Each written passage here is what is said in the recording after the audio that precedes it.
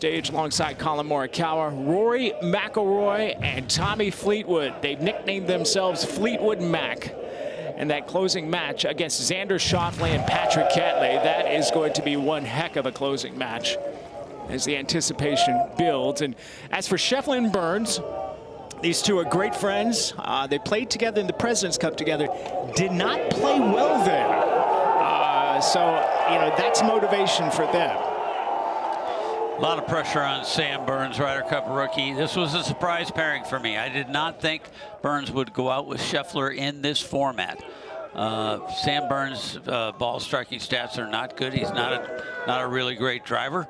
But the whole setup so that if they put Scotty Scheffler, who I believe will hit off this first tee and then they'll alternate, what that's going to allow is it's going to allow Scheffler to hit the majority of the approach shots in, and Sam Burns then the putt, which is his strength. Welcome to the Marcus Simone Golf Club for the first day's play in the 2023 Ryder Cup.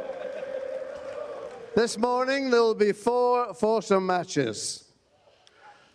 This is match number 1, representing the United States of America, Scotty Scheffler and Sam Burns.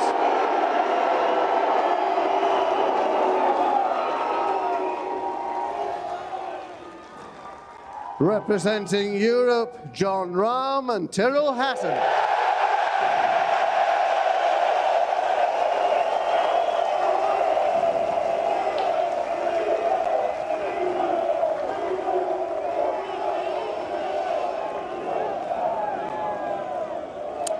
Rolf, as you mentioned, Scotty Scheffler. On the tee, electing to play from the USA, Scotty Scheffler. There you go. What you were talking about, Scotty Scheffler hitting the first tee. Not only that, but he's going to hit the tee shots on the odd-numbered holes. 3 of the 4 par 3s on this golf course are odd-numbered holes, so he'll be hitting the tee shots there. Narrow fairway this first. You really have to get the ball in play here.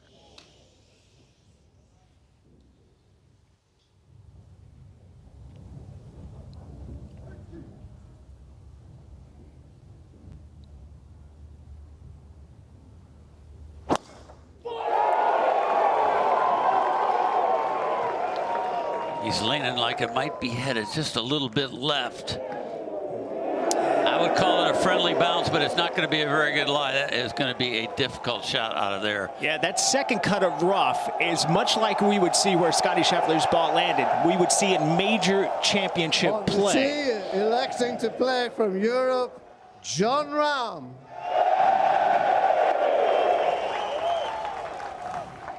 You mentioned this hole, 449 yards uphill, so it will play longer than the actual yardage.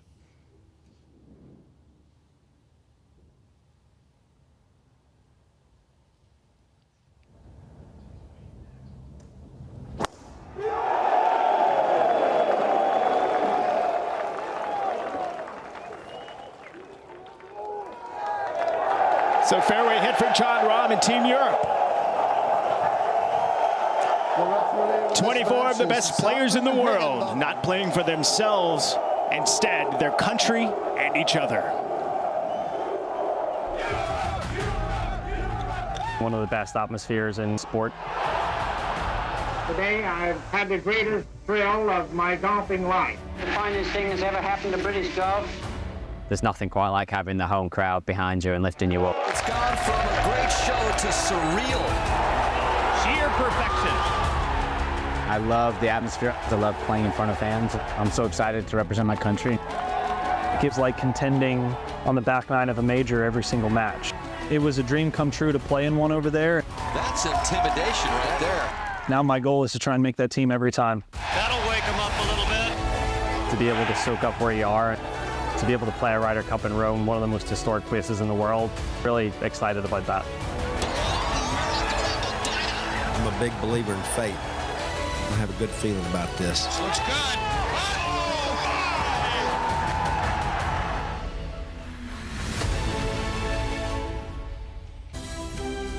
The PGA of America welcomes you to the 44th playing of the Ryder Cup from Marco Simone Golf and Country Club in Rome, Italy.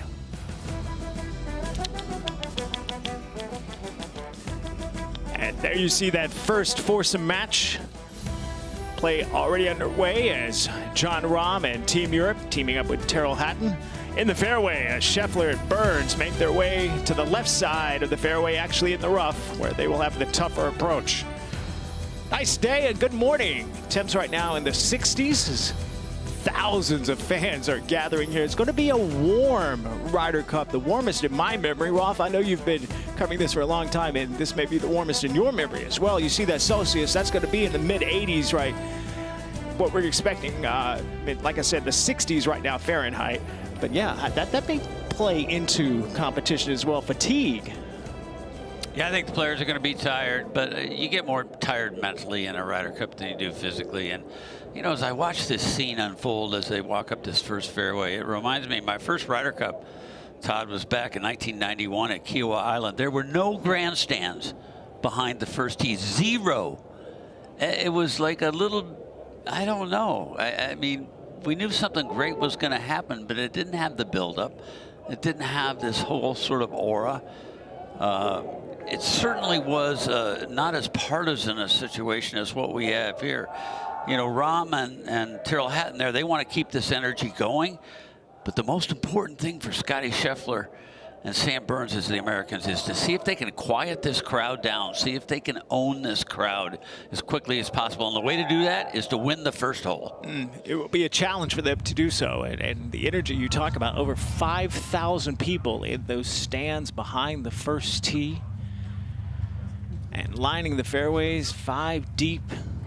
That's just on the first hole. Boy, you could not have hit a better tee shot to put Terrell Hatton in this position. I don't think he... John Rahm put the ball over on the right side of the fairway, the whole location back in the left-hand corner. Hatton, one of the best iron players in the world.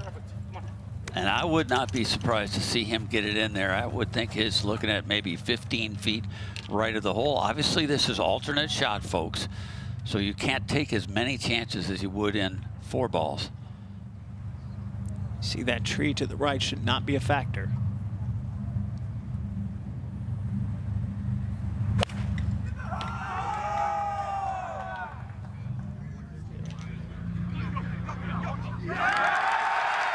Okay, just what you would expect there, about 20 feet below the hole. And John Rahm will have the first putt of the Ryder Cup for the Euros. He's happy with that, Hatton is. Don't see a lot of smiles when Terrell Hatton plays, but he's happy with that, as you mentioned. Now Scheffler, a lot of green to work with that back left hole location, but it's the lie here. They can't control the spin on the golf ball, and you're just trying to get it on the surface. Yeah, I think he's forgetting about the whole location right now. This will be 25, 30 feet right of the hole, I would think. The one thing he likely doesn't want to do here is go through the green. That rough behind his first green is really tough. Let's go!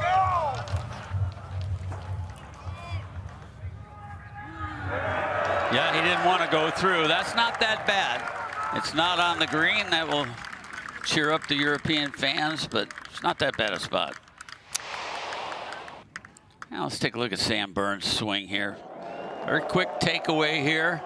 Look at how straight that left arm is going back. Absolutely dead straight. Won't get it all the way to parallel on a short shot like this. Head in a really good position. Head hasn't moved forward at all. That's a well-executed shot. Again, you know, people say, boy, he didn't even get the ball on the green.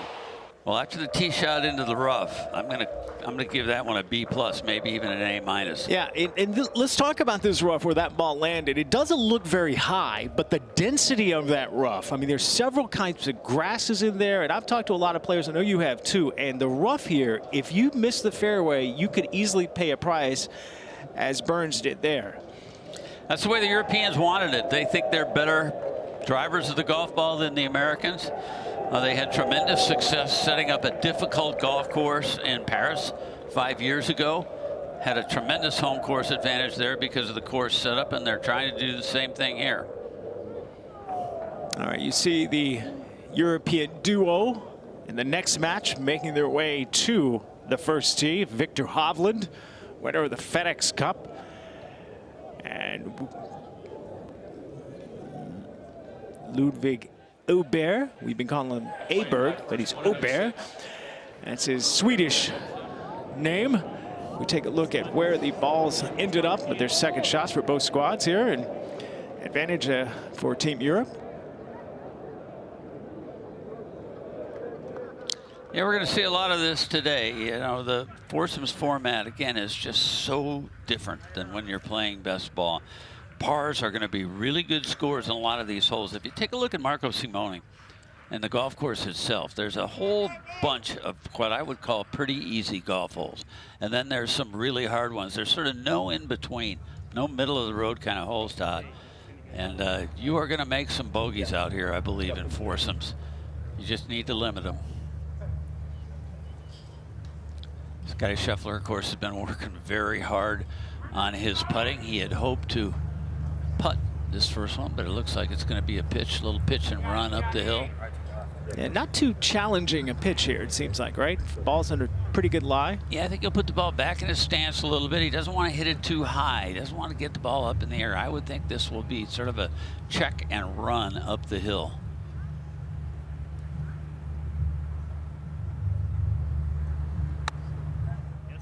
There's that little low one. Oh, are you kidding me? Oh. Wow.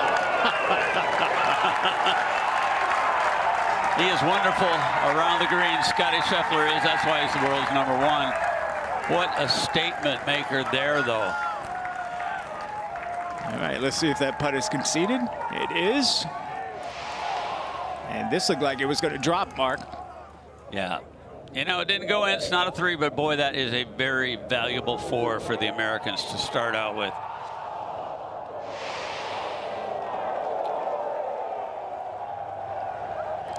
Still the European team. John Rahm with a chance to win the hole. Green's a little bit slower this week than if we were playing the Ryder Cup in America. They like to keep them slower for the European side. That's more what they're used to. Week in and week out in Europe. This would be, I would call, a relatively slow putt up the hill. Not a whole lot of break to it, but it's one he could make.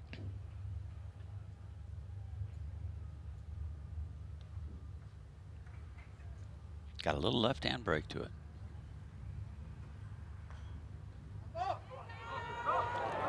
That was the slowness that I was talking about. That ball just grabbed going up the hill. Didn't really run out. First hole's tied. Match remains all square after 1. Now, Sam Burns and Terrell Hatton will hit the tee shots on the second hole. And we go back to the first tee for match number 2.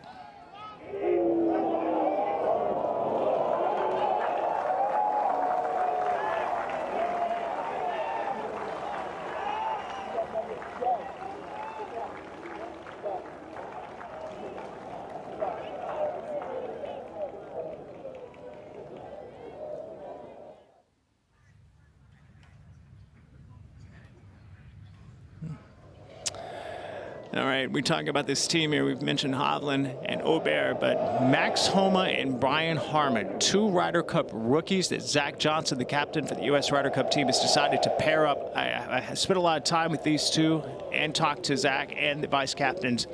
Their personalities, they're very humorous in a different kind of way. They get along very well. And this was interesting from Davis Love III. I talked to him yesterday about Brian Harman. Here's what he had to say. Quote, all of the U.S. Ryder Cup team members are hitting it well, but no one is hitting it better than Brian Harman. Yeah, I think it's a formidable pairing, actually, for the Americans. Max Homa, man, what a putter that guy is. And Harman, he is just a bulldog in so many different ways. They're going to be tough, but they're up against the guy who I think is the best player in the world right now, Victor Hovland.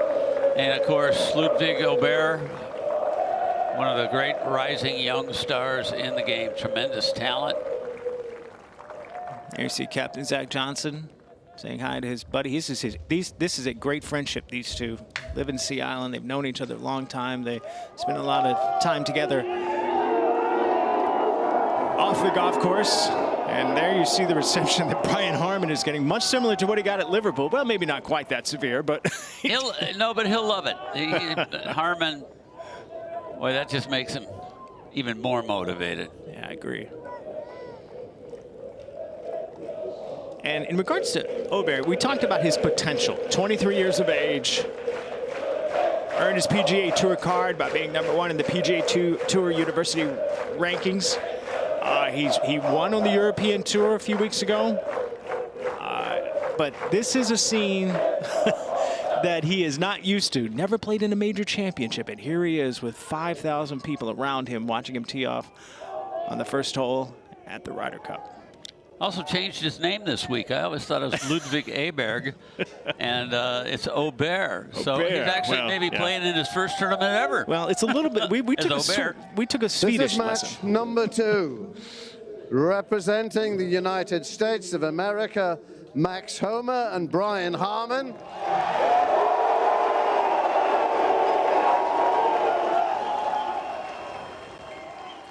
Representing Europe, Victor Hovland and Ludwig Åberg.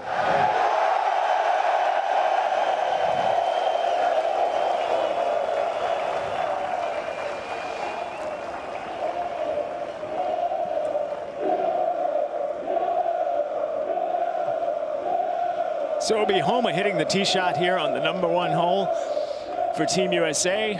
On the tee from the USA, Max Homa.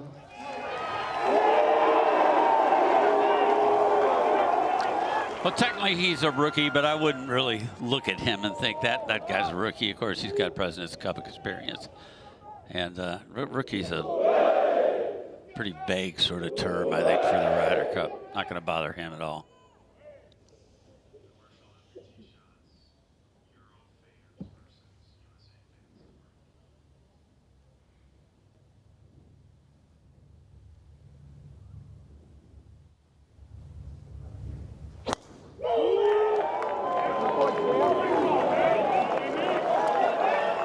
Going to hug the right side, stay in the fairway. Nice tee shot by Homa.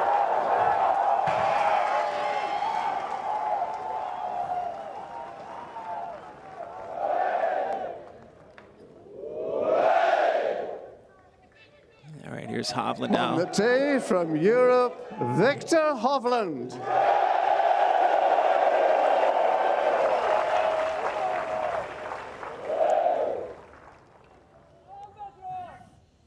Not much rattles this young man.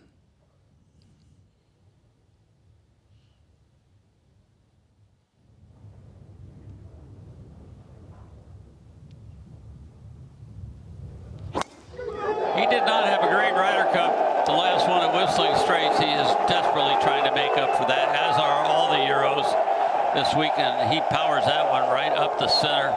Yes, center of the fairway, 15 yards farther. It's a pretty good tee shot. The fans, the passion. That's what making this Ryder Cup team for both sides so great.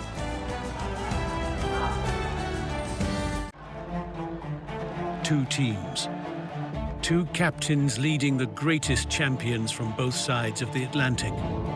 But here, individual excellence cannot secure the end result. What will make the difference is channeling one's special talent for the greater achievement of the team and the values of golf itself. Welcome to the Ryder Cup.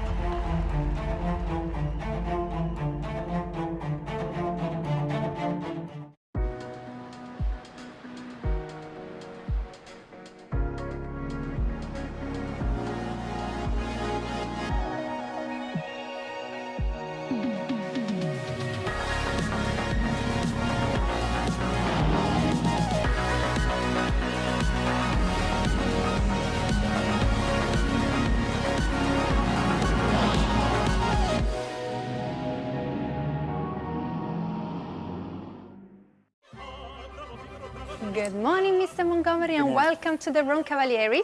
This is your room key. Do not hesitate to ask if you need anything else. Well, thank you. It's actually Director Montgomery, and I'll find my way. Thank you very much. Enjoy your stay with us. The buckwheat husk pillow, as requested. Tommy will be happy. Very important, I feel, to keep both teams happy. Every drive, every approach, every putt, every thrill, every spill, every emotion, every experience, every dream is proudly delivered by DP World. Smart logistics to a T.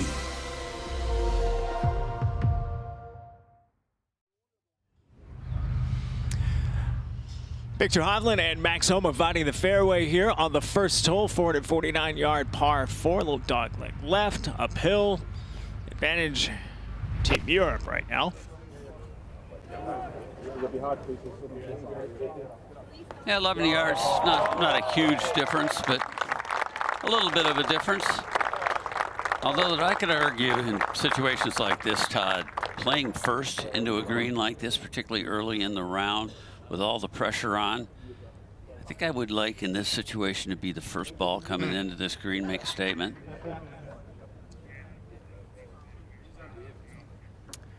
Yeah, it's interesting. Jack Nicklaus said that match play, he would actually use less club off the tee so he could hit his second shot into the green, put more pressure on his opponent. You're not as old as me. But back in 1978 at the Open Championship at St. Andrews, he was playing the last group with a New Zealander by the name of Simon Owen. And Owen had the lead, and it was just the two of them, Simon Owen and Jack Nicklaus.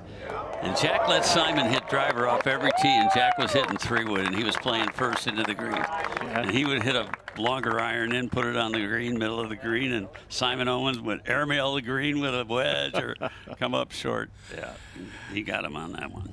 All right, first shot in his Ryder Cup appearance for Brian Harman.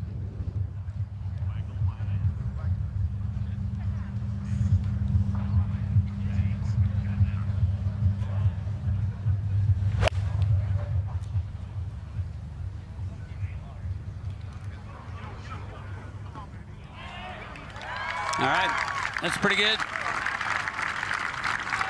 We'll have that uphill putt there for a 3. And now here's Aubert. Beautiful golf swing this man has. This will be just a short iron, so we'll look more at his swing later. With a driver, perhaps. Doesn't like it particularly. That was a little bit of a scoop, and that's not a very good spot. So maybe a little bit of Ryder Cup nerves for the rookie there, but he's put it back on the back of the green, and he's got a putt now for his partner that's going to have a huge break to it, and speed is going to be an issue. So advantage Americans now. This young man from Sweden, he's been tutored and coached by Peter Hansen, who's also a great Swede player. He was a part of 2 victorious European Ryder Cup teams. And we go back to the player practice area, and there you see Rory McIlroy teaming up with his good friend Tommy Fleetwood in that final match against Patrick Cantlay and Xander Schauffele. Yeah, it was very disappointing Whistling Straits also for that man right there, Rory McIlroy. I thought he was totally mismatched by Captain Harrington in his pairings. He played with Ian Poulter in 2 of the matches, and they just got absolutely dusted. You think about that European Ryder Cup side, Harrington picked some older players with a lot of Ryder Cup experience as his captain's picks, Lee Westwood, Ian Poulter. And it was almost like they were living in the past. And I thought they wasted McIlroy putting him with Poulter in both matches. He lost 5-4 and 4-3. And if you talk to Rory McIlroy now, he gets inspired by the younger guys. He has said, Todd, I would love to play a match with Ludwig Aubert this week. And I think you may see that actually happen at some point. But I thought it was a mismatch putting him with Poulter, who was not playing well either at Whistling Straits. And Rory didn't play great, but it was a real disappointing week for him. Yeah, and Rory's not the player now that he was then. That's He's true. a better player, but you did see the passion and emotion that he exemplified on that final day in an interview with NBC and Sky Sports. And here's the putt that Victor Hovland is looking at. By the way, Team USA, here's our featured match, and it's going to be Colin Morikawa, Ricky Fowler, 2 California kids. They'll be taking on Shane Lowry and Sepp Straka,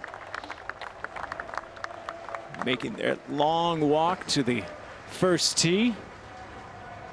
Both of them have been a part of a Ryder Cup before. That is an 8:05 local tee time, so a few minutes before they get going. Back to the first green. Boy, I wish I could get down there to look at this one, because this has got to be a toughie. It's going to go left. He's actually going to chip this ball. Could not put it up through that apron. Oh, come on. Victor Hovland. Hello, America. You guys are already 1 down. Well, they could tie the hole. But that's what he's thinking in his mind. How about that? And what a perfect example of where he has come with his short game. Chip this ball. Working with Joe Mayo and his short game is really through impressive. That apron. Wow.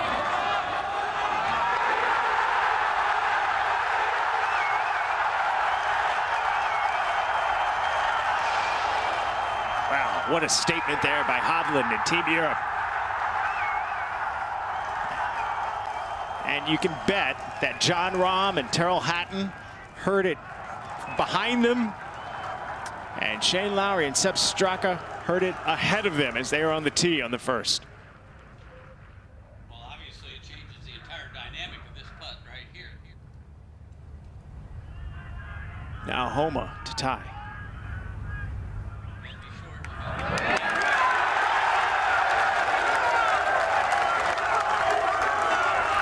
So it's Team Europe grabbing the very first one-up in the Ryder Cup. It's Hovland and Aubert go to the second with an advantage. And we go back to the first tee, Rolf. I mean, what a scene. It really is amazing.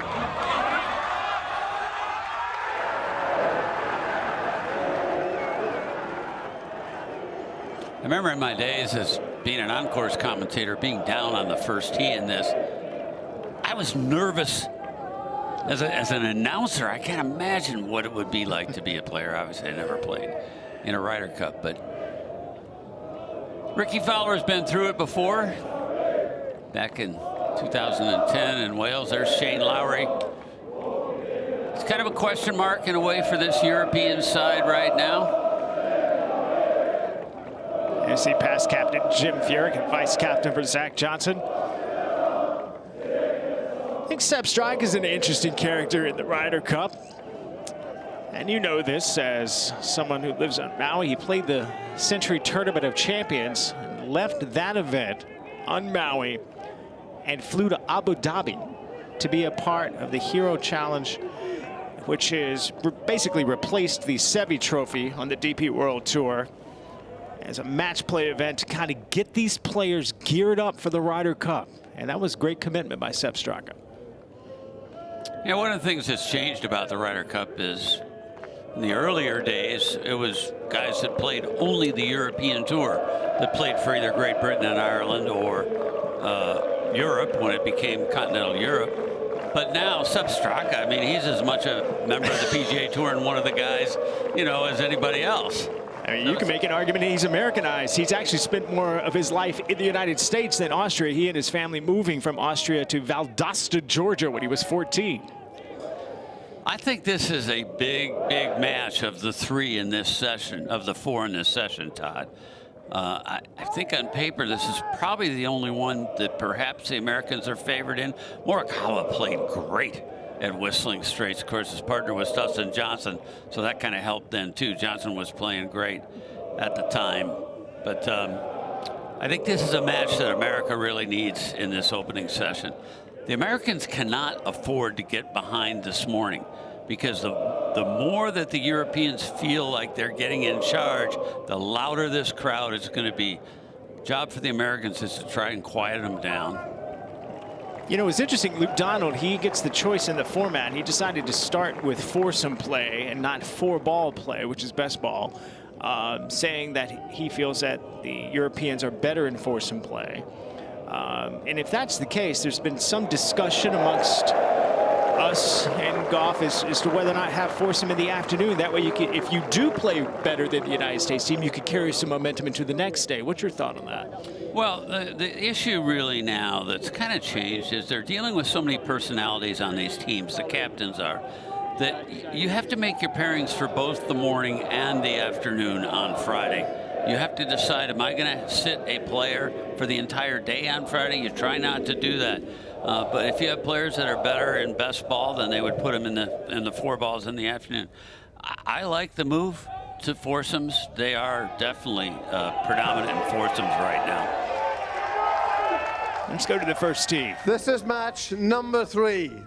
Representing the United States of America, Ricky Fowler and Colin Morikawa.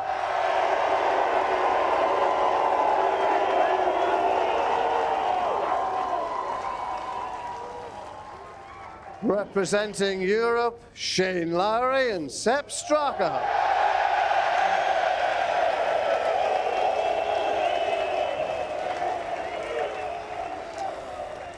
This will be our feature match. We'll follow them all the way around, all the holes that will be needed to complete this match.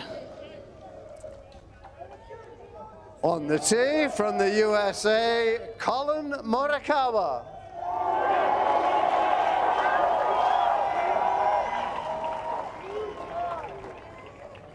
This format goes fast. It's kind of a blur, foursomes is, because you're only hitting every other shot. Really a totally different mindset for the players in this format.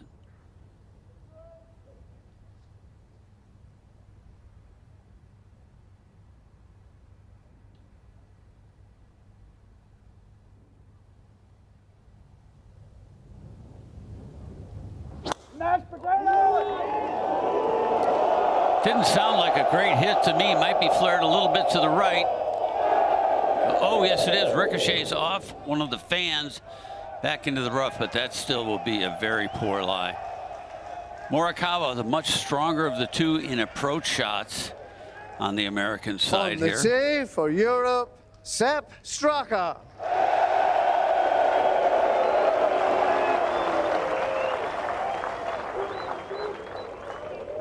Straka not an excellent driver of the golf ball. Outside the top 100 on the PGA Tour in strokes gain off the tee. But keep in mind, if you hit off this first tee, then you will be hitting primarily the approach shots on a lot of these key holes. This is a low pull.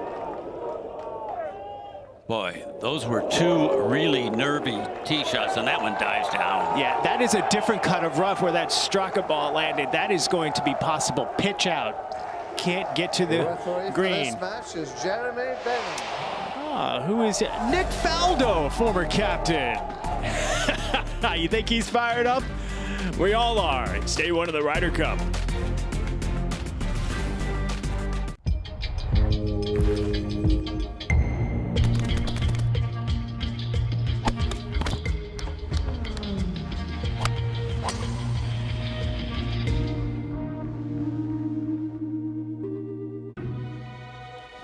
We're not writers, but we help you shape your financial story.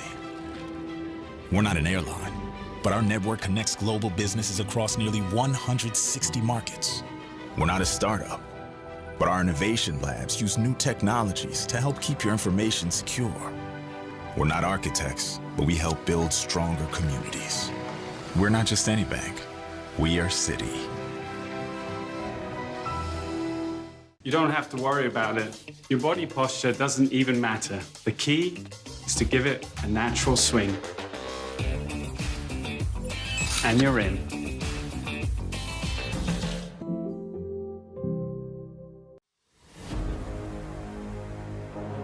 For the first time in Ryder Cup history, players will descend on the Eternal City for one of sport's greatest and most storied competitions.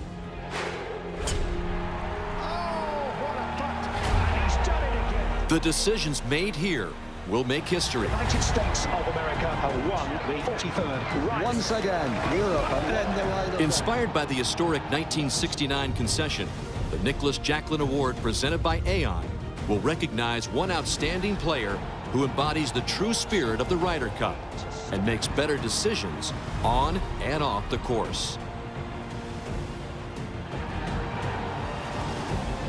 The Ryder Cup represents the best of the game of golf. And the Nicholas Jacklin Award presented by Aon represents the best of the Ryder Cup.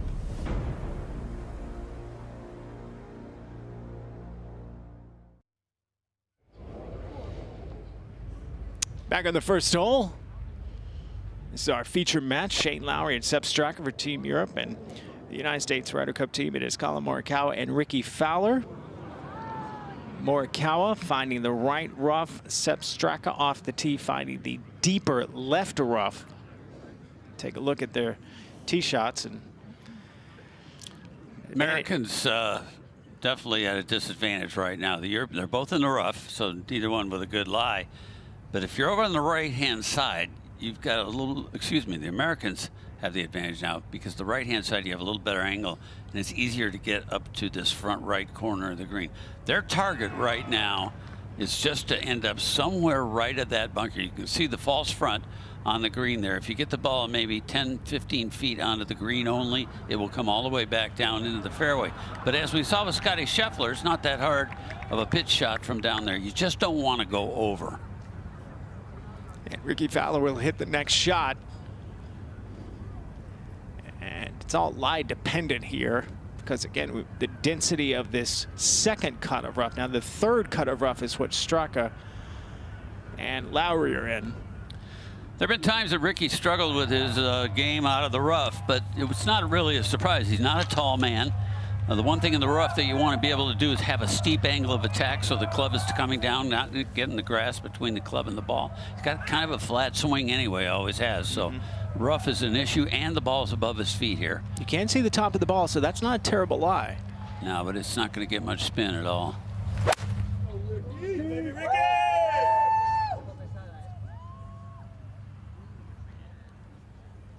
Okay. No surprise there. Again, he just did not want to go long no matter what. Kind of gouged it out just short. That'll be a harder shot than the one Scheffler hit before, but a nice lie there, it looks like. Now this is up ahead. This is Scotty Scheffler. And this is on the third hole, par 4.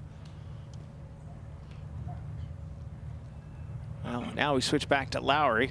On the first, just trying to gouge it out. Again, the thickness of that rough and that third cut, and similar area to where Fowler ended up. A little bit of a game of chess now on this opening hole right here. They're kind of sneaking up on this hole. That's what happens when you drive the ball in the rough. And Marco Simone. Yeah, I had a chance to walk around with Shane Lowry and Sepp Straka yesterday. I mean, just the practice rounds that they are absorbing from the fans. I mean, this European crowd, they understand that there's history on the line here. 30 years since the United States team won on European soil. And there's also some motivation as to what happened to them at Whistling Straits. I mean, that was the worst defeat that the Europeans have ever had in Ryder Cup competition. Yeah, everybody thought that was going to be the beginning of sort of a changing of momentum in Ryder Cups, maybe for a decade or so to come. Was there going to be an American domination for a while? There was a lot of speculation about that. There was a lot of talk about the European cupboard of young players being bare, that they just weren't there, and all of a sudden, where did Ludwig Aubert come from? You know, or Nikolai Højgaard. So Europeans with a lot more in that cupboard than the Americans realized, that's for sure. Bob McIntyre, Sepp Straka here for their first Ryder Cup as well.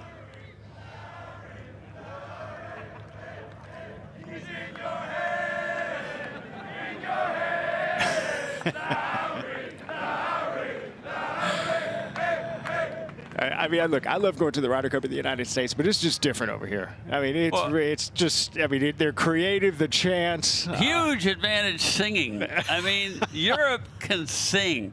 And just think about European football and, you know, games like that. The Americans just can't hold a torch. I mean, they're 2 down starting when it comes to singing in these things, the Americans.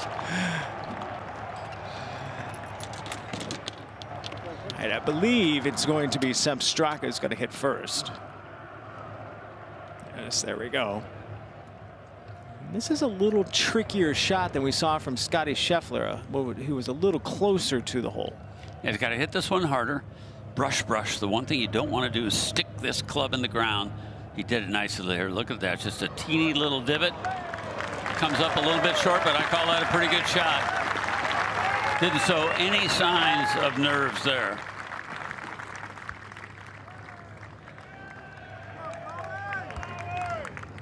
So that for a par. Lowry will hit that putt.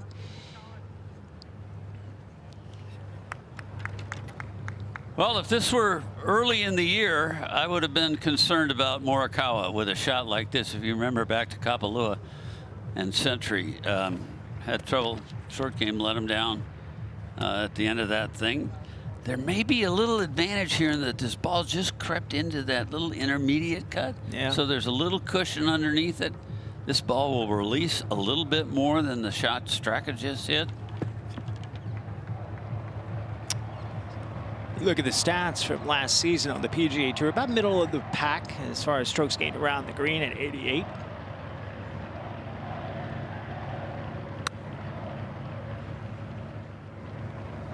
Oh, that's a good shot. Hang on.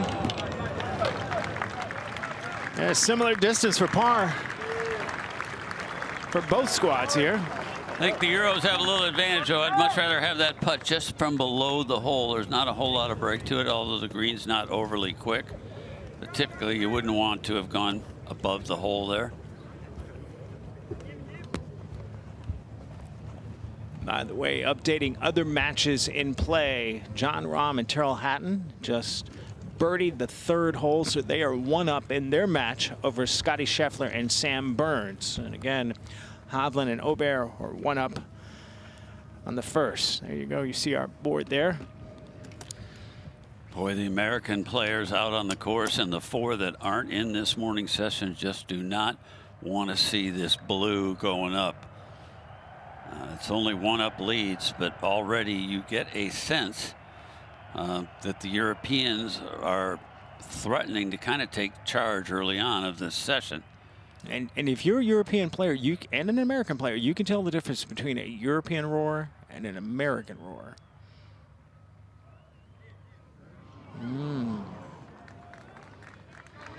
All right, bogey for the Euros.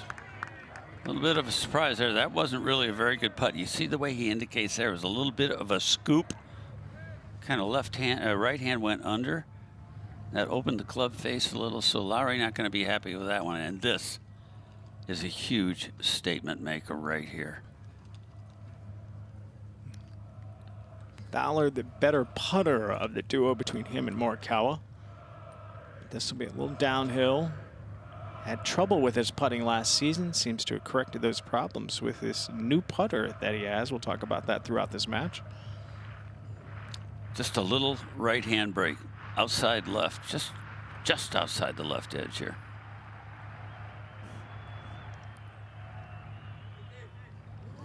Pushed it. There you go, no pars yet. That's how tough foursomes can be, but opportunity lost for the Americans. So bogey for both squads. And match remains even, going to 2. Let's take a look at this second hole. This is a challenging hole, Mark.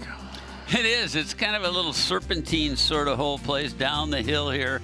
That first bunker really doesn't come into play there. You can see you absolutely have to blast it 366 to carry it over that left-hand bunker. But you will see players do it. It is downhill. And just like all the greens here at Marco Simone, they are very complicated. Look at all these arrows. You're going to see them going in different directions. Front right part of the green is sloping toward the green. Back right part of the green is sloping away from the green. Whole location over there in that back right.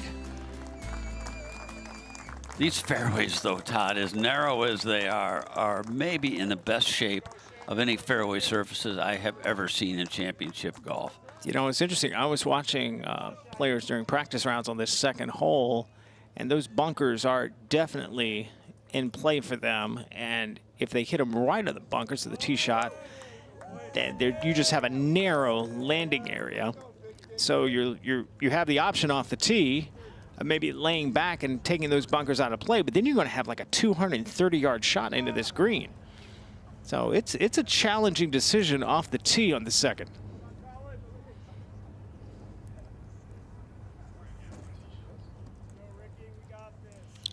Well, Ricky's going to take it on here.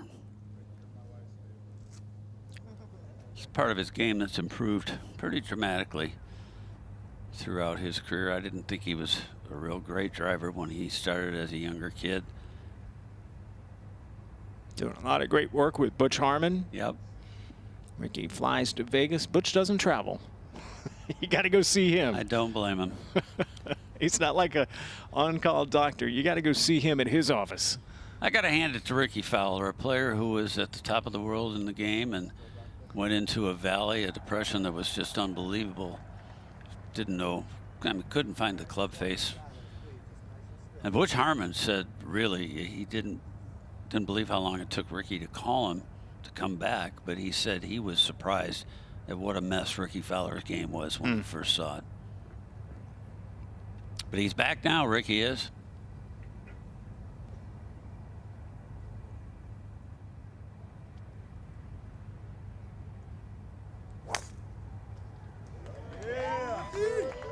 I think he likes that one.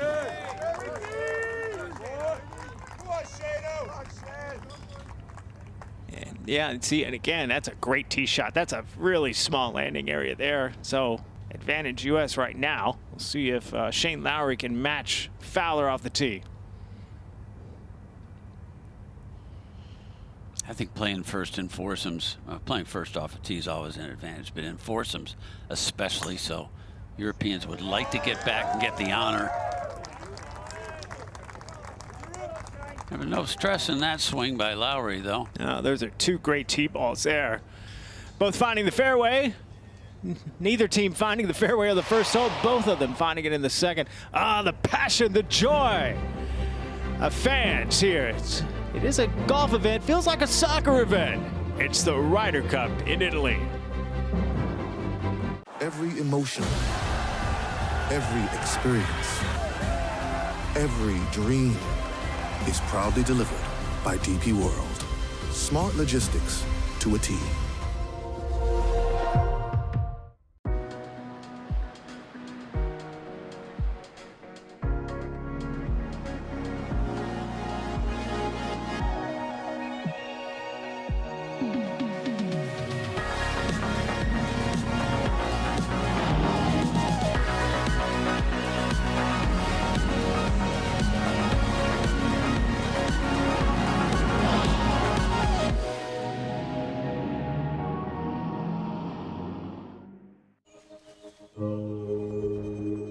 Has the game of golf really changed? No, not really.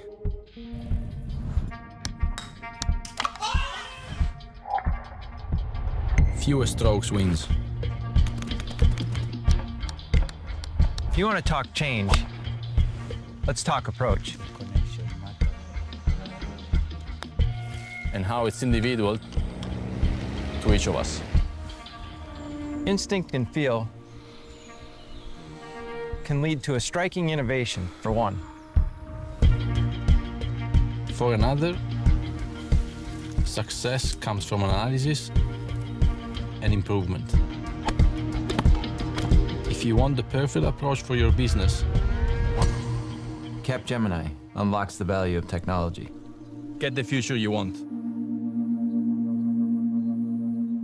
Every emotion, every experience, Every dream is proudly delivered by DP World.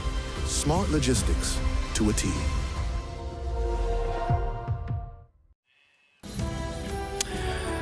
The great city of Rome, Italy.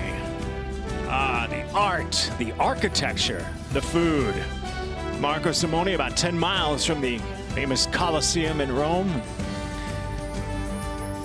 What a place to have a Ryder Cup in Italy, the iconic country in Europe. Fans here are pouring in from all over the globe. One of the great sporting events on the planet. When Europe chooses their venues now, they choose them more by the place they go than the actual golf course itself. Never would have dreamt we'd have come to Rome for a Ryder Cup, or even Paris, you know, 5 years ago. Pizza and pasta, not my friend this week. I actually went on a diet to prepare for the Ryder Cup, because I have no discipline. Yeah, that's true. We were in Wisconsin. Bratwurst, and now we're trading it in for pizza, pasta. I can eat more pasta than I can bratwurst, I'll tell you that. A couple of those and I'm done. That's why I keep my doctorate business. All right, see where these drives landed. Again, two really strong drives for both teams hitting the fairway. Yeah, I think the Euros are going to have a little more of an uneven lie. They're just a little bit further right in the fairway there. Not a huge deal, but to a back right hole location will make a little bit of a difference. Again, this is a dangerous part of the green back here. So this is going to be a tough shot actually to get close. Big fall off on the left of the green. Morikawa, though, is so good with his approach shots. Second on the PGA Tour in strokes gained approach. Just a great iron player. Yeah, he's really good in every single part of that approach strokes gained category. Anything feels like a little help, but I don't think it's doing anything. It's still cold and wet. Yeah, cool and wet.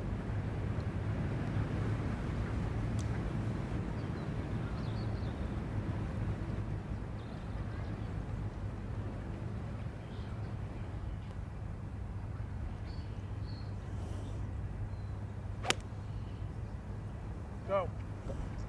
Go. Come on. Go. Oh, yeah. Nice shot there. And it's going to feed a little bit back down off of there. These players are so good. You hear him say go. He knew it was just a little short. Yeah, but on this second hole to have an uphill birdie putt. Really great effort by both Fowler and Morikawa. Now Sepp Straka. Not a bad iron player himself. Top 30 in strokes gained approach on the PGA Tour. Yeah, I think I said earlier, he's going to have a little bit more of a side hill lie. It's not hugely severe. You'd like to hit a little cut and hold it against the hill here, coming from the right. There you can see the side hill that he's on. His feet tell you he's aimed out to the right a little bit. There it is, be a natural draw off there. Oh, wow. Nice effort. Is it going to stay on that plateau? It is. Yeah, that's a good shot. Two excellent shots from both squads there.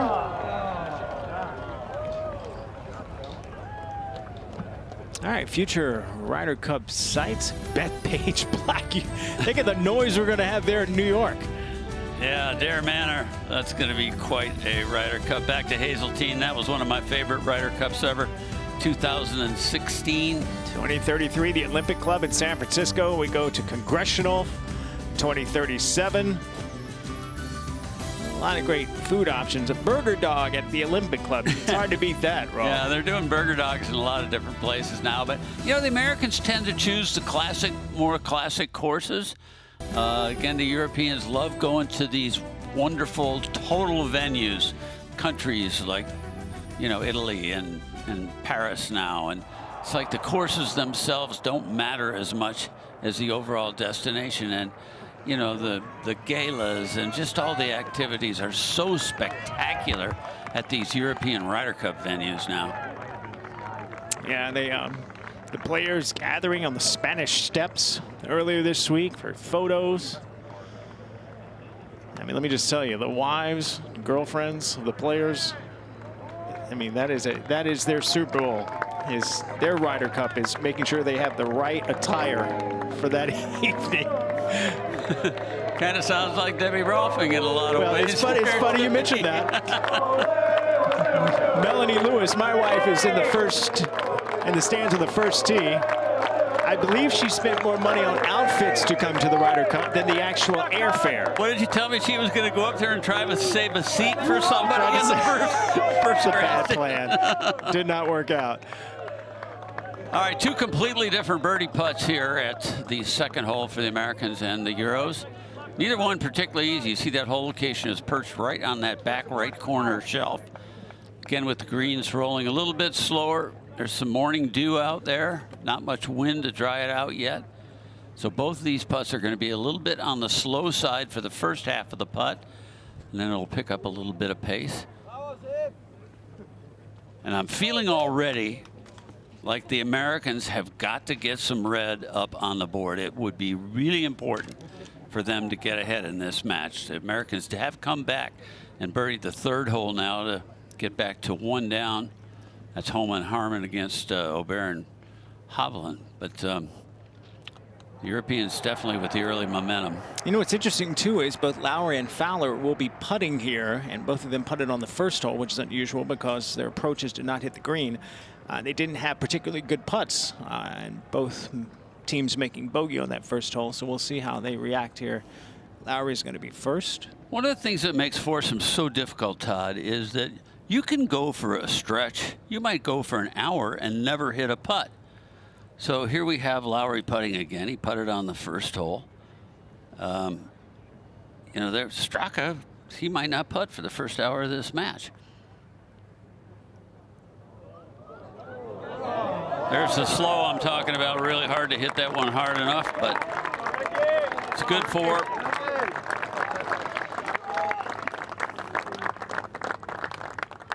Colin Montgomery was on our live from the Ryder Cup Golf Channel set yesterday, I think it was, or the day before maybe, and he was saying that really the one thing that you have to think about as the Americans is hitting the ball harder on the putts. You just don't play greens in America that are this slow. These are only about 10.5 on the stimp meter. Typical PGA Tour green might be 12, 12.5. He felt like if the Americans could just hit every putt 6 inches further, they would hold more putts. The Europeans typically much better putters in the Ryder Cup. This to win the hole.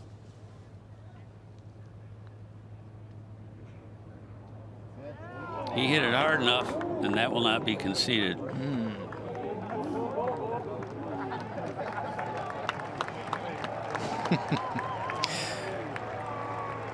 Ricky Fowler, always a great demeanor. I can't recall ever seeing him angry on a golf course. Got a great attitude. That's one of the things I like about this valley that he's been in his career. You never heard Ricky complain. He owned it. He didn't blame it on his coach. He didn't blame it on his caddy. He didn't blame it on, you know, anything other than himself. And I think that says a lot. Huge putt here now for Morikawa.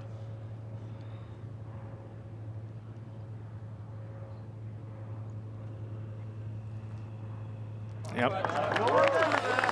Okay. 2 pars. This match remains all square. You don't want to leave that kind of pressure for yourself, though. I mean, if you leave putts like that all day long in this format, you're going to wear yourself out. All right, we take a look at the third hole, and like many of the holes here at Marco Simone, got some movement in it. Yeah, it does. Like also many of the holes, it narrows up when you get down into these landing areas. Very easy for a right-handed player to hit the ball through this fairway on the left. 270 is max. If you hit the ball 300 yards down there, you're going to the narrowest part of the fairway. So it's going to be a completely different strategy this afternoon when they play this hole in 4 balls than when they play it today. You've got to get it in play in foursomes. You might actually see a couple of 3-woods today. Will be interesting to see. Another sort of complicated green here. See, there's 2 runoff areas from this green. It's sort of a canted green that angles back to the right, but everything falls off to the right if you're short and right, and then you go long and left, and everything falls off in that direction. Yeah, I had a chance to walk this hole and check it out. That narrow strip that you're talking about, which is close to 300 yards, which is generally where most of these players hit it. It's about 20 yards, so you've got to be spot on if you're going to use a driver here. And Fowler looks like he's got a less than driver. Yeah, I kind of expected a 3-wood maybe.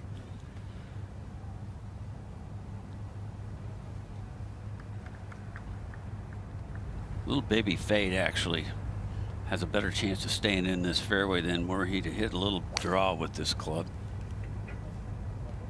See if he can do it right here. It looks like he maybe has. Went down quickly for the tee. I like it. That's a beautiful shot. Yeah, I said Fowler. Of course, that's Morikawa hitting the shot. Now Straka also looks to have less than driver. Going to be a lot of pressure on the tee shots for Sepp Straka today. We'll see if he can deliver. So no surprise, both players not taking on this hole and trying to advance it as far down as they can. Just get the ball and play in this format. It'll be completely different here this afternoon. Foursome play underway, our featured match. Shane Lowry and Sepp Straka against Ricky Fowler and Collin Morikawa.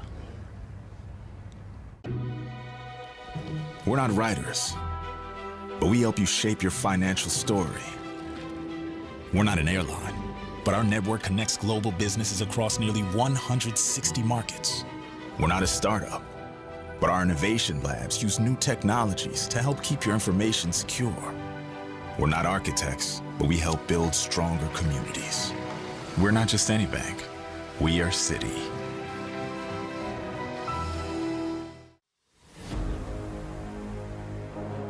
For the first time in Ryder Cup history, players will descend on the Eternal City for one of sport's greatest and most storied competitions.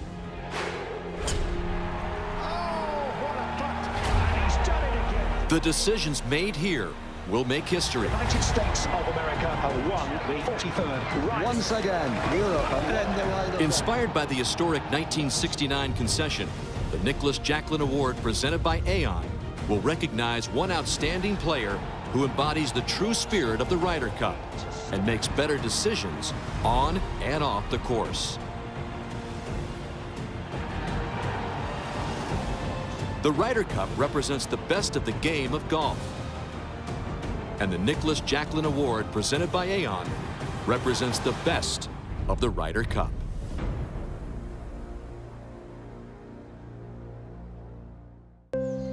Whatever the course, whatever the variables, every player knows it all comes down to this. An impact zone of 2 millimeters that contains all the possible trajectories. Yet they face these odds again and again, because every player knows this is where their true measure awaits.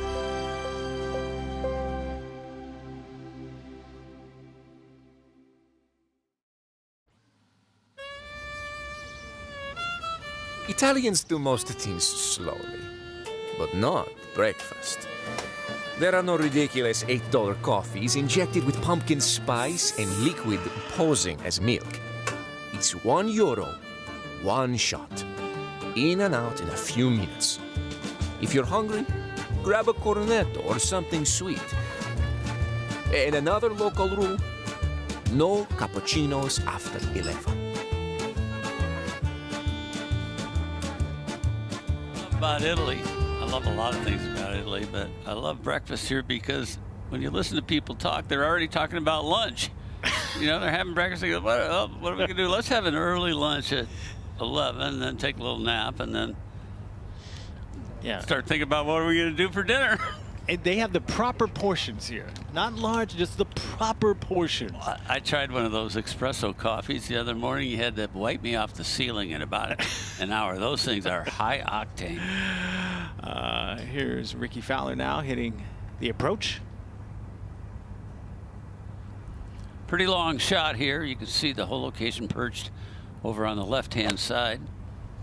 I would think he would favor the right-hand side a little bit here, but he's pulled it. Oh, wow. Boy, that was a terrible shot there. And with that bunker in between the ball and the hole location and the lie being, it looks like it's in that thick, high rough, it's going to be a very difficult third shot for Colin Morikawa. Well, Katrina Matthews is going to join us here shortly, Todd, and talk a little bit about strategy. But you got to remember match play, folks, and the Americans don't play it as much as they do in Europe. You're not playing just the golf course, you're playing your opponents. So Shane Lowry's strategy has totally changed here now. Americans are in trouble. He does not want to take a chance.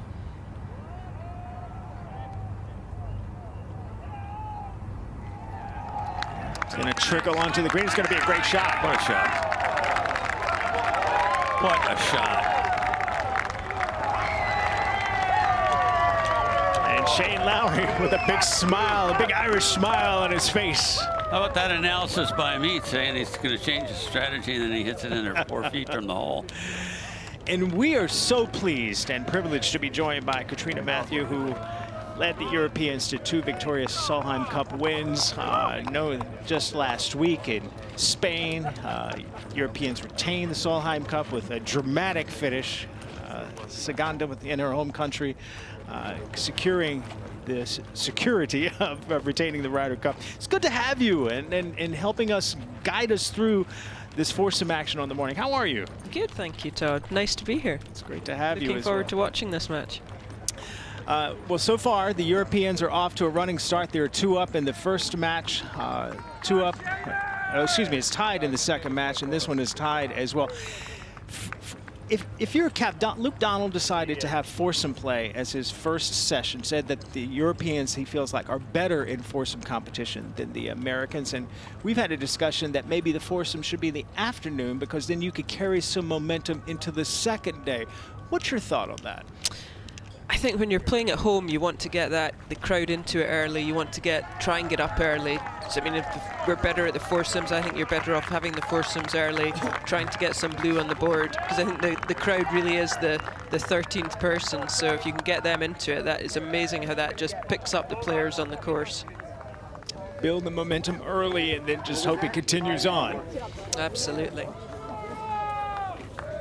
So now Colin Morikawa, you can tell by the way he's looking at it, it is not the best of lies.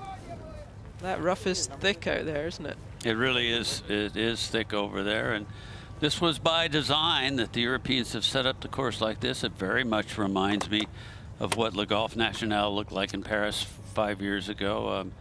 Europeans truly believe they're better, straighter drivers of the ball, and that the Americans tend to play a more reckless, sort of aggressive kind of game. There's a lie right there. Ooh. You can see how thick the blades of grass are. They're like the St. Augustine Bermuda that you would see in America, but it's kind of a fescue grass and hard to keep that club face going. Yeah, I really noticed that walking around the other day, just how thick. I mean, it really is graduated from the first cut. The second cut's not great, but this third cut is very bad. You know, it's interesting when both squads made a scouting trip to Marco Simone. Players and caddies told me that that thicker grass that Colin Morikawa is in, that higher grass was much more seen on the golf course. They have cut it since, so now you have that graduated rough. And they said they lost balls out there. Yeah, I heard when the Europeans were here, I think they lost 12 balls. I mean, but then pros aren't used to looking for them, are they? Well, that's true. That's a great point as well. You give a quick cursory look and think, oh, never mind.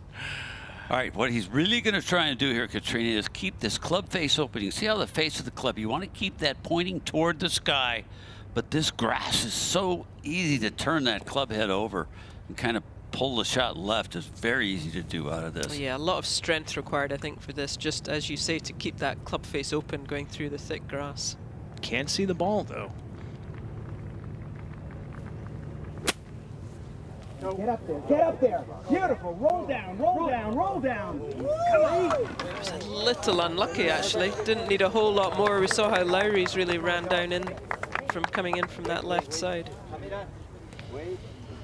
Well, let's take another look at this swing right here. You can see he's hitting a shot that looks like it's probably 100 yards long with the follow through. But it only advanced it. He only probably carried that thing 20 yards. So now really challenging third for Ricky Fowler. He's got a putt from off the green if he chooses to do so, which I'm anticipating he will. Yeah. Actually, he has a wedge in his hand. He's fooling us like Hovland did on the first. Well, it's kind of a shot where, you know, the average player would be way better off keeping the ball on the ground, but the Americans now are in a situation, Katrina, where he has to make this one. Absolutely has to make it. There's probably a better chance of chipping it in, I would think, than putting it from off there. Yeah, it's just get a closer putting, maybe. Taking away any little bobbles he might get on that fringe. Great effort. So that's conceded, so they are in for a 5. Now 2-putt wins the hole for Team Europe. Actually surprised this isn't conceded. I think they've maybe conceded, haven't they? They've kind of walked away. Sometimes it's hard to tell. Come on, stand out! Either way, it's a European win. And the first par 3 in our match, the 4th. These par 3s here at Marco Simone are not overly long. This one's got a little bit of an elevation change to it. It's actually a hole where players are thinking they'd like to make it 2. Hole location's kind of over on the left-hand side. The one thing you cannot afford to do is miss it left here today, but there's a bank, Katrina, right behind where the hole location is. You can actually come in from a couple different angles. Yeah, there's a little bit of a backstop, isn't there? And then even that little slope on the left, as long as you don't miss it left, if you just catch the green on the left, it's going to run in down to the hole. As you say, though, they're not very long. Just playing 178 with the downhill off. Katrina, how much of an advantage is being at home? A huge advantage. I think, especially if the groups in front of you get up, or if you get up, it just gives you that extra little spring in your step. I mean, you hear the cheers, and you can tell out there as a player whether it's a USA or a Europe cheer. So it definitely just gets that little bit of momentum. But it can work the other way if you play at home and the, you know, say the USA start getting up, it's suddenly a deathly hush around the course. Right. And then the pressure's really on. As we're watching this unfold, Katrina, I'm interested in your philosophy as a captain. You've got 4 players that are not playing in this session. Where do you want them right now? You want them in the team room watching on TV? Do you want them out there watching with the crowds? Where would you like to see your 4 players when they're not playing? I was quite surprised to see them all on the first tee, certainly the Europeans, because they're staying 45 minutes away. So that's an early start. Oh, wow. Oh, goodness. That's the way to play that hole. Yeah, a couple great iron shots in a row for Shane Lowry. But as I was saying, I think if they're going out in the afternoon, the preparation's not to get to the golf course, I don't think 7 hours or 5 hours before your tee time. Especially in a physically demanding golf course, and it's going to be warm in the mid-80s as far as Fahrenheit goes. So, yeah, that's a great point. Boy, big shot for the Americans here. They're already 1 down. Ricky Fowler pretty much has to answer. It's a little bit to the right. Ricky not happy. Did not even hit the green. Yeah, that's a poor shot.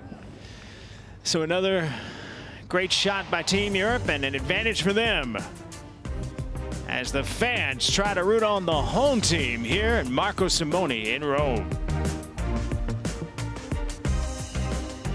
What is it about this game we love so much? Is that it can never be perfected. It's the community you build. So that I can practice anywhere. It's because it's a game for everyone. Whatever the reason, it all begins with a PGA of America golf professional like me. PGA of America. We love this game. Good morning, Mr. Montgomery, and welcome to the Room Cavalieri. This is your room key. Do not hesitate to ask if you need anything else. Well, thank you. It's actually Director Montgomery, and I'll find my way. Thank you very much. Enjoy your stay with us. The buckwheat husk pillow, as requested. Oh, Tommy will be happy. Very important, I feel, to keep both teams happy. How do you take one of the most beautiful walks in golf and transform it into something completely unforgettable? You add a few thousand voices to the mix. Be part of the roars the whole world will hear. Get your ticket information now for the 2025 Ryder Cup at Bethpage Black.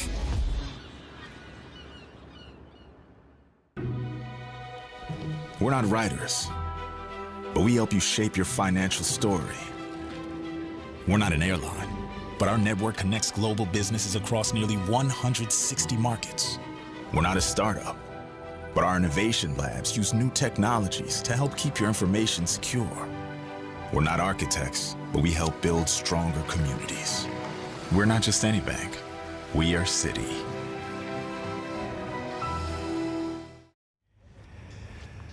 A professional's nightmare shot short right, and that's what Ricky Fowler has done on the tee of the fourth. And now Collin Morikawa's got a challenging second shot, at least compared to where the Europeans are. Shane Lowry hitting a great approach, and you see where they ended up.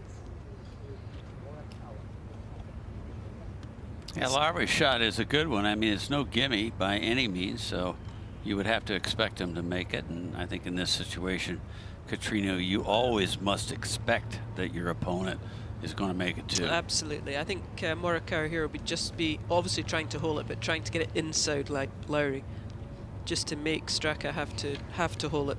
You hate to lose to give away a hole.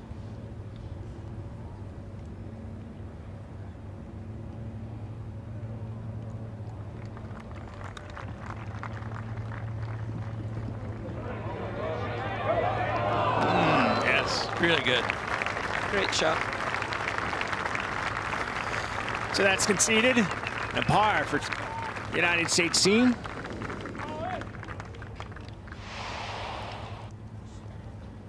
Had really nice pace to this one here. Thought maybe he would duck a little left right at the hole. And it kind of didn't. That's actually going to help Sepp Straka look at his putt. He would have seen that it didn't fall. He's on the other side of the hole, but that will help him. Yeah, I would say his is probably fairly straight now after seeing that, because Morikawa's chip looked as though it was going to come in, and as you say, it didn't. Maybe just still a little bit of dew in the green. Straka, the better putter statistically between him and Lowry, so good opportunity here. They win this hole. They're 2 up through their first 4 holes and have all the momentum.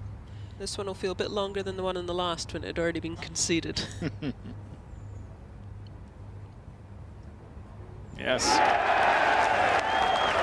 Boy, no sign of nerves at all for that Ryder Cup rookie Sepp Straka. Seems like he has been in this position before, but he has not.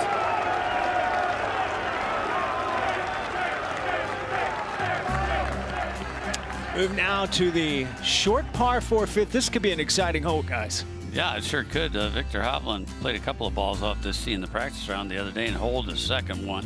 Yeah, I was actually standing right behind the green there when he holed. Really? We thought it was his first one, but still give him an albatross. Yeah, you can see there it's pretty narrow. I think if you're going to lay up here, you lay up. And I mean really lay up short of that bunker. It's 247 to the bunker there, but I don't know that you'll see many layups here in this Ryder Cup. 286. I mean, some players hit 3-wood into that. Well, I was talking to Kerry Haig about the fact that it's so unique. You've got 3 drivable par 4s out here. He said, really, what we have is 7 par 3s. Yeah. I think if this was a U.S. Open, this would be a par 3. Yeah, I think you're right. 3.5. Yeah, we've had a 300-yard par 3 in the U.S. Open. A couple times, actually. But yeah, I think you're right. I don't think we'll see anyone laying up here. Unless, of course, the first team hit it in. Then you've got a decision to make, especially in foursomes.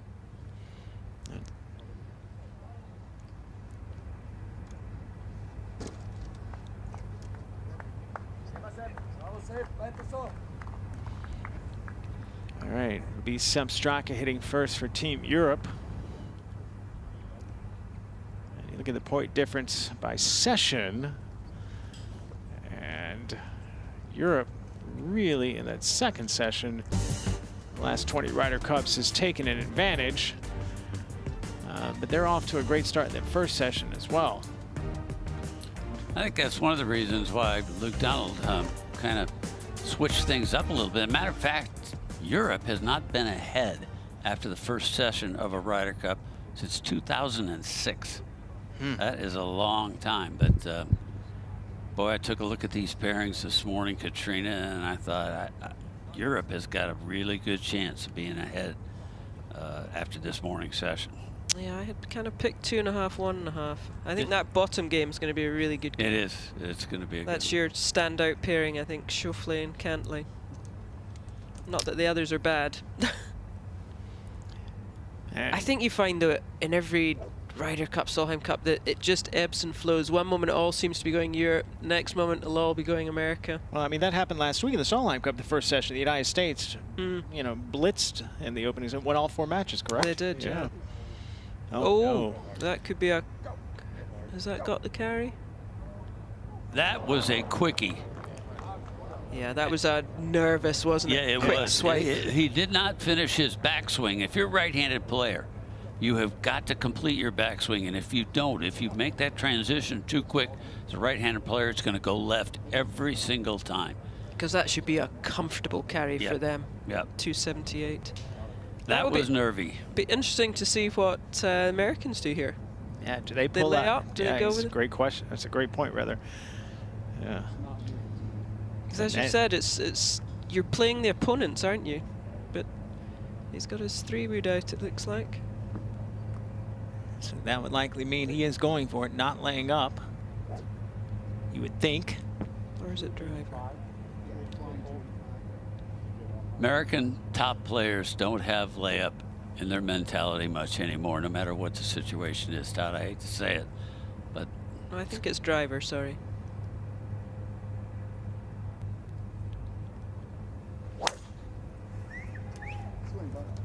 This looks good. All right, good shot there by Morikawa. They have the advantage here on the 5th.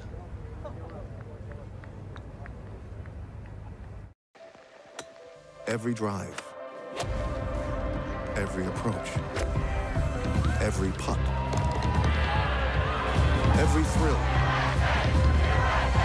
every spill, every emotion, every experience, every dream is proudly delivered by DP World. Smart logistics to a T.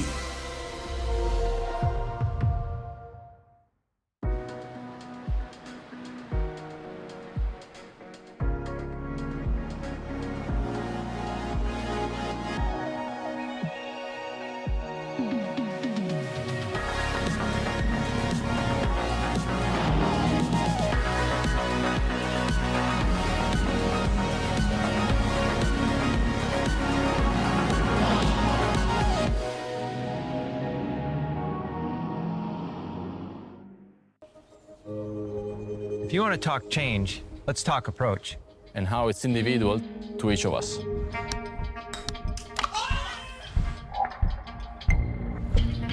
Instinct and feel can lead to a striking innovation, for one. For another, success comes from analysis and improvement. If you want the perfect approach for your business, Capgemini unlocks the value of technology. get the future you want. 2 teams. 2 captains leading the greatest champions from both sides of the Atlantic. But here, individual excellence cannot secure the end result. What will make the difference is channeling one's special talent for the greater achievement of the team and the values of golf itself. Welcome to the Ryder Cup.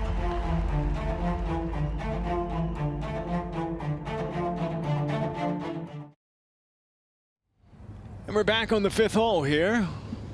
European team of Shane Lowry and Sepp Straka in the 3rd match ahead of Ricky Fowler and Colin Morikawa. However, on the 5th hole off the tee, Sepp Straka finding the water.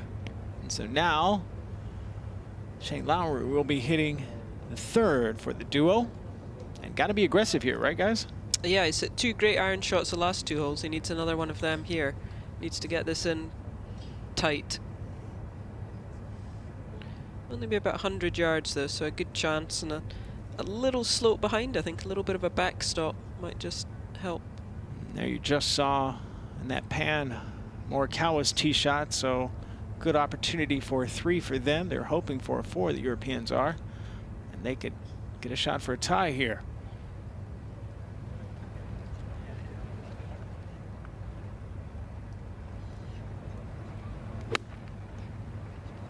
Go. Go.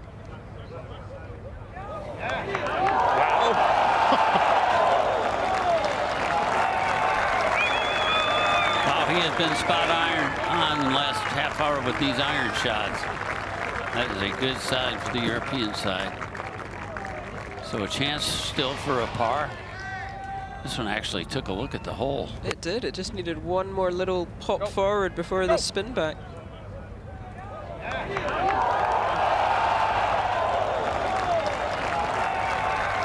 Good shot though. Forcing Fowler to now have to hit a good chip. Just.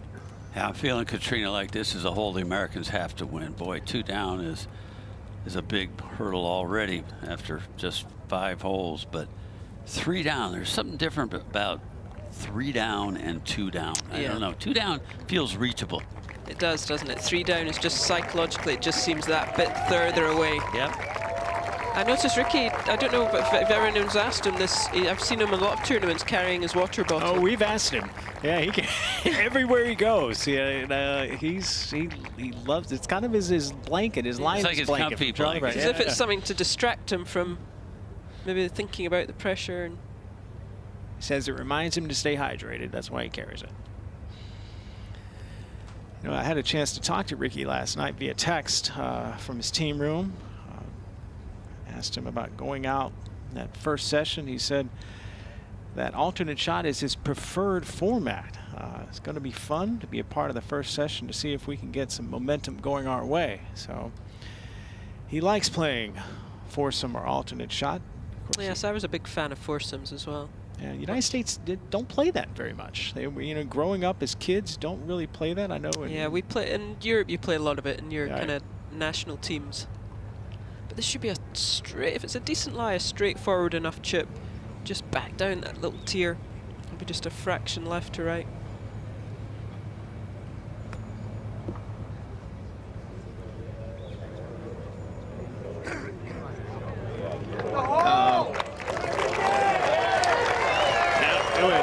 That's conceded, so the U.S. team will win the 5th hole. Only be 1 down, making their way to the 6th. Katrina, I don't know how much about American football you know, but you look at these two teams, and you've got Straka and Lowry. They look like 2 offensive guards, and they're taking on Morikawa and Fowler. Running backs. No, well, they actually look like kickers. Oh, kickers. Let's move to the 6th hole, the par 4. Yeah, here's a hole that plays a little bit up the hill, and another one of these holes where the European data has showed them that the dispersion rate of the Americans is always wider. They tend to hit wilder shots when they miss the fairway. So what they've done is move the rope line back on the right-hand side. If you're in the fairway bunker there, you're not too bad. But I will tell you, that rough right along the right-hand side of that bunker is some of the worst on the golf course. It's 311 to carry that, 344 all the way to the bunker in front of the green. So it's not a long hole, but everything slopes away from the front of the green there. Hole location about 2/3 of the way back today. Get the ball in play here. It'll be a birdie hole today. Just look from up above. Marco Simone, Katrina, really isn't a very, very big site. It's amazing to me how much stuff they have built out here in such a small area. Yeah, I mean, some of those hospitality structures are massive this week, kind of three stories, most of them. But if we're so close to, you know, Rome, big city, it's a big piece of property. Yeah, we're about 30 minutes with no traffic to downtown Rome. Pantheon, the Trevi Fountain, Colosseum.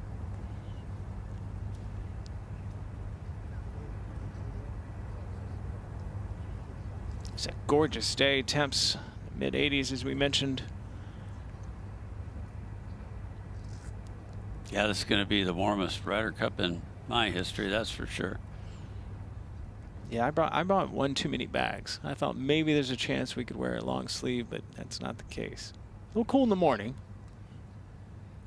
Okay, the Americans are back on the tee first with the honor. That's a good sign. Important place to be in foursomes.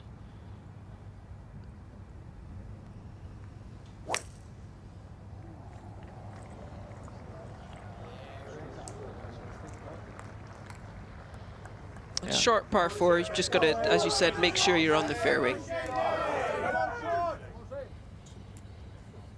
All right, Lowry going with iron here.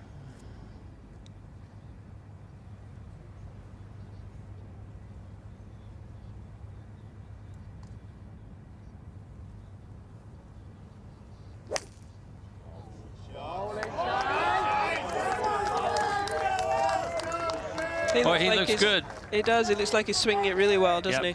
Really does, Katrina.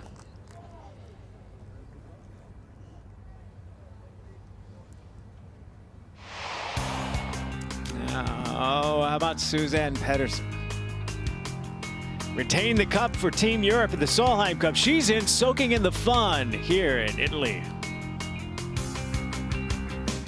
What is it about this game we love so much is that it can never be perfected? It's the community you build. So that I can practice anywhere. It's because it's a game for everyone. Whatever the reason, it all begins with a PGA of America golf professional like me. PGA of America. We love this game. How do you take one of the most beautiful walks in golf and transform it into something completely unforgettable? You add a few thousand voices to the mix. Be part of the roars the whole world will hear. Get your ticket information now for the 2025 Ryder Cup at Bethpage Black.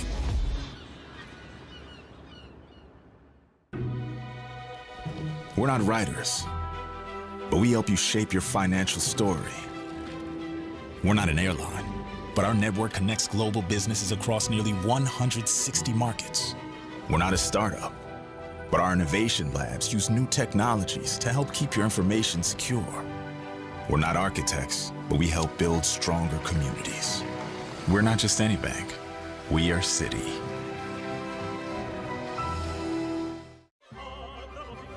Good morning, Mr. Montgomery, and welcome to the room, Cavalieri. This is your room key. Do not hesitate to ask if you need anything else. Well, thank you. It's actually Director Montgomery, and I'll find my way. Thank you very much. Enjoy your stay with us. The buckwheat husk pillow, as requested. Oh, Tommy will be happy. Very important, I feel, to keep both teams happy. All right, both teams finding the fairway here on the par 4 6th. See locations of the tee shots. I think a real birdie opportunity here. Pin's fairly generous pin, 25 in the center.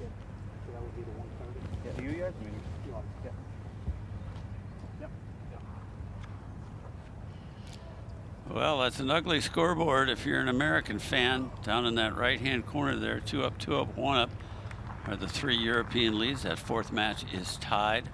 I'm sitting here quite happy at the moment, You Mark. are. I'll bet you are. You were talking about momentum, Katrina. It's so important in a Ryder Cup, and typically they ebb and flow. That's why these matches are so close. I always sort of cringe when people say, oh, the Europeans have dominated on their home soil for the last 30 years, you know, the last 6 Ryder Cups. But if you really look at it, Yeah. you look at the total points, and it's a putt here or there, isn't it? A putt or just a shot. Just hasn't been that big of an advantage. It's interesting here, Sem Straka's caddy is Dwayne Bach. He was a longtime caddy for Kevin Kisner. Just started working with Sepp this year. Had a chance to speak with him and asked him if it was odd for him to be wearing European colors. He said, no, I'm having a great time. And I'm Sepp surprised he's not got the carry bag round this Well, that's golf true. course. Yeah, they had the option. Both teams had the options because of the physicality of this golf course. A couple of players with it, yeah. Yeah, you don't need all sorts of rain gear or cold weather gear or all sorts of stuff. I don't know why you would take the big bag out there. Yeah, that umbrella weighs told them down. You to, that's why. All right, here's Straka from the middle of the fairway.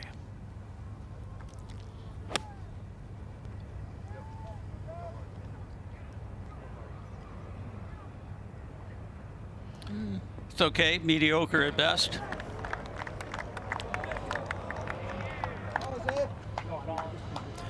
And now here's Morikawa, one of the best iron players on the planet.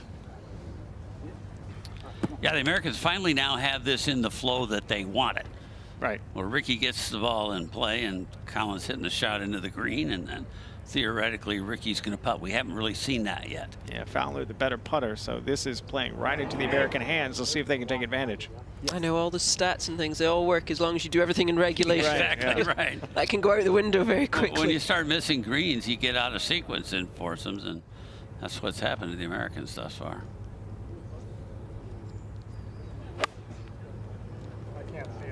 Right at it. Little left of it. Go. I can't see it. It's right at it.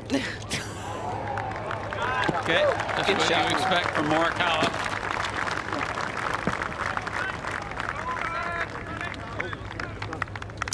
You see this European duo, Shane Lowry from Ireland, Sepp Straka from Austria. You take a look at all the countries that is represented on Team Europe. As I mentioned, Straka from Austria. Højgaard, Denmark. Thomas Bjorn, very proud to have a Dane player on his team. There you see Lowry from Ireland, Rory from Northern Ireland, of course, in Hollywood. Victor Hovland, part of a Scandinavian duo. Nick Bob McIntyre from Scotland.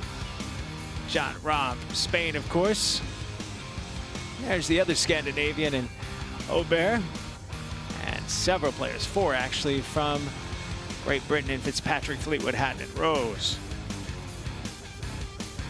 Yeah, I think that's the most nationalities in the team, I reckon. Yeah, 8 different nationalities. Well, the Ryder Cup really changed when they started including continental Europe, didn't it, Katrina? Made it a lot more competitive, didn't it? It needed to happen. Yeah. But I always think it's amazing how the Europeans, even though from such varied nationalities and different cultures, but we do all come together. Right. When we're playing for Europe. Tony Jacklin with that big push. Get it to a European representation in the Ryder Cup. I played the European Tour a couple of years, and it's just a completely different, I don't know, experience in totality. The players travel together, they tend to stay at the same kind of places, they hang out together. It's not like the Americans that now are sort of these little corporations, it seems like, when they go to tournaments and have all their, you know, caddies and coaches. And I remember talking to Brooks Koepka. If you remember, Brooks Koepka came over to Europe, played the Challenge Tour. Yep. Then elevated himself to the European Tour, winning on both of those tours, and ultimately being the player he is now. And he talked about that. By doing that, it helped develop him, showed him toughness, what it takes to be a great professional. And also he had a great time just traveling the world. And I'll tell you a quick story. I was at his first win in the Turkish Airlines Open, and we all got on a charter to go to Dubai, and the European players, this is an American winning on their tour, were so happy for him. It was like a 35,000-foot party in the air for him, celebrating that American wins on that tour. Here is Lowry for birdie. boy, that was not a very good read. Rarely do you see a putt from a player of his caliber that is perfect weight, but he misread it considerably. So he's having another look there. Good chance now for the Americans to get back to all square. Yeah. Or tied. Still getting into that new lingo. There's a good look at Ricky Fowler's really thick putter grip. That, of course, sort of new thing, not brand new in terms of weeks, but amazing to me. I always thought Ricky Fowler was one of the greatest putters I've ever seen, literally, and he looked like the natural Katrina. Just had everything was just so natural looking with a smaller putter grip. Never kind of went split-handed or cross-handed or anything like that. And It's amazing how those demons can just enter your head as a golfer. Yeah. Sometimes as a change is what you need, but it certainly transformed his play this year.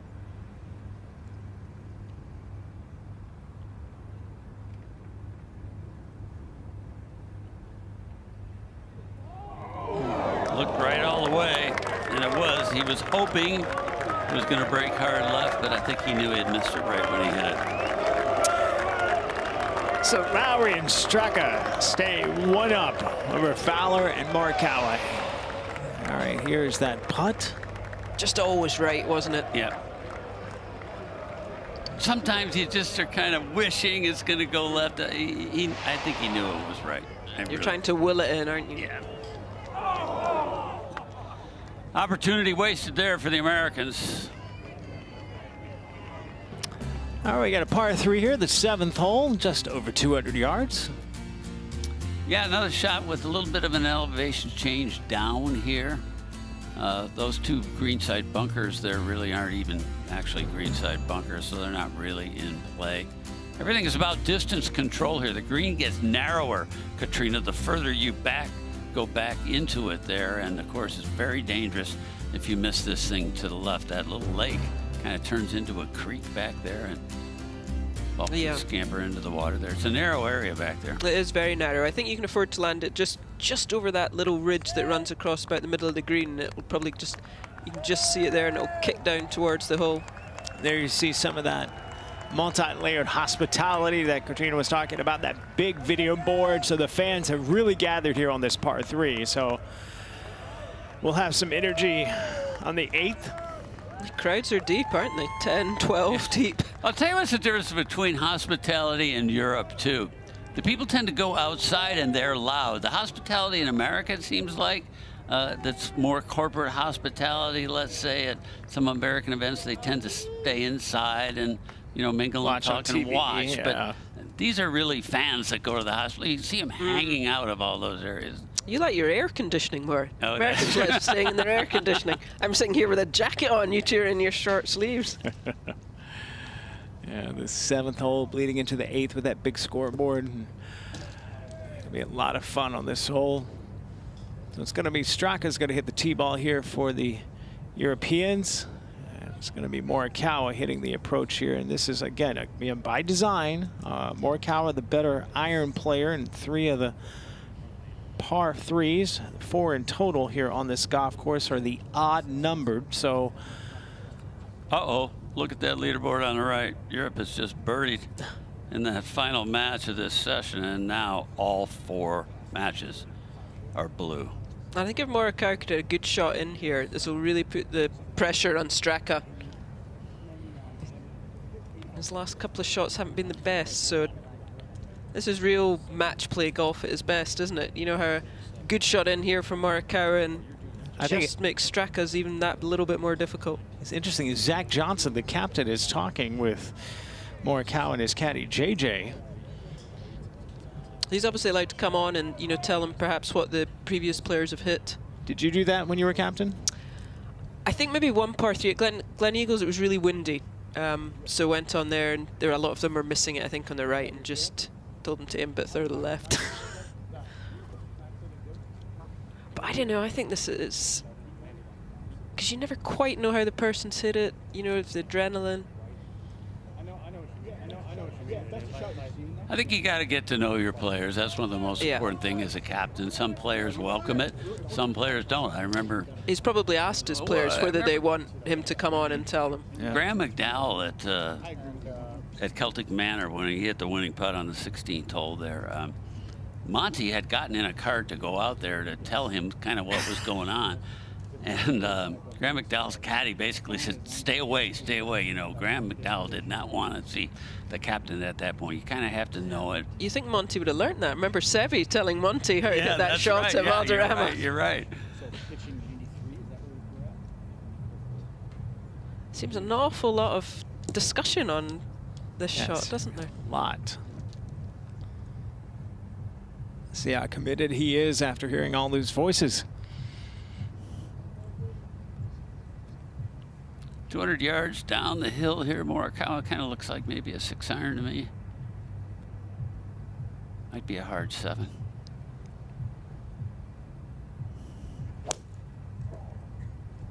Oh, it's got to go. All right. Looks like it's short right. Yes, it is. That's fine there, though. Yeah. A better miss than she said left. All right, now Straka. See if his tempo is a little better than he had on the 5th hole. Yeah, Katrina's spot on. I think this is an important stage for Straka because he needs to hit a quality iron shot now. There's no reason not to. The green is wide open. Just a middle iron for him.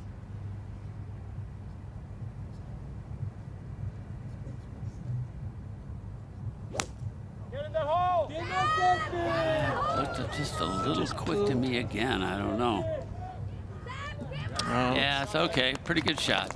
Got away with it, I think. Yeah. Certainly wasn't aiming on the left. It was a pull, right? Yeah.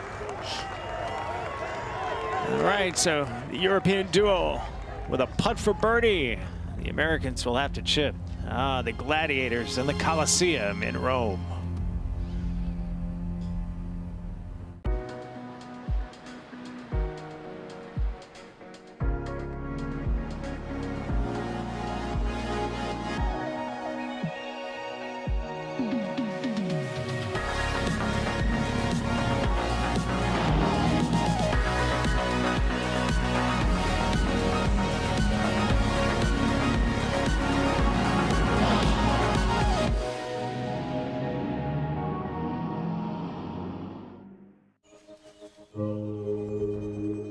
Has the game of golf really changed? No, not really.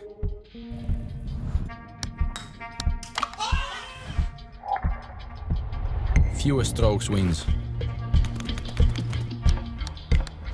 If you want to talk change, let's talk approach. And how it's individual to each of us. Instinct and feel can lead to a striking innovation, for one. For another, success comes from analysis and improvement. If you want the perfect approach for your business, Capgemini unlocks the value of technology. get the future you want. Every drive, every approach, every putt,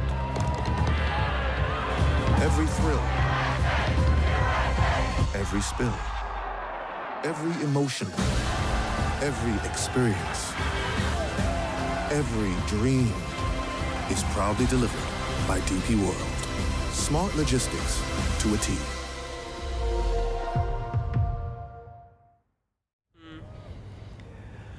All right, we're back on the par 3 7th hole, and European duo finding the green, and the Americans just off the green, as you can see there, and Ricky Fowler lining up.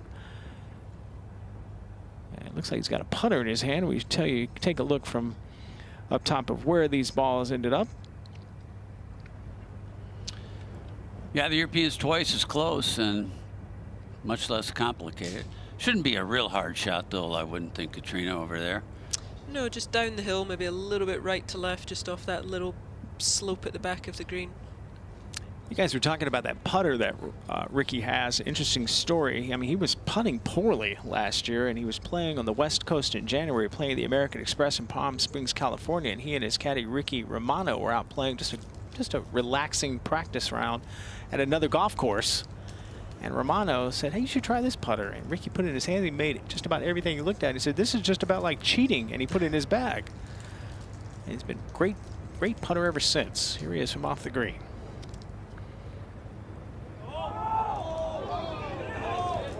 Got a lot of pace. Way too much. That'll get the European fans revved up. Yeah, that was a little clumsy, I think, from Ricky.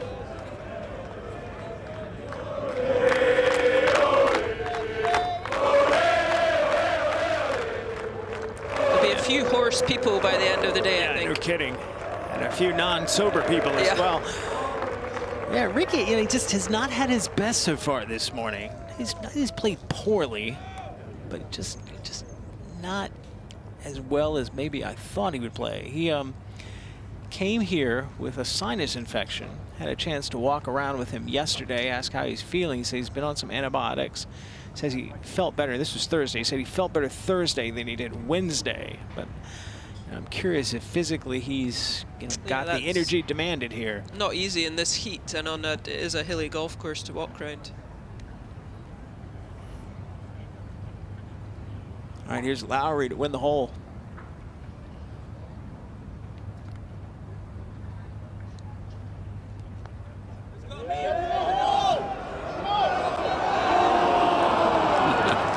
Needed a couple of more rolls. Yeah, that's 2 putts he's left short.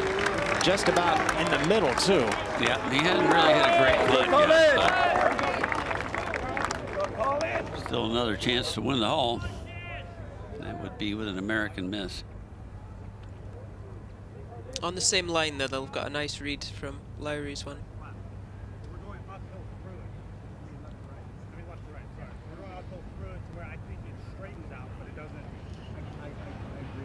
I always felt like putting in foursomes was so much more difficult again because you can go for such a long time without actually hitting a putt. Yeah, or putts of length. You can get the kind of 2-3 footers, 4 footers all day, and then suddenly you've got a 15 footer or a 30 footer. It can be tough sometimes, I think, to get your pace when you hit them so infrequently. Well, he saw Lowry from close to this distance come up short. I got to believe that Morikawa is thinking for sure, do not leave this short. He's got to have it. Yeah, you do have to have it. It's too early to say that anything is sort of a must make. They're one down just to tie the hole. Just don't want to go 2 down at this stage with a bogey on a pretty simple par 3.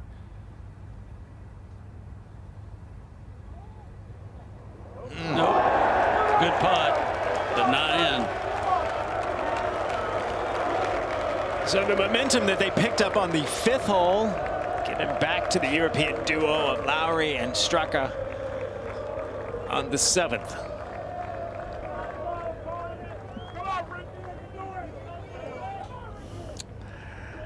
And now this match moves to the 8th hole. And a pretty beefy par 4 here, guys. Yeah, I like this hole. I don't know, Katrina, tell us what your thought about number 8. Yeah, this hole, when I first saw it, I thought maybe you were going to cut the corner over that tree, but looking at it, it's 360 down to the water, so I think they'll just play down fairly straight away and then leave themselves probably a mid-iron over the water into the green. So it's all about getting you have to hit the tee shot on the fairway. And you look at that hole location, and well, if a lot of guys are going to attack that hole, they're going to probably play it out to the right. Oh, wait, I'm sorry. The one thing going for it is further, it's quite well in the green. Well, sorry, I was misreading my pin sheet, so that's my error there. You're right, it is back. So there it is an advantage if you wanted to attack.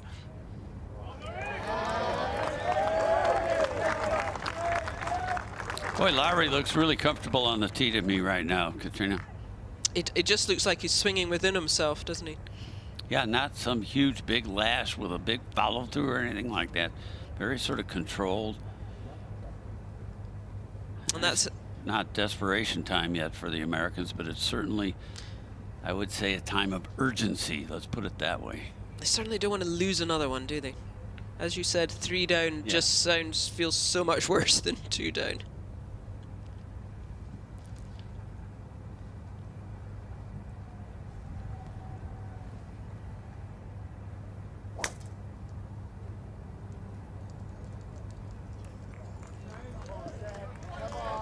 Mild applause.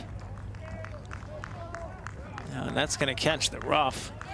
That second cut that can be kind of uneven, tough to manage. And it's the Europeans with the advantage. Whatever the course, whatever the variables, every player knows it all comes down to this. an impact zone of 2 millimeters that contains all the possible trajectories. Yet they face these odds again and again, because every player knows this is where their true measure awaits.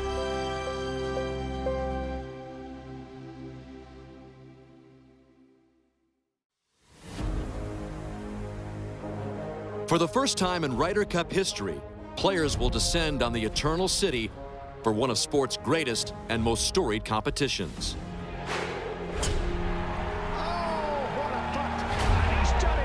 The decisions made here will make history. United States of America have won the 43rd Ryder. Once again, Europe have led the Ryder Cup. Inspired by the historic 1969 concession, the Nicholas Jacklin Award presented by Aon will recognize one outstanding player who embodies the true spirit of the Ryder Cup and makes better decisions on and off the course. The Ryder Cup represents the best of the game of golf. And the Nicholas Jacklin Award presented by Aon represents the best of the Ryder Cup.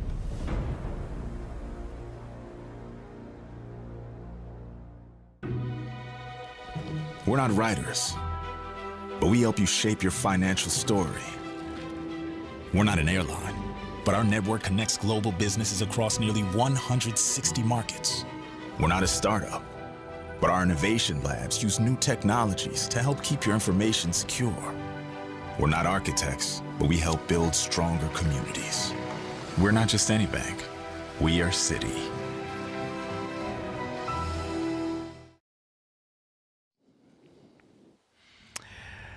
And players getting to their second shots here on the par 4 8th hole.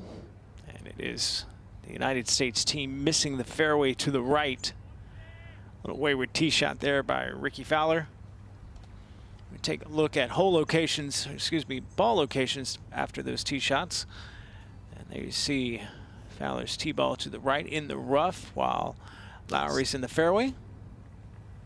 That's going to be very lie dependent as to how aggressive he gets with his second shot.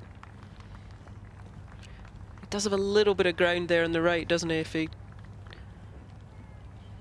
doesn't feel he can get it over the water.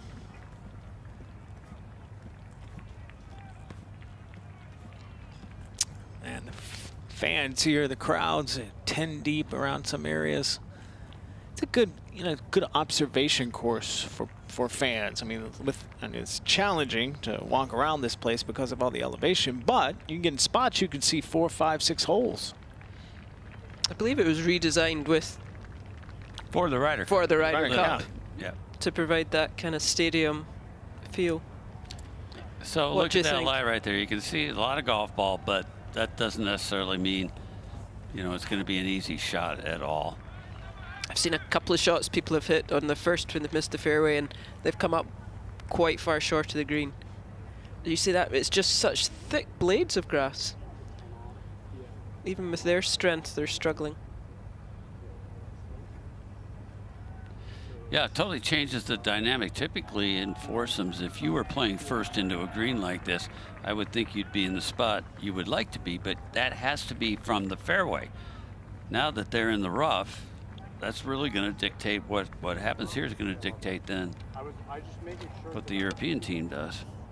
I was on a 6 for sure. I just wanted to make sure you were good. Yeah. I think those slightly different.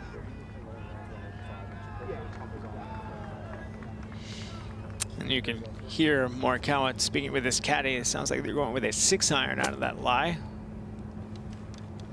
Just hear how thick it was there.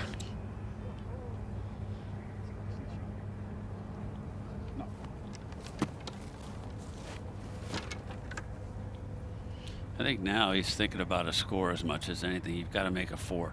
You got to say to yourself, I've got to figure out how to par this hole. Cannot give him another hole with a bogey.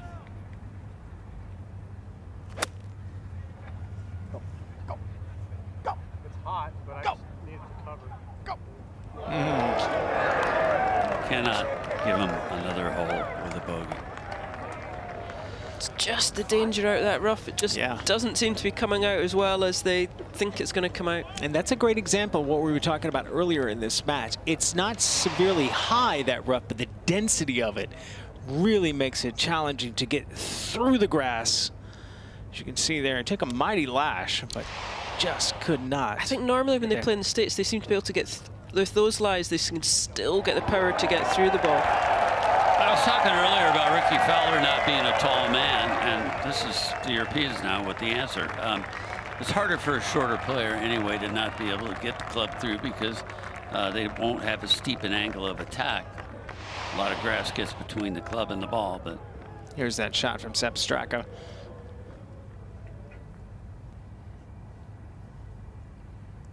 Have a lot more freedom when you see a ball in the water of your opponent, and Straka took advantage there. A good iron shot from Straka. Yes. Should just kind of settle him down, hopefully. yeah, that was kind of a statement maker in a lot of ways. It, you know, instead of just kind of playing it out there 20, 25 feet right, safe, and it said, hey, we came here to play today. Americans in trouble now, real trouble. Well, unfortunately, we have to say goodbye to Katrina Matthew. She is in high demand all across the broadcast industry here at the Ryder Cup, and we are fortunate that you were able to spend an hour or so with us. So thank you very much, and we'll see you back here Thank you very this much. afternoon. Enjoyed it. Right? Enjoyed my time with you guys. Thank you very much. Bye. All right, so now Fowler trying to figure out where the ball crossed. Got the referee, a walking referee with every match, by the way.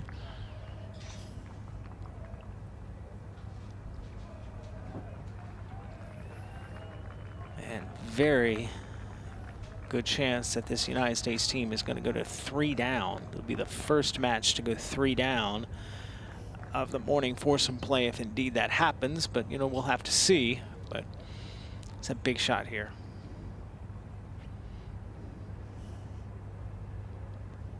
Rolf, do you like this duo of Fowler and Morikawa in foursome play? Don't. I don't know. I forever thought Morikawa and Homa would go together. Of course, Morikawa played with DJ at Whistling Straits, Dustin Johnson, but I thought he and Homa would be a good pair. You know, obviously, Zach Johnson and his team of vice captains really came to the conclusion that Ricky would be a great partner, and I think they would have been maybe better in best ball, but Morikawa's a perfect guy for sort of this format of foursomes. I don't know, it's just, it's easy to say that it wasn't a good pairing when they get behind, but the fact is they just have not played well enough. They haven't gotten the ball in play.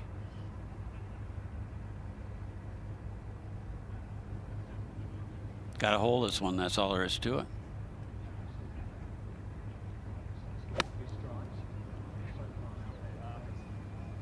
Doesn't like it.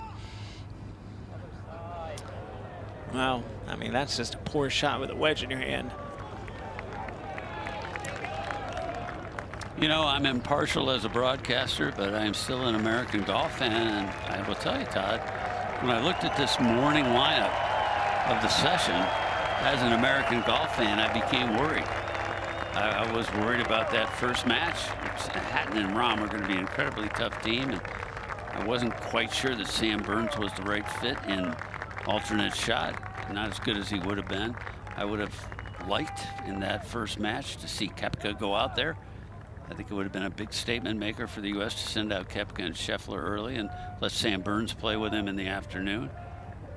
Are you surprised that Spieth and Thomas aren't playing together this morning? You know, they are sort of the Ian Poulter, Sergio Garcia of the American side.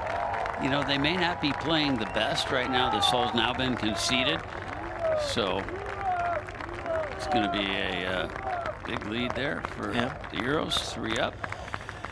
They're up in every match. This the largest lead for the Europeans. And the third match of Lowry and Straka over Morikawa and Fowler by 3. Won the last 2 holes. Bogeys for the United States team in the last 2 holes. But anyway, back to Spieth and Thomas. I like their peskiness. I don't know, just that they bring an energy when they're out there. There's all the matches. You can see where they are on the course, and you can see where they stand. And If you're an American fan, you're starting to worry a little bit. They're behind in all 4 of these morning foursome matches here at Marco Simone. And that first match of Rahm and Hatton against Scheffler and Burns making the turn now. They're starting on the 10th.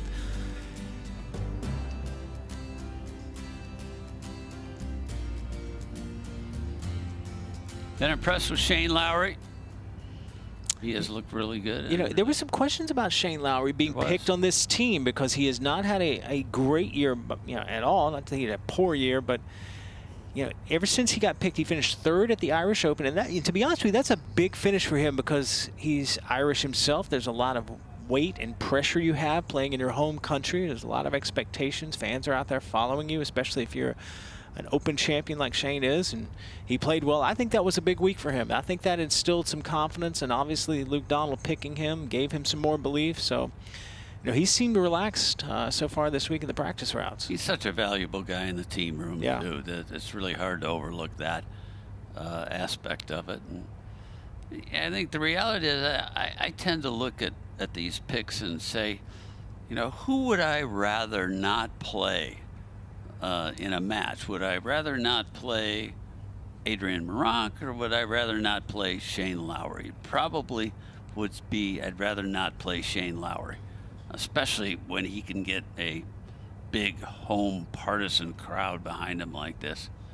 Yeah, he's engaging with the crowd. He is. 1 and 2 at Whistling Straits in his only other Ryder Cup appearance.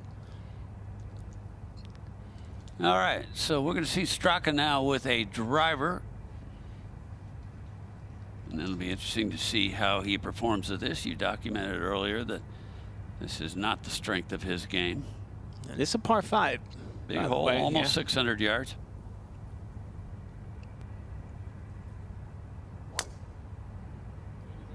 Wow. Looked confident with that shot, did he? Boy, he sure did. He really has shown me no sign of nerves of any kind. So terrific tee shot there. And pressure really on Ricky Fowler here now. Morikawa will hit the tee ball.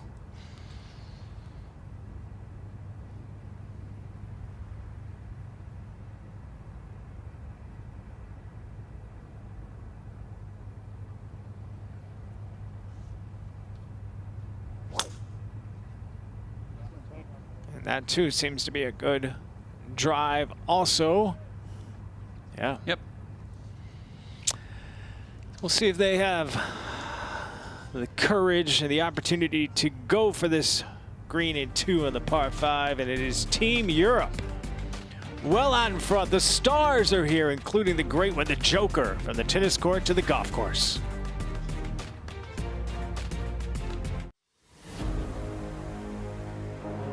For the first time in Ryder Cup history, players will descend on the Eternal City for one of sport's greatest and most storied competitions.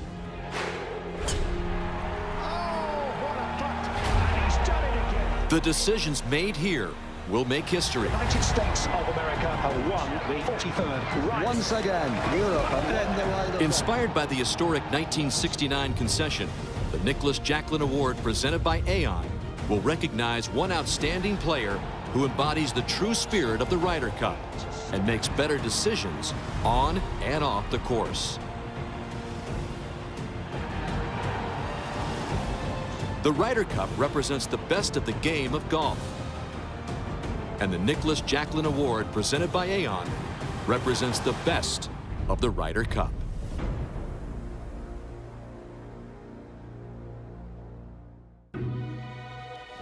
We're not writers, but we help you shape your financial story. We're not an airline, but our network connects global businesses across nearly 160 markets. We're not a startup, but our innovation labs use new technologies to help keep your information secure. We're not architects, but we help build stronger communities. We're not just any bank, we are Citi.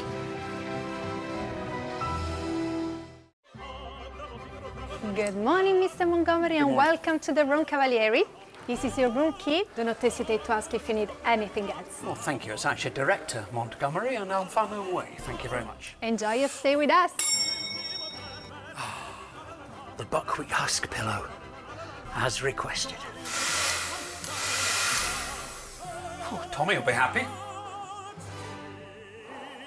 Very important, I feel, to keep both teams happy.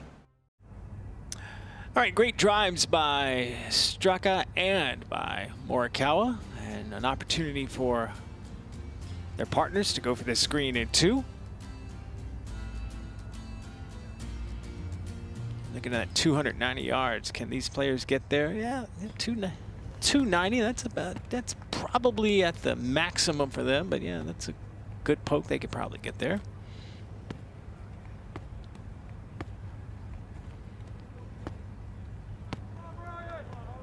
Looks like it's going to be the Europeans to hit first. So Lowry will hit the second. Oh, take that back. Maybe Fowler's going to hit first. Yeah, what do you think Zach Johnson is feeling right now? Because it's not too long now. He's got to submit his pairings for afternoon 4-ball play. Well, starting right with the first match, I hate to say this, but I did not like the Sam Burns pairing with Scotty Scheffler. I know they're great friends and everything, but I do believe that right now Zach is probably thinking those guys need to be split up. It would have been better maybe for Burns not to play. Burns made a big mistake at number 9 here not too long ago. Hit it in the water after Scheffler put him right in the fairway. We know that Sam Burns has had trouble chipping and pitching in the practice round. Zach was concerned about that, went out and saw him. So that may be a big decision he's got to think about. But I would think Zach is going to have to shake things up pretty considerably and maybe make some adjustments to whatever he had for an afternoon plan. You know, forget it right now and then send out. Well, let me ask you this. I mean, you look at who they're playing, and we're taking a look at the score card here. Rahm and Hatton, they're 3 under, an alternate shot. Scheffler and Burns are 1 under. I mean, maybe is it just a matter of Hatton and Rahm are playing better? Because you look at the other American duos, and a lot of bogeys on their cards, with the exception of Schauffele and Cantlay. Yeah, they're playing okay. I'll give you that. But there doesn't seem to be a lot of energy with it. All right, here's Lowry. Looks like he's wiped it a little to the right. Oh, there's a good bounce there. Bounce backwards and maybe into a little of the shorter rough. So fortunate that it's par 5. All right, big opportunity now for Fowler. Yeah, time to hit a shot right now.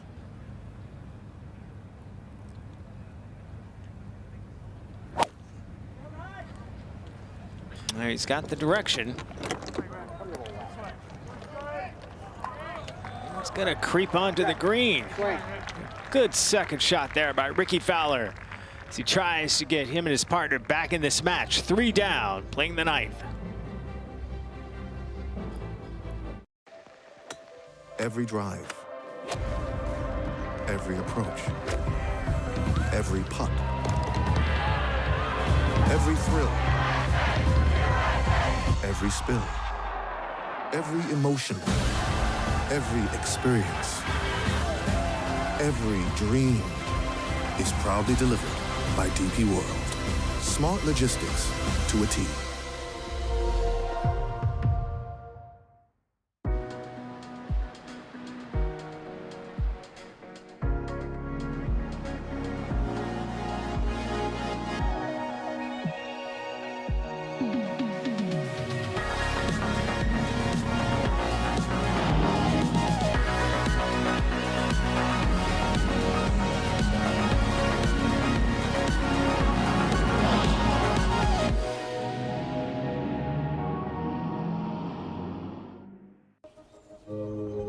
If you want to talk change, let's talk approach.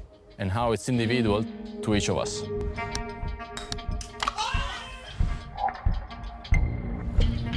Instinct and feel can lead to a striking innovation, for one. For another, success comes from analysis and improvement. If you want the perfect approach for your business, Capgemini unlocks the value of technology. get the future you want. 2 teams, Two captains leading the greatest champions from both sides of the Atlantic. But here, individual excellence cannot secure the end result. What will make the difference is channeling one's special talent for the greater achievement of the team and the values of golf itself. Welcome to the Ryder Cup.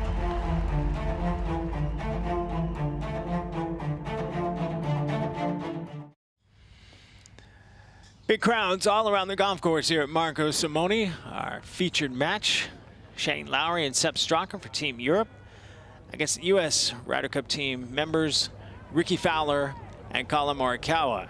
And we're on the par 5 ninth here. Second shot for Europeans. Coming up short and right in the rough. And they have an advantage 3 up through 8 holes. Yeah, the problem that Sepp Straka has now, Todd, is that everything goes away from him once he gets onto the green. Right where he's walking, right there, it's just a little bit uphill. He's going to get up to the top, and then it goes down and away. So that's issue number 1. Issue number 2 is that Lowry put him in the rough, which is going to be way more difficult to judge how this ball is going to come out than if it were in the fairway. Can't get much spin on this at all. We'll get back to our conversation about afternoon pairings, and in fact, you didn't like Scheffler and Burns. Homa and Harmon are 2 over through how many holes? 9 holes now. Well, look, I don't necessarily mind Scheffler and Burns in a best ball 4 ball, but the problem is now if you do that and you were to send them back out there, you've really boxed yourself in, because likely Schauffele and Cantlay will go back out. We watch Straka's ball here. Wow, it goes over the hill. What a shot. That is just tremendous. I think there's some set pairings for the afternoon. You'll see Spieth and Thomas for sure. That's one of the matches. You will see Schauffele and Cantlay again, regardless of what happens in this match. So there's 2 of them right there. You have to send Scheffler back out. He's #1 player in the world, I think. So he could potentially go out with another partner, but you've got guys sitting there now that haven't played.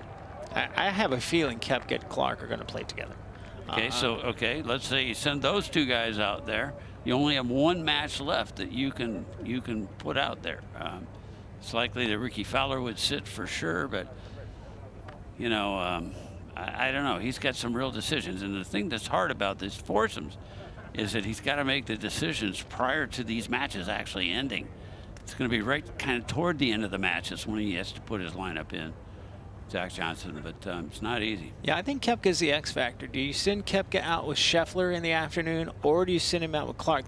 All 3 of those players, Koepka, Clark, and Scheffler, played in pods and practice rounds this week. And you know, you historically you see when they're in pods, they generally can switch around, but you almost have to forget your pods based on the score. If you go couple points down in the morning session, let's say you go 1-3, then I really like shaking it up with like a Koepka and a Scheffler together. Yeah. You got to put your best players out there and get some points. Be an intimidating and interesting duo on that first tee, at least. When you got the world's top player and you got a guy who walks around like he's Wyatt Earp back in 1884. That's why I wanted him first out this morning. I really did. But didn't happen. All right, now here's Morikawa to win the hole with an eagle.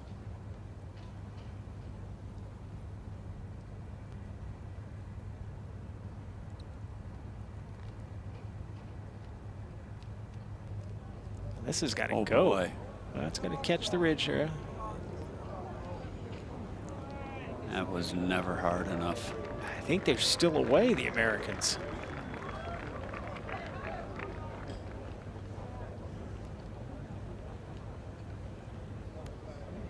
I mean, if they lose this hole, it's going to be gut-wrenching for them. Yes, they are still away. The Americans are. Ricky Fowler now will have this for birdie.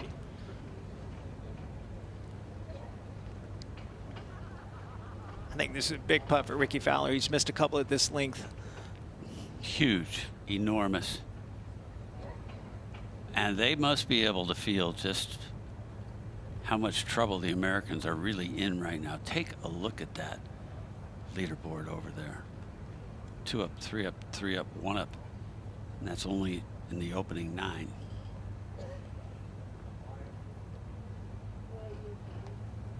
Got to make this one.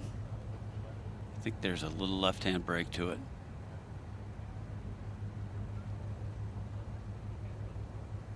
Putting through the shadows never easy.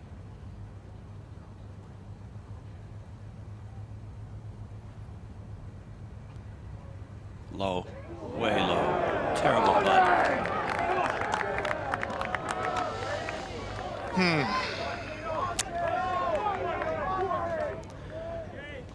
So now Shane Lowry with an opportunity for the European duo to go 4 up at the turn.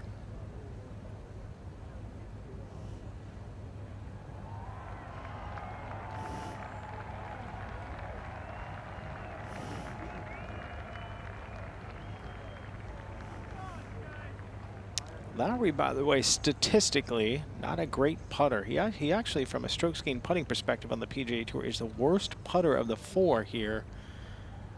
116th on tour. But what do I know? Can you believe the Europeans won that hole? What a turnaround.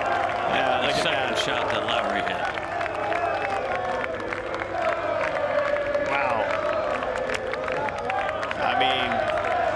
It's going to be not impossible, but very, very challenging for the United States team to come back and just to have this match now. 4 down as they make the turn. Want to move ahead. A moment ago on the 10th hole, John Rahm hitting his 4th shot. His partner and him in a little trouble. But look at this.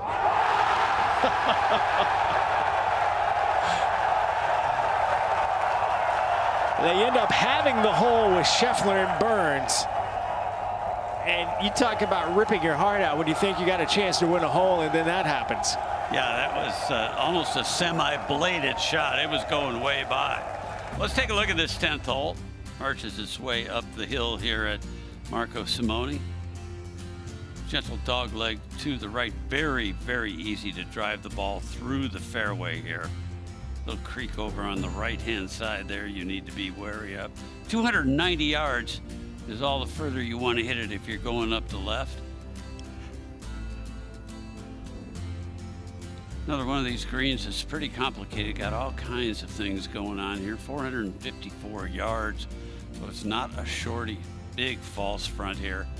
Very easy to come up short and have the ball go all the way back down the fairway. 4 is a pretty good score here. Typically, I would think in foursomes play, but if you're the Americans and you're 4 down, you don't want to be making pars.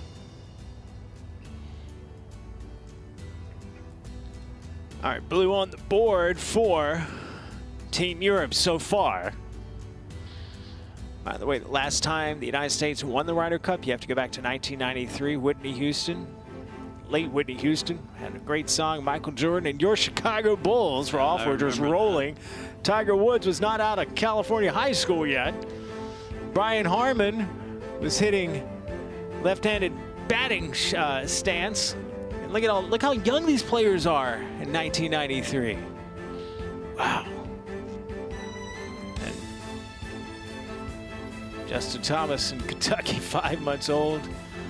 Jordan Spieth just a couple months old. Look at all those players that weren't born yet. There are 5 players that weren't even born the last time the United States won. It's a young American team, really. That shows you just how young it is. I mean, Ricky Fowler is the 2nd oldest player on the team. Wow. It's just amazing. There you see the United States with their work cut out of them. By the way, statistically, our friend Paul McGinley, who of course led the Europeans to a Ryder Cup victory at Glen Eagles. You know, stats are everywhere, but he was one of the first to really embrace stats in the Ryder Cup. And he said, when you're up at the turn, you win your match more than 75% of the time. So this does not bode well for the United States team. You know, if you think you're the European captain too, we're focusing on the Americans and what does Zach Johnson have to do? There's going to be a dilemma for Luke Donald because he's got a team like the one we've been watching, Lowry and Straka, who clearly, in my mind, are not destined to play this afternoon. I think they were earmarked for this alternate shot. I don't think they were going to play. But let's say they go out and win this match 5 up, 6 up, something like that. Let's say they only play 13 holes or so. Do you consider putting them back out there if they were so successful? I don't know. Now, I have heard that Donald is going to do everything he can to get every player, you know, on the course today. That's going to be very hard for him to do. But well, if you're going to win, it looks like you're going to win a majority of these matches in the morning. Statistically, that's what should play out. So if you're 3-1 or maybe even 4-0, that's going to give you a lot of freedom. So you can actually maybe experiment, don't you think, a bit? See who's out there that you want to, you know, maybe match up with that maybe you weren't thinking about, or maybe you were thinking about, but you were just hesitant to pull the trigger. I think the Europeans are more likely to experiment anyway. To me, this was an experiment. Lowry and Straka was an experiment. For example, Justin Rose seems to be much better over history in alternate shot. For him to not go out there was a little bit of a surprise to me in alternate shot, and to be saved for best ball. But, you know, that's kind of the European philosophy, I think, to take a little bit of a chance here. And this one has really paid off. Lowry now with a 3-wood, trying to keep it from going through the fairway into the left-hand rough here. Want nothing to do with the right side off this tee. And he's headed that way. Look out. Oh, mistake. What a mistake for Shane Lowry. And that's in the penalty area.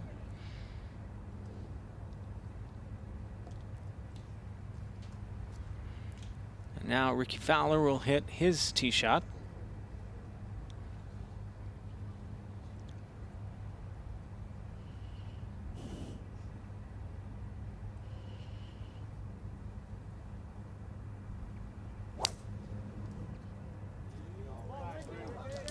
Okay, Marshall liked it, indicating it's headed down the fairway, which it is.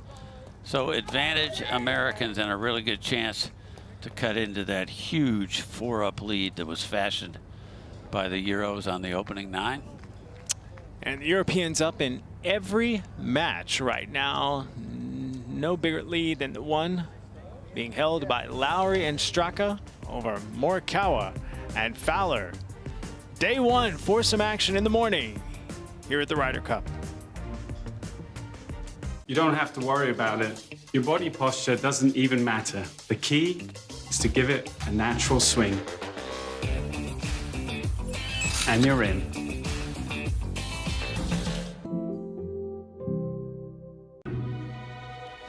We're not writers, but we help you shape your financial story. We're not an airline, but our network connects global businesses across nearly 160 markets. We're not a startup, but our innovation labs use new technologies to help keep your information secure. We're not architects, but we help build stronger communities. We're not just any bank, we are Citi. Every emotion, every experience, every dream is proudly delivered by DP World. Smart logistics to a T.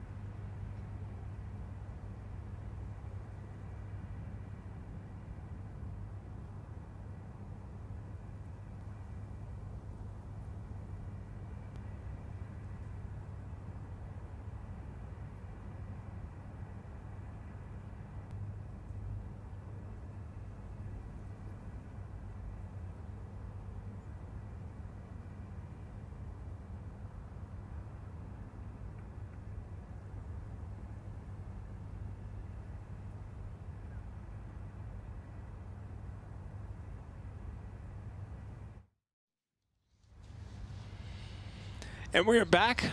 Par 4 10th hole. Featured match has Colin Morikawa and Ricky Fowler squaring off against Sepp Straka and Shane Lowry. And it is the Europeans heavily up in this third match, 4 through 9. In a bit of a spot here, finding the penalty area off the tee. Shane Lowry did, so they got to figure out the location where the ball crossed into the penalty area, and then it'll be Sepp Straka hitting his third. Yeah, Lowry hit the bridge, not the fairway off the tee.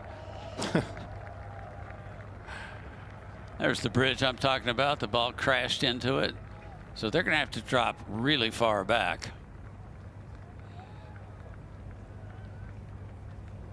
I'll be playing their third.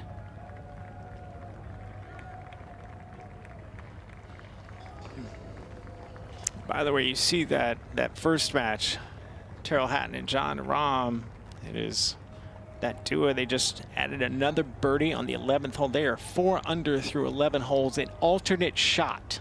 That is a really good score. It's a really good team. Yeah, and you know, Luke Donald's, you know, I don't think he took a chance. He took his most animated, energetic, emotional players. You could make that argument and put them together, and right out of the gate. I mean, they were 3 under through their first 7 holes. Again, an alternate shot. Schauffele and Cantley have just gone 2 down for the Americans at the 8th hole, making double bogey there. So everything going Europe's way right now. I think you'll see Rahm and Hatton back out there for sure again this afternoon.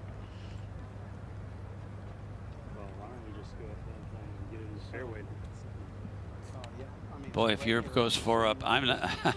I could see Donald just saying, you know what? Let's put the pressure on them and send out the same pairs again. Send all 8 players out. I don't know. That would be really, really. Yeah, I agree with what we were talking about earlier. I think you send Fitzpatrick and Rose out. Yeah. Maybe instead of these 2 right here, Lowry. I don't see him sitting Rahm and Hatton. He's not going to sit Hovland. Not going to sit McIlroy. Play him a game. And they can't win the Ryder Cup today, but boy, they can make it very, very difficult for America to win if they get far enough ahead today. Yeah, last week the Americans at the Solheim Cup, we were talking about this with Katrina Matthew. The U.S. team won all 4 matches in the opening morning session and did not bring home the Solheim Cup. So a lot of golf to be played. Yeah, I'll give you that.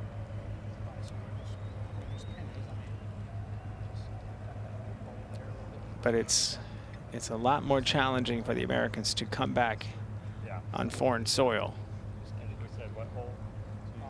Well, certainly it is with a top-heavy lineup too that you can rely on. You know, you can ride those horses, which I believe Europe will do. John Rahm, Tyrrell Hatton, Victor Hovland, probably the best player in the world right now. Rory McIlroy, Tommy Fleetwood. Tommy Fleetwood. Yeah. They are so good at the top of their lineup.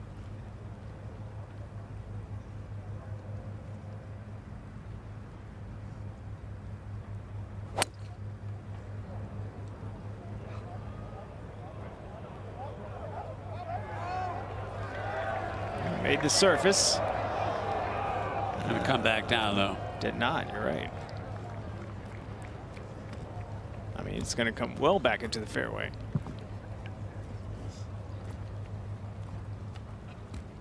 In a divot even. So now a pretty good opportunity for the U.S. duo to get a hole back. Try to build some momentum, chip away at this lead. Great iron player, this man. Uphill lie, that doesn't help. Uphill shot. Pretty big divot for Morikawa there. That's because of the uphill lie. Oh yeah, great shot.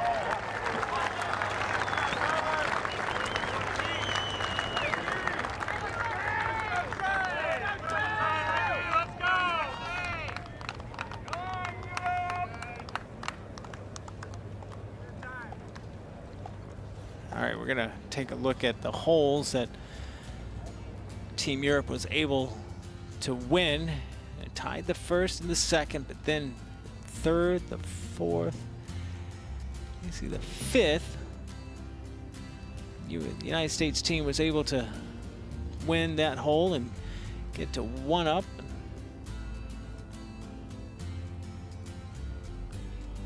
Yeah, after 9 holes, at the start of the play, I felt that the United States team would be up at the turn. I was a little uncertain with Straka playing his first Ryder Cup. Shane, like we talked about, hasn't had a great year, but man, I obviously, I mean, not to say that Straka and Lowry are lighting it up. They are playing well, but Fowler and Morikawa just seem flat.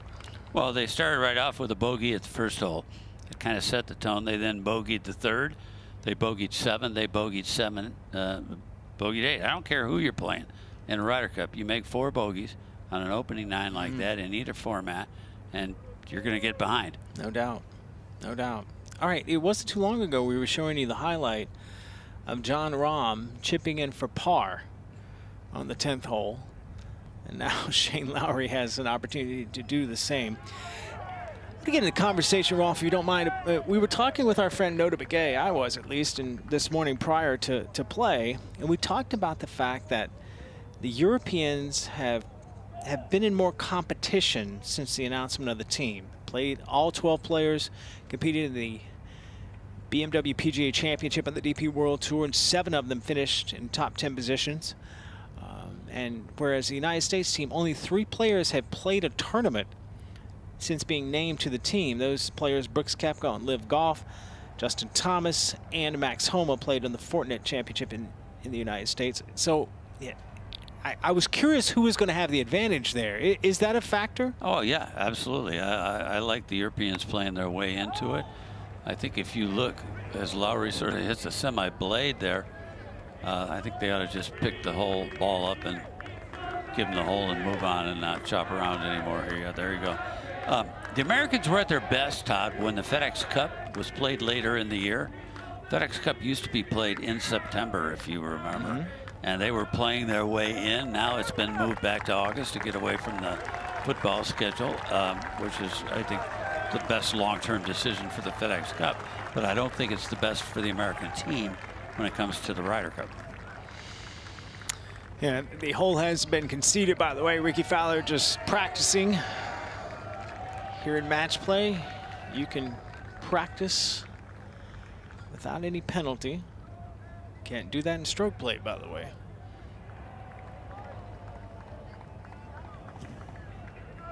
But yeah, it was interesting. Wyndham Clark said this week that he feels that his team, his United States brethren, are well rested by not competing, and that's going to benefit them on a very challenging physical golf course. And again, we've talked about the heat. That's going to be a factor as well. So I don't know, at least early on, it's definitely benefiting the Euros, this not having competitive rust, it seems like. All right, let's take a look now at the 11th hole, short par 4. Yeah, tiny little par 4 that climbs its way up the hill here, 321 yards up the hill, dogleg left all the way. I thought maybe they would move the tee up sometime during this Ryder Cup, and if they do, this is another par 4 that could actually be drivable. That 302-yard mark right out there. I don't think the players can get it that far today. There's no wind helping them. So I'm not sure there's any reason to hit it up into the neck of this fairway to get it up there 50 or 60 yards short. I wouldn't be surprised to see some layups in this format a little further back. Get it maybe to whatever the favorite distance of your partner is. By the way, 4 groups have played this hole. 3 of those groups birdies on these holes. So on this hole rather. So it has yielded some low scores. Could have a swing here. The United States looking again, grab some momentum after that win on the 10th hole. Back to 3 up. And one of the reasons that Marco Simone is such a good match play course is that the hard holes are hard. There's only a few. Yeah. And the easy holes are easy. Our famed producer at NBC Sports, Tommy Roy, the esteemed Tommy Roy, always says, you know, if you want exciting golf, make the hard holes hard and the easy holes easier. And that's what pretty much was done in the renovation here at Marco Simone, built literally for this Ryder Cup. All right, no layup here from Morikawa. He has driver. Yeah, wants to make a statement. He feels like he can get it pretty close to that green.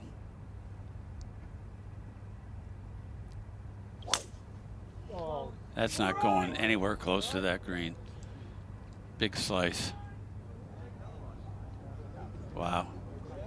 Not sure what that was all about, to be honest with you. I don't think he could get it all the way up there. Maybe if he'd have cranked one. It's a difficult distance from a bunker. So now, Straka. 54 feet from the tee up to where that hole is. No layup here. The modern players don't really have layup in their sort of vocabulary. This one right as well.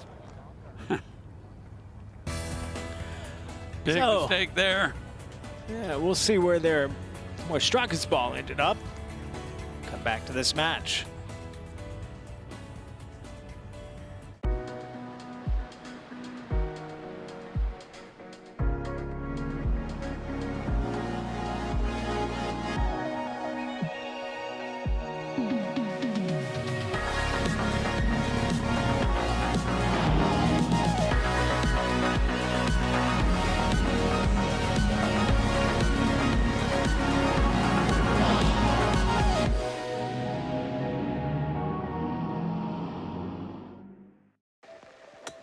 Every drive, every approach, every putt,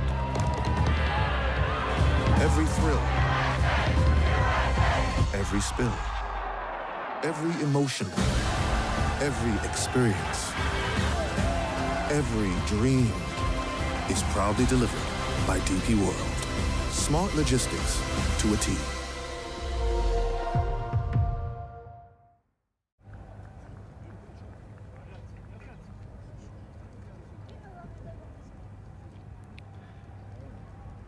I'll tell you, Europe's not playing right now here in this.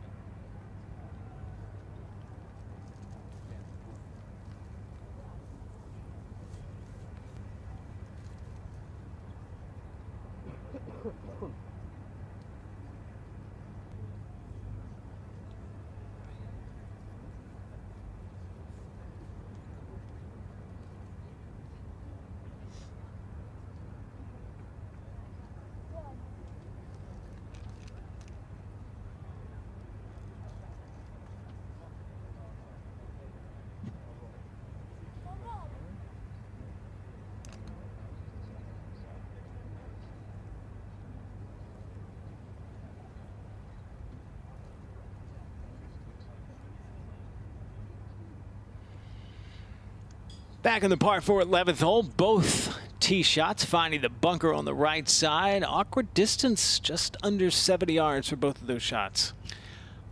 Well, I don't know. I must say I don't like the European strategy right now. They had a 4-up lead till Lowry crashed it into the bridge back at the 10th hole. But there for Straka, you know, you're up in the match. Really, all you have to do is not limp in to the clubhouse here. You're going to win this match. But for him to put it up into the lip of this bunker after his opponent had already driven it in the bunker with a 3-up lead, I don't believe is very good strategy. Yeah, well, we just saw the line. It looks like it came down into the raked area. So I think Straka's tee shot is going to be okay for Lowry. He can get it up. He's got a short distance. He'll have a lofted club, but I agree with you. Yeah, I mean, lay up. You know, give yourself something from the fairway. Control the ball a little more than you could out of this bunker. Bunkers are always a question because these groove marks on the bottom. If you take a look at the way these bunkers are maintained, the sides and the slopes are flat, but then down in the bottom of the bunkers, there's a lot of groove marks. It's the way they're maintained on purpose, and the lies in the bottom of the bunker sometimes are not that great. Yeah, correct. Luckily, not a lot of play in these bunkers with just 2 groups ahead of them. So look at that one sitting right down right in a groove. That's what I'm talking about. Exactly right. You know, at least it's growing toward the hole, so that will help a little bit, but that is not a very good lie up there. All right, so it's going to be Fowler first. Completely different technique here than if you're in a greenside bunker. His ball's setting up, it looks like, a bit. Yeah, he's got to get the ball first here, though. Cannot hit behind this one.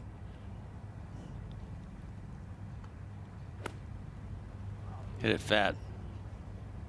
Hit way behind it. Wow.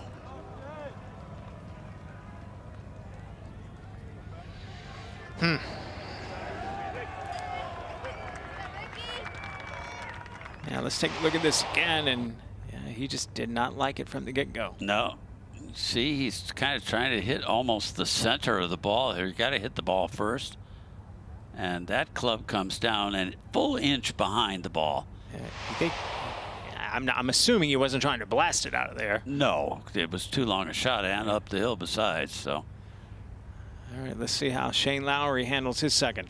I like playing this one with a club other than a sand wedge, a 56 or a 60, maybe a little pitching wedge. He did the same thing.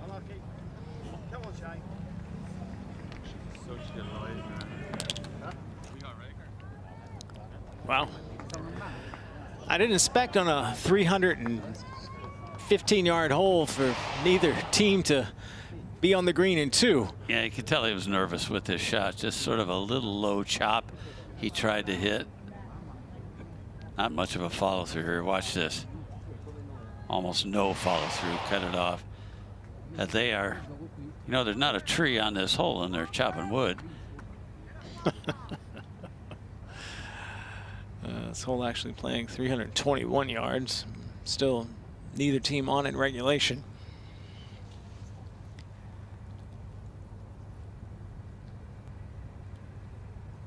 That's an interesting little hole location as well. Looks like it's on a plateau. You got to get it up there, that flat-ish area. It's really hard to skip it back on a shot that's so severely up the hill here.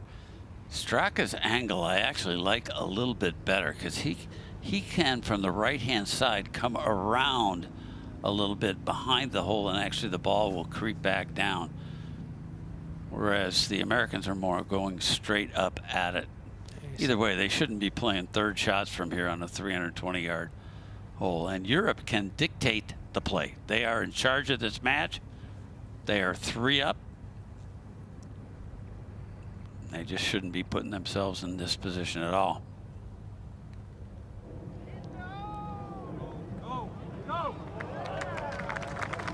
Okay. 9 or 10 feet for a par, though. Not what they wanted on a dinky little par 4. Captain Zach Johnson on the back of the screen, hoping to inspire Colin Morikawa with his third here.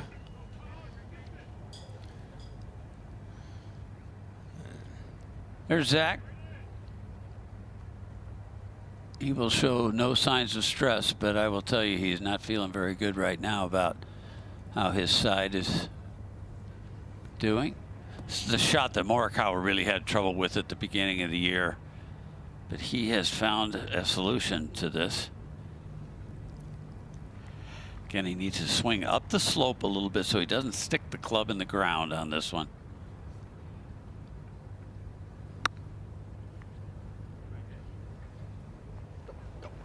Be careful here. Okay, it'll stop there, fine. And that's about the distance that Ricky Fowler's had some trouble with. And see if he can remedy that. The putting's been awkward in this match. As if you think about it, we haven't seen a putt made. Haven't seen a big one for sure. Haven't seen a big one made. And we've seen a lot of sort of mid-range putts. I mean, We've had a few that were pretty close, but there's been some pretty poor putts hit. I mean, alternate shot is a very challenging format, foursome play. But you've had combined on this from both teams, you've had 6 bogeys so far. Now, on the flip side, John Rahm and Terrell Hatton in the opening match against Scotty Scheffler and Sam Burns, they are 6 under through 12 holes. That's what you would expect, though, from Rahm and Hatton. I mean, that's low. That's really good golf, but not a surprise to me. All right, so it's going to be Lowry first for par.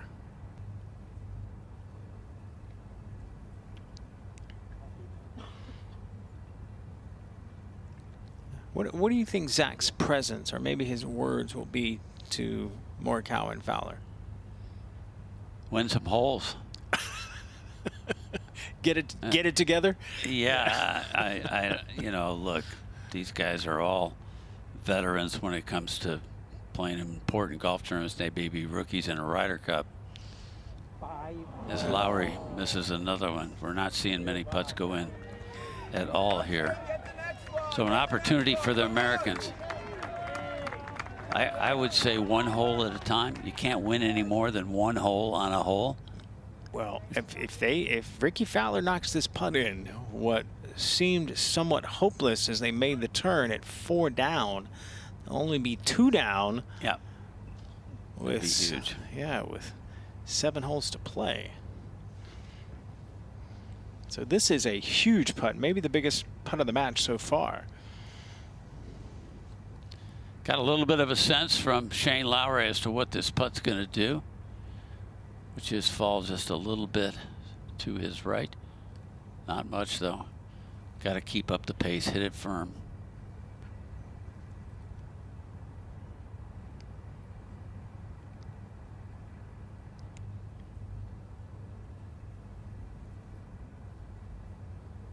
No, fell right. Never started it on line.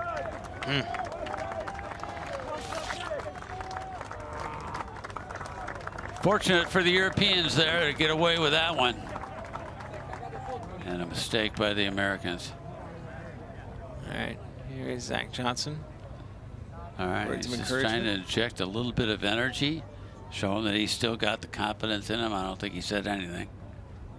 Not much he can say right now.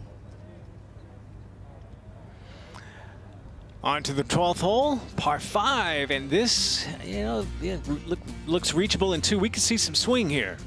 Yeah, this hole is a downhill hole all the way. It's a shot where you can stand up here, take a driver and hit a big ripping draw and get it way, way down there if you want. The problem is the bunker right in the center of your screen there, where that 311 sign is. First of all, it's in a perfect spot. And second of all, it's a tiny, steep, kind of slopey bunker that once you get it in there, you're probably not going to reach the green in 2 shots. Here's the green. It's got a little bit of room in front to bounce it up. The most severe part of the green is the back left corner. Look at how everything slopes. And as a matter of fact, even though there hadn't been hardly any play here, there's already a whole bunch of divots way sort of left of that green over there. So you don't want to miss left here. And it wouldn't be with your 3rd shot that you're missing left. It would be with your 2nd. So the U.S. team will be first on the tee. You know, priority, do not hit it in the bunkers. Correct. Fairway, you get in the fairway, you got a shot at going at this green in 2. And it's going to be Fowler, the opening with the tee shot, I should say, here on the 12th. Looks like maybe a 3-wood. There's a couple reasons for that. It's easier for most players, a right-handed player like this, to turn a 3-wood from right to left than it is a driver. A straight driver off this tee will go through the fairway almost every time. See if he can turn it over. I don't think he did. I think he hit it pretty straight.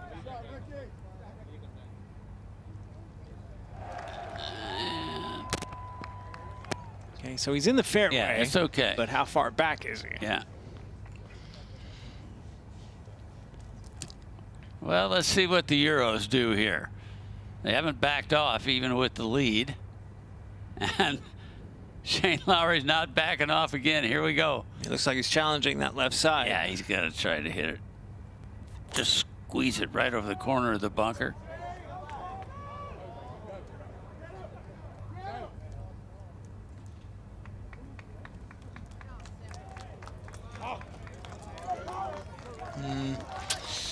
Doesn't seem happy with it. We're not exactly sure where his ball ended up, but we'll find out in just a moment. All right, the U.S. team needs to cowboy up. They want to get back into the Ryder Cup down in all 4 matches.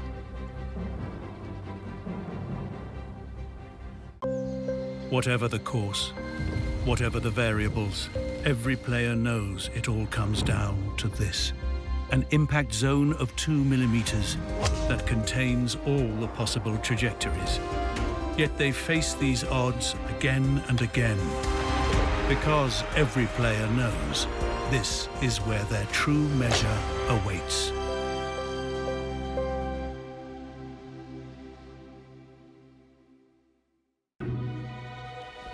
We're not writers, but we help you shape your financial story. We're not an airline, but our network connects global businesses across nearly 160 markets. We're not a startup, but our innovation labs use new technologies to help keep your information secure. We're not architects, but we help build stronger communities. We're not just any bank, we are Citi.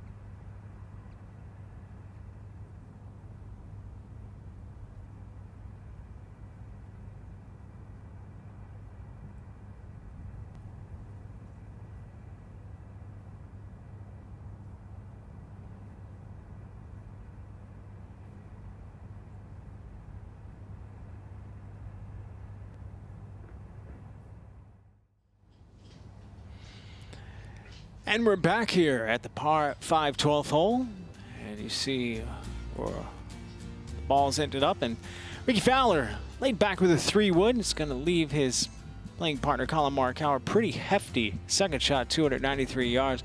Shane Lowry, a little more aggressive tee ball. And although he is closer, he is in the rough. It's going to be lie dependent as to whether or not Sepp Straka has an opportunity to go for this green. But this is a big hole. U.S. had an opportunity in the 11th hole to get another hole back, and unfortunately made a bogey for them. And they're running out of holes. They got to make up some ground pretty quickly. Morikawa checking out the sight line here.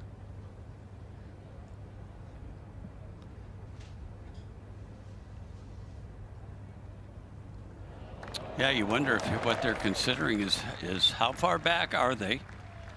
Does it make sense? Does he want him to stand there and take a rip at that thing, at that green?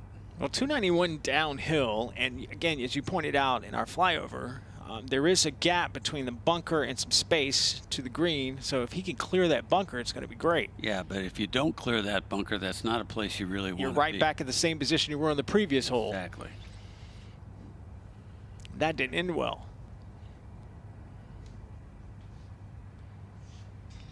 And there you see Ricky Fowler also consulting with Morikawa as to what to do.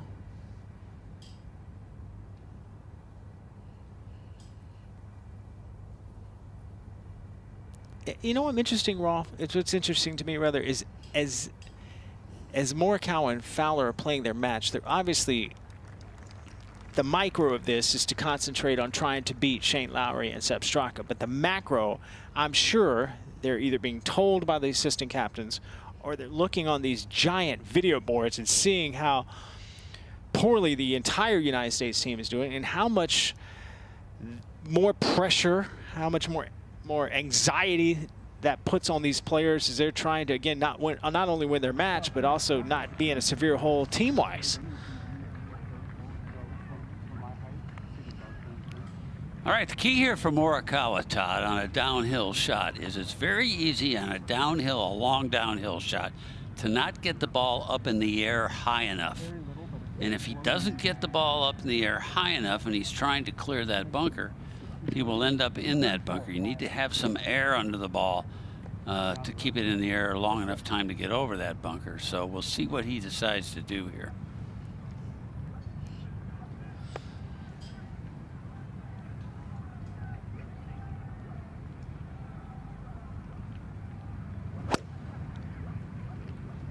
Looks like a little baby fade. He's got it pretty high. He's saying go, go.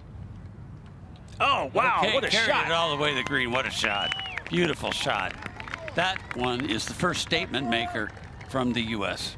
Whoa. Incredible shot by Collin Morikawa. Now you see this. This is that really thick 6-inch rough that is just a mangled mess for these players. He's going to have to lay up. It's the only option is to wedge out.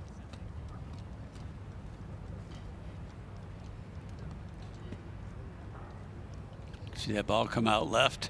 Does almost every time. Aims it way farther right than he would have. So it's actually a pretty good shot to gouge it out to there. But big advantage now for the Americans.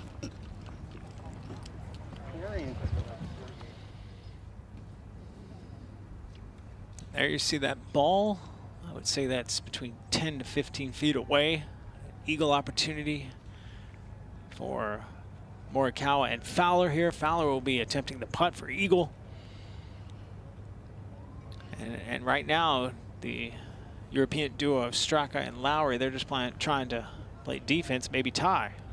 I'll tell you what's really important for the Americans is showing the rest of your teammates that there's hope. You know, you take a look at those matches: 4 up, 3 up, 3 up, 3 up, 1 up. Schauffele and Cantlay not in as much trouble in that fourth match yet, but if the rest of the American side can see some hope coming from a match that was 4 up and then see it go to 3 up, and then maybe it changes again after 11 and goes to 2 up, that would have a tremendous impact on the other matches. And I really believe that for the Americans, the key here is to show some fight in match 1 and 2. Even if you lose the matches, keep the players out on the course as long as you can. You know, get as close as you can. A 2-up loss is way better than a 4 or 5 up loss. Really? You know, they may not win these matches.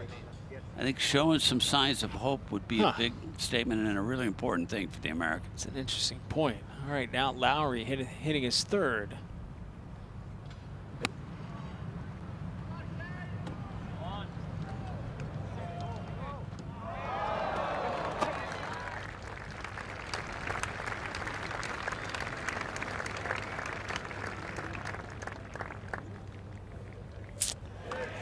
All right, run through the board here, and it's, well, it looks like Rahm and Hatton are going to take care of Scheffler and Burns. They are 4 up with 4 to play. Hovland and Aberg are 3 up with 5 to play.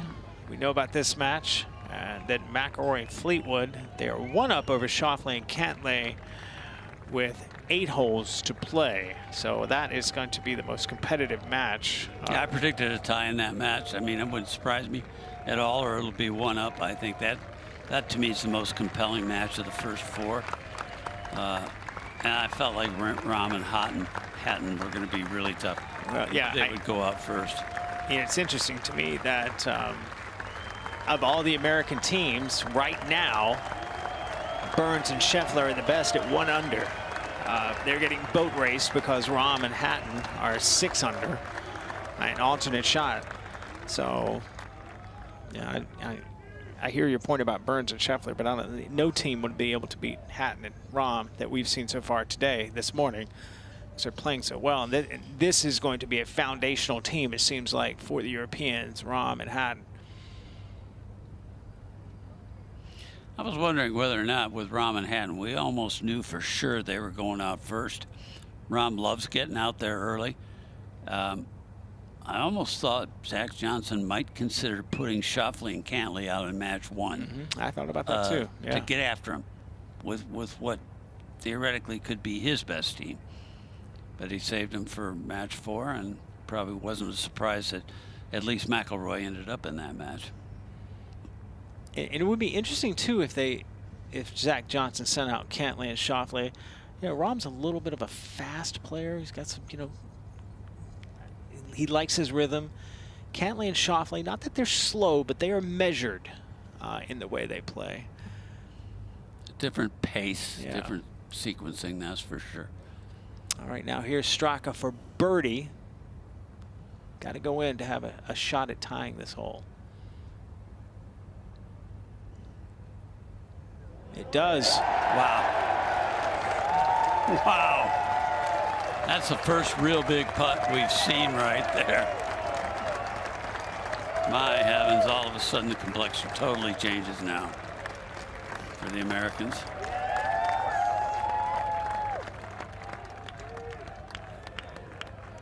So again, about this distance, 10 to 15 feet for Ricky Fowler. He hasn't made a putt yet from this distance.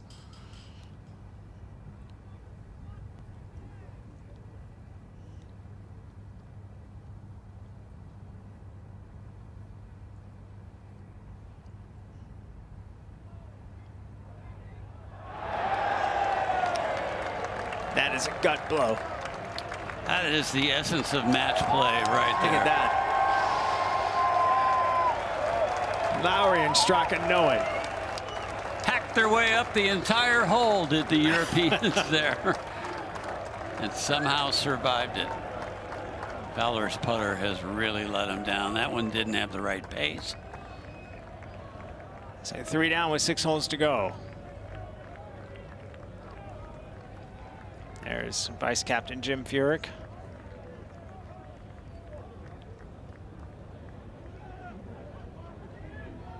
And we move now to the par 3 13th. I like this little hole, kind of a dinky little hole, actually.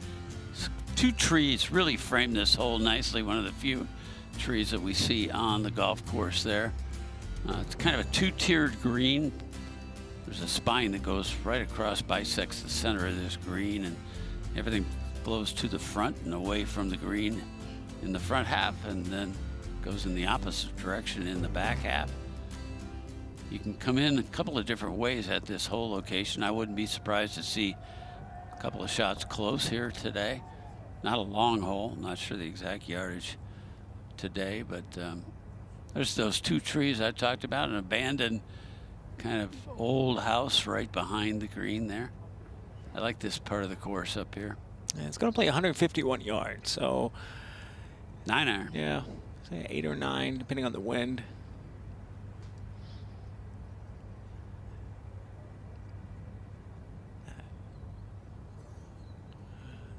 Morikawa and Fowler have to step on the gas now. All right, this should set up perfectly. The strength of Morikawa's approach play, the strength of Ricky Fowler's putting. Wait a minute, he hasn't made one yet. Look at the rest of the holes here. These last 6 holes, you got 2 par 3s, counting this one, 1 par 5, the 18th. The rest par 4s. Not sure I would like this course for stroke play, Todd. I mean, it would be fine, but not a great one. But for match play, I think it sets up really well. Yeah, I heard a lot of players say that. Not a bad course, like you said, for stroke play. But it's a really, really interesting match play golf course. Not quite as loud right now as you might expect. Sort of like maybe the crowd is getting in the Italy mood. Oh, we're so far ahead. Let's worry about the afternoon. Yeah, siesta. In the meantime, we'll have lunch. That's right. Is it a siesta here in Italy? I know it's in Spain. They do something like that. We call it a nap. Yeah, that's not a very good shot there, actually, for iron players good as Morikawa. Didn't carry it over that spine that I was talking about. So, opportunity for Europe here. Not an easy hole location, but it's one that no matter what you do, you want to get it over the spine because it's a really hard putt now that Ricky Fowler's got. Been impressed with Sepp Straka today. I know he had that quick tee ball on the 5th hole that found the penalty area, but overall he's held his own. That was the only sign of nerves to me. This is not good for him. His body language doesn't like it. That's a scoop. You know what? That one is better than the Americans, though, I'll tell you. Straka and Lowry in control of the 3rd match here at Foursome Play. Every emotion, every experience, every dream is proudly delivered by DP World. Smart logistics to a T. What is it about this game we love so much is that it can never be perfected? It's the community you build. So that I can practice anywhere. It's because it's a game for everyone. Whatever the reason, it all begins with a PGA of America golf professional like me. PGA of America. We love this game. You don't have to worry about it. Your body posture doesn't even matter. The key is to give it a natural swing. And you're in.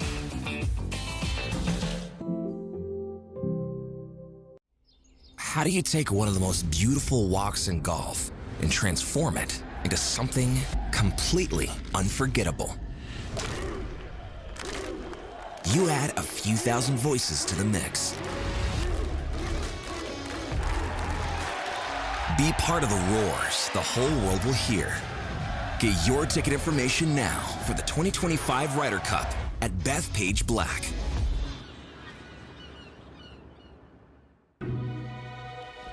We're not writers, but we help you shape your financial story.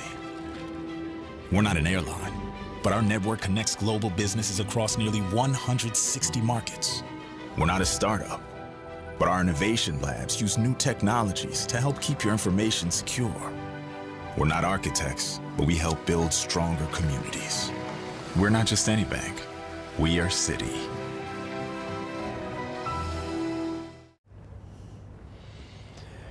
And we are back. Again, 3rd match, our featured match. Shane Lowry, Sepp Straka, Ricky Fowler, and Colin Morikawa. And that sounded like a European roar, by the way, that you can hear all over the golf course. All right, you take a look at what's been happening in this morning foursome action, alternate shot, and it has been a dominating performance by the Europeans. At least 2 up in every match. Yeah, that roar we just heard, I believe, was for a McIlroy Fleetwood birdie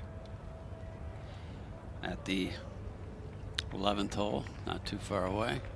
All right, so Fowler will have this putt for birdie, but I do believe that it's going to be Lowry putting first for birdie. Long ways away. I hear that the chants are coming. The energy is starting to build here for Team Europe. Shane Lowry's got a longer putt than Ricky Fowler, but I think it's an easier one because he's got one elevation to it, and that is down. It's pretty much down the entire way. Not overly quick, but it's not as complicated as Ricky's. Ricky's has to go up and over and then down. So this is an easier putt, I think, than the Americans. See that dark spot just to the left of the hole? That is where Ricky is going to have to putt over that, which means we're looking sort of into the grain coming that way. So Ricky will be putting down grain. So his will be quite fast once it gets over the hill. 2 putts really is all Lowry's thinking right now.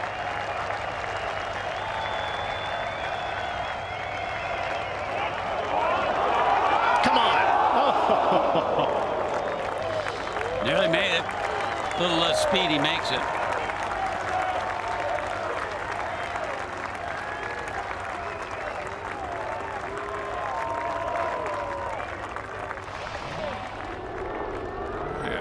This. Look at the last couple of feet. Just going a little too fast. Got a big part of the hole Thinks he has it. That's why he's in that team room. The emotional, one of the emotional players for Team Europe. They have a lot of them, actually. Quite a few. Not a lot of stiffs on that team. All right, Fowler now for birdie to win. Up and then over and then down and then breaking to the right for Ricky. There's the up, over, down, breaking right, and in! And in, can you believe it? What a time to hole a putt for Ricky Fowler. Missed all the short ones. That's right, can't make it 10 to 50. All day. All right, that's the first, big, long putt we've seen in this match.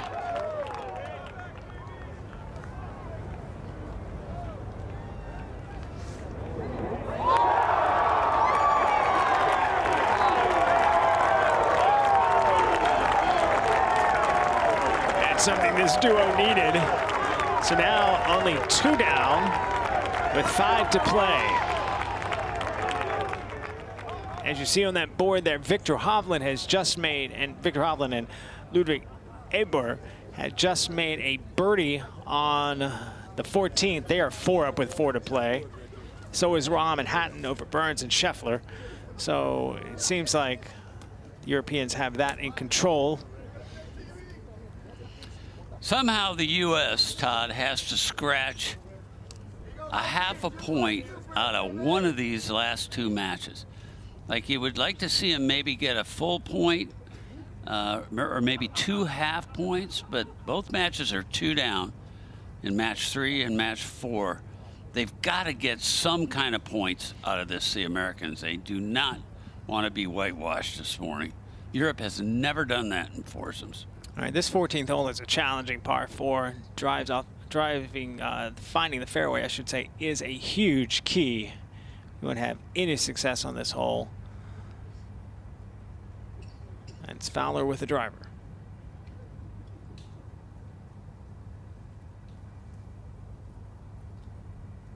There you see the hole to the right, bunkers and heavy rough on the left side there. Yeah, that left rough is terrible, isn't it? Really easy to go through the fairway on the right here, though. Looked like he hit the ground before the ball. And he's on that left side. And this could be some. Yeah, that's that heavy stuff there. Yeah, that's trouble. That's a bad place. He hit behind that thing. I saw a little tuft of grass go up before the club head hit the ball.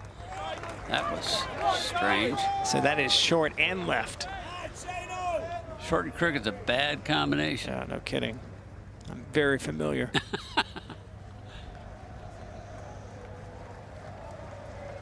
Again, I'm a little surprised the Euros aren't just putting a 3-wood out there in play, especially now.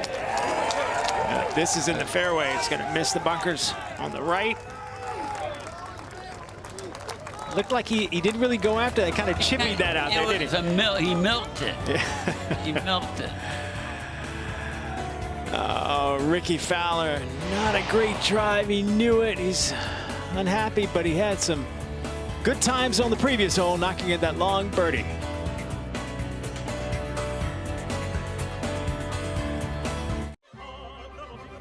Good morning, Mr. Montgomery, and welcome to the Roncavalieri. This is your room key. Do not hesitate to ask if you need anything else. Well, thank you. It's actually Director Montgomery, and I'll find my way. Thank you very much. Enjoy your stay with us. The buckwheat husk pillow, as requested. Oh, Tommy will be happy. Very important, I feel, to keep both teams happy.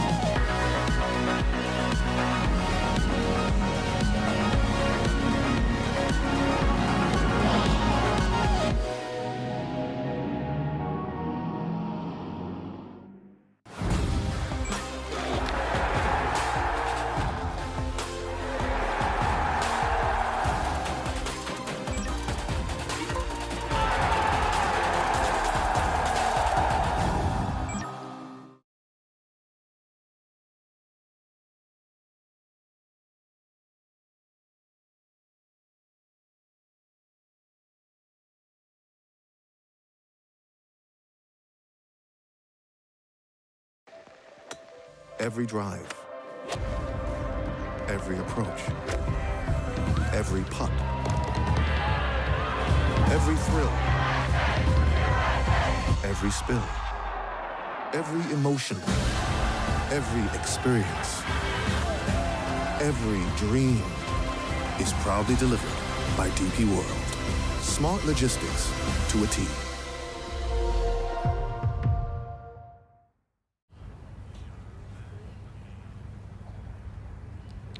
And there is a look at the scoreboard. Europe has already got a point up on the board. John Rahm, Tyrrell Hatton, boy, were they tough out there today. Just one birdie by Scheffler and Burns. You go out there and make one birdie. The Americans had not made many birdies at all. In fact, I saw a stat just a little while ago where through 49 holes, the Americans had made only 6 birdies. And at a level this elite, you're not going to win many matches with that few birdies. Here's where the balls are in the fairway. Lowry and Straka in the fairway. Ricky Fowler hit kind of a drop kick off the tee into the left-hand rough. Some really deep rough over there. Ball went 317 yards. That's the good news. Bad news is it's going to be a terrible lie. We're going to look from behind the green here. Back up the hill. The Europeans will play first. Exactly the position they want to be in right now. For a couple of reasons. They want to be in a position of being 2 up, which they are. And Straka can kind of set the tone for the hole right now by putting one in there. Doesn't have to be, you know, 5 feet from the hole. If he could get one in there 15, 20 feet from the hole, put a lot of pressure on the Americans. One hand follow through. And that's exactly what I was talking about. 15, 20 feet. Wasn't a spectacular shot, but it was just what they needed right now. And that's, I think, what Shane Lowry just said to him. That's just fine.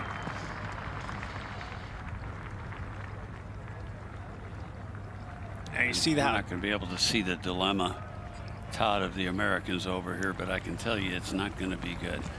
And they're looking at a layup spot here because that's so gnarly there.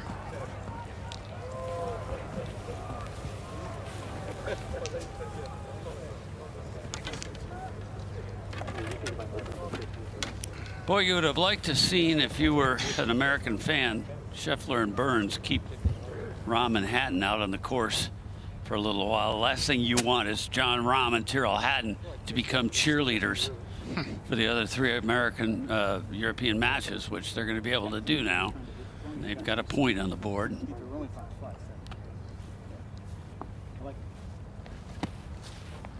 Hard to run it up here. See a bunker on the left-hand side, front bunker. You can't run it through that, and the hill is very steep on the right. Shot. Yep. And really, that's all he can do. Everything was dictated by the tee shot.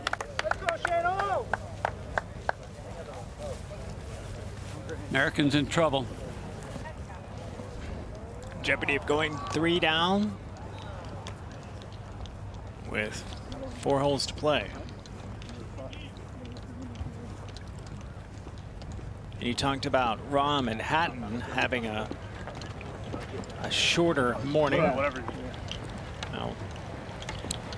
All right, why don't we start talking, Todd, about what the Americans should do this afternoon? Sounds like a good subject for me, because I think play better first. They're in trouble. Yeah, I totally agree with that. But so you got to go Spieth and Thomas out there for sure. Okay. I think that'll be a team this afternoon. That's one of them. I think you have to split up Burns and Scheffler, and I would really love to see Brooks Koepka go out. I think they gave up a lot by having 2 of their marquee teams sit out this morning. That was kind of a statement, you know, that not having Spieth and Thomas out there, it said a lot in Koepka and Scheffler. So I think Koepka and Scheffler will be a team this afternoon. So you're like Koepka and Scheffler more than Koepka and Clark? I do. Clark is going to go out there. So the guy that I maybe see Clark going out with this afternoon is Homa. It's hard for us to tell in here how he has played in that match against Victor Hovland. Obviously not terrific because they're getting shellacked for the fact they've already lost it now, it looks like. But I wouldn't be surprised if Clark and Homa went out there. But you got Scheffler and Koepka, and you got Spieth and Thomas. Well, Clark has played practice rounds this week with Ricky Fowler. So that may be an option as well. Speaking of Fowler, he needs to focus here on this third shot, try to get a 4. And by the way, the second match, Hovland and Aubert have defeated Homa and Harman 4-3. So 2 points now on the board for Europe. I'm going to put my third team on the board for this afternoon already, Xander and Cantley. I think you'll see them again, as the U.S. has now hit 3 shots here at this hole and not gotten it on the green yet. Scheffler, Koepka, Spieth, Thomas, Xander, and Cantley. So you've got 6 players there. You've only got room for 2 more players this afternoon. That is going to be a dilemma for the next half hour for Zach Johnson as he gets ready to put it in his lineup.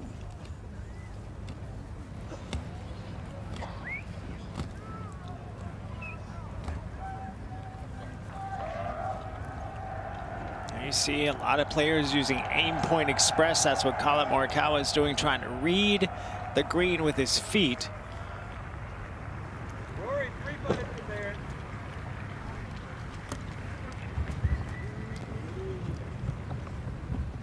This one of only 2 matches still going on.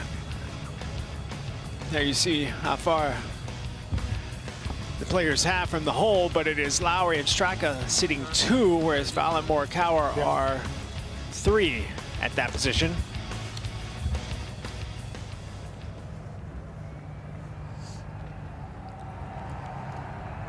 As we get ready to watch, Shane Lowry, has Sepp Straka putted? Like, I guess he made a good one there at 11, was it? Is that the hole he made one on, or one of those holes back there he made? He made on 12. He made that birdie putt on 12. But other than that, the guy we've seen putting all day long has been Shane Lowry. So it's a little too high, but a good putt. Yeah. So that'll be conceded for a par. The foursomes format is so awkward in a lot of ways. Like, if I think about Zach Johnson right now and his dilemma on the afternoon pairings, it's really hard to tell how Collin Morikawa has played today. Do you have a sense, Todd, of how he's played? He's played okay, right? But we haven't seen him hit any critical putts, really. Well, he's not known as a good putter. Yeah. He's 114th in strokes gained putting on the PGA Tour. Yeah, I would say he's been extraordinary. He's been okay from tee to green. But I don't know if you're going to find an American player that's been extraordinary today. No. At least so far.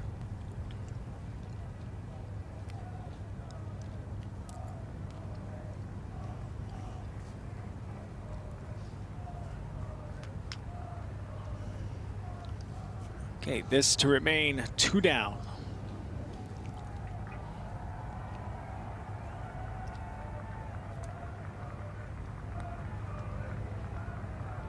Gotta go.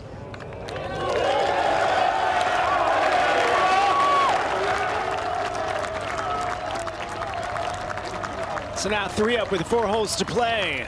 Straka and Lowry in complete command of this match. They actually could end the match on this very next hole, the par 4, 15th. Let's take a look at the 15th hole. Yeah, another one of the downhill holes here, 486 yards. All the fairway bunkers are over on the right-hand side there. The rough on the left is absolutely brutal. Gets very narrow at that first bunker there and widens up in that 300-yard range, but all in all, one of the more narrow target areas. Hole location today is all the way in the back right-hand side. Get the ball in the fairway It actually will become a birdie hole. And the Americans really need to be thinking, they've got to make a 3 here. 16th hole is a drivable par 4, maybe make a 2 or a 3 there. And then 17th par 3. I think they have to go 3, 2, 3 to have any kind of a chance of even playing the 18th hole. They're in a bad spot. It's been a total shellacking, total domination thus far for this entire session by Europe. All right, Straka, he's got 3-wood. And take the bunkers out of play. Maybe a smart play with a big lead. Force the hand of the Americans. Boy, nice, controlled, non-nervous, very calm swing. I like the way that one looked. You know, I'm not saying he's going to be the player like Scotty Scheffler, but if you remember, Scotty Scheffler was picked for Whistling Straits, and it gave him so much belief, a sense of belonging that he can be an elite player, and he elevated himself.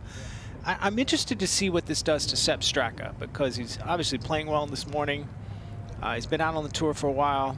I wonder if this gives him the belief and the confidence that he can do greater things on the world stage.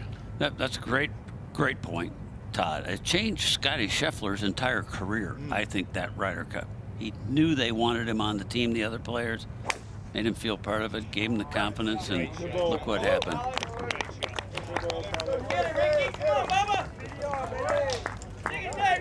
All right, great tee shot there for Morikawa.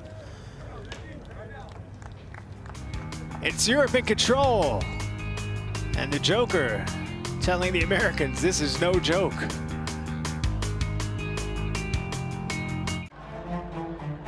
Two teams. Two captains leading the greatest champions from both sides of the Atlantic. But here, individual excellence cannot secure the end result. What will make the difference is channeling one's special talent for the greater achievement of the team and the values of golf itself. Welcome to the Ryder Cup.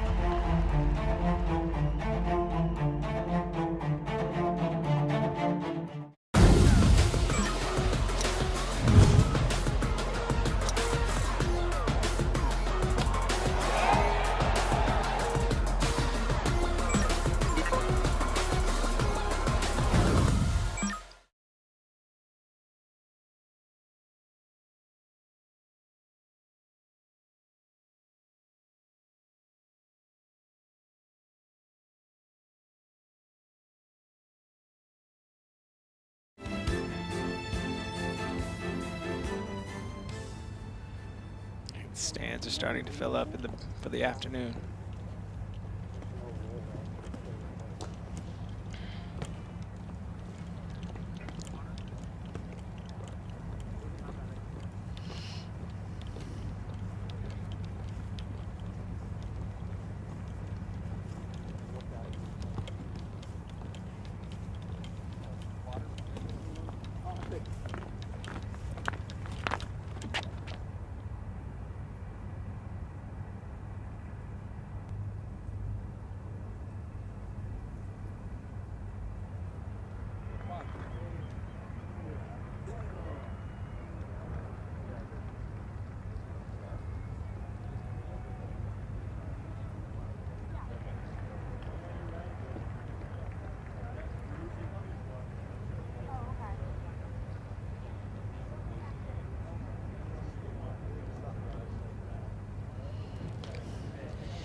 Okay, both balls finding the fairway here on the par 4 15th. Is Lowry and Straka in total command right now. And we see where these balls ended up, and it's going to be the Europeans that will hit first. Yeah, they're a little further back than I thought maybe they would be. 221 for the Euros, 214 for Fowler and Morikawa. Whole location's in that back right corner, so a nice little baby fade, probably a 5-iron shot, something like that coming in. And Straka did hit a 3-wood. It is Morikawa that hit a driver, so kind of a little bit of pre-vit defense for the European duo right now. That's a luxury you can afford when Yeah. you get ahead the way they have. It really totally changes your whole mindset and your thought process and your strategy. See the olive trees in the background there. 220 covers a good number. That's kind of a couple of yards left of the flag. Absolutely, that was the number I had in my head. Kind of like a drill 4-iron, isn't it? Yeah, I like that. Oh, going to be a 4-iron, it sounds like. I was coming down left, but we're only one club off. No, on your angle. That, I just seen Victor hit that bunker shot. It's not the end of the world. Huh? He's probably trying to drift off that big flag, eh? Yeah. Don't usually see sweat on player shirts at the Ryder Cup. Usually you see sweaters, actually. True. Let me just say 25. Beautiful weather out here. 34 back edge, like on that flag. Like I'm not doing that. It's a bit more. I think I actually don't think. I think the shot is like just drill off the flag and hopefully just move away from that. Yeah, I like that shot. Yeah. Okay. He's used the word drill twice. He's going to try and drill a 4-iron, which would be a lower trajectory. It's an uphill shot. And try to get it to kind of scoot back to the whole location that's in the right. I don't think he wants to flirt with the right side here, Todd. Go.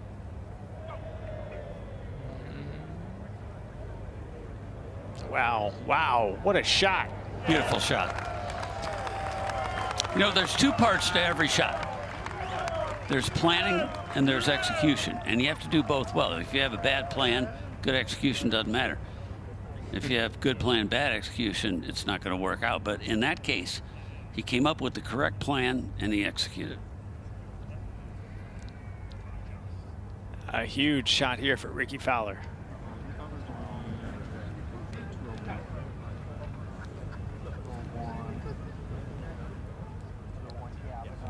Okay, yeah, we're on the same page. I like this one. Yeah, that's it. I love it.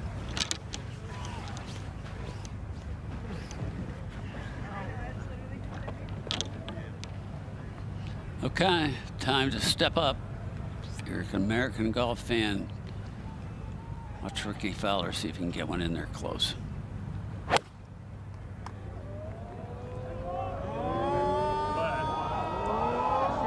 Nope, got it close to the green, and that was about it. Yeah, so a tough go for Ricky Fowler as the Americans try to stay alive.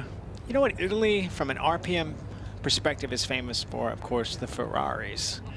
But besides four wheels, there are two wheels. They're not scooters, they're not cycles, they are Vespas. You're riding on the back of a Vespa.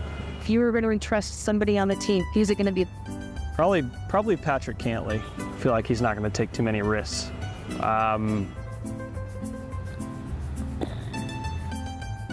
I'd let Xander drive. I wouldn't even trust myself with that.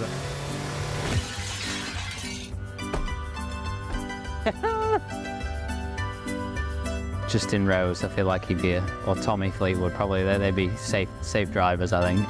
I was going to say Tommy. Fairway Jesus, he looks very responsible. Tommy Fleetwood. And I was the choice. Wow. We need some weight distribution, right? So I don't know if he can be somebody as heavy as me or not. If that was the case, only Shane Lowry could be doing my best spot.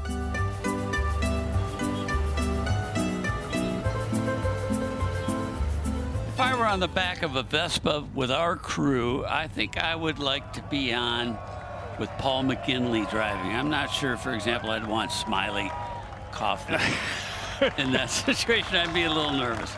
Well, I'm sitting beside the guy who I'd want to drive.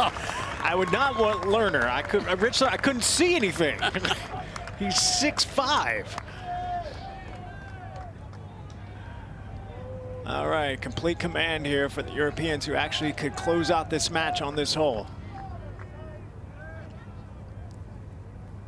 And you see the crowds building. Really do kind of like the amphitheater aspects for certain holes here at Marco Simone. Yeah, they get to watch a bunker shot from the Americans, which is what most of them wanted to see. But, man, Ricky Fowler did not get the ball on the green in that situation. Pretty bad, pretty poor.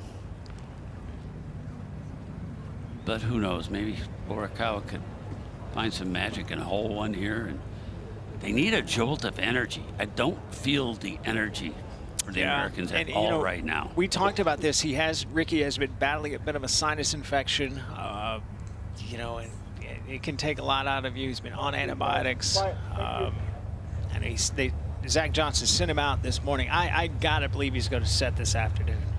Has not played really, really well.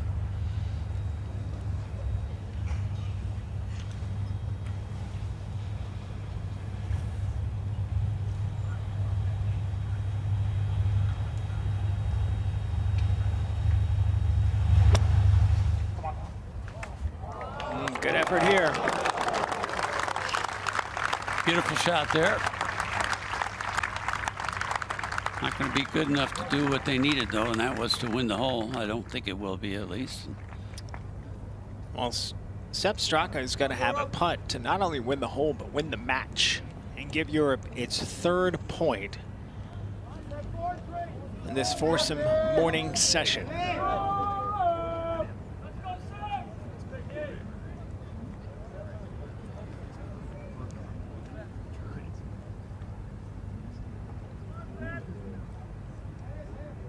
I had a chance to talk to Sepp about playing for Team Europe.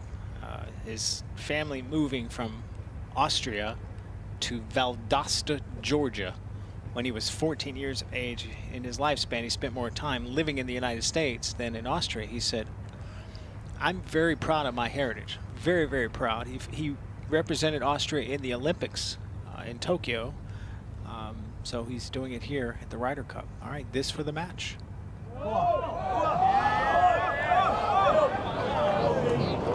Not the greatest of efforts. Why the center of Georgia? Did Dad have a job there? Got a job. And if you talk to Sepp, he's got a little bit of a, well, not a little bit, quite a bit of a Southern accent. And he likes barbecue and biscuits and, you know, gravy. All that. Yeah, I wouldn't imagine they'd have a lot of Wiener Schnitzel in Valdosta. I don't know good Austrian food, but I'm assuming it's something like that. This is for the United States team to stay alive in this match.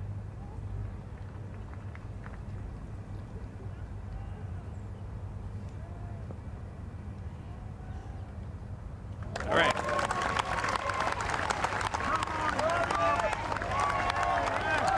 They're working too hard, though. You can just see, this feels like the Americans are working too hard.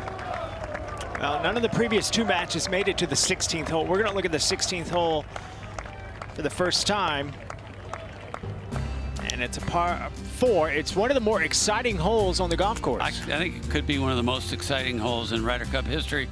You see, it's a par 4, drivable par 4. Almost nobody is going to lay up. You can forget those numbers there. 184 to the bunker on the left might be an issue for me.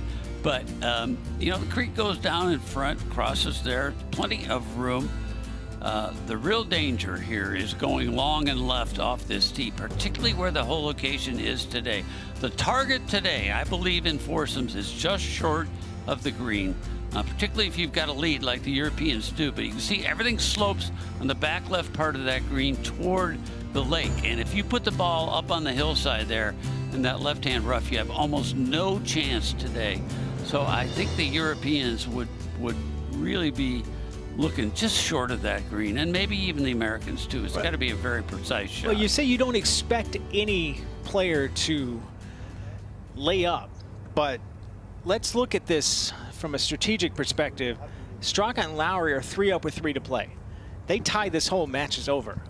Don't put water in the conversation. Do you hit an iron here, hit your second on, and force the guys on the American team to make 3? I guess not. He's got driver. It's or 3-wood. It's just not the mentality of today's modern player. Yeah. That's one of the biggest changes we've seen in the game in our careers, Todd, as you've watched it through the years too. just now have the mentality of hitting it almost as far as you can every time and find it. So laying up, they're not just used to it. You get a good sense of just how big the crowds are here. Look around you. Oh, that is a terrible shot. That's what yeah, see, oh, it's right up the lake. I never would have dreamt you would actually see a ball go right up that lake. That's a heck of a break. He's going to be okay. I mean, I don't know if he has any temporary movable obstruction that is an issue, but I think he's going to have a clear shot. That looked like a 10 handicapper slice. Big slice. Rolf, a 10 handicap is present here. All right, Ricky, see if you can hit one here. Keep this thing going a little bit. This looks like a good shot. Yeah, pretty much what I expected. That was the area that I thought they were going to be aiming for.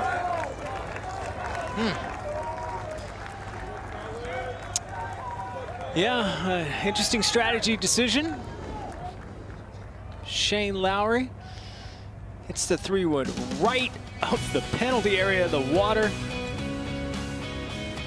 Maybe a break though. What is it about this game we love so much is that it can never be perfected? It's the community you build. So that I can practice anywhere.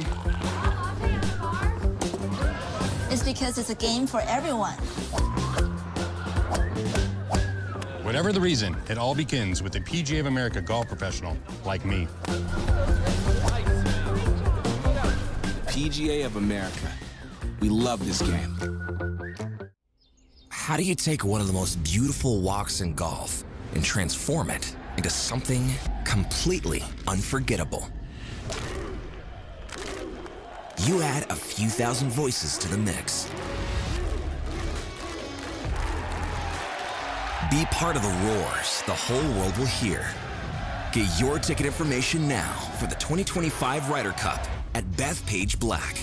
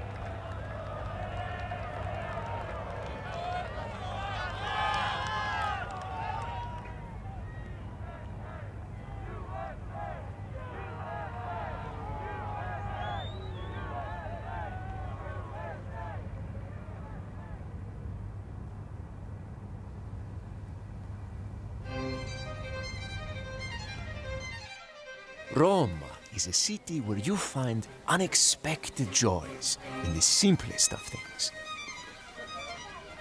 From the markets in the city center to the surrounding rolling hills. A feast for the senses around every corner. A feeling you can't get anywhere else in the world.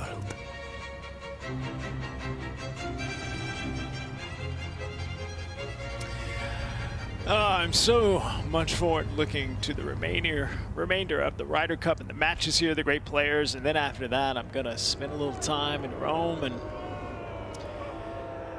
probably eat my weight in bread and pasta. It's not a good thing, I know. Think about this place is you can go anywhere and get a great meal. It seems like everybody knows how to cook. I mean, you cannot get a bad meal. Yeah, this would be a bad place to have a Domino's franchise. Yes.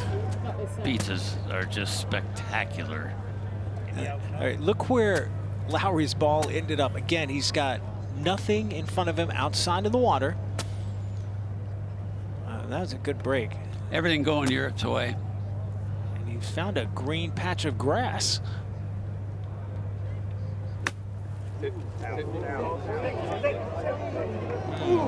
was a little click to that one, and that now is the area that I said you cannot drive it. But they're there in 2 shots, so the Americans in great shape. Other than the fact that they're 3 down. Right. But better off than had they taken a penalty. I think Shane's a little embarrassed by that tee shot that he hit there.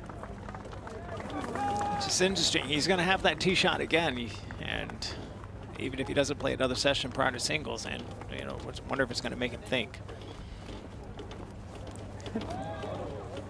Yeah, I don't see how you can't. If you're Luke Donald, you're looking at what's happened this morning, and you would come close to repeating it tomorrow morning. He has to be thinking that far ahead already now, because he is ahead in this Ryder Cup. And I would think he's already in his mind saying, you know what, I'm putting Lowry and Straka back out there tomorrow morning. So Shane will have that same shot.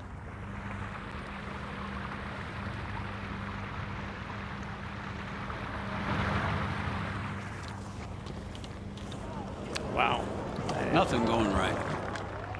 It's creeping a little. Okay. Yeah. Expecting a little better. Again, you're giving hope to the Europeans that they're never out of this. I mean, they get up and down, and Fowler misses that putt, and he hasn't made a lot today. Although he had that big bomb he made on 13. I'm wondering where the rest of the Americans are right now. You know, you've got 4 players who got beat early on, and I suspect they're out here somewhere. But I'd love to see a little bit of, come on, America, let's go. There you see 2 of the vice captains. The vice captain. Stuart Sink and Steve Stricker, who, of course, was the last captain for the United States team in Whistling Straits. But I'd like to see Scheffler. Maybe he's back there with Schauffele and Cantley, and they're putting all their eggs in trying to get that match turned around there. But this one could still turn. This thing's not over yet. It's unlikely, but it's not over yet. Yeah, the final match of McIlroy and Fleetwood against Schauffele and Cantlay, 1 up for the European duo of Rory and Tommy. They're trying to get at least a half point. Get something on the board. If they go down 4-0, it's going to be really demoralizing. Shane Lowry's pretty good with this club right here. He is going to have to muster every bit of talent he's got if he's going to get this one close. The lie does not look that bad.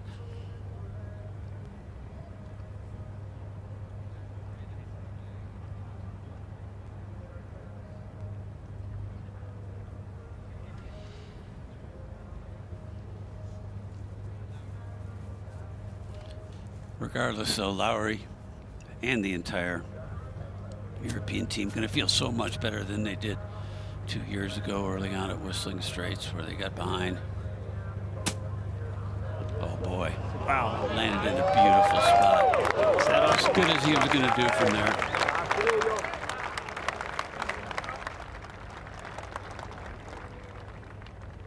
All right, so that's going to leave Straka with an attempt for par. And then Fowler, if he makes, Fowler will have to make his to continue the match.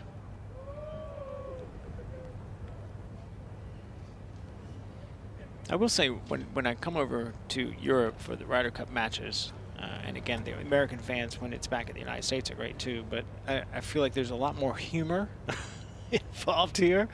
Not only in the way they dress, but as we talked about earlier in this match, the chants they have, the fact that they engage the European players, it's quite fascinating. You know, the Americans tend to get a label, Todd, of not caring as much about the Ryder Cup. And I could make an argument that sometimes I think they care too much. Yeah. And I see them tighten up a little bit more than the Europeans. You make a good point there.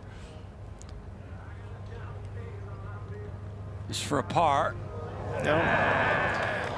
So they'll consent there, yeah. America wins the hole. So now 2 down with 2 to play. You don't want to follow up on that because it's interesting. All this week, I've had the opportunity, the European Ryder Cup team, every player has been made available to me for a one-on-one interview. I've talked to every one of them. Luke Donald, through social media, took the audience inside the European team room. Conversely, the United States, that team room has been shut off. We have seen nothing out of there. Yesterday, after the announcement of the pairings for this foursome section, European players were made available to the media. Had a chance to talk to several of them. And no Americans were made available. So yeah, it's interesting. It's very interesting. All right, let's take a look at the 17th hole, the par 3. Yeah, another pretty short par 3 here down the hill. Little creek down the left-hand side, but really shouldn't come into play, particularly where the whole location is today. It's kind of on the 1 yard line, right over in the corner hash mark over there. So it's a precise shot that's needed down the hill. Everything tends to slope to the left here pretty severely. There's the whole location from behind. You've got a 2-up lead. You'd like to get it on the front part of the green, maybe 15, 20 feet left of the hole. If you're the Americans, you have got to put it in there close, period. And Morikawa, who is second on the PGA Tour in strokes gained approach, will be hitting this tee shot.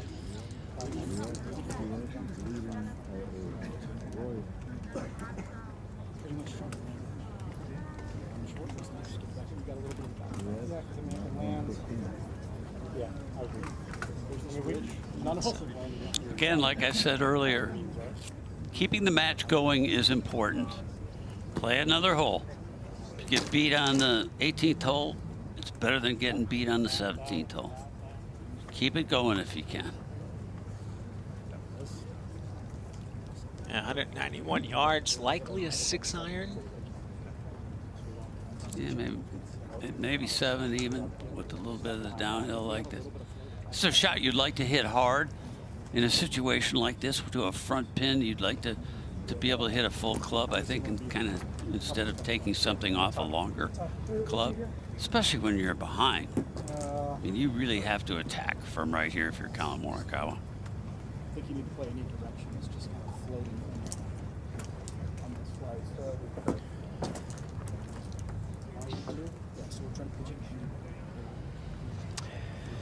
Yeah, I mean, give credit to the United States duo of Fowler and Morikawa. I mean, they've made 3 birdies. Again, this is alternate shot. It's not easy to do. 3 birdies in their last 5 holes. So they have had a little bit of fight. They were 4 down at the turn. They've made it to 16. It's not like I got to get it up. So, you know, even if you lose this match, you can look at the positives and say, hey, we did fight back a bit. We didn't just throw in the towel.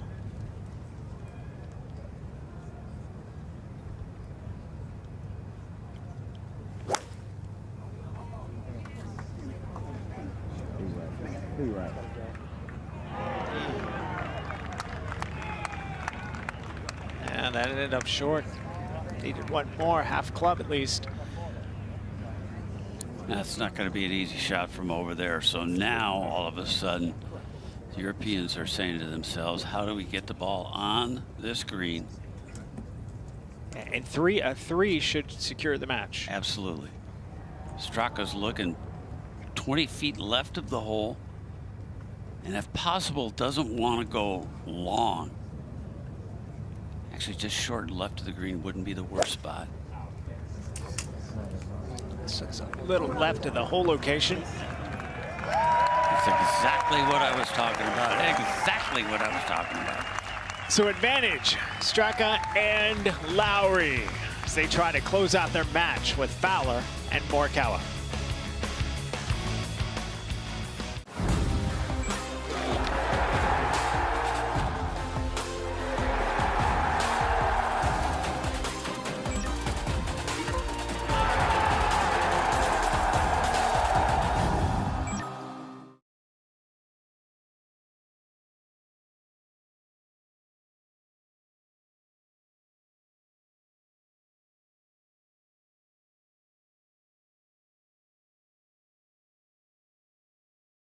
What is it about this game we love so much? Is that it can never be perfected.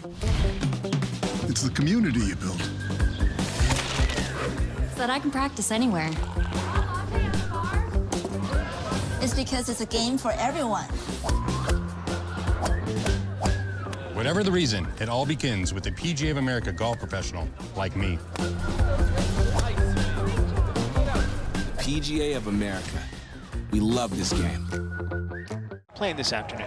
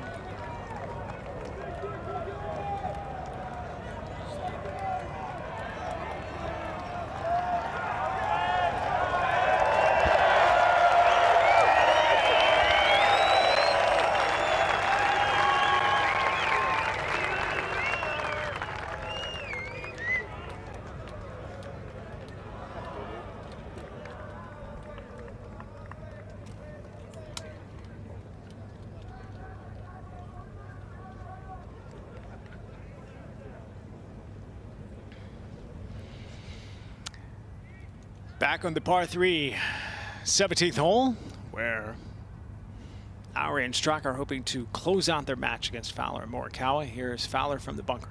Got to make it.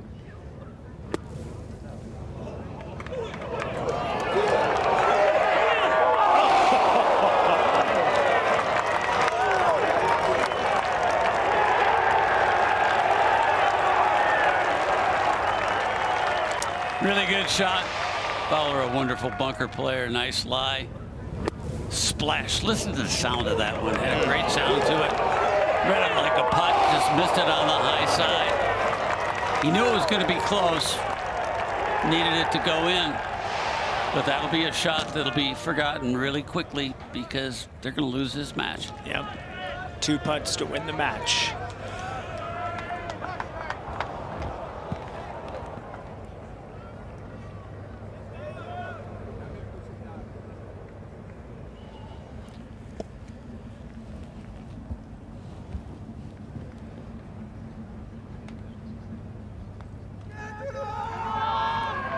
That's got to go. Well, that was dragging an anchor. That was woeful.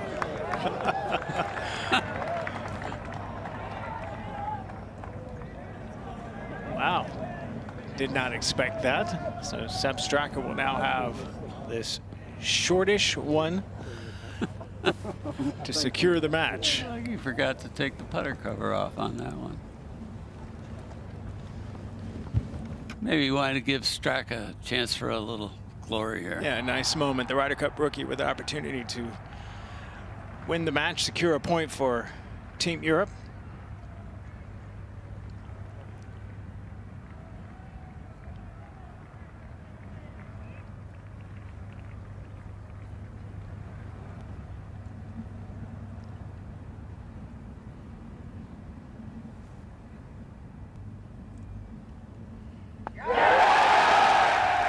And it is Shane Lowry and Sepp Straka putting another point on the board for the European Ryder Cup team as they are blitzing the Americans so far.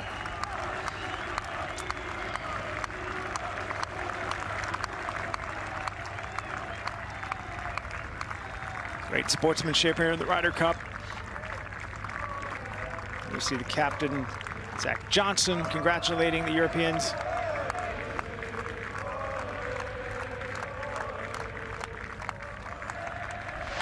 And once again, Sepp Straka securing the point for Team Europe.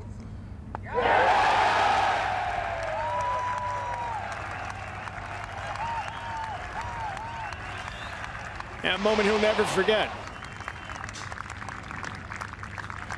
And there you see his caddy, Dwayne Bach, hugging Shane Lowry.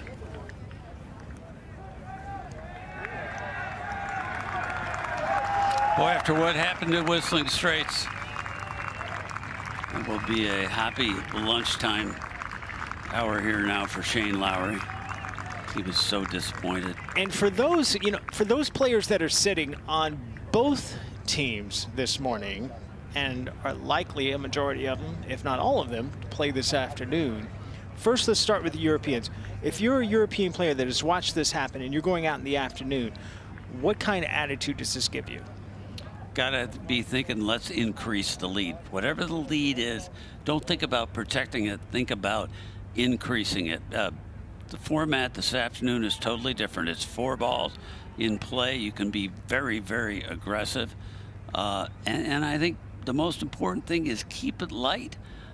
Don't let something like this change the way you're going about this Ryder Cup. Go out there and have some fun still this afternoon, because clearly they're having fun, the Euros. As for the Americans? Boy, they got to be thinking a little more desperately, and I would say load up your lineup. Forget about somebody sitting and not playing.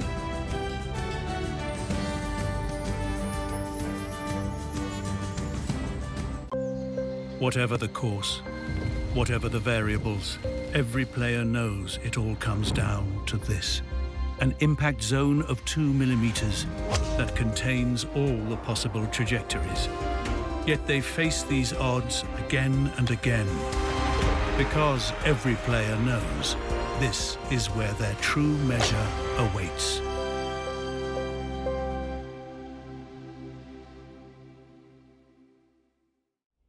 How do you take one of the most beautiful walks in golf and transform it into something completely unforgettable?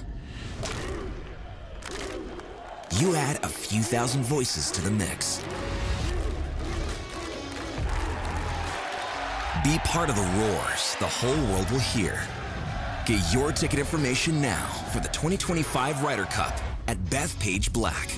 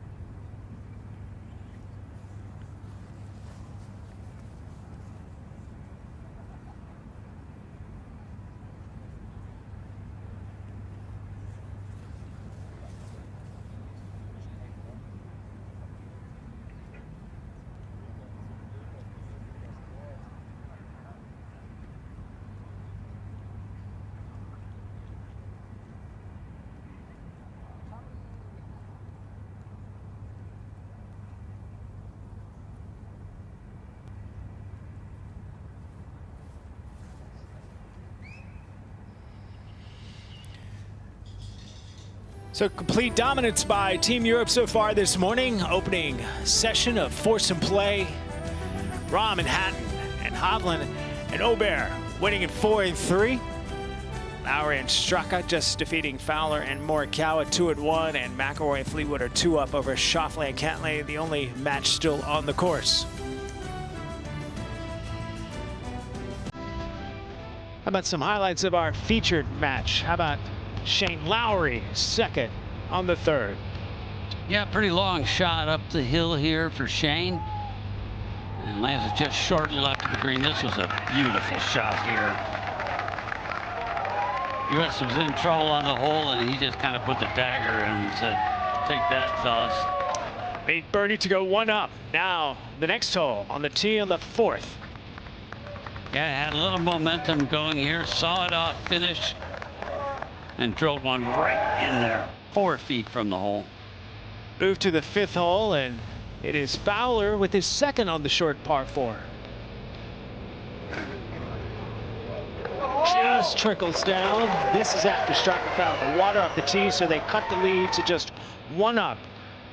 But on the 8th hole, Straka hit his second shot here on the par 4. And pretty quickly there was a concession there. It's US teammate bogey actually, so now they are 3 up over Fowler and Morikawa. Move to the 9th hole, the par 5. This was a big moment in the match. Yeah, this really was what I would call a sort of flip-flop, the essence of match play. Looked forever like the Europeans were going to lose this hole. Maybe at worst come out with a tie, the Americans. Yeah. Makes birdie there. Morikawa and Fowler reached the green, had a long eagle putt, and they 3-putt, and it's those two right there winning the hole. They're 4 up at the turn. Fowler did make a great putt here to help out the Americans, give some hope to them. Yeah, I thought this might be a little jolt of energy, Todd, right there to get the 2 down. Within reach, but then just couldn't. And Straka missing here on 16. And so the Americans were 2 up still with 3 to play.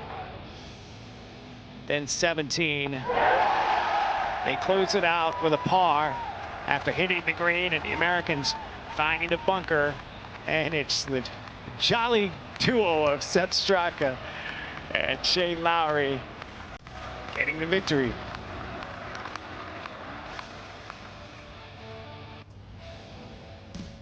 And you take a look at the overall leaderboard, and we concentrated again on that Lowry, Straka, Fowler, Morikawa match. Was this a matter of Lowry and Straka just playing well, or maybe Fowler and Morikawa not playing well? Yeah, I thought Lowry and Straka played okay. I wouldn't say great. They played pretty good.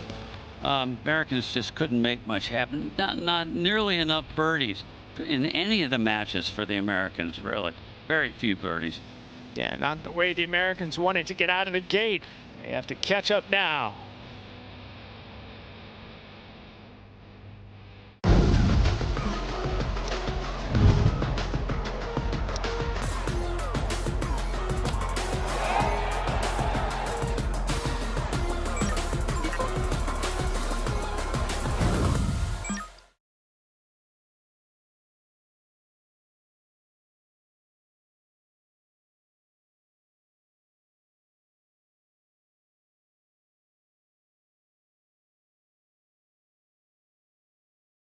What is it about this game we love so much is that it can never be perfected? It's the community you build. So that I can practice anywhere. It's because it's a game for everyone. Whatever the reason, it all begins with a PGA of America golf professional like me. PGA of America. We love this game. On this opening session.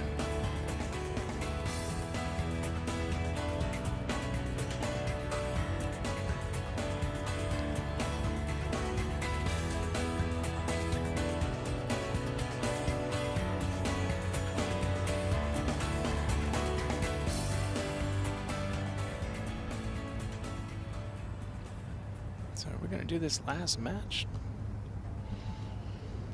He didn't know the last I heard.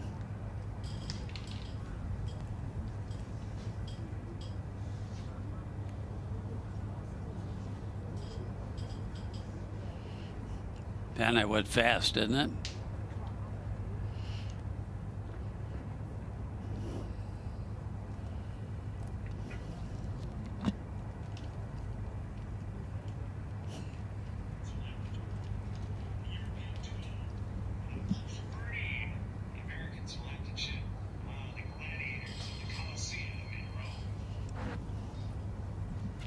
Who are you in here with this afternoon? Nobody.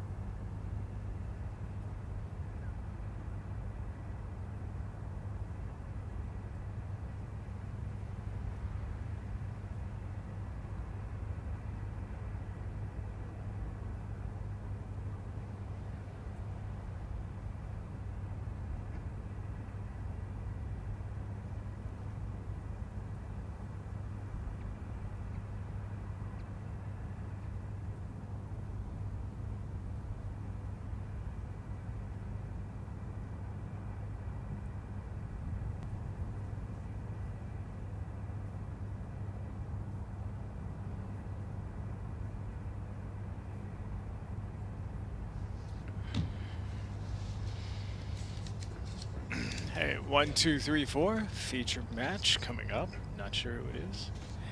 That's morning. Okay. Yes.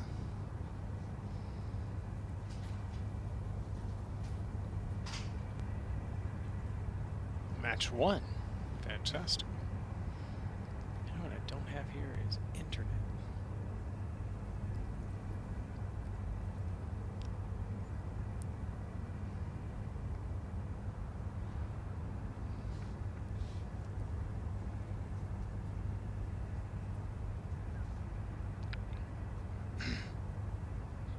Okay, perfect.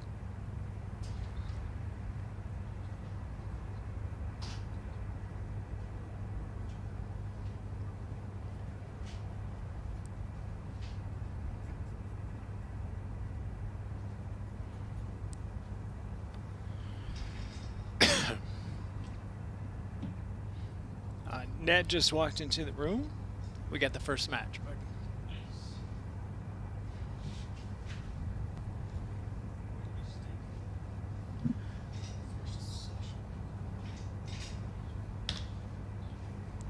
okay. Yeah, PGA of America welcomes you to the 44th playing of Ryder Cup.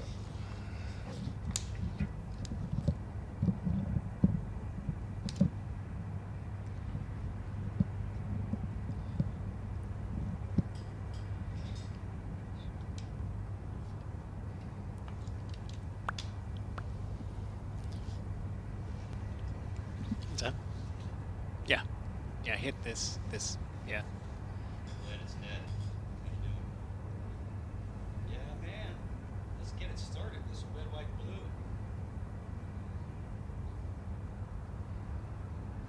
Yes, sir. Huge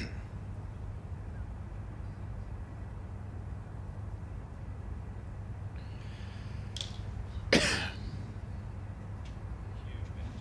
Awesome. Is there anybody on the ground? Okay. Awesome. Jesus.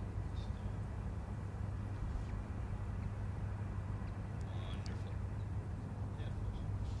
Happy. Thanks for asking.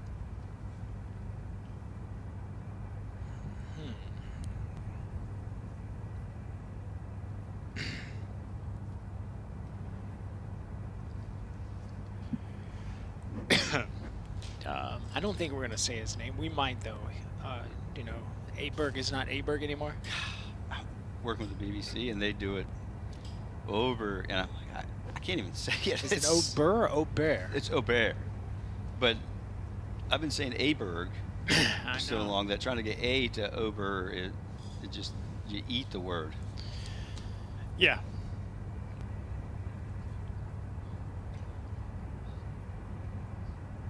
Okay.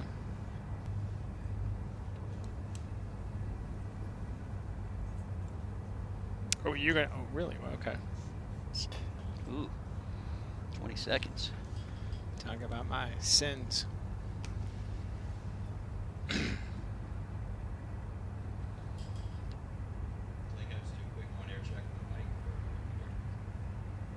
Just 1, 2, 3, 4, 5, 6, 7, 8. Yeah, can you hear me here? 1, 2, 3, 4. Can't really. Yeah, there we go. All right, great, thanks. You know, we still don't have here is Wi-Fi. Don't really know why.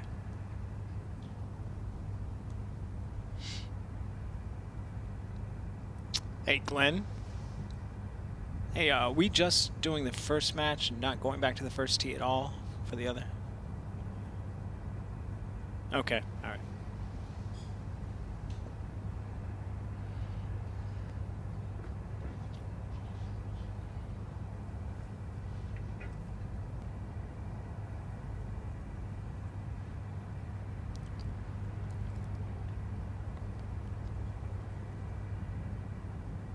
Okay. Yep.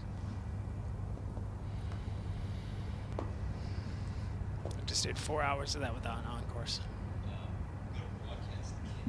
Say again? Yeah. Oh, you got something? Perfect. Broadcast K? I don't have it. Okay. No, it should not. No. Yeah. Oh, here it is. I got it here. Sorry.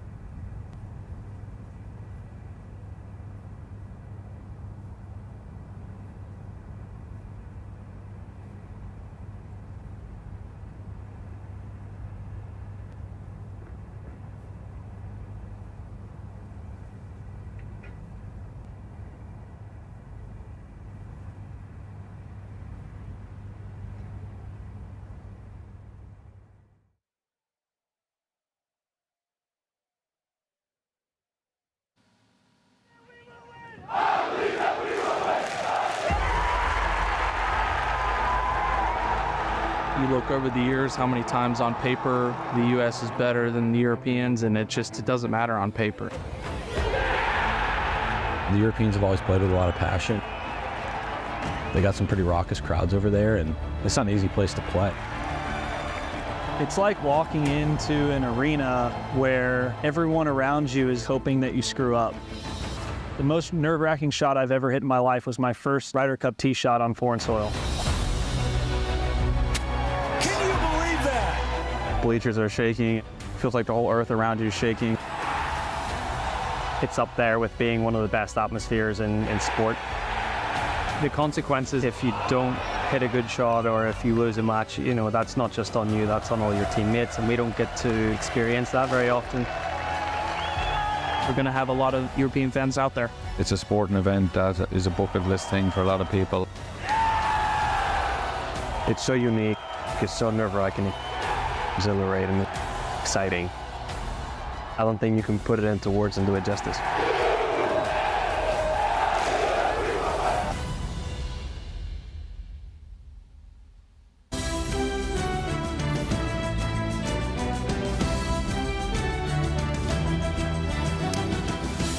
The PGA of America welcomes you to the 44th playing of the Ryder Cup from Marco Simone Golf and Country Club in Rome, Italy. And we are just outside the city of Rome. Marco Simone Golf and Country Club, about 11 miles from Vatican City.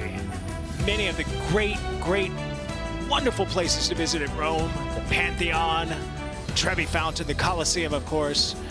But as we pull out, about a 35-minute drive with no traffic, you find Marco Simone, where this morning in foursome play, it was a whitewash by the Europeans, winning all 4 matches. They lead 4-0 heading into afternoon 4 ball. I'm Todd Lewis, proud to be sitting beside Ned Michaels as we are about to commence our 4-ball action, which is best ball.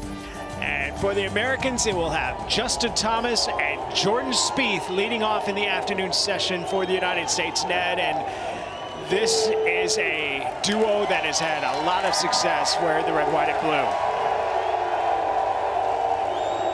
They better have it this afternoon. They are 4 and 2 together, are Spieth and Thomas. That is Captain Luke Donald coming out. Very happy with the way his guys performed this morning. And that is that electric first tee, 5,000 strong. Cheering for their country, their continent. And there is Victor Hovland. Him and Aubert this morning, 4 and 3 winners over Harman and Homa. He'll be teeing up with Terrell Hatton, also winning this morning, teaming up with John Rahm to get the victory over Scheffler and Burns. So this looks to be a stellar match that will set some tone for afternoon play. Absolutely, a statement match for the American side. 4-0 is a historic morning for the Europeans, the first time that they ever swept in the foursomes. It's all about momentum. We saw it last week, the Solheim Cup. Yeah, and it's interesting with Thomas and Spieth too, because I mean they are considered leaders in that team room for the United States. They did not play this morning. The energy that they will have to have this afternoon, they understand the importance of. I mean, they're not one American team led in any match this morning. If they just get out, get ahead, try to inspire the players behind them on the U.S. side, and see if they can put some red up on the board. The thing that was so concerning this morning is the Americans were clumsy in their play. We saw Sam Burns hit uncharacteristically poor shots. Same with Scotty Scheffler. Down the list, you can go with Homa missing short putts and Xander the same. Yeah, do not want to discredit the fact that Rahm and Hatton played beautifully this morning. But you're right, the Americans just did not have it in the morning foursome play. Alternate shot. Will that change here this afternoon in the best ball or the 4-ball play as we know it here in the Ryder Cup? Time to go down to the first tee. The action about to start in afternoon play as the United States tries to get on the board.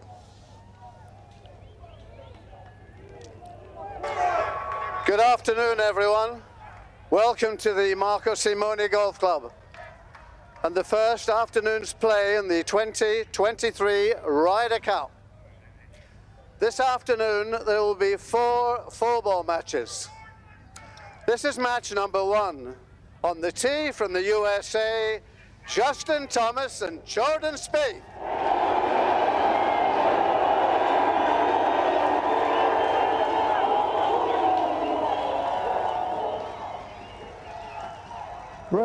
Representing Europe, Victor Hovland and Tyrrell Hatton.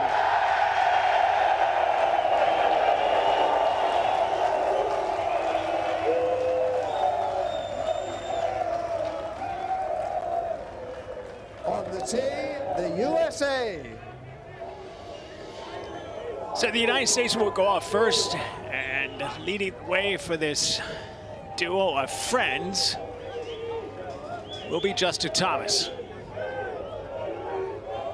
Some question as to whether or not he should be even on this team. I asked him if he's using those critical comments as motivation or fuel this week. He said absolutely not. He feels very welcomed on this team. He feels like he belongs on this team. And now it's time to step up when his teammates need him.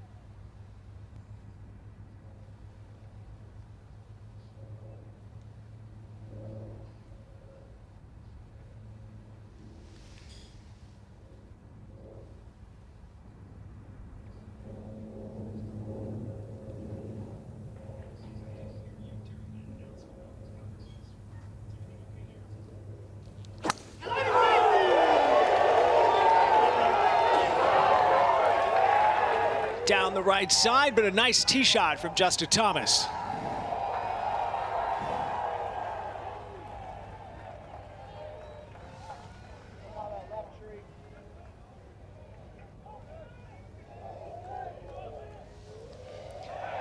Now Jordan Spieth.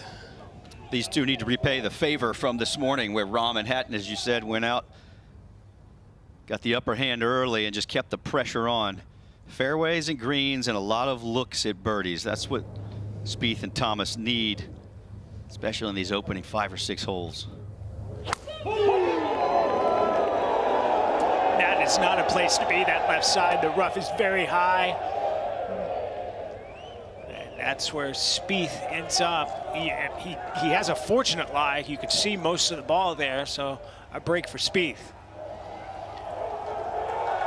Now Victor Hovland. On the tee, Europe.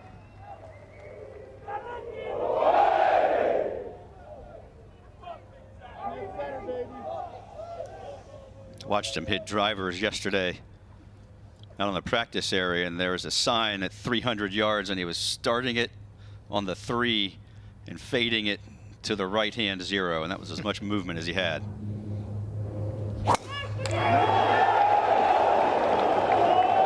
This is left as well, challenging that deep rough. That is not a good place to be. Ball disappears.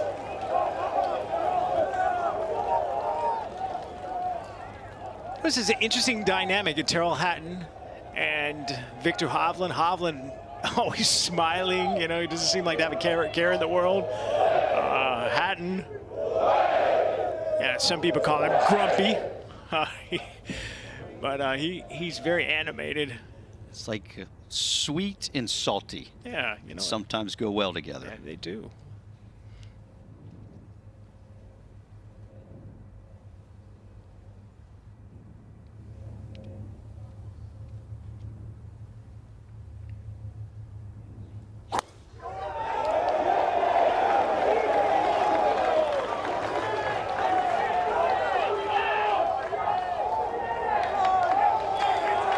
So they're off and running in the first match. Only one player of these four in the fairway. That is Justin Thomas.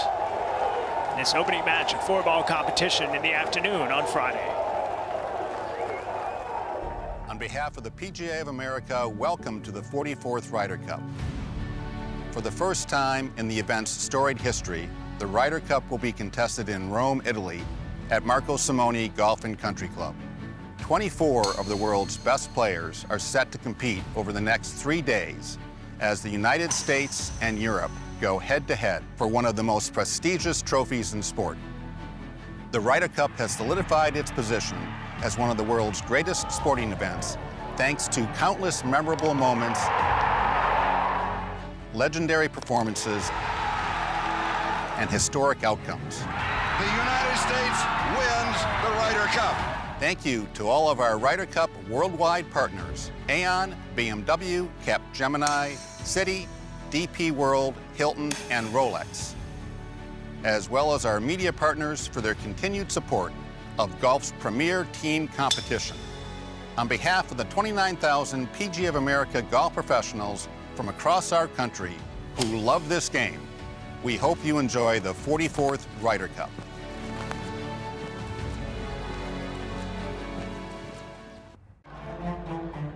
Two teams, two captains leading the greatest champions from both sides of the Atlantic. But here, individual excellence cannot secure the end result. What will make the difference is channeling one's special talent for the greater achievement of the team and the values of golf itself. Welcome to the Ryder Cup.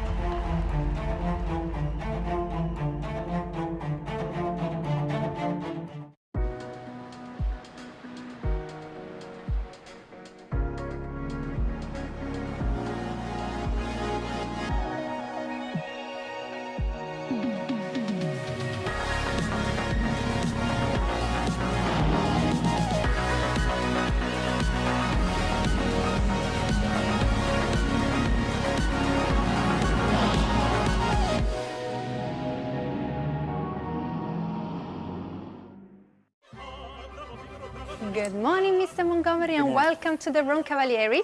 This is your room key. Do not hesitate to ask if you need anything else. Well, thank you. It's actually Director Montgomery, and I'll find my way. Thank you very much. Enjoy your stay with us. The buckwheat husk pillow, as requested. Oh, Tommy will be happy. Very important, I feel, to keep both teams happy. Every drive, every approach, every putt, every thrill, every spill, every emotion, every experience, every dream is proudly delivered by DP World. Smart logistics to a T.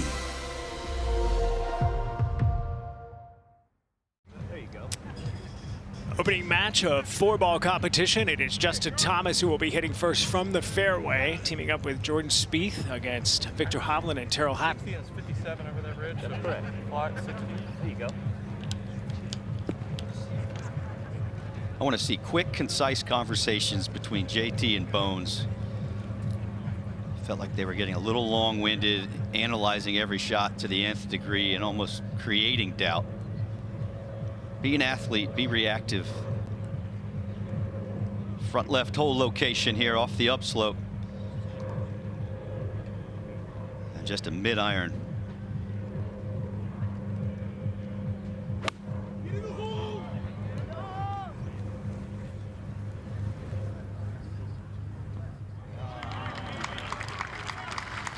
Hey, nice shot, pin high, a little right, but considering the conditions of his opponents, not a bad shot at all.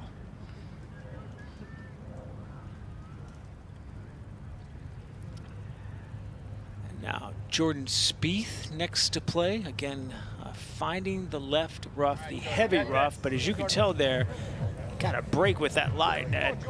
Good news is you're right, he can see it. Mostly down. Yeah, I think play it probably 45. Comes out normal, would be good. Yep. But it's got a couple of those fescue firecrackers right behind it. He said if it comes out normal, that'd be good, but that'd be hard to think it's not gonna jump, Todd. Oh,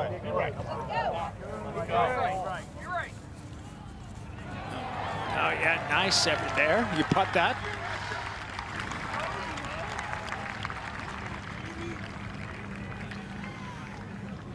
So the Americans in good shape on the first.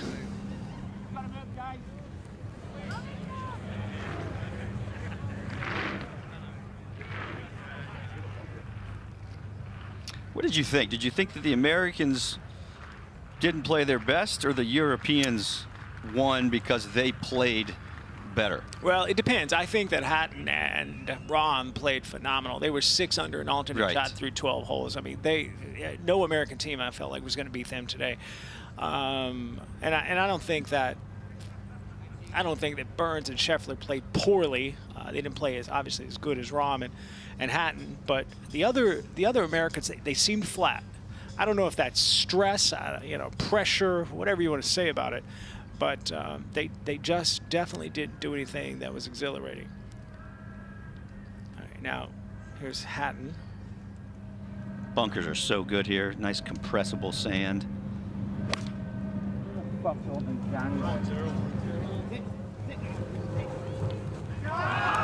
Oh, wow.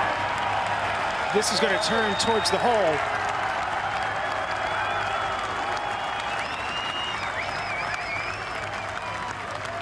That takes a ton of pressure off Hovland, who, as you can tell, there is in a nasty spot. Not sure. Looks like he's getting a drop or took one.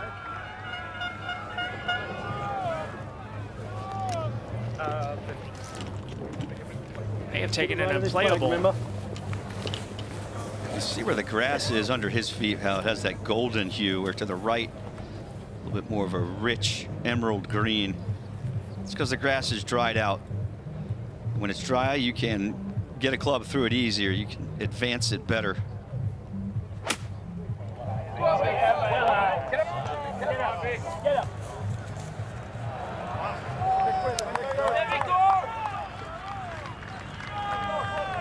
Yeah, that's expected out of this. I mean, there's 3 cuts here. There's a minimal cut, a set cut that you can still control the spin out of. There's a second cut that is really challenging, like you would see at a major championship. And then there's that cut that Hovland hit out of, where you're just hoping to hack it out. All right, take a look at this first hole, 429 yards uphill, and you mentioned that front left hole location. Yeah, and the bunkers, as we saw from Terrell Hatton's shot, not all that punishing. They're shallow, and the lip is not much of a concern. Find the fairway, you're rewarded with just that mid or even short iron, depending on what you hit off of the tee. And if you hit a good one here, you're rewarded because there are 3 or 4 different shelves. But if you miss the front porch, it's all kinds of a difficult up and down. All right, so Hovland is going to be first to play, and try to knock this in. That's about the only thing he could do to help his partner. That's going to be one heck of a challenge. I spent quite a bit of time earlier in the week with Joe Mayo, Victor's new coach, talking to him about the short game and what they were working on. And well, Hovland actually chipped in on the first hole here for birdie in the morning match. That's right. And he nearly did it again a couple holes later. So his short game has really improved. Joe Mayo has really helped him out a lot. He almost holed out the closing bunker shot as well over on 15 for their match. So just watch his upper body here when if we get that up close view, he'll almost lean into the shot as he's taking it back. Creates a little bit steeper angle of attack. Doesn't mean he's going to take a divot, it just means he's used the bounce better. Look how far right he's aiming. What do you got? What do you got?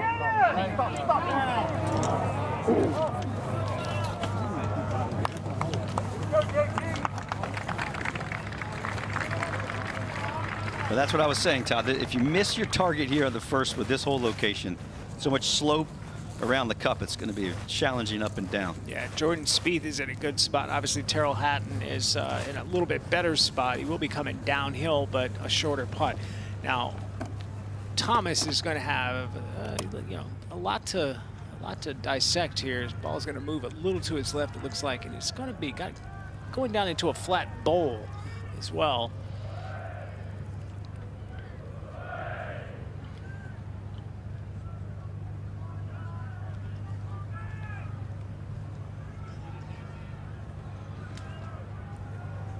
Thomas really been trying to improve his putting. No longer works with John Graham, who coached him for a while. Trying to own his own swing and own his own putting stroke as well. I like that. It just looked like he was getting so technical with his putting and taking so long to get into his address position.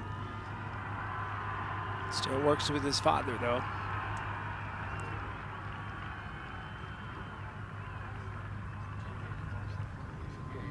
Settled.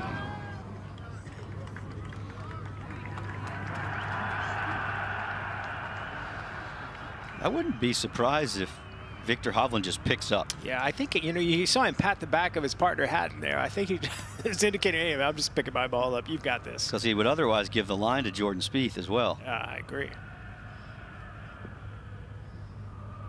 Well, maybe not. Maybe he's just going to say, I'm going to putt this. Huh. Curious.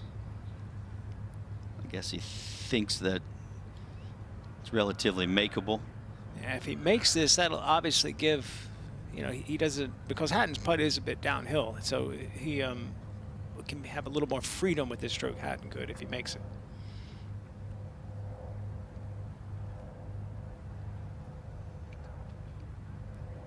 Hard to tell from this angle if he's into the grain or not. We'll see if it bobbles the first couple of feet.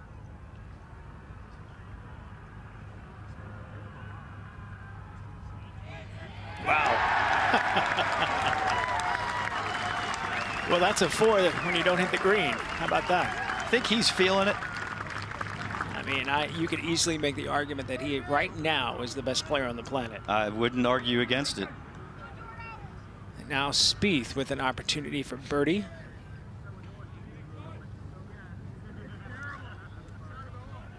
But watching Hovland's, what that does for Jordan Spieth is now he has confidence that the ball is going to roll. It's going to stay tight to the ground. Sure. Victor didn't bounce at all. So now he has in his mind just a little bit better gauge on the speed.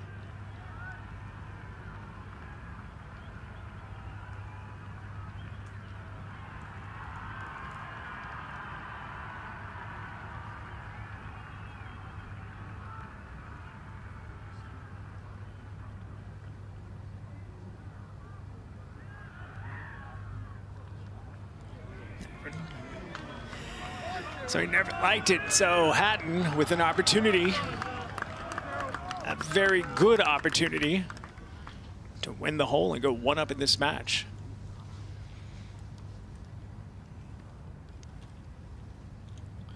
I wonder what the predictions were after the tee shots had come to rest on who was going to win the hole. Yeah, seriously.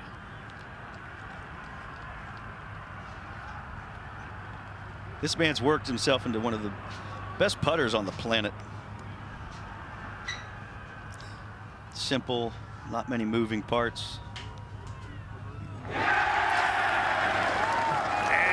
the Europeans are still, they have never trailed in a match. And Hatton with that birdie puts him in Hovland 1-up over Thomas and Spieth as they make their way to the second. There's no way they play that hole 1 under after their tee shots. There's just no way.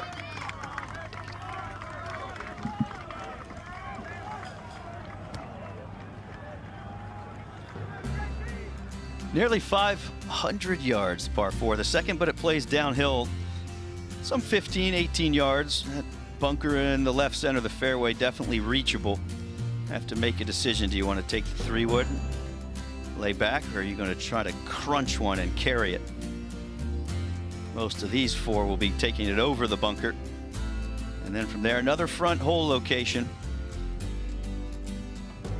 A little bit of a saddle that sits just short of the green. If you come up a few paces shy of the flag, it'll chase back down and be left with a tricky shot. That front left bunker is just fine, especially on the upslope. This is a birdie opportunity.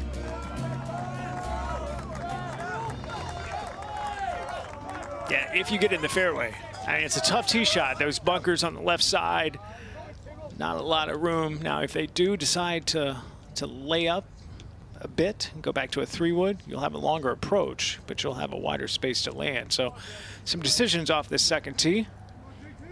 But it's the Europeans that will hit first. You might have Tyrrell lay back.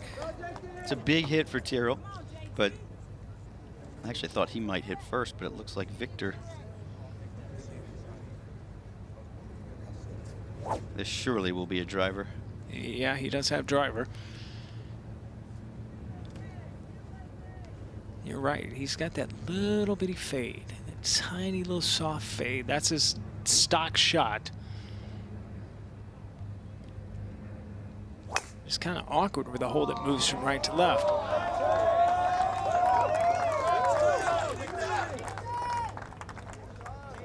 But finding the fairway, he'll curl back a little more towards the center. Great shot by Hovland.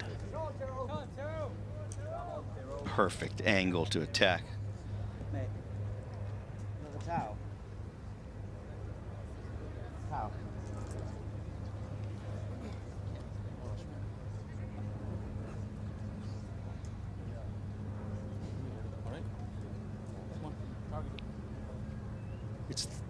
It's one of the hottest 85 degrees that I've experienced. It just has, the sun has such a hard sting in it. Better have packed your sunscreen. Like a good Roman espresso in the morning, a smack to your face. Need a couple of those on the 5 a.m. bus, don't you? You do, you do.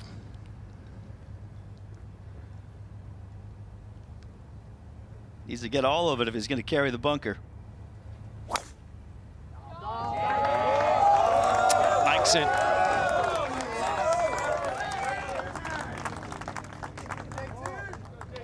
Just going to go around the bunker. How about that? Yeah. So 2 fairway shots off the tee for the Europeans. Now Thomas trying to answer.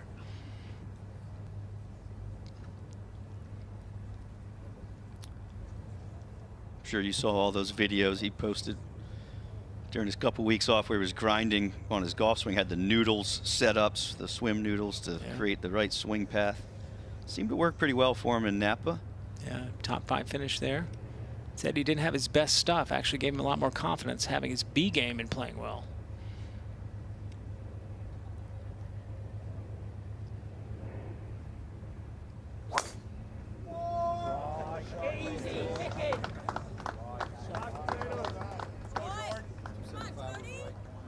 And then also finding the fairway, clearing that bunker. Close to a 300-yard carry.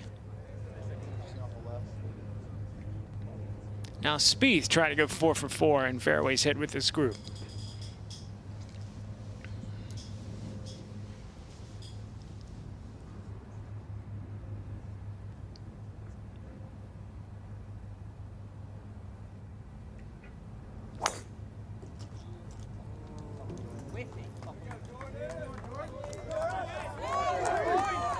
This one is left. It's gonna, I think it's okay there up against that second cut.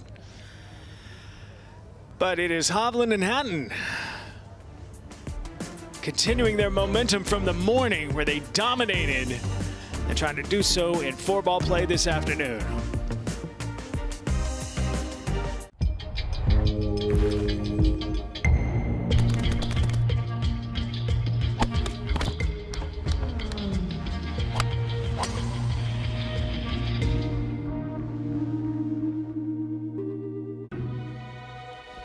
We're not writers, but we help you shape your financial story. We're not an airline, but our network connects global businesses across nearly 160 markets. We're not a startup, but our innovation labs use new technologies to help keep your information secure. We're not architects, but we help build stronger communities. We're not just any bank, we are Citi. You don't have to worry about it. Your body posture doesn't even matter. The key is to give it a natural swing. And you're in.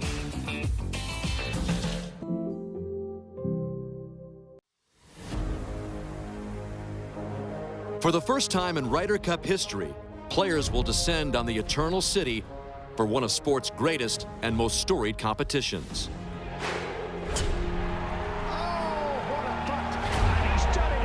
The decisions made here will make history. United States of America have won the 43rd. Once again, Europe have won the Ryder Cup. Inspired by the historic 1969 concession, the Nicholas Jacklin Award presented by Aon will recognize one outstanding player who embodies the true spirit of the Ryder Cup and makes better decisions on and off the course.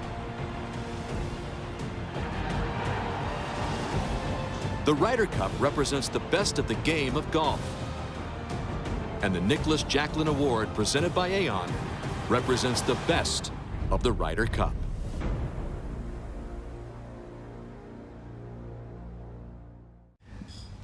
Blue on the board once again, as it has been all day for Team Europe. The Americans have yet to lead in any match. And right now it is Hovland and Hatton on top of Thomas and Spieth after the first hole. And there you see where the ball's landed on this difficult driving hole. Spieth missing the fairway, but in what looks to be that first cut. And we take a look at Jordan Spieth hitting his second, as you can tell there, from an elevated position down to the green. You know, as much as Justin Thomas and Jordan Spieth passionately love the Ryder Cup, I gotta believe it was tough on them this morning to sit and watch. No doubt about it. You're a competitor. You want to be out there. You want to be representing your country, representing your team. Especially when you saw all the blue on the board. Sure. Now they have an opportunity as first out, and this was by design for Zach Johnson. Get the guys out that haven't played this morning, that are energetic, that have experience. The last time they played together at the President's Cup at Quail Hollow in Charlotte, they were a dominant force. But they're one down.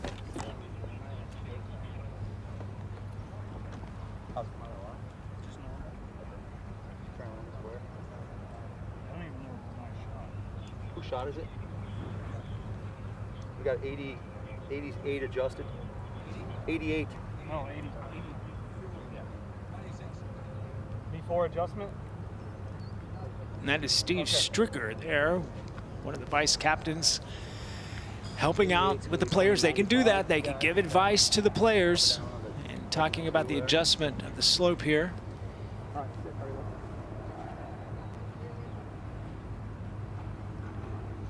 You're walking right into a buzzsaw from this range. It just depends on how squirrely this little lie is up against the curb here. It looks like it shouldn't be a factor. Should be some type of punchy draw out to the television tower. There it was. Oh, that was beautiful. Oh, got a nice kick. Is it going to stay there? Could go back. All right, it hangs up. That's a nice shot by Spieth.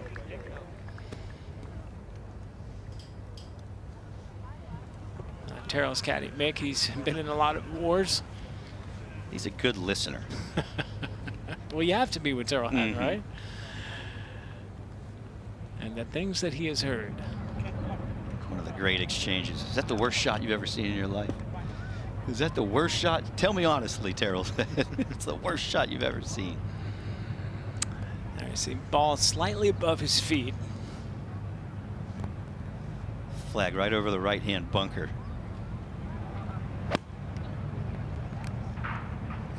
Pretty much right there, Todd.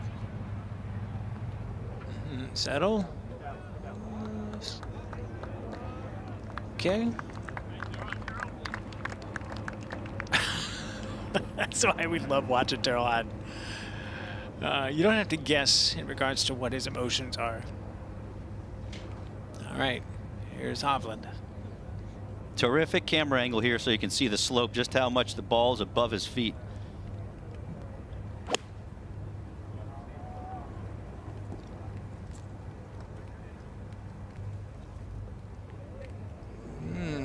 It's going to be tricky up against the collar there. That second cut.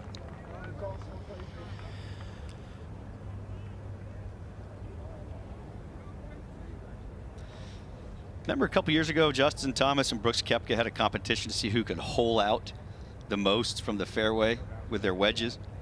And he had stamped on the back of his wedges radar and something like Koepka's money or something along those lines. Well, this is not a wedge, but a hole out would be great for That's exactly Team right. USA. Trying to harness some of that proximity. Needs a good one.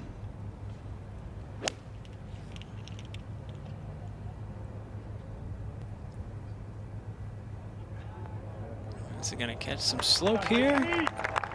Oh, just a foot or two left. And that would have been a great shot. All right, Team USA with a little bit of advantage here on the second as they try to square up this match.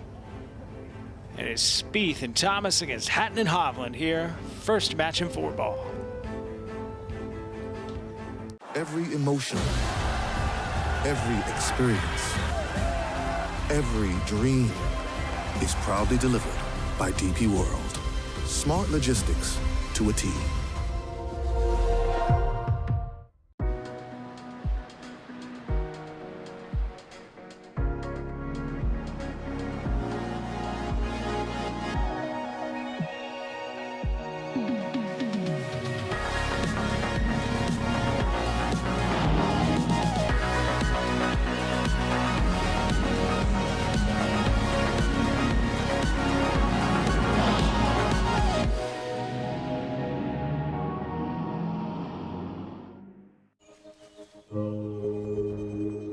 Has the game of golf really changed?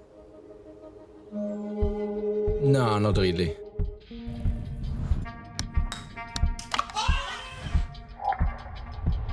Fewer strokes wins. If you want to talk change, let's talk approach. And how it's individual to each of us. Instinct and feel can lead to a striking innovation, for one. For another, success comes from analysis and improvement.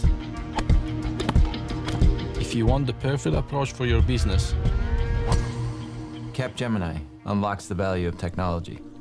get the future you want. Every emotion, every experience, every dream is proudly delivered by DP World. Smart logistics to a T. Afternoon 4-ball play underway as the United States tries to get on the board. A 4-0 blitzing and foursome competition this morning, and already it is Hovland and Hatton one up over Spieth and Thomas as they play the second hole.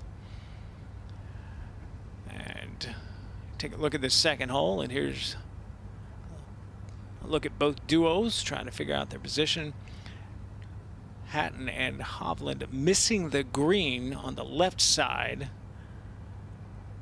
Thomas is safely on. Spieth is just short there in the front. You can see him. Now here is Hatton from just off the collar. Just trying to lag this one close. If it goes in, that's a total bonus. Settle. That was clumsy. He will hate that shot. All right, take a look in a little more detail as to where these balls ended up. And you see Hovland, he will have a wedge in hand. He cannot putt from that rough. And Spieth may have the better putt here going up the hill. Depends on the lie. This is a tricky one. I was thinking that it was possibly makeable. And it's funny how when you mentioned he pitched in earlier today on the first hole, those come in bunches. So I would expect him to see him hole out a couple more throughout the course of the matches. You can't take too much risk with his partner. Good, close to 10 feet past. Yeah, this one's kind of dicey. Oh, nearly knocked that one in. Hey, he is such a different player now with this short game. It's a dangerous man.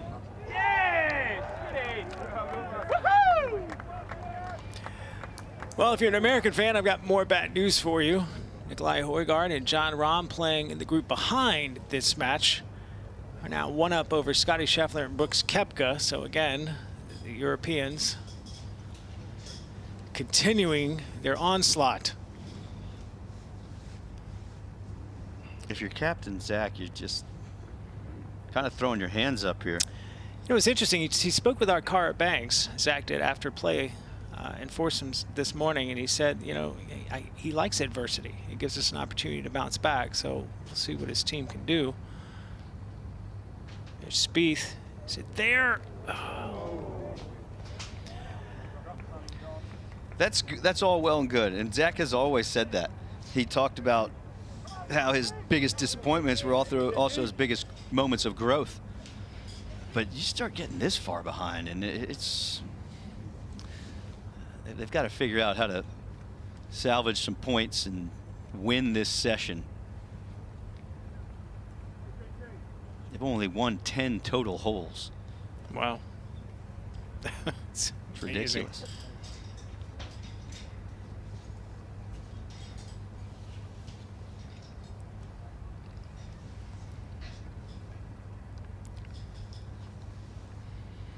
All right, now Thomas is going to have a little delicate putt here.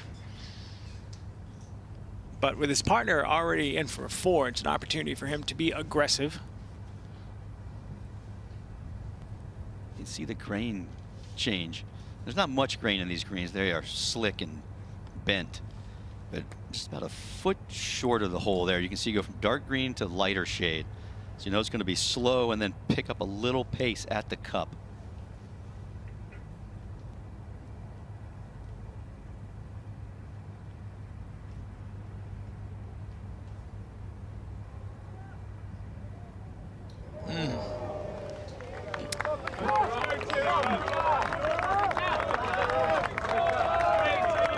So 4s all around, and we move on to the 3rd hole with the Europeans still up 1 up in this match.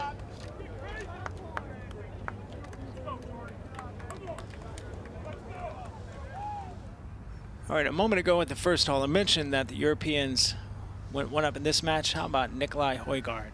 Very first hole in his very first Ryder Cup. Yes, sir.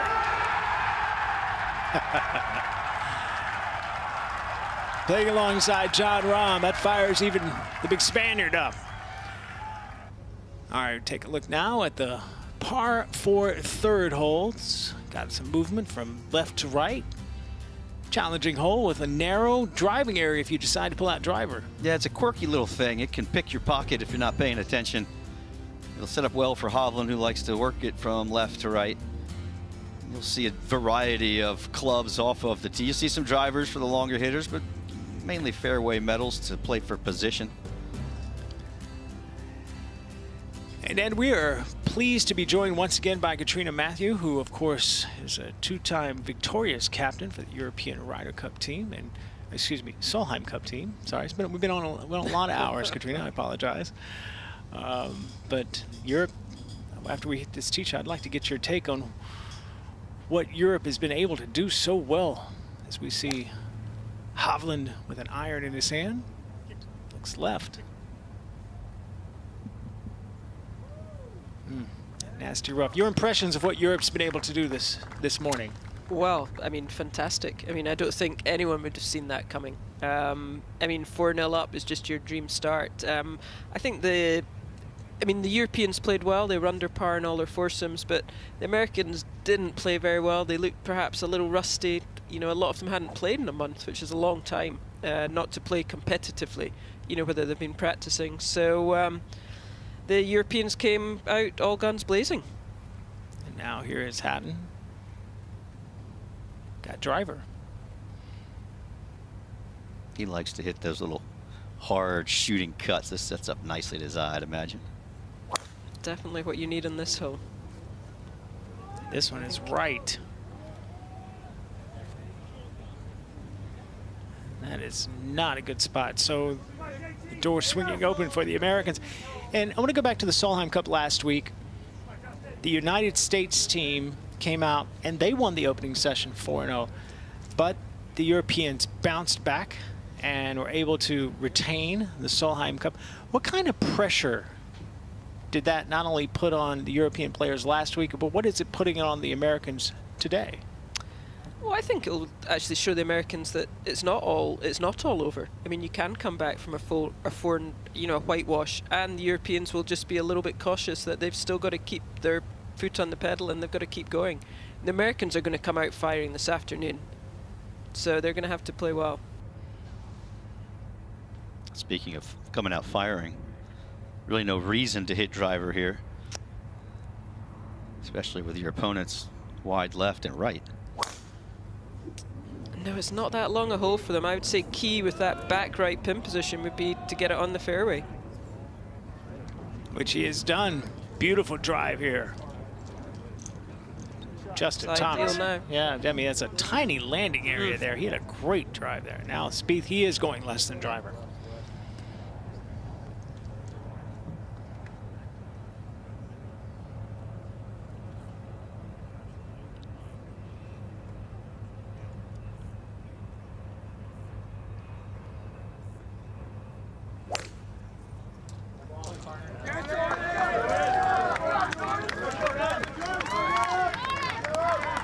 Is going to find the fairway as well. So the Americans in the short grass here on the third hole, looking to square up this match. But it is Europe running of the bulls early on here in Rome.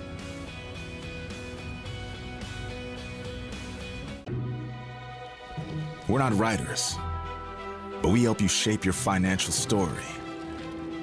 We're not an airline, but our network connects global businesses across nearly 160 markets. We're not a startup, but our innovation labs use new technologies to help keep your information secure. We're not architects, but we help build stronger communities. We're not just any bank, we are Citi.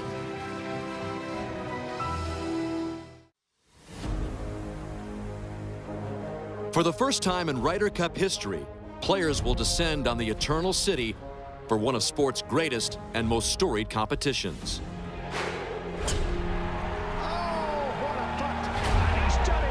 The decisions made here will make history. United States of America have won the 43rd Ryder. Once again, Europe have won the Ryder Cup. Inspired by the historic 1969 concession, the Nicholas Jacklin Award presented by Aon will recognize one outstanding player who embodies the true spirit of the Ryder Cup and makes better decisions on and off the course.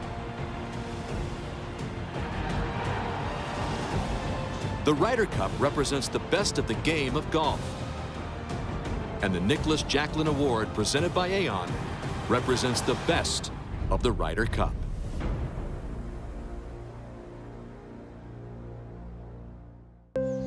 Whatever the course, whatever the variables, every player knows it all comes down to this.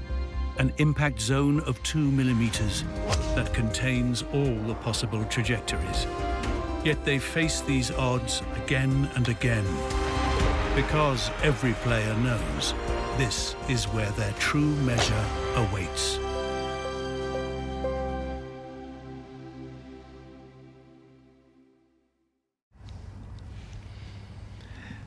The Ryder Cup comes to New York's very own Bethpage Black in September of 2025. To receive updates on coveted ticket, hospitality, and volunteer opportunities, visit rydercup.com/2025.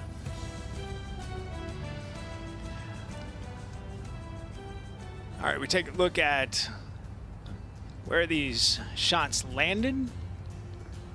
And Hovland missing it to the left. He is in the rough, the thick rough. Spieth and Thomas in the fairway. And we're going to start with Hovland. And it all depends on the lie here. Maybe not the thickest of stuff, but it's, I mean, that rough there is what you see at major championships. That is no easy task. We've seen them really struggling out the rough this morning. It's just really thick bladed grass and just seems tough to get the club head through it. And it's a blend of a couple different strains depending on where you are. Think you can fly this on the green? No. You can tell by the sound, can't you? Yeah.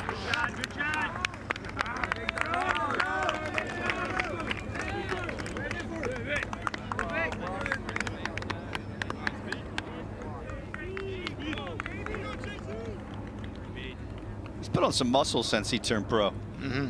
He certainly has. A bit like John Rahm, looked a lot skinnier when he first came out on tour. All right, now Spieth laid back.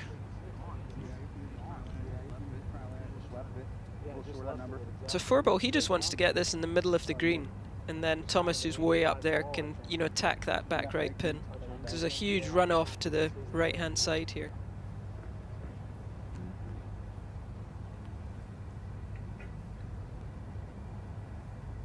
I don't know that he knows how to hit it at the center of greens. It'd be too uncomfortable for him.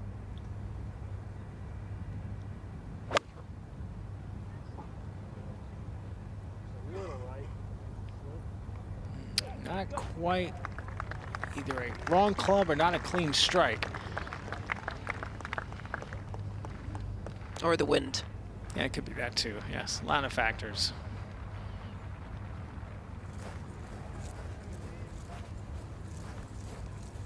All right, Justin Thomas, of course, good friends with Jordan Spieth.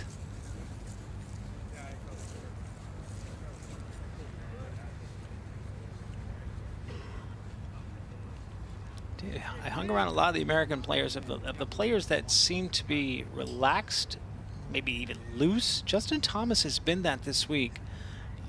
Hasn't shown any nerves, been engaging with the fans and his teammates. I haven't seen any concern as far as stress from him. He's normally so good at throwing these off-speed pitches and trajectories with the shorter irons. He can hit those just little kind of 3/4 cut-off swings.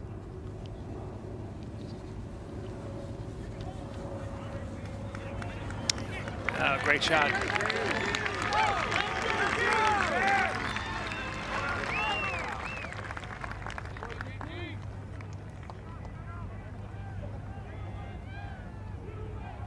Now Hatton trying to quiet the American crowd down.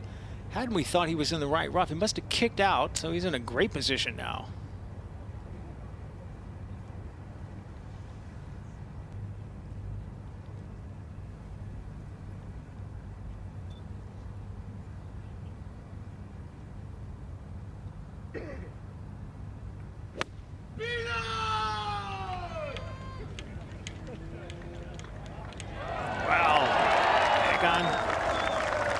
Two great shots. Excellent, excellent reply to Thomas's.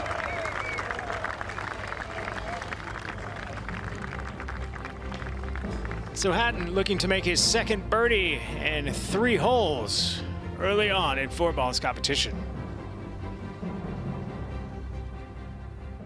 What is it about this game we love so much is that it can never be perfected? It's the community you build. So that I can practice anywhere. It's because it's a game for everyone. Whatever the reason, it all begins with a PGA of America golf professional like me. PGA of America. We love this game.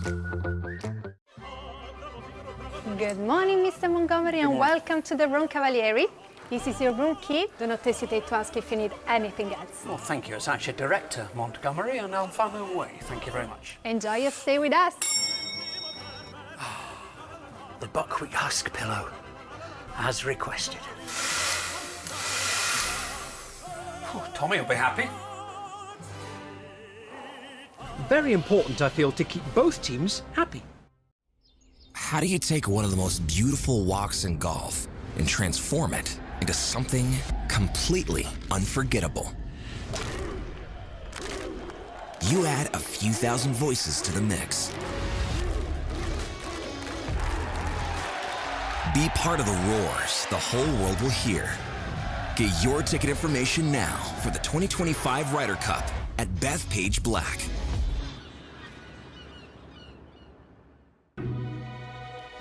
We're not writers, but we help you shape your financial story. We're not an airline, but our network connects global businesses across nearly 160 markets.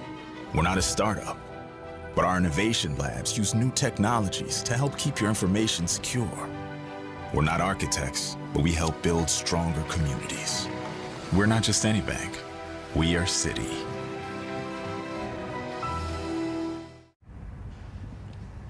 All right, so Hovland chop it out of the rough to here. This is his third.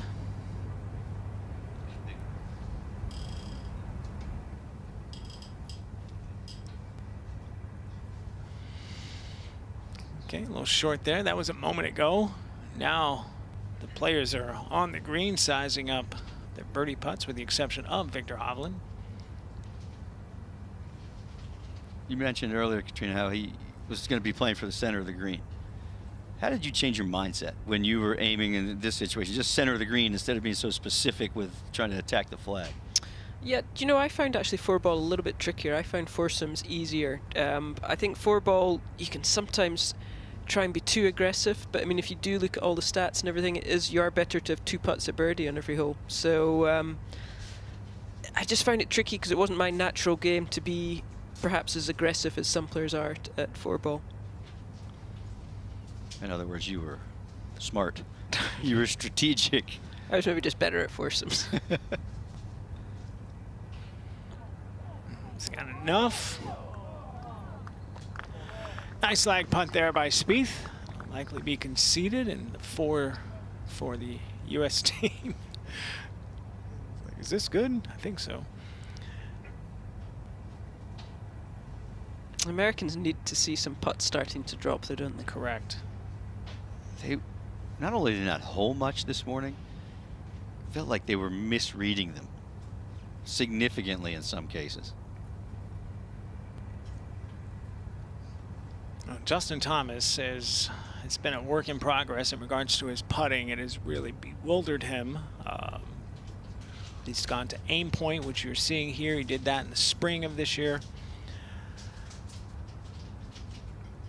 I kind of feel like if he's such a good ball striker. If he can get this aspect of his game improved, that the rest of his game will elevate as well. Absolutely. I think if you see yourself holding a few putts, that confidence just filters down your whole game. And the same with the opposite. If you're missing them, it just ebbs away. You then start trying to hit it too close. You think if you miss a green, you're not going to get up and down. Ben Crenshaw said when he used to get into putting slumps, he would just go sit by a hole and drop a ball in the hole. Take it out, drop a ball in the hole, just to hear it go in. Sit there for a good 30 minutes. Looks like a good stroke, just a bit of a misread. So 4s on the board for the U.S. team here. And now Hatton. Again, an opportunity to record his second birdie in 3 holes. Worst thing you can do, in my opinion, is think while you're putting. Yeah, and that's what Thomas looks like he's doing. It's quite mechanical, really thinking about it. Hatton here is just, you know, a couple of little swishes halfway down, quick look. Just, I think when you're missing them, you know, you are just that little bit more tense. If you're holding a few, you're just that, you know, you're more free flowing. Now he's taking a while. Something was bothering him, wasn't it? And it's when he's taking those strokes, he's looking at a spot, or he's looking at the hole. It's a lot of being athletic and reactionary. See how he's looking where. He looks like he's putting more by feel. Yes. Rather than by numbers like Thomas is.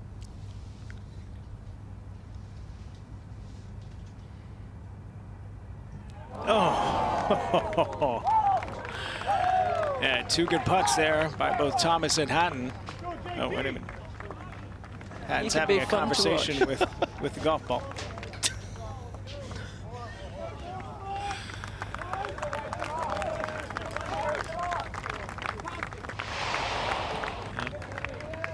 Can't believe it didn't fall.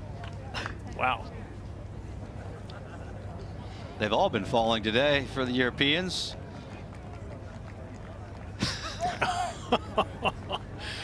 That's Terrell Hatton in training there on the left.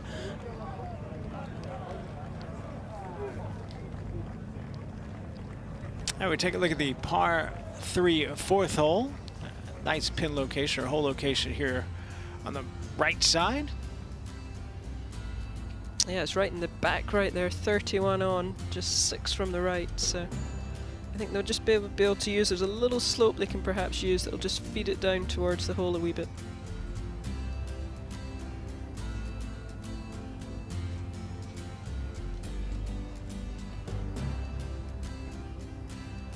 All right, so the Europeans still have the tee box here. So I think it's going to be Hovland first.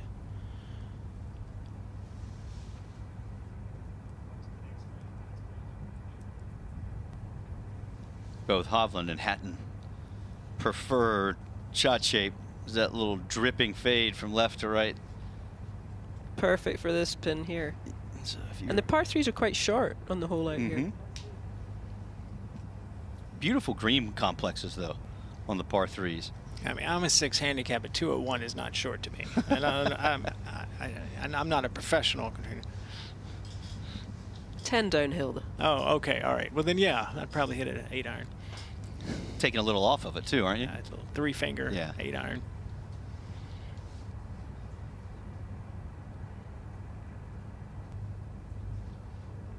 Hovland hasn't been particularly sharp, at least as sharp as he was this morning. Let's see if he can get things going.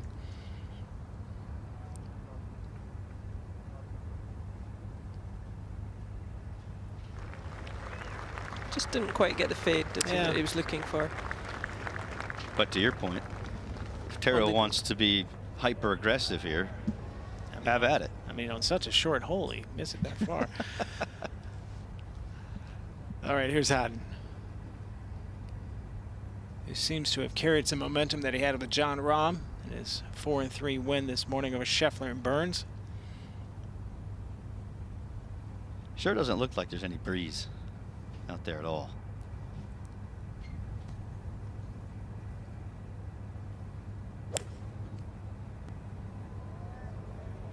This looks pretty good. It might be going a little too far right.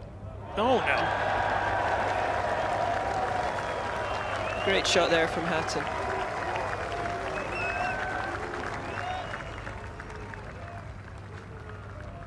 There's plenty of room right of the flag. Plenty. But like you said, made easier because of Hovland's. Yeah, right. I mean, the Americans should not expect any kind of break. I mean, the pressure continuing to apply as we're seeing from Hatton and Hovland. They're not going to back up, it looks like, especially with all the momentum from this morning. This swing's going to tell us a lot about where Justin is in the confidence right now in his technique. Trying to hit little bleeding cuts over the past 6 months has been a real challenge for him. The club's been a little bit stuck behind him and flare it out to the right.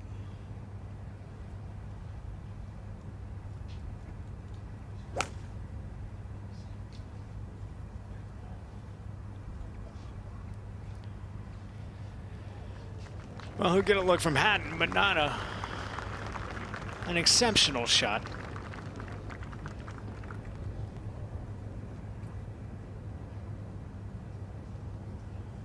Now Jordan Spieth.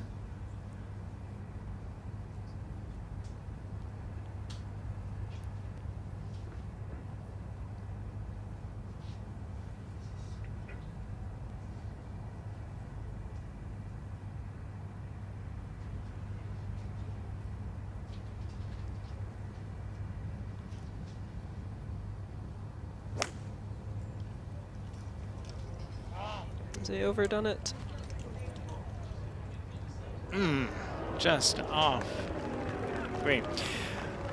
Well, Katrina, we're going to leave it in the good hands of you, Ned Michaels and myself. We're going to step out. Tom Abbott, Jim Gallagher Jr., part of that 93 winning U.S. Ryder Cup team here in Europe, are stepping in. We'll see you. Every drive, every approach, every putt, every thrill, every spill, every emotion, every experience, every dream is proudly delivered by DP World. Smart logistics to a T.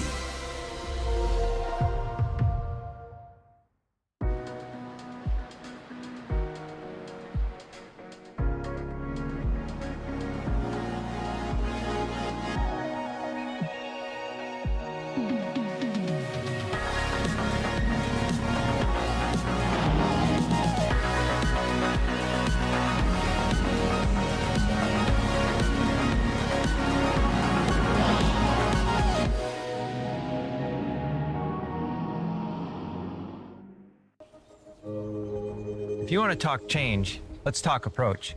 And how it's individual to each of us.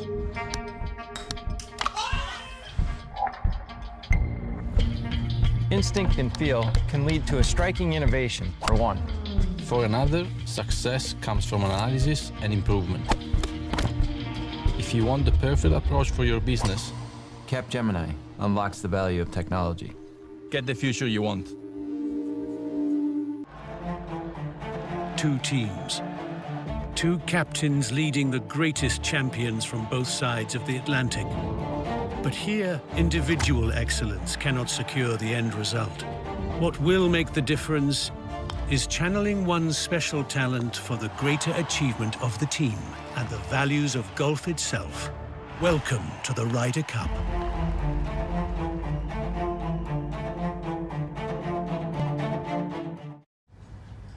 Back in our featured match coverage here, we're at the fourth hole, the par 3, and here's where the four players have finished with their tee shots. I think it was interesting this morning, Katrina. We were talking. This is Jim Gallagher speaking, by the way. I was going to introduce I was going to say, you just looked at me like you weren't even there. I actually thought to myself, we've got a couple of legends of the game right here. You and Katrina, right? Yeah. Yeah, I know. The last man to beat Seve in the Ryder Cup. I did. In '93? Yeah, I did. I don't know if you're the last man, but we'll say it. You were the last part of the last American team to win on foreign soil. You know, I had no idea I was even going to play him until that morning because Sam Torrance, who I was originally going to play, was hurt. His name went in the envelope. Lanny Watkins' name was in the envelope. They split. And about 3 hours before tee time, I get to find out I'm playing Seve. So, yeah, I was nervous. No one expected me to win. I was hoping I could win. I felt good. My mom and dad liked my chances, and my mom and my wife. So it was a pretty cool moment for sure. And Katrina Matthew is with us, Solheim Cup captain and player, winning the Solheim Cup for Europe. Thank you. Yes. And Hovland has this for birdie. He made some amazing putts this morning, and they played some great golf. Europe did. He did. I mean, starting with that chip in on the first. Shows you how much confidence he has in a short game just to even think about doing that. Not most of us wouldn't. And for someone who's supposedly not a great chipper of the ball. Exactly. Yeah, he did a great job with that. I mean, he's been playing some great golf, you know, winning the last two of the season and just continuing to play it over here a couple times. I think that's what's helped Europe. I mean, we can argue that one way or the other is they stayed competitively sharp. The Americans, for the most part, were home for 4 or 5 weeks. Definitely. I mean, they say, oh, they're used to preparing like that, but they never play like that before a major. They never don't play for a month. I think that's the tricky part is the decision making, the feel, and this is a completely different, you know, feeling. When for the first time people are actually cheering against you, and that's kind of unnerving at times. But this is a nasty lie. So you get a few of these right here. But he's one of the best at it, Tom. How about that? That was missing this morning. Yes. He just came in at the right moment, Jim. Exactly. Exactly. We saw that from the Europeans chipping him in, hitting some great short game shots around the greens. But right there, maybe that's something that kind of sparks them. That's what the Americans need. They need a spark. You need to see a red on the board. Well, you know, when the away team, you try to silence the crowds. We talk about it all the time, but it means something. Yeah. Oh, it does. I mean, And that crowd was jumping on the first tee this afternoon. Well, I go back to Glen Eagles with you all. You know, I go back there with Glen Eagles with you all when you were captaining, just how things changed so much. Still a chance here for Europe to tie the hole.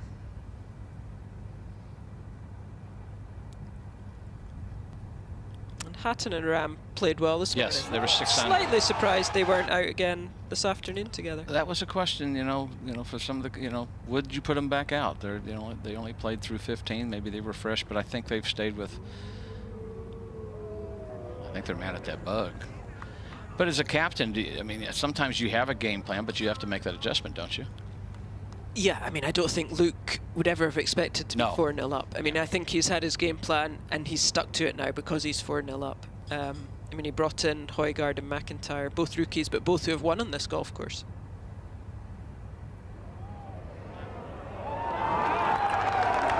That putt turned quite a bit at the hole.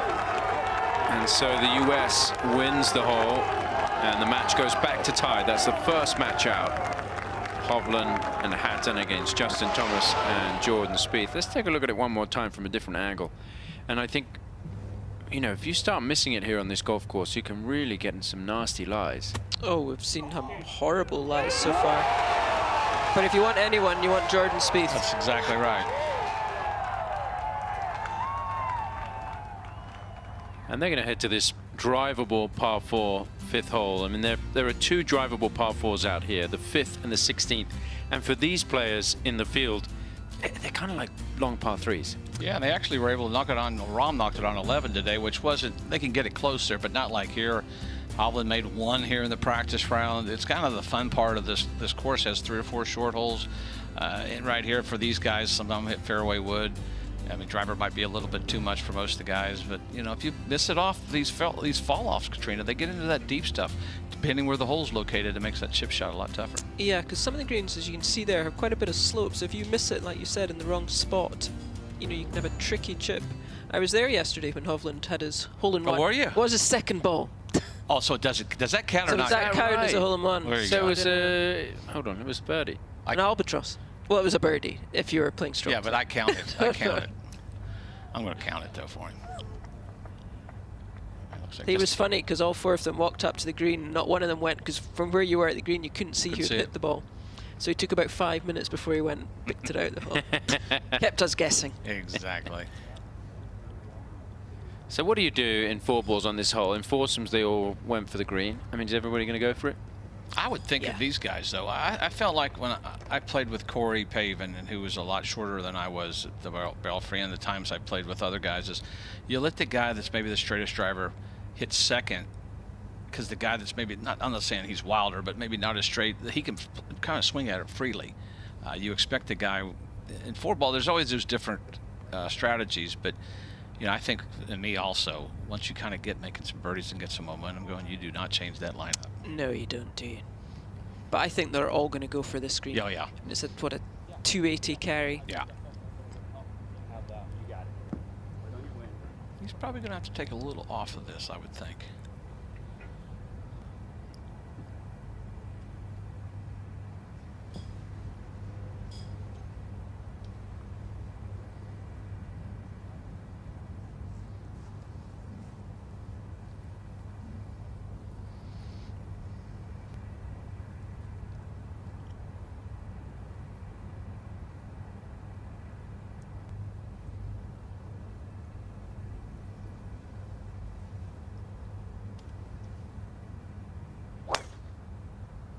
Trying to cut that back there. It's on a good line.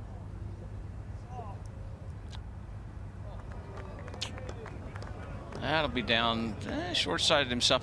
The way they rake is so cool around these bunkers. They pat it down around the edges, and everything kind of feeds down to the bottom. I kind of like the way they've done that. It's kind of unique. I think they've done it in other places, but not that often. It's kind of Australian style. I think it is Australian. See them in light, yes. they do all that. Yes. But they've got really, I don't know what the rakes are this week, but they've looks like been they're bigger. Yeah, they're bigger teeth. Yeah, I think so. I remember Jack struggling out of them a bit. Nicholas did that at Muirfield one year, and everybody went crazy. I think I was one of the guys that played there. It was, I mean, it was definitely a half a shot penalty.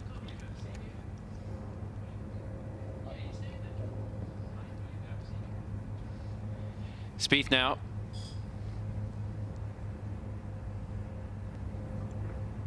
There are about 2 or 3 tees further back. So this hole, if you were to come and play here, doesn't usually play as a drivable par 4. But I like the way they've set it up this week. Yep, it's a lower ball flight. See if it lands soft enough. That'll work just fine. Yeah, good shot. Just stayed out the thicker rough. I think that's what's so hard for these guys. They generate so much club head speed to take that off the driver. I've even noticed they've teed it up higher than I would. If I was trying to hit that little cut shot, just kind of tee it down a little bit lower and take a little bit off of it that way. But they're all going up in the air with it like a normal. Is that driver? It's not driver, is it? Might be 3-wood. Might be 3-wood. Yeah, less than driver.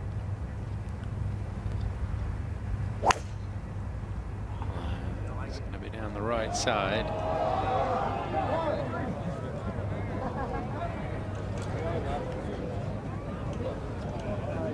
Actually, you can see it, so it has some green to work with, but there's some slopes there. Might be a little tough to get that one close. Might have had to turn that over, though, with that 3-wood to get there. Well, Tara Hatton is going to go with the driver. He's got one up there. I mean, the Americans are pretty close. I mean, they could, either one of them could hole, either from the bunker or just off the green. So Hatton's going to be aggressive. I think that's why he's over on that right side of the tee. Hit a little cut shot.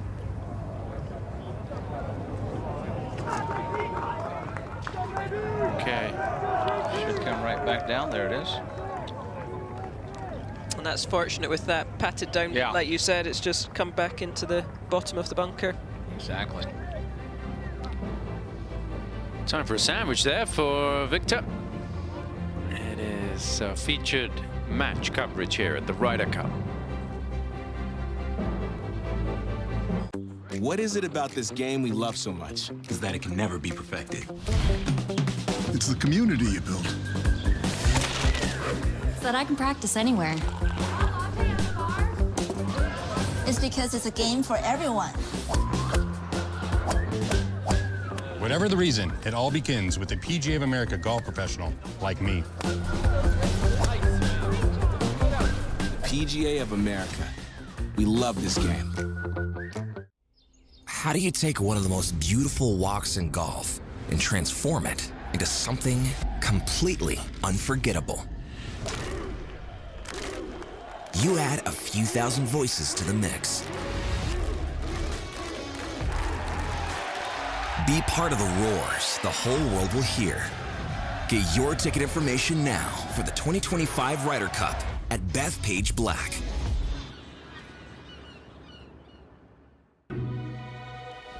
We're not writers, but we help you shape your financial story. We're not an airline, but our network connects global businesses across nearly 160 markets. We're not a startup, but our innovation labs use new technologies to help keep your information secure. We're not architects, but we help build stronger communities. We're not just any bank, we are Citi.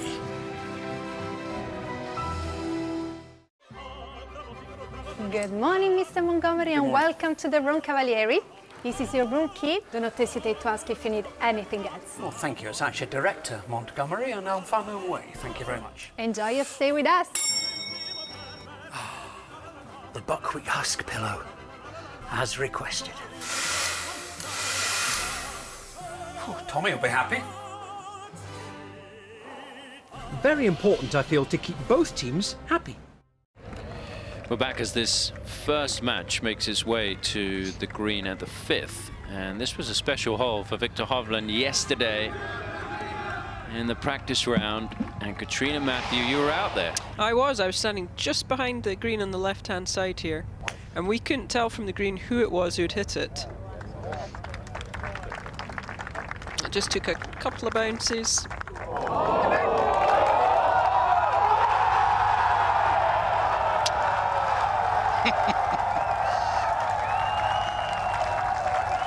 I do believe that was a second. Yeah, we got a asterisk there. Exactly. Yeah, I didn't realize that there was more information about that, that it wasn't actually a hole-in-one. That's why we brought her in. She knew. Yeah. There's always more information. As they make their way up to the green, Katrina, your thoughts on last week at the Solheim Cup?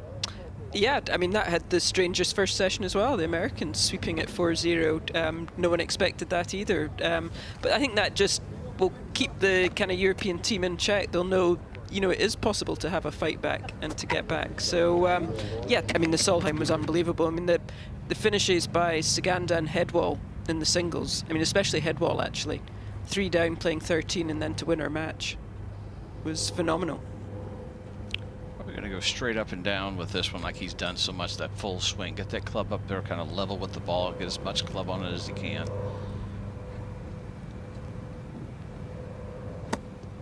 Well, a little different. I thought he'd hit it. Oh. Same result. I thought he didn't do it again, did he? I think that's been the difference in his game this year, just as chipping and pitching is so much improved. Well, you can tell he's confident. He's not thinking, he's reacting. He's not having to sit there and think about what the club, what his hands are doing. He likes this hole. He does like this hole. We're going to name it after him, put a plaque out there for him. But look how it comes softly. That was really, really well done. Because it's been in watching this morning, as you did with coverage, is being able to figure out how it's going to come out. So hard to get the ball. And that almost kind of dug that leading edge. It's so difficult, isn't it? You don't know how much grass you're going to get between the club face and the ball. Now Hatton from the bunker. Free run here. Oh, just got hung up in that rough. Still pretty good, though. So maybe about a yard from being pretty good, actually. Yes. You saw how it started running when it got on the green. He knew it, too. Do you ever think we know what he's thinking and feeling? I mean, he never holds back. Absolutely, I think he knows. He loves it. He's priceless. But he doesn't blame anybody else. No, that's what's different about him. He just blames himself. Yeah. Yeah, he's priceless. He was funny in the press room earlier this week, talking about how much he swears on the golf course. He does. We all do, or have. He just does it a bit louder than some, doesn't he?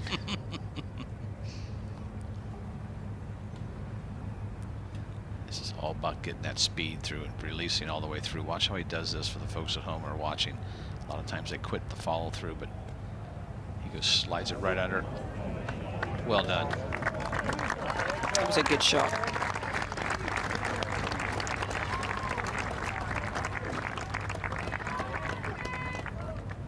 I think it's been interesting. Of course, you've been a captain of the Solheim Cup. How much did analytics play? I know it's a big part of it now, and the young players have to buy in. How much did you use that when you were a captain? I used it a little bit, but not nearly as much, I think, as they do now. I was more just, you know, getting to know the players. You know, obviously you look at the golf course and you see which way, especially for foursomes, you know, what type of players it might suit, odds and evens. But yeah, I think statistics is great and the analytics is great, but I think you've got to have that personal touch as well. Well, and they still have to execute it. And they do. That's the bottom line. I thought the Americans relied on that a lot. Suzanne didn't as much last week and paid off for her, but there's 2 ways of going it. But the younger players aren't afraid of it. They're used to using it. I think it's when you're testing golf clubs. You know, the TrackMan can say, this club's perfect for you. Has he done it again? Good try. But if you don't like the feel of it, or they can say, oh, this is a great club for you, and then you take it out to the golf course and it doesn't perform. Exactly. Well, like you talk about personalities, these two guys, we always talk about, they make fun of us for saying they're friends. That means a lot. Yeah, and they fire each other up. They kind of get each other going. And I think the veterans this morning really did that. Take a look at the 6th hole here. 372 yards. Trying to avoid that bunker on the right. They're playing it straight up the hill. Fairway's about 23, 24 yards wide. Usually at the bunkers, that's where they've really narrowed them in. Some uneven lies, you get a little bit of an uphill line, makes it a little bit trickier. This morning they were tending just to lay up short of that bunker. I mean, it is a short hole, that even if they lay up, they're just leaving themselves as a short iron in. Well, the rough is so thick, and there's some fall-offs here. I think that's one of the designs of this golf, or these greens, is if you don't quite carry it far enough, especially today with this hole location, it's going to fall off that area and it's going to go 20, 30 feet or longer, and a lot of times back into the rough, which makes that chip shot even tougher. I think that put the premium far more on hitting the fairway, because from the rough you just can't control it enough. crowds have been incredible here, and they will continue to be over the next couple of days as the Ryder Cup grows and grows each year. I was worried for the people that were around the 16th green earlier. I thought they may not get to see any golf. You're right, and there's a lot of people. I feel like as the week goes on, 16, 17, 18 are going to get very, very loud, obviously. A lot of matches will end at 16 that they have in the history. But these early holes are fun. There's, like we said, we've seen some mixtures of some short holes, but to your point, you've got to get it in the fairway to be able to take a chance. And these greens aren't really firm. They're not that fast. And you give these guys 10, 15 footers, they're going to make them. Or they should.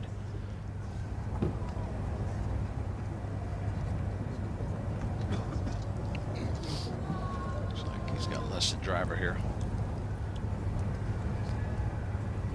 Definitely just trying to keep the club more in front of him, isn't he? Not getting stuck behind.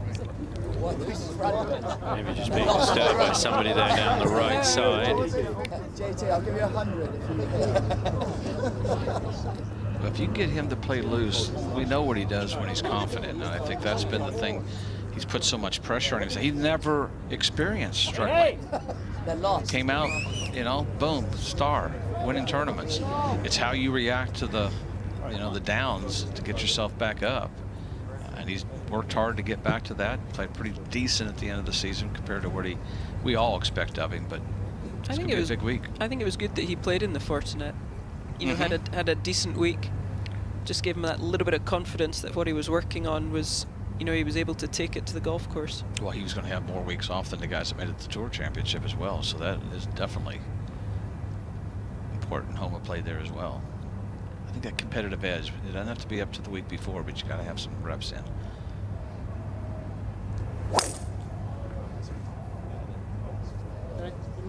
Leaning like it's going right. It's going to be in the fairway. You never quite know now. The players seem to lean a lot, and that's 15 feet on the fairway. Yeah, the clubs are so different. There's so little spin on these clubs, and these guys generate so much speed.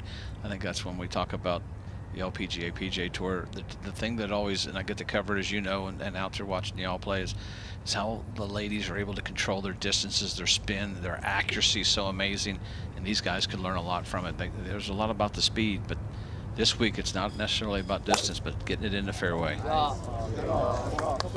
Yeah, I think for the ladies, they don't have the speed, so they don't hit it so far. So they've got to hit it straight because we're not as strong enough out the rough. Correct. Now Hovland. Like some kind of little driving iron right here.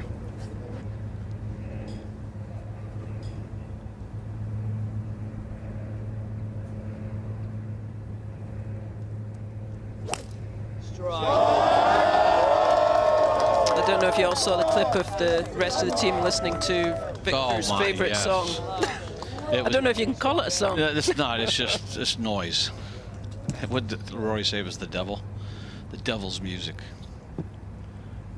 Oh, he likes a really heavy. Oh, heavy. Yeah, that's right. He's a lot of fun to watch. I couldn't see you listening to that in your truck. Not quite that heavy in my truck. I mean, some. Or Katrina in her tractor up in Scotland. Well, we both drive a tractor. We know what we're doing. We can go out here and help them mow these roughs down when they're done.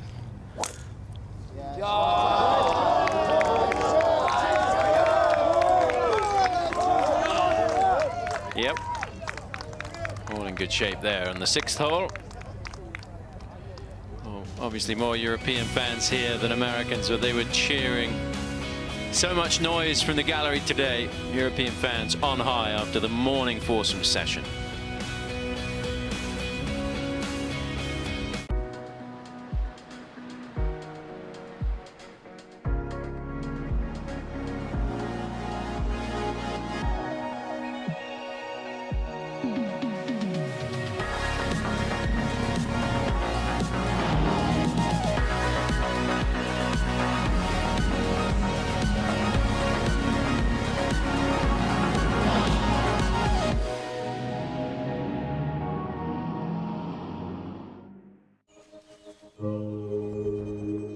Has the game of golf really changed? No, not really.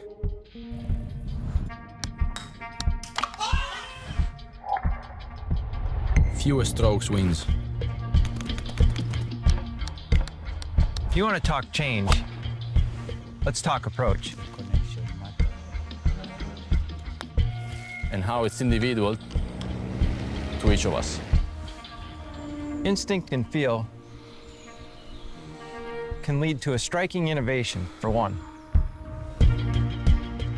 For another, success comes from analysis and improvement.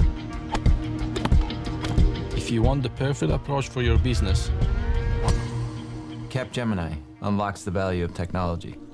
get the future you want. Every drive, every approach, every putt,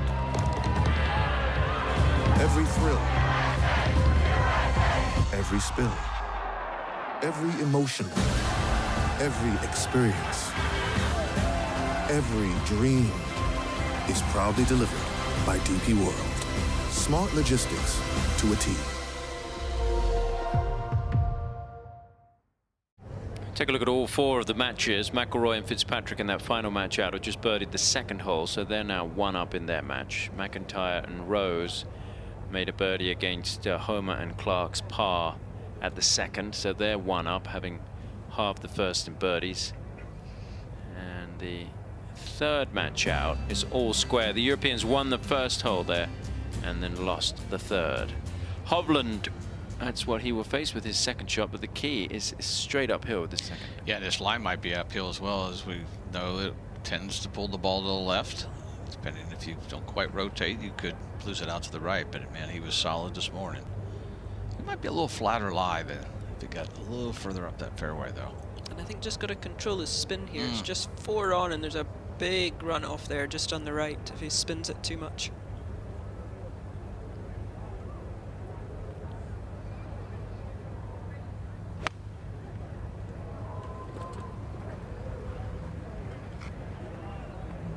Oh, that'll come back nicely. Good shot there.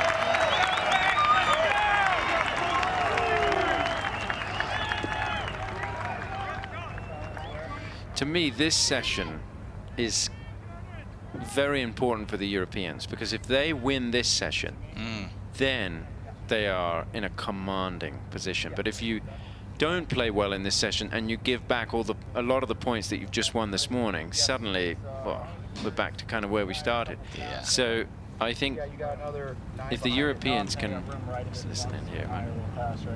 Correct, yeah. 5 right of it.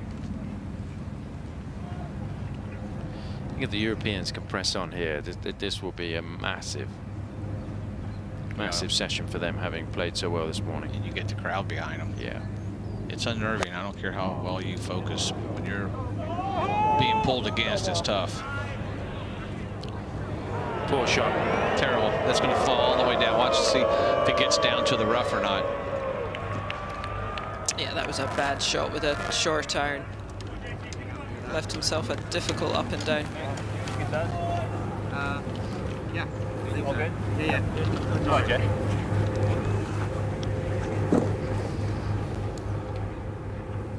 Walking referee just determining who's going to be next to play. I mean, your partner's off the green and right. You still gotta kind of feel like you hit it like you normally would, don't you? Or do you, maybe you keep it a little left, obviously, but try to stay in the same process that you normally do. Maybe kind of favor a little more left with this.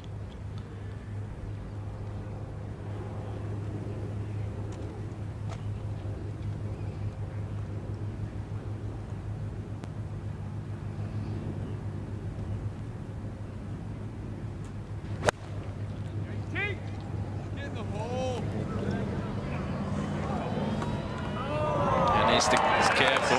Yeah, stay there. Good shot.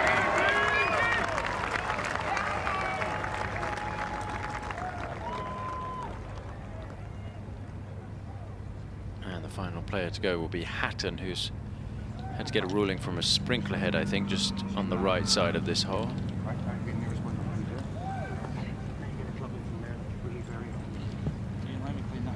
Yeah. I can pick it up now.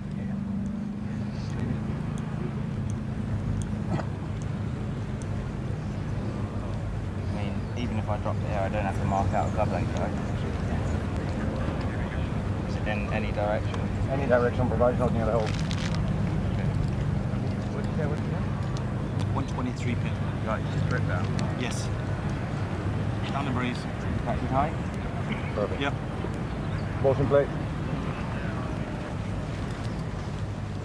I think the toughest thing for these guys is that saying is just because the flag's over there doesn't mean you have to aim at it.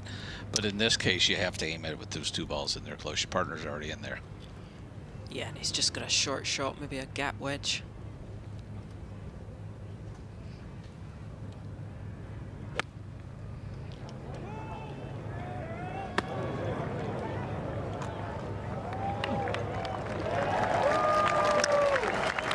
Wasn't happy, just tugged it a little bit into the middle of the green. We'll be back in just a moment. Whatever the course, whatever the variables, every player knows it all comes down to this. An impact zone of 2 millimeters that contains all the possible trajectories. Yet they face these odds again and again. Because every player knows this is where their true measure awaits.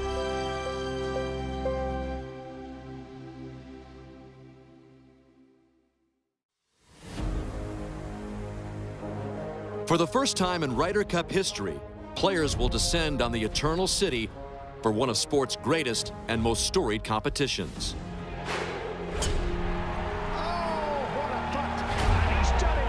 The decisions made here will make history. United States of America have won the 43rd. Once again, Europe have won the Ryder Cup. Inspired by the historic 1969 concession, the Nicholas Jacklin Award presented by Aon will recognize one outstanding player who embodies the true spirit of the Ryder Cup and makes better decisions on and off the course. The Ryder Cup represents the best of the game of golf. And the Nicholas Jacklin Award presented by Aon represents the best of the Ryder Cup.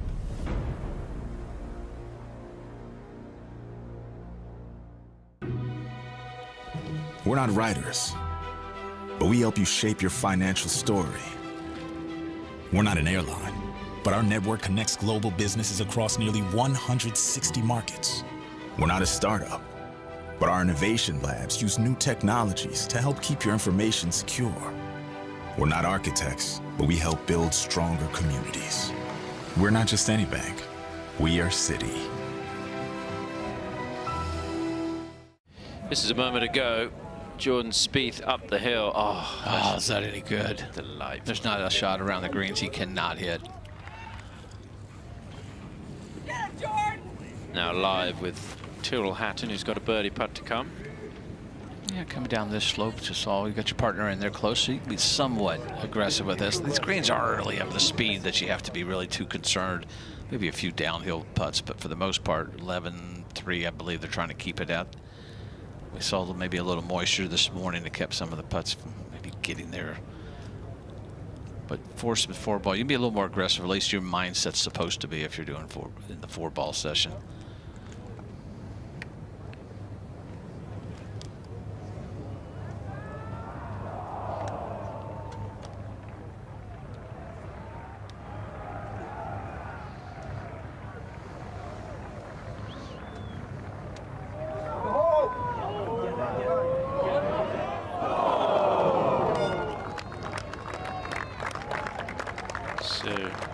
Just misses out. Both teams have got putts for birdies to come.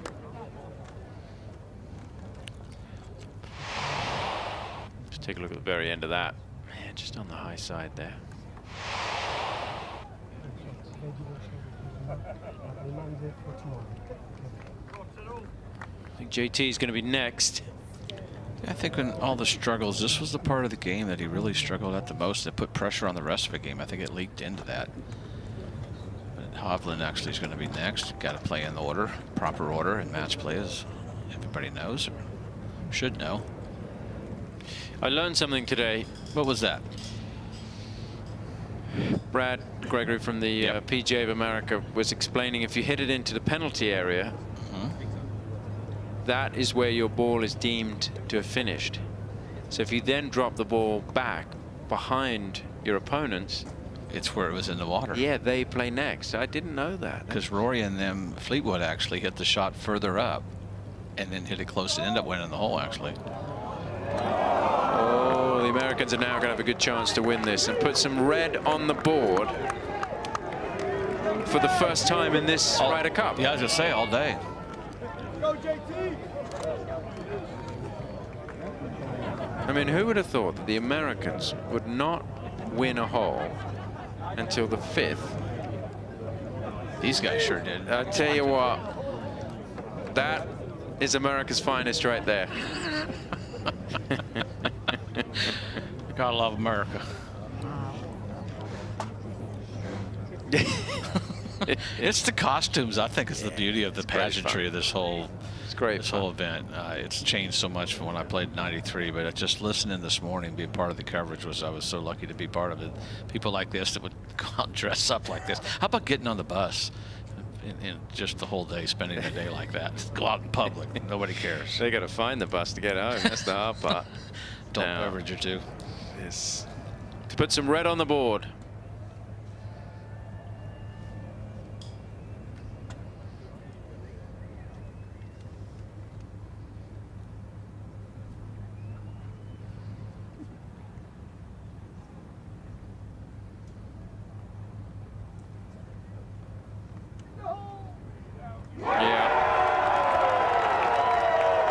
So 3 birdies in a row. Oh dear. It's only going downhill for them. It's only going uphill. Yes. For the American team by the looks of things with the way they are playing. 3 birdies in a row the last 3 holes, and they go from 1 down to 1 up. Yeah. That was a good stroke there. I didn't know we were going to show the highlight. I think we showed both highlights. Let's look at this par 3 7th, Jim. Yeah, 182 yards today. There's a little bit downhill. Got the penalty area over there to the left. It's pretty deep rough. If you do miss the green over to the left, falls off left. A little bit of a fall off right, but if you do hit it in the penalty area, you probably hit a pretty poor shot for sure. Location there on that front portion. You see a lot of movement in these greens, especially here. If you do bail it right, it falls off right, but the rough, I looked at it earlier this week. This is one of the holes I called. So deep over there to the left, you do not want to miss it. It's not a very long shot at 182 yards downhill, so probably playing 160 yards.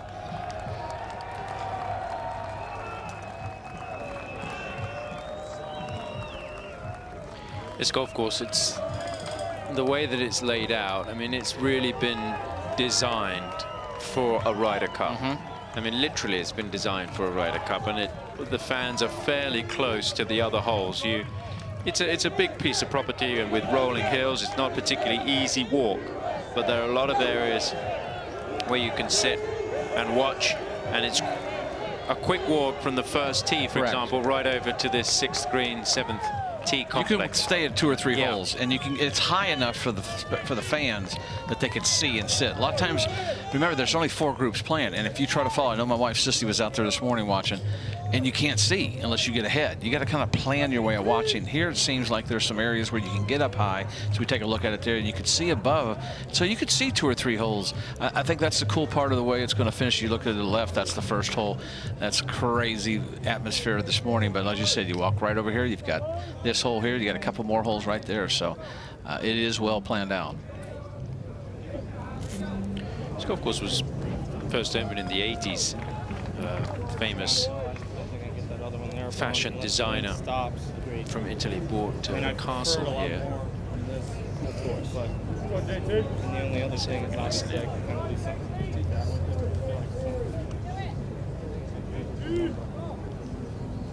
I see the picture, I'll keep it a little bit right into this club. Is that I feel like, you know, based on the shot, you hit into 2, which is slightly, you know, a little bit different.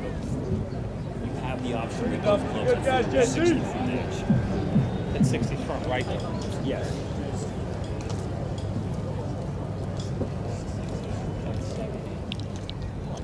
You got it. All right, they've got the game plan. Gets you just a little bit out of the right. He's a little out of the right. Might be hurt just a tad. You know what, JT? There's the drop off, 36 feet. Based on my calculations, it's about 12 yards. So that's about a club. Got a little right to left wind, which will help get to this hole location. It's over on that left side, so.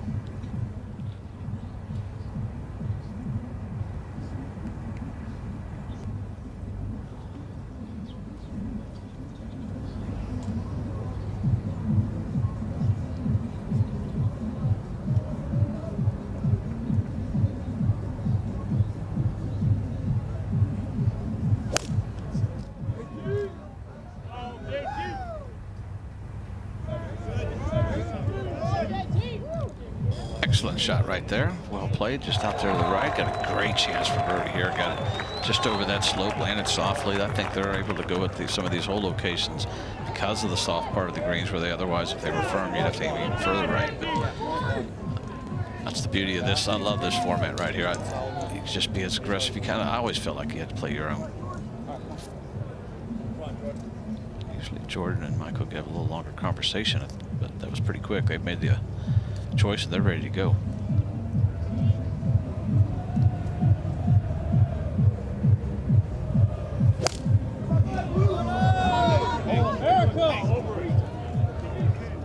Damn, kept moving. And that actually sat up. Most of the lies over there have fallen down. That was a mistake. Hovland will be next to play. Mistake with the wedge on the last hole and pulled that one left for Jordan.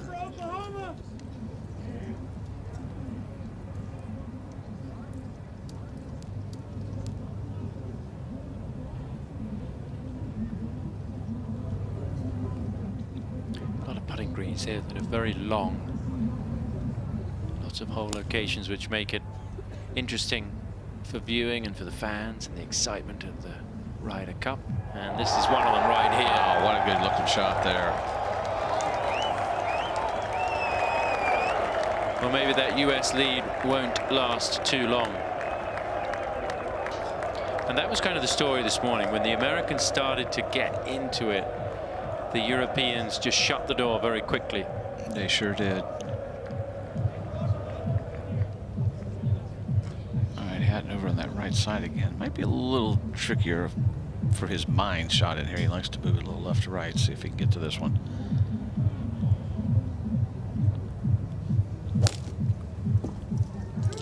Actually turning it low with that wind. Yeah. Oh, there's that lie I was telling you about. So a little bit of a wind up there. Can't feel it down below, but just enough. But both teams have a birdie putt on the green. The first tee is quiet for the rest of today. It will come alive early tomorrow morning.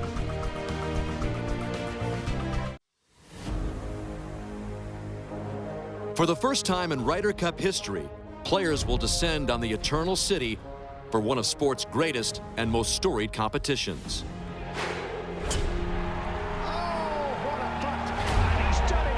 The decisions made here will make history. United States of America have won the 43rd Ryder. Once again, Europe and the Ryder Cup. Inspired by the historic 1969 concession, the Nicholas Jacklin Award presented by Aon will recognize one outstanding player who embodies the true spirit of the Ryder Cup and makes better decisions on and off the course.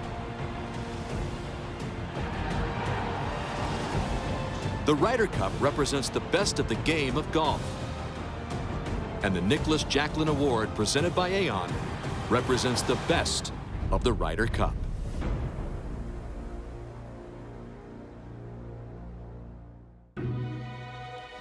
We're not writers, but we help you shape your financial story.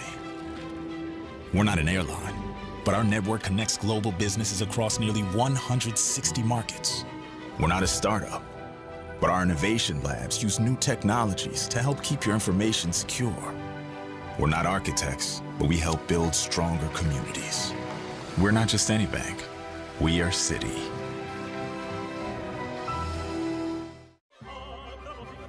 Good morning, Mr. Montgomery, and welcome to the room, Cavalieri. This is your room key. Do not hesitate to ask if you need anything else. Well, thank you. It's actually Director Montgomery, and I'll find my way. Thank you very much. Enjoy your stay with us.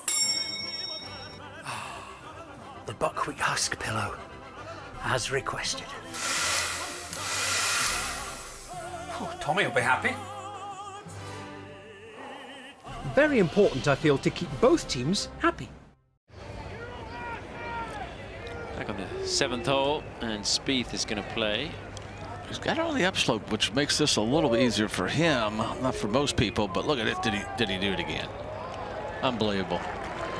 It's not unbelievable because we saw it, but if couldn't drop it out of your pocket much better than that.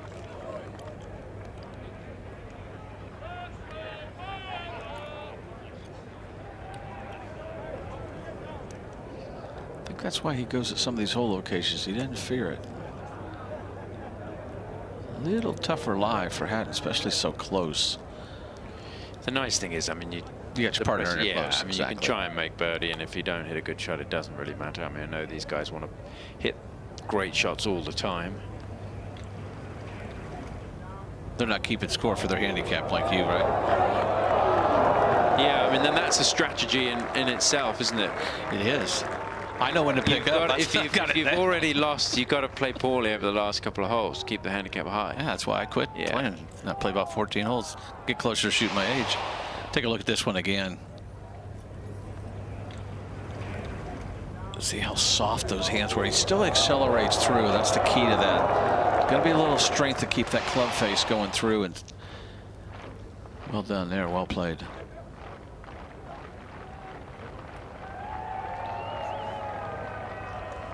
We just made a similar length putt on the previous green. And this is one of those putts that if you make it, could be 2 up.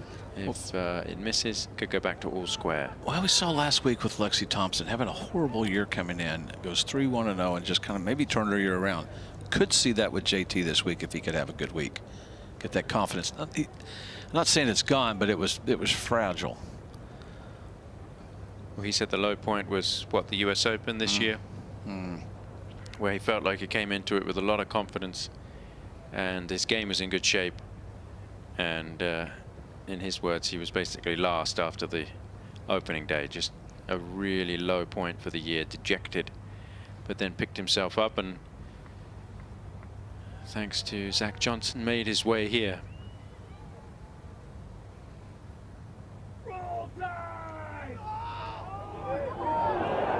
That was not a very good effort. No, I think you have to make it. Yeah, and I think expectations, but look at... Well, this was the tee shot that sets up the putt for Victor Hovland to win the hole, take the match back to all square and remove that red from the board here at the Ryder Cup. Well, it's like you said, you know you're going to make it because the chances of him making this are pretty high chances and probability. But back to expectations, it's amazing even a player of JT's or any of these guys' levels that their personal expectations can strangle them at times. Seen a lot of them do it. Even the great Tiger Woods did it. Jack Nicklaus had it. All these guys, at some point, it's how you recover and rebound from those tough times. You learn a lot about yourself in those low times, I can tell you.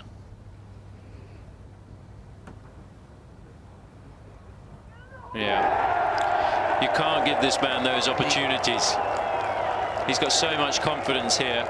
And we saw that right from the beginning of play when he chipped in on the first hole this morning. And the red that was on the board has now gone. This match has come alive with the way they've played over the last 4 holes, and they're just trading birdies.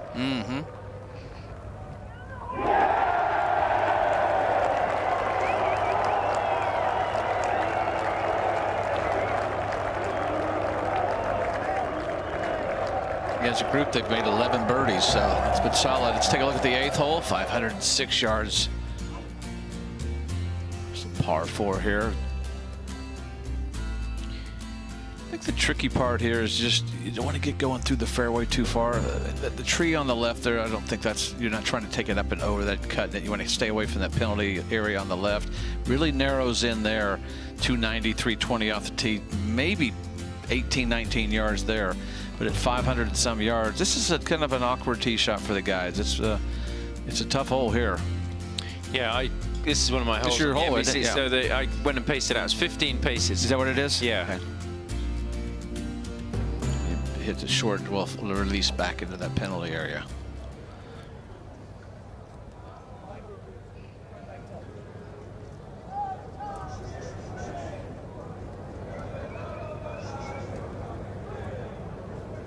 Hovland going to go with driver, so he's going to try and drive it right down to the end of the fairway.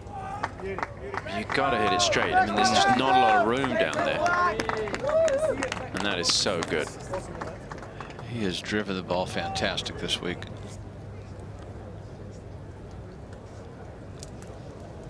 Hatton. We saw this morning, if you miss the fairway here and you knock it into the rough, it just is so difficult to find the green because the water comes into play and the rough here is severe. It's well, you can't get to the green, especially with the length. This Hatton's strokes gained off the tee for PGA Tour stats is 13th, or top 15 for sure. So also a good driver of the ball. Just on cue, he hits the fairway again.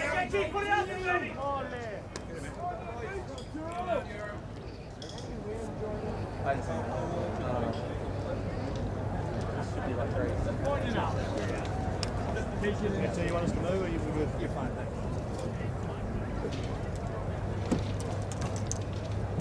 Not a huge amount of room in that tee box for 4 players and their bags. European players just trying to stay out of his way, especially when he tees it up on the right side of the box.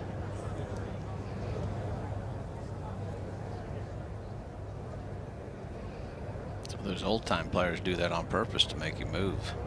Is that what you used to do? No, I didn't do it. I'm not that old. That was before my time even. You didn't. When you match play, you didn't used to lean the shadow in slightly at the top of their backswing. I'm not going to admit to that or not. Okay. Incriminate myself. Pull the little Velcro when they're over it. Or mishit it and tell him I hit it solid. The guy comes up short. Those kind of little tricks. Get it to go. Cut. Oh, that's trouble. Big trouble. I think it's out of the penalty area, but it's in the hay over there. We saw this morning Rory hit it over there, and Fleetwood tried to hit it up. It was almost just knee deep over there. It's just nasty.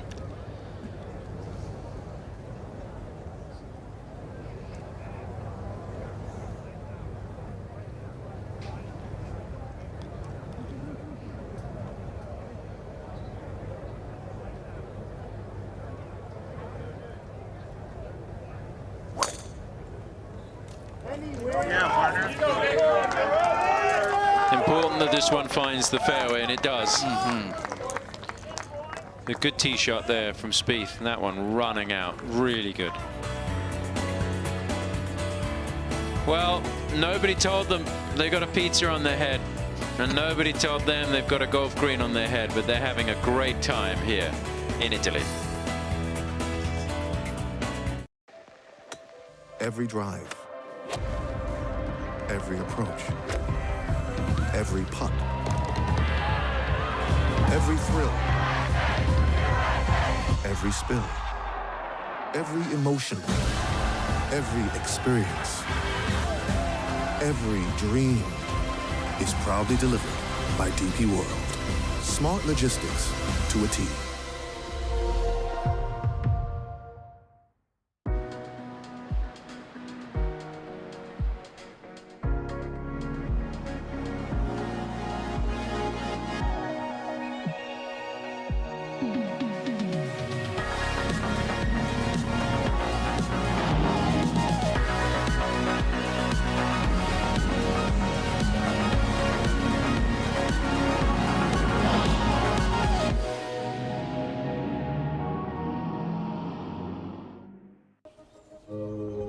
If you want to talk change, let's talk approach. And how it's individual to each of us.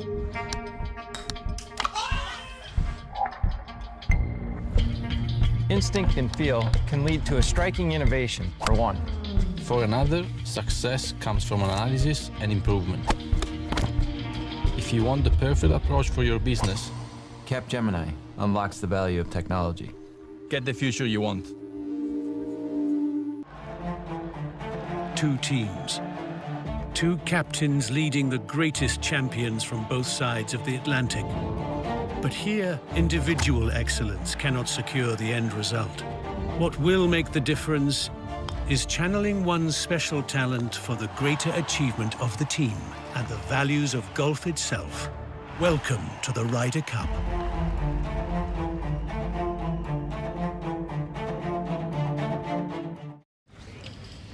Well, they're still looking for the golf ball of JT down the left side, which is hard to believe considering there are so many people there. We saw it go in. It was right where that guy just knelt down. They have found a golf ball there, but they need to make sure that it's actually JT's ball. I mean, that's knee deep right there, and it sinks all the way to the bottom. I was covering 11 this morning just by the green, and they had grass like it. It took 6 or 8 of them to finally find it. Let's check if there is the golf ball of Justin Thomas.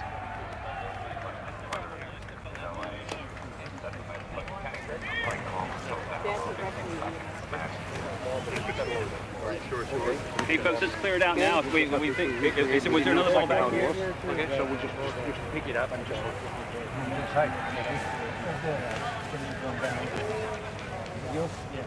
Is that it, Jay? Yeah. Okay, so we can get those in the water, right? I believe that's Jose Maria Zamora from the DP World Tour. You can see the vent in there? Yeah. Put it there. Okay, folks, here we go. Clear it out. There's our friend Grant Moyer from the RNA, who's the observer there, just making his way towards the green. They have I don't need a yardage bounce. A referee and an observer. I think you got to be careful in some of this deep rough. I'm not trying to be a little paranoid, but you could get hurt if it's deep enough and thick enough. What's up, guys? So I think the only shot's just to go sideways. Now will it shut the club face down, which it normally does? Can it carry it far enough? Or will it come out and go too far? That's what we saw. A lot of shots this morning from this stuff. It was so inconsistent. Oh no. I mean, that just shows you how difficult it is there. Yeah. You cannot miss the fairways here. I was surprised at how thick the rough is. Usually you go to an event and, you know, at a major championship, the rough is penal. This is bordering on Carnoustie 99 in places. I agree. Well, you got past panel fairways, then you got the first cut of rough, which is maybe a mower's width, and then you got into the fescue, which gets to be, they say 4 or 5 inches. I'm telling you, that's longer than that. And then you get into that stuff, and that's knee deep and twice as thick, and you've just got to find it's a miracle. And they've cut it back. Yes. From when the team was here a couple of weeks ago. Now, Victor Hovland.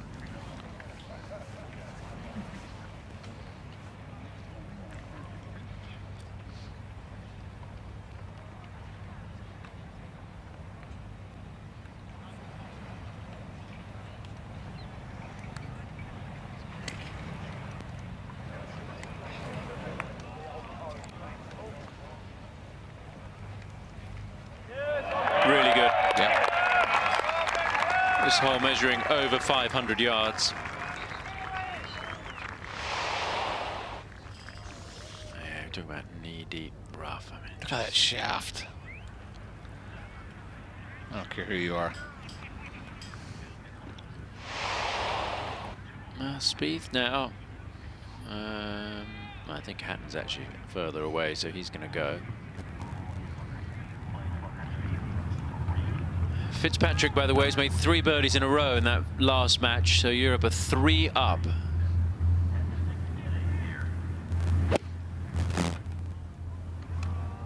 This one on the left side of the hole. Taking on the water, but getting away with it. That bank, it's tough to tell. I didn't have a golf ball with me when I was walking up there earlier in the week. I don't think the ball would stop. You don't? I don't. I think it would run back. It's tough to tell without actually rolling a golf ball there, but you certainly wouldn't want to risk it. It's not fairway cut, but the rough is short enough, I think. Well, I think it's also steep. It's very steep. If it lands there, it's going to come back. Yeah. It's not going to hit on the green and spin back, not for the length of clubs they're hitting in here. So really, it's all carried to the putting surface.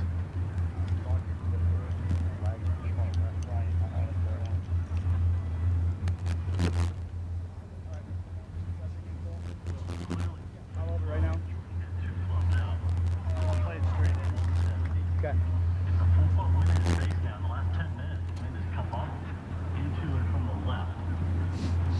can hear one of the jumbotrons from the spectator village over there.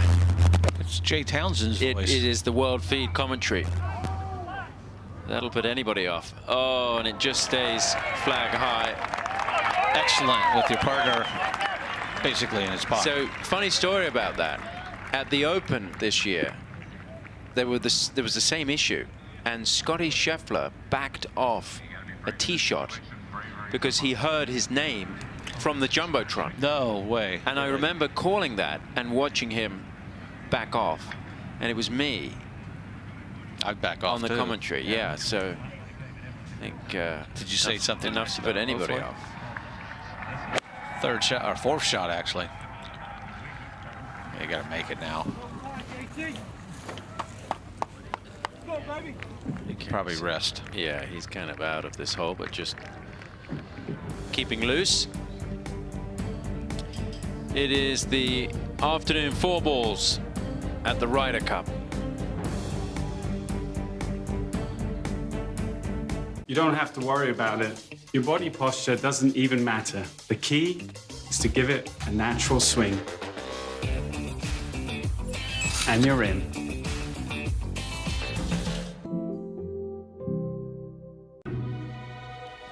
We're not writers, but we help you shape your financial story. We're not an airline, but our network connects global businesses across nearly 160 markets.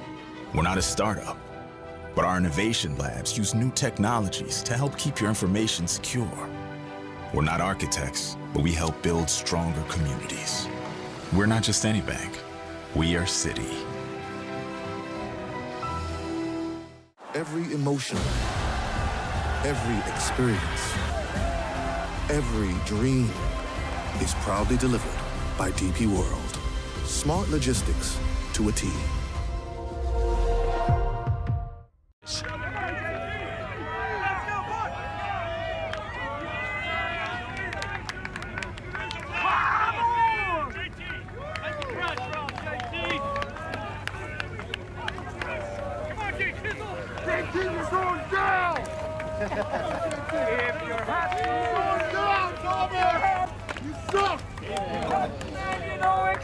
So you get to hear some of the shouts from the crowd. That's what the players are facing and dealing with. Some encouragement, not so encouraging. That's what you. That's the hardest part, adjustment. Now these guys have played at Ryder Cups, is getting used to being somewhat heckled, not cheered for. When bad shots go in the water, they cheer for it. The heckling, you have to somehow block it out. I think I would struggle to keep a straight face. I think I'd be laughing. Laughing? Yeah. Oh, you wouldn't take it personal? No, I think I'd be laughing. I mean, just go on Twitter and you can get a sense of that if you're a broadcaster.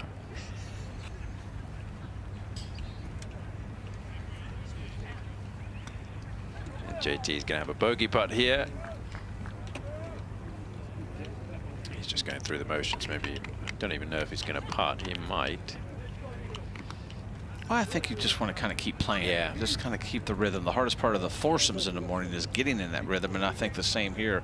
You want to kind of try to stay as engaged, both mentally and, even though you're going to be out of the hole, is to kind of stay in it. You can finish. You can't practice putting, but you can finish the hole out, as you've pointed out. Yeah, if a player were to practice by accident, they would just be warned by the referee in the first instance, and then they would be penalized if they did it again.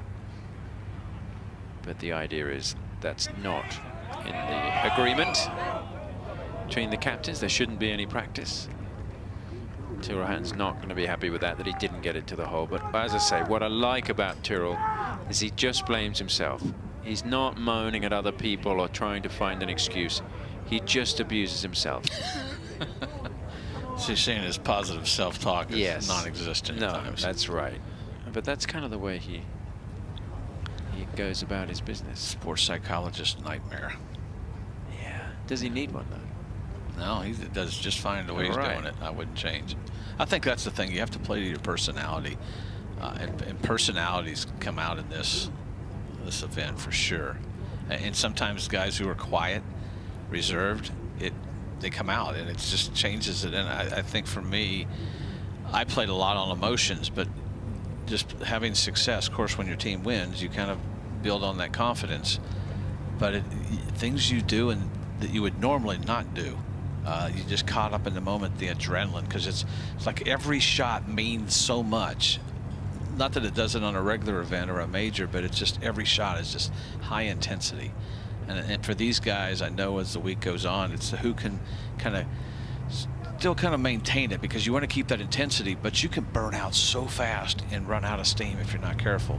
And that's something Europe has to pay attention to, as you mentioned with that early start. Keep that momentum going so they can kind of maybe ease as they go, maybe one session.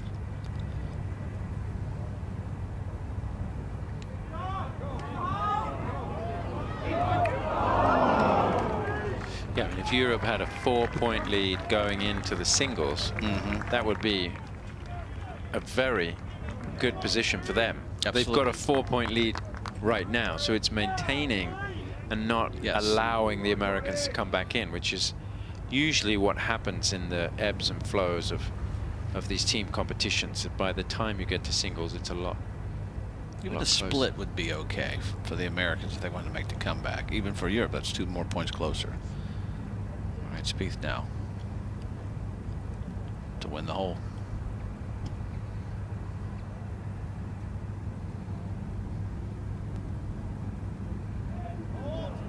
Didn't leave it short, did he? Wow, you just can't do that.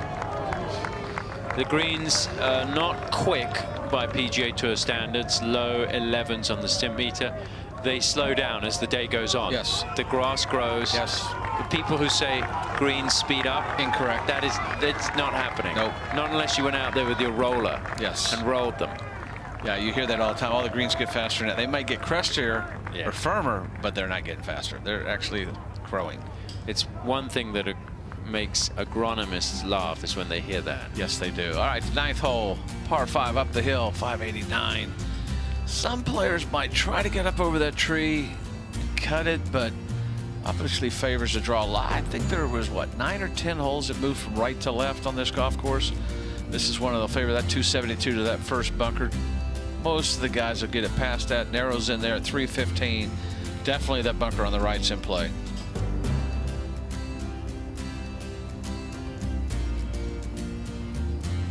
Go back up here. If you get it in the fairway, you can dock this on in too. This whole location is kind of back and left. This morning it was a little bit more to the right where the slope came in play for the guys that bailed it out. Penalty area is in play up on that left side if you do happen to pull it. Key here is get it in the fairway. Give yourself a chance for a 2, maybe even, or a 3, maybe even a 4. So the first match out, reaching the 9th tee here at Marco Simone. We're about 10 miles from the center of Rome. It only takes 45 minutes to get into the heart of the tourist area. Unless your van turns around halfway through. Like unless your van turns around and goes the other way, which wouldn't be advised if you're trying to get here quickly. May have happened to people we know. I tell you what, it's really nice being at an international golf event and being in a big city. It's cool. It doesn't happen very often. No.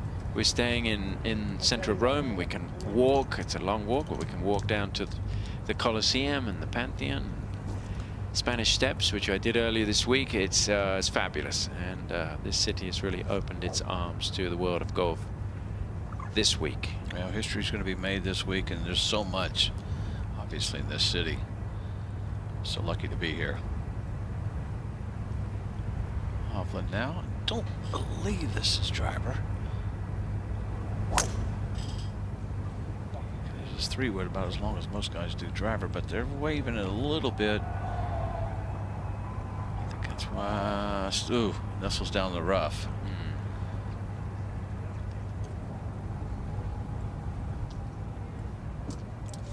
Now Hatton's going to go with the driver here.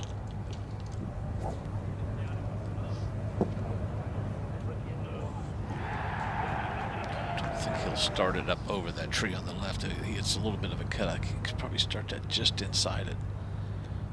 The roar just went up there. The Europeans winning the 7th hole with a birdie. There's European roars and there's USA roars, and that was definitely one of those.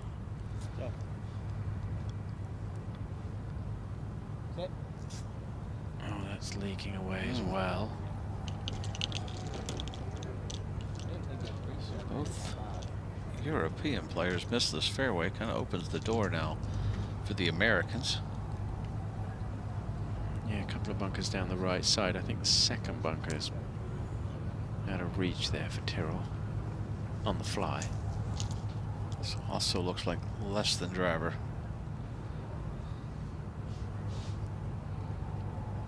Thing is, but a fairway wood, you can turn it over because of the loft a little bit easier than the driver.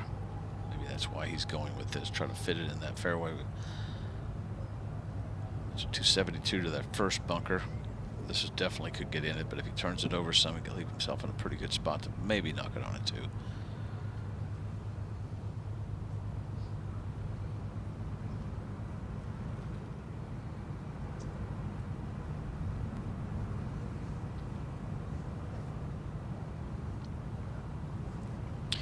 You can't get back to this tee. That's why there's nobody there behind them. You have to walk over a little, I don't know what they call it here. It's not a barranca. Maybe a stream. I can't speak a word of Italian.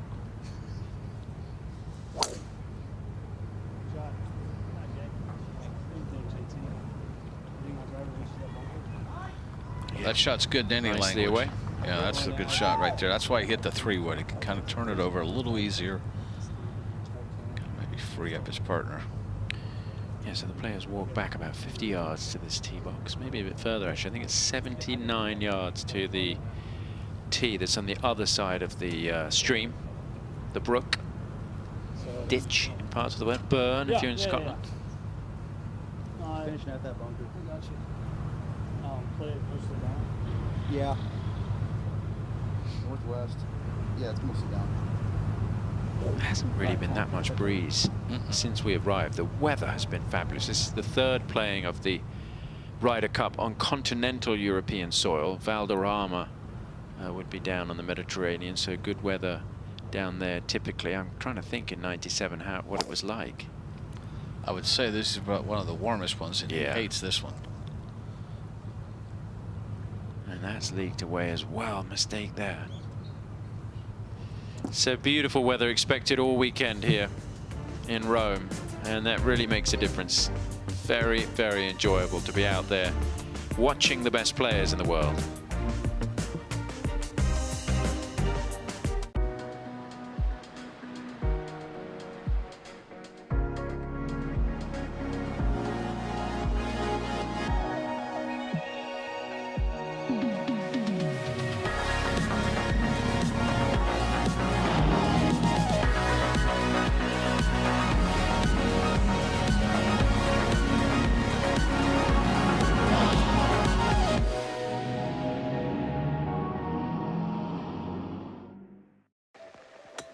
Every drive,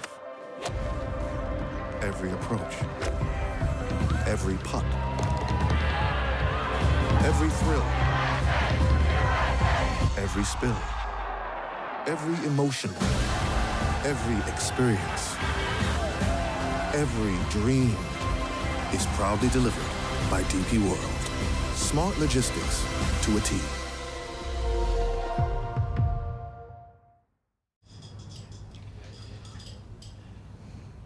Back in our featured match coverage here at the Ryder Cup. So glad you could be with us on our different streaming platforms around the world.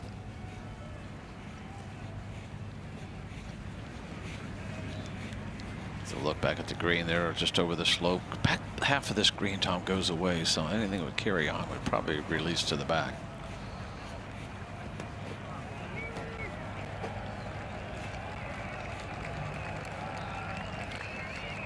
So a pretty long walk there. They're going to make it across over the bridge and then through those extra tee boxes to the fairway here.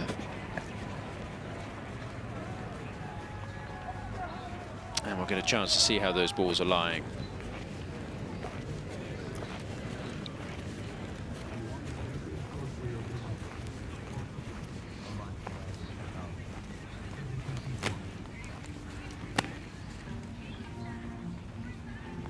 take a look at where the players drove it. So let's check in. Okay, Hovland and Spieth in that first bunker on the right. Hatton between the two bunkers. And JT in a very good spot. Yeah, most of the first 2 balls there are going to be layups. Get it in there where you have a yardage that's comfortable for you. That depends on the lie. Thomas can probably get there. Definitely get it to the front from there. Plays uphill at least a club. Hovland going to be first to go.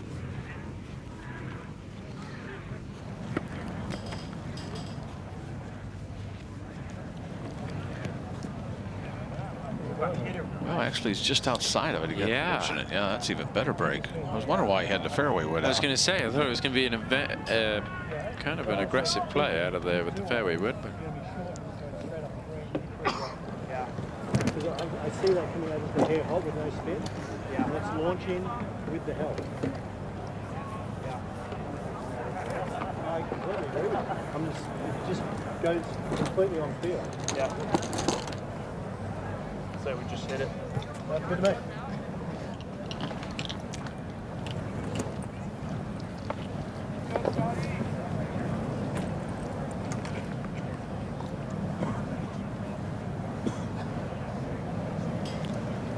Bit of an uphill lie, but it looked like the ball sit pretty good. Shouldn't be any problem here. See if we can get a little better right to left shot running up that side. Oh, so much for the good lie. Well, I told you he was going to lay it up. I just didn't think he was going to lay it up quite like that. if you're going to, you know,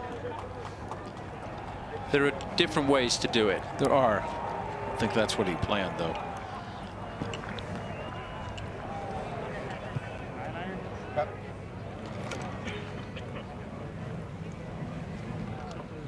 Right of the 2 big trees?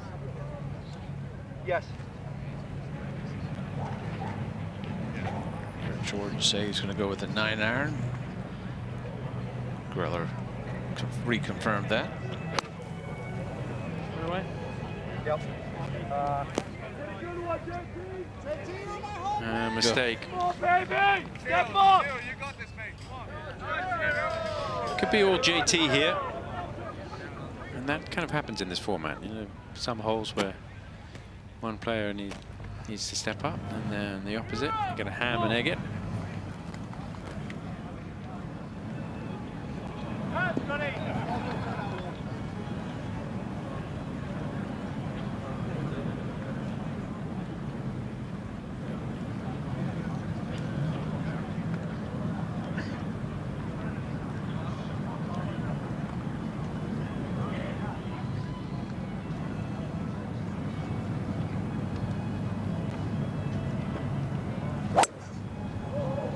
We'll go with a big right to left shot. Come on. He likes it. He's going to love it. Loves it. Yeah, wonderful. Really good. He'll have a putt for an eagle. Speaking of eagles, Matt Fitzpatrick made a 2 at the 5th. So he's gone birdie, birdie, birdie, eagle. And that took them to 4 up in that final match out.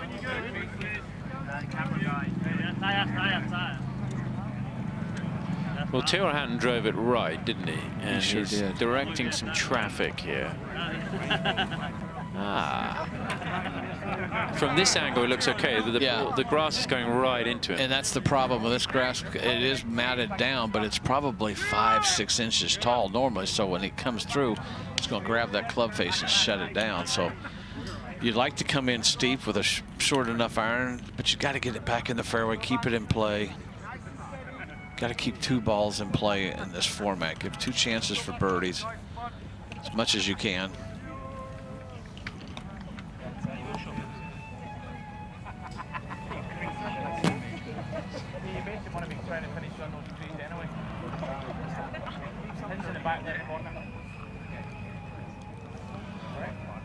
Pick a tree in the background. He's going with a look, maybe a hybrid or a. I think that's a hybrid right here. See if he can dig this out of this lie. Wow. This is a pretty bold play, don't you think? I think so. There's a look at the lie on the right.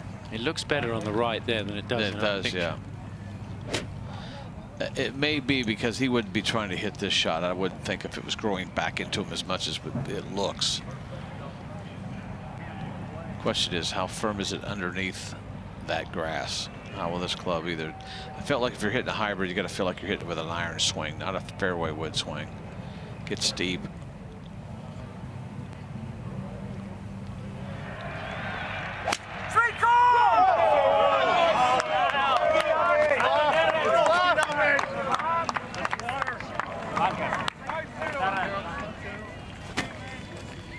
Not exactly sure where that finished, but we will find out for you here in a moment.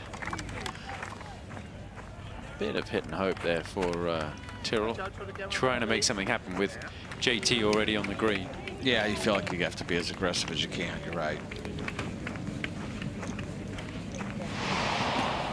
Take a look at the contact on that one, Jim. Watch his club face. See what the shaft does as it comes through. That was pretty clean hit out of there, Tom. I mean, there's obviously grass coming out, but that was a lot cleaner. Came in there just steep enough to kind of get it out of there. That was well played.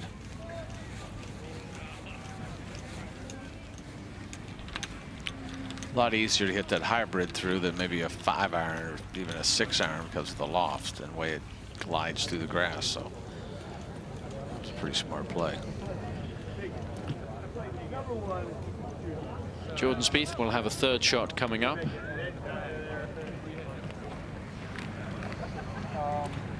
Trying to land this. I want one more club.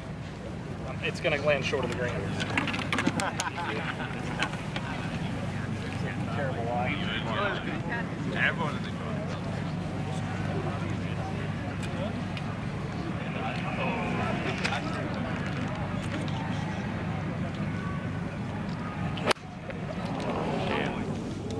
That just shows you how thick it was. Really rolling out of there, but man, that was nasty lie.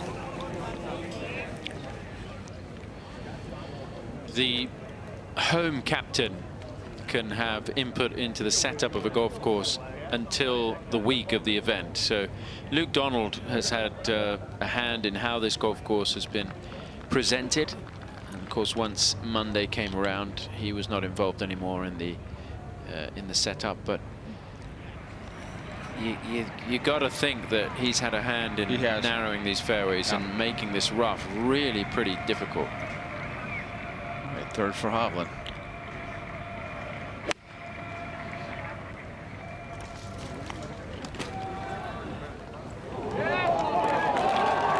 Good shot. I don't know if it'll be good enough, and he may need to make that to have a chance of walking away with a half on this hole.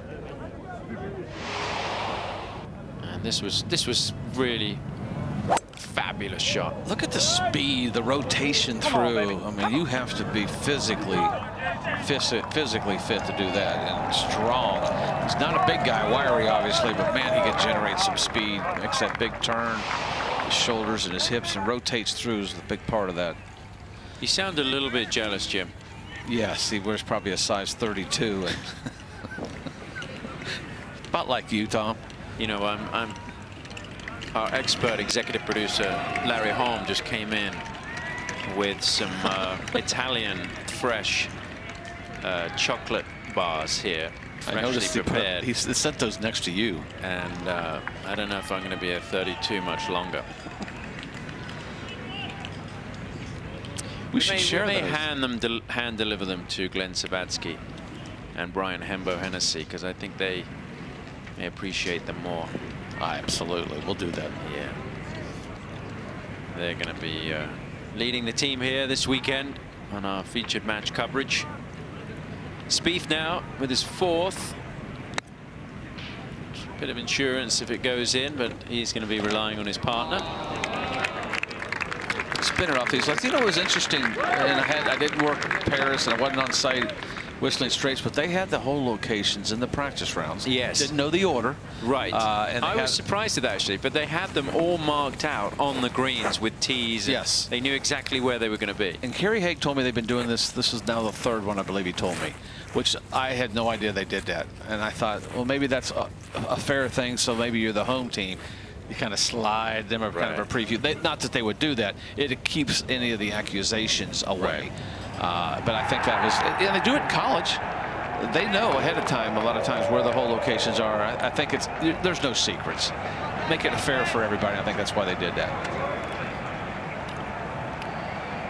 Tirohan just being maybe disturbed by people behind the hole there. One of the rules, both at the Solheim Cup last week and this week at the Ryder Cup, if you're inside the ropes, you have to wear one of those bibs. Unfortunately, in a situation like this, you really stand out. So just needing them all to stay still. Get this ball pretty far up and to get it into this bunker on that second shot. Yeah. Wow. Green really went away. Tough to spin it. I think he thought he caught it clean enough. Takes a massive bounce, massive bounce, massive bounce, no spin.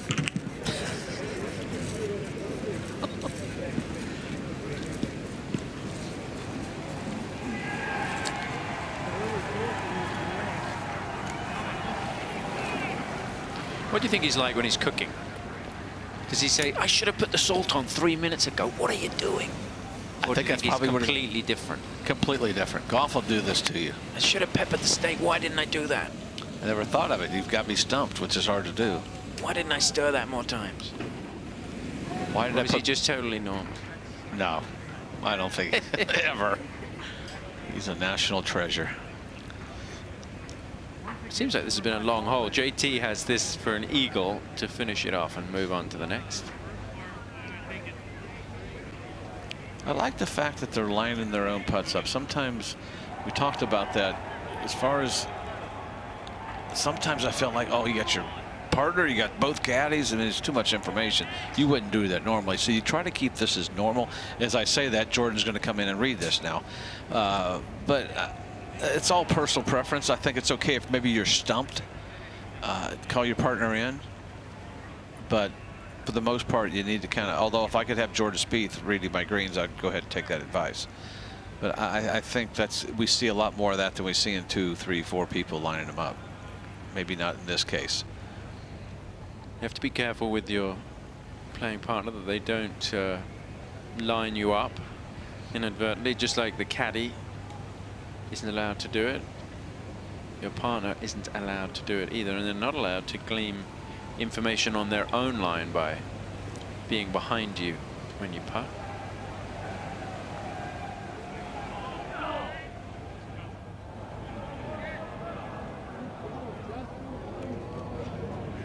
It's outside the circle of friendship.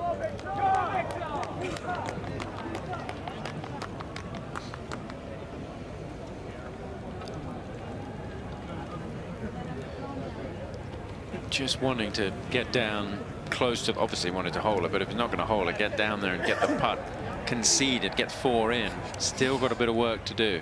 I think that's what drives you crazy as a player, is that you hit a beautiful second shot in there, you've knocked it on until you got a chance for 3, and you leave it 5 feet short. They are going to bring in the referee again. Wyndham Clark has just made a birdie at the 7th, which is very close to this 9th green. You may have heard a roar, not as big a roar as a European making a putt. But Wyndham with the 2 puts the US 1 up, so there's some red on the board in that 3rd match. That's Bobby McIntyre and Justin Rose against Max Homa and Wyndham Clark.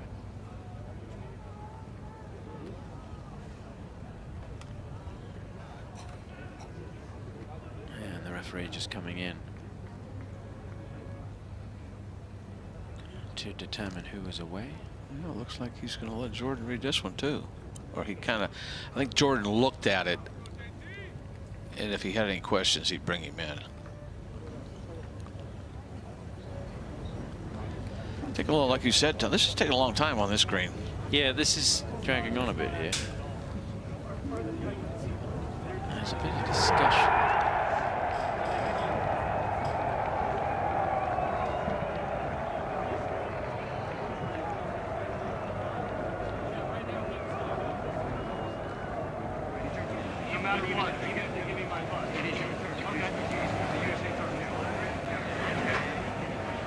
I believe that's Miguel Video from the DP World Tour, not Jose Maria Zamora.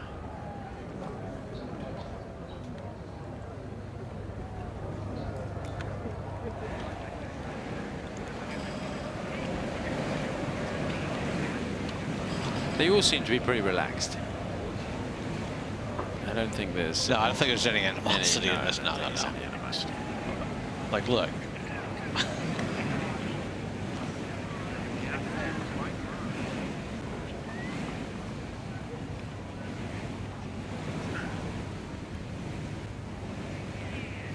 Well, a lot of these guys, they play on the PGA Tour together, so it's not like there's still that rivalry. Back when I was playing, they didn't have as many players from Europe play in the States consistently on a full-time basis, but I'm just going to hit the players that are out on the golf course right now. There's only 2 that don't play on the PGA Tour. That's Nicolai Højgaard and Robert McIntyre. Yeah. Everybody else is playing against each other, and they see those guys at the majors and the big events, may not know them that well. He's going to move that leaf. He's so dialed into his concentration. It's the only indication that autumn is coming. Yeah, it feels like summer. Clouds melt! Yeah, good 2-putt. Very good.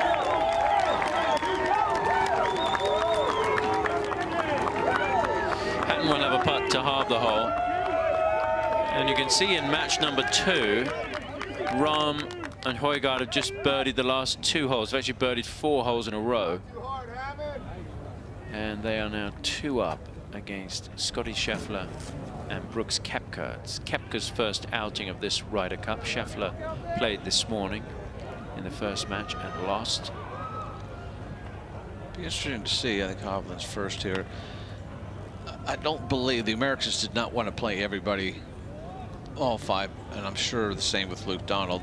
If you get far enough behind, you have to put one of your top horses out there more. Last week at the Solheim Cup, Suzanne Pedersen did that. 3 of her players played all 5, and it paid off for her. But she needed to make the points. I believe that's why she did it, got behind early. Well, she decided that she wanted the big hitters. True. In one of the sessions. And they were there. So that was it. It will be interesting to see whether Zach Johnson changes strategy tomorrow, because he needs to push. And we may never know what the original strategy was. There's no strategy in that one. How about that putt? Huge. Just keeps it all tied up at the 9th. And they will head to the back 9. They've got a bit of a walk over to the 10th. First tee is empty for the day. We'll be back in a moment. Whatever the course, whatever the variables, every player knows it all comes down to this. An impact zone of 2 millimeters that contains all the possible trajectories. Yet they face these odds again and again, because every player knows this is where their true measure awaits.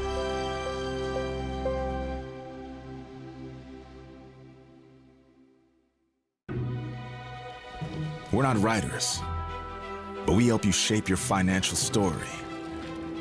We're not an airline, but our network connects global businesses across nearly 160 markets. We're not a startup, but our innovation labs use new technologies to help keep your information secure. We're not architects, but we help build stronger communities. We're not just any bank, we are Citi.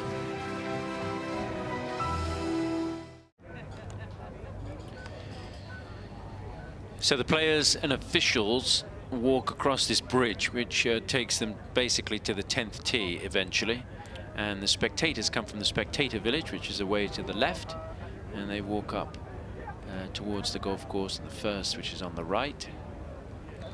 It's a pretty spectacular build out. But this is the biggest event, maybe in golf. Yeah, I actually did reverse, did a walk and talk with Todd Lewis for live from it, reliving the 93, and it's an amazing walk. The feeling, and I wasn't even planning to feel that. Walking across the reverse, you walked the we walked back to number 1 to get into back 1. Down the steps backwards. That would have been quite something. It was pretty good. Our cameraman was very talented too. And it's going to take a little bit of a while for them to get around to the 10th tee. And then we into the back 9, which is built for risk and reward, for excitement, for match play.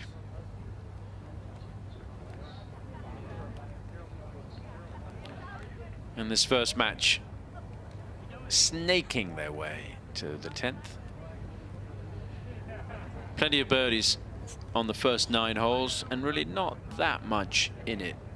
Europe had a one-up lead for the first 3 holes after Tyrrell Hatton birdied the first. The US pulled it back at the 4th. US went ahead at the 6th. The first time that they've had any red on the board at the Ryder Cup was that birdie at the 6th for the US pair. And then the next hole, Europe got it right back with that great tee shot from Hovland. There's Smiley Kaufman there, part of our NBC broadcast team. Good pals with a lot of these players, having played out there not that long ago.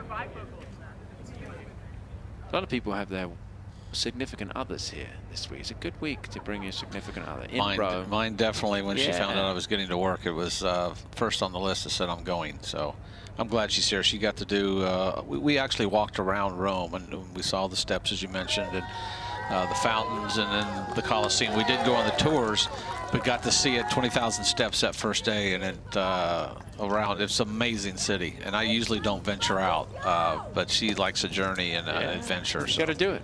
Yep. She went to the Vatican actually the next day and had a great time. What's incredible are just sort of seeing these buildings that have been there for 2,000 years and actually comprehending all of the people that have been involved, walked through the doors, the impact that they've had on humanity is pretty incredible. Well, think of the Colosseum. Yeah. In the States, they knock down arenas after 10 years. How they're no good. But in the Colosseum, not that they're using it, it's still there. So it's just, and you're right, that just the thought they had back there, that far, it's amazing to see that. And I'd never dreamed I'd ever be over here to witness this. And this is kind of a fun weekend for me, or week, I should say. 10th hole, we see here a little bit of a dogleg right finally for a person like me who likes to fade it. 461 yards, 310 yards to carry. It really narrows in there. Guys aren't going to try to mess with the right side, but you've got it. The longer hitters can hit it in there, and this green really falls back off the green and it'll get rolling a good 10, 20 yards back. We saw a lot of those shots this morning, and the foursomes do that. Quite a bit of movement in the green as well. Let's see where the hole is cut. Hovland now, less the driver, might be that hybrid. That's a driving iron, I believe. It's hard to see that, but whatever gets it in the fairway, and it does. Nice.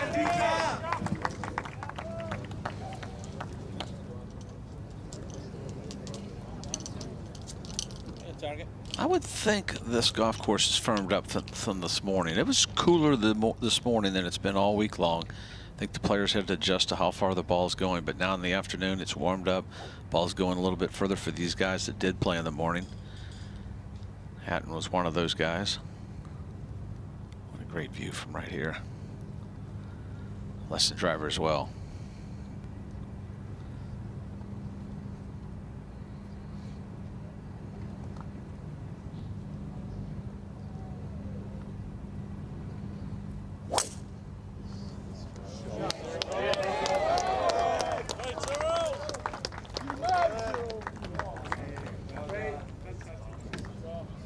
Nicely done. Here we go. Yeah, I was gonna say something. JT will be next.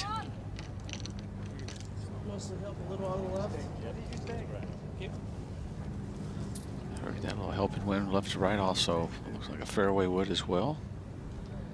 Looks a lot more comfortable, a lot more confident. It's not like he's trying to figure out, okay, where am I getting this club? Where's my rehearsal swing? It looks like it's more reaction. And that's what you do when you're confident. You're not thinking mechanics. You may have one thought, but you're not cluttering up your brain with so many thoughts. I think he looks like he's swinging it a little freer.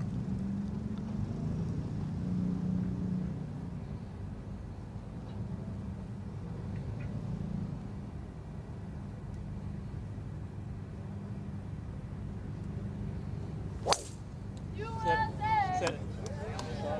Come on, Lance, soft, please. Yep. Great shot. Great shot. Great shot, It's right there in the corner of the dog leg. That'll be just fine. Jordan will be next. Also, left the driver. West is basically straight down.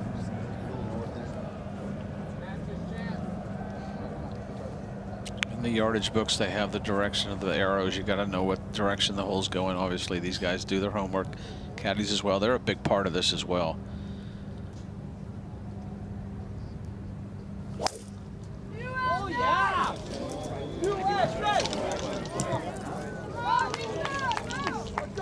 Oh, towards the penalty area. That's not good. His partner's in play, though. As long as you got one in play. Yep.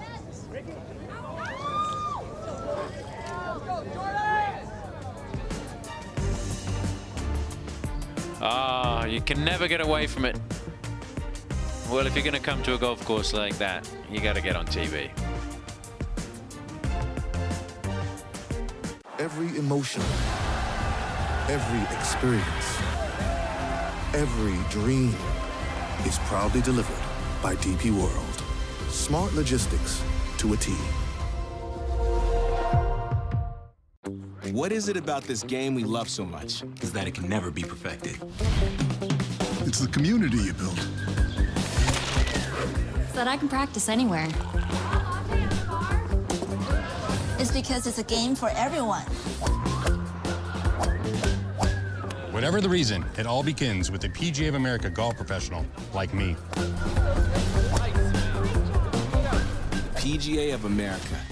We love this game. You don't have to worry about it. Your body posture doesn't even matter. The key is to give it a natural swing. And you're in.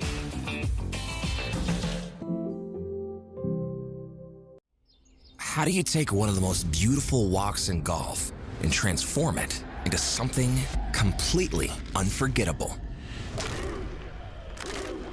You add a few thousand voices to the mix.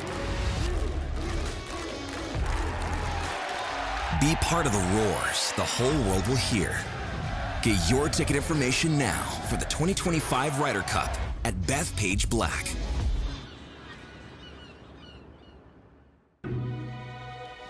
We're not writers, but we help you shape your financial story.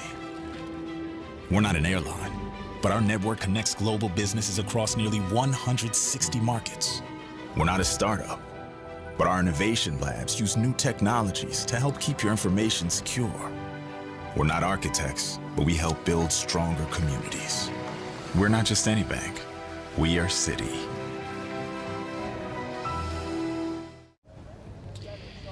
Complete your look on the green with the latest branded Ryder Cup gear at rydercup.com and click shop. Gear up for the Ryder Cup and select from a variety of styles that will make you stand out in the crowd. Visit rydercup.com and click shop.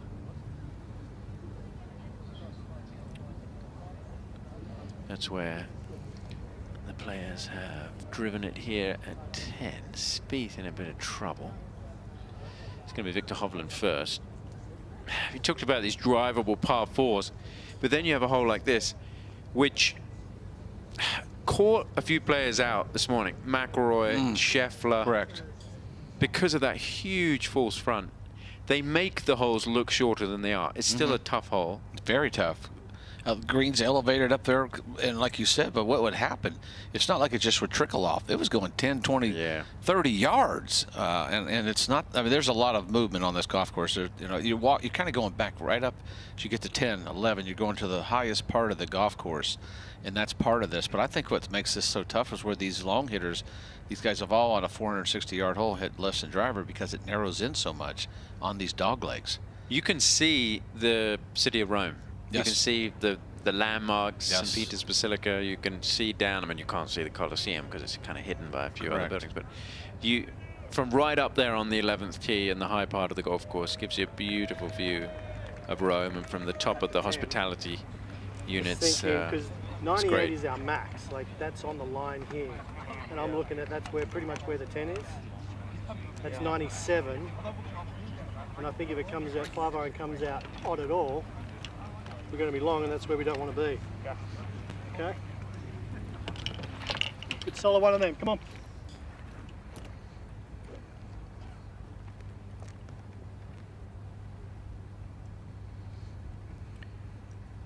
you can definitely put a little bit of pressure here with a good one, because the second shot up the hill is not easy. I don't know, because it's so far up. you want to take a little off a 5, it's definitely not a full one. Because we're at that 10. Not often that he's hitting 5-iron into a par 4. Well, it plays up. Yeah, I know. That's what he hit less than driver, but it plays uphill 11 yards, which is about a club is 10 yards. So, and it's such a steep slope. I don't think the wind's enough out there, as you mentioned, to really cover this in. But that shows you how far back he hit this. They don't hit 5-irons very often into par 4s. He can't get set here. Go back into your routine. That's a lesson for all the folks listening. I'm not saying be slow, but go back into that routine, whatever it is. Stay in the process.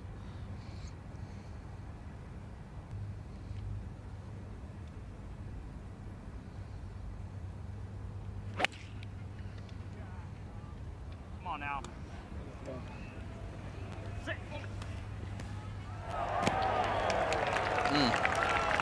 That was close to really good, but that nestles down. Be a really fast chip coming down the slope. I think his caddy was not comfortable with hitting more club there. Good thing. And he was right. Yeah. He's most of the time the guys are right. I mean, you figure out these guys pretty quickly. You know, JT, 192, 30-foot rise there, so. About a club. Uphill.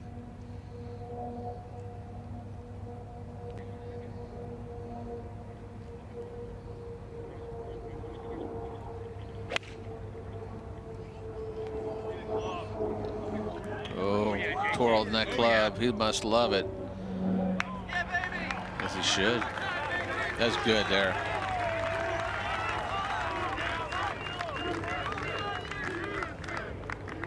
The way Hovland's playing, probably chip it in from the back of the green.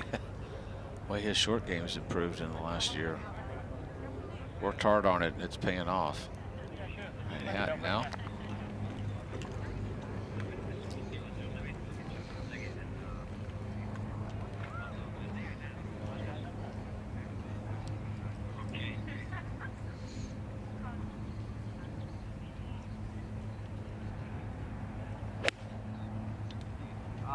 Down.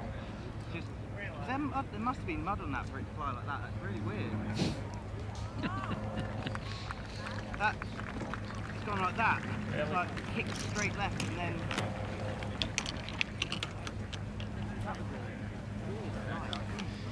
Unusual to get a mud ball in these fairways. Yes, they're soft, but they're not that soft. It's 3:12 in the afternoon here. Yeah, they're not that soft. And but if he's convinced, yeah, well, that's the first time he's blamed something outside himself. Yes. Oh, what a! Oh, it was almost a great shot. Just that green goes away. They're just over that slope, and both those players will be long, fast chip shots coming down.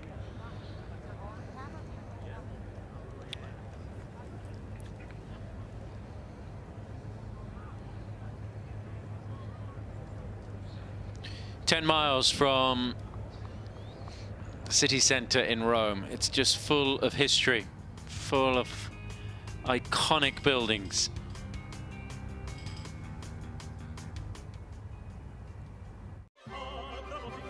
Good morning, Mr. Montgomery, and welcome to the Roncavalieri.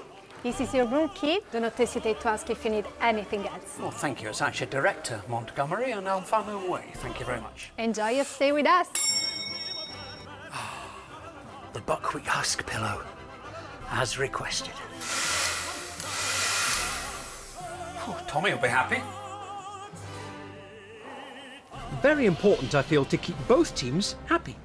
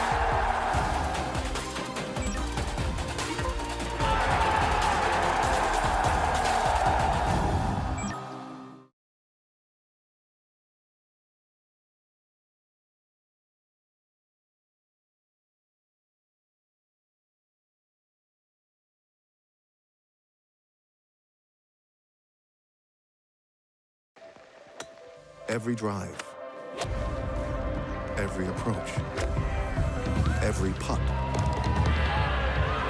every thrill, every spill, every emotion, every experience, every dream is proudly delivered by DP World.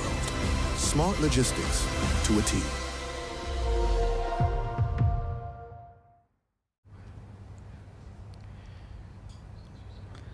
Now, okay, this is interesting. I've not seen this before at a Ryder Cup. No.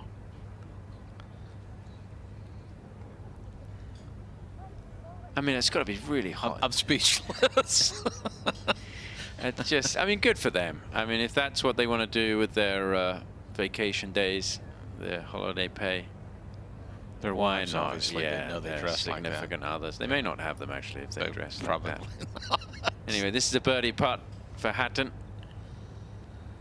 So it has some pretty good speed to it and go left to right.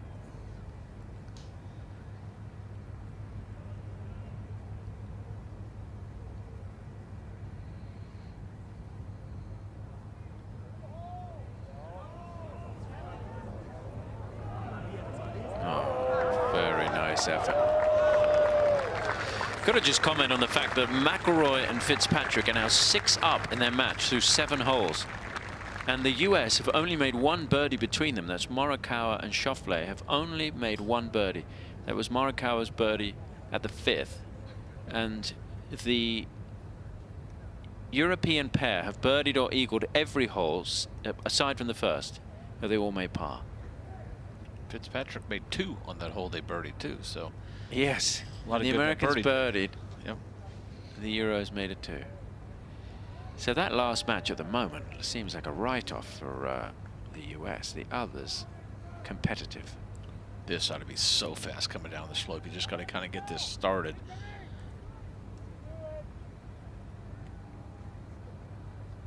Just accelerate through. Oh, he fancied it as well. He fancied it.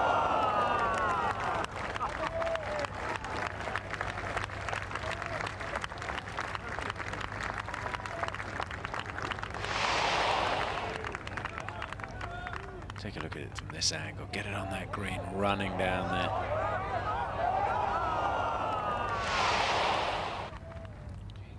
It's tough to dislike him. I know he's your opponent, but it's just it's hard to dislike him. You know, that's the hardest part.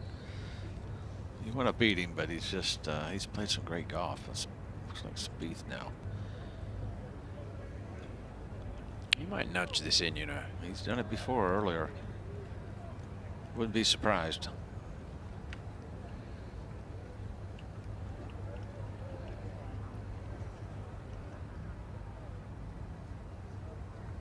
That club face got shut down with that rough.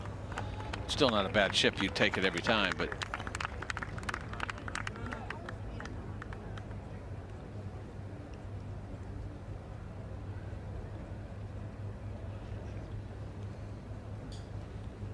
To read putts again, so whatever I said a couple holes ago that's gone out the window.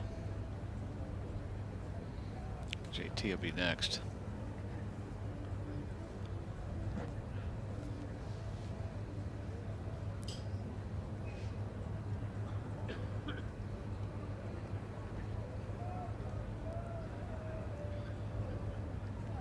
They're really, they've taken on the last couple greens. They've really spent some time on them.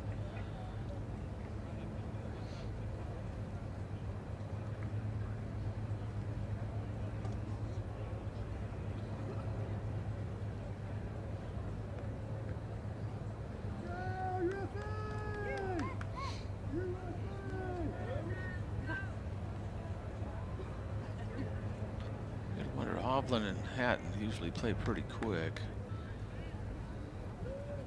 Gonna get them out of their rhythm a little here. It's taking an awful long time on this putt.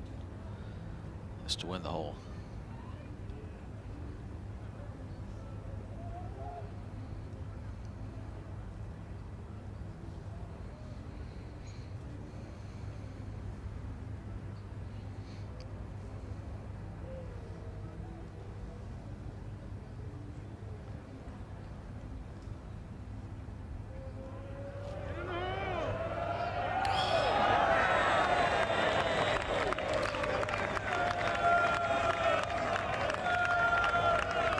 all that time to miss it just a little low.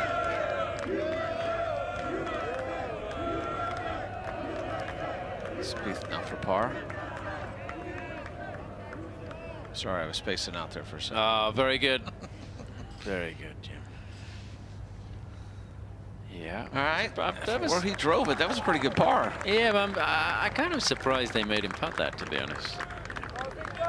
So we've got the astronauts out there. What else have we got? All sorts of different costumes and people dressing up. It's all part of the flavor and the excitement of the event.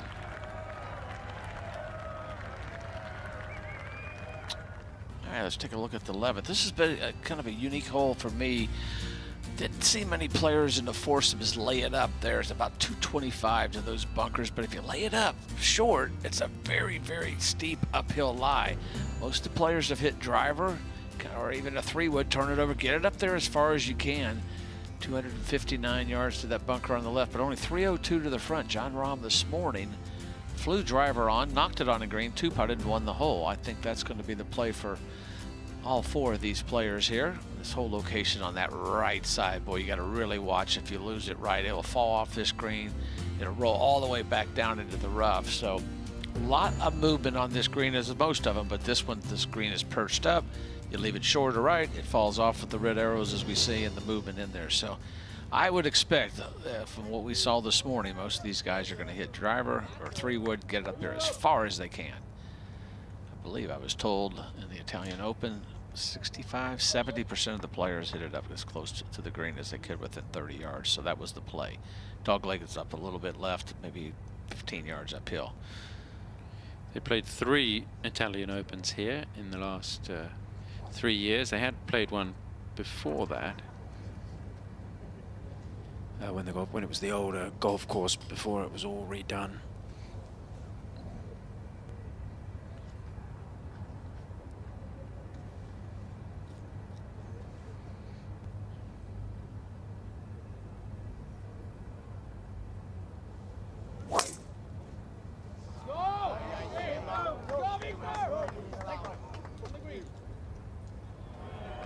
Wow.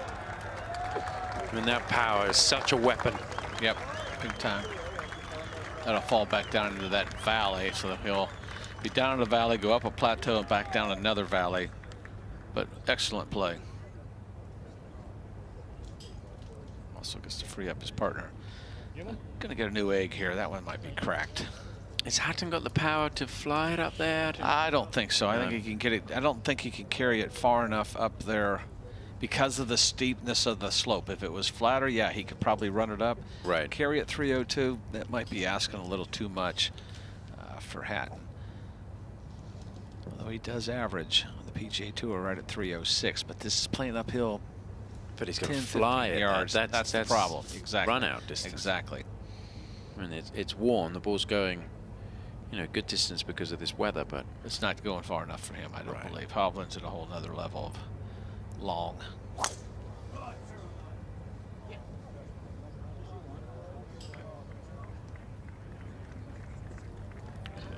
Yeah, just hit right into the face of that slope, and that'll go back another 10–15 yards. That's going to be a tricky shot over that slope. It might even be on a little bit of a downslope. Get it on the upslope, it'd be fine, but your partner's on it.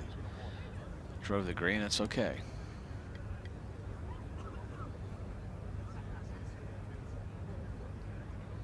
Got to stay hydrated out here. It's been a long day for a lot of these folks. Hadn't played this morning and again this afternoon. Great view from behind here. All right.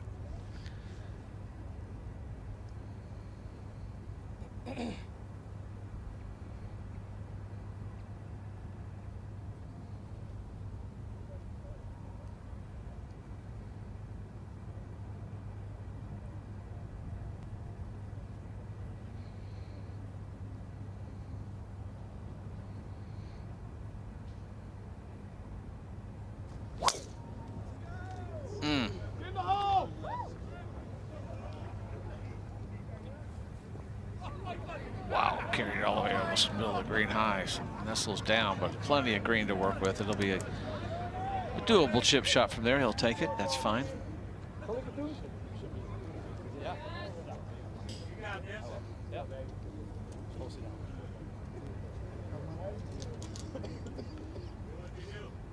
Jordan needs a good one here. The Europeans on the green.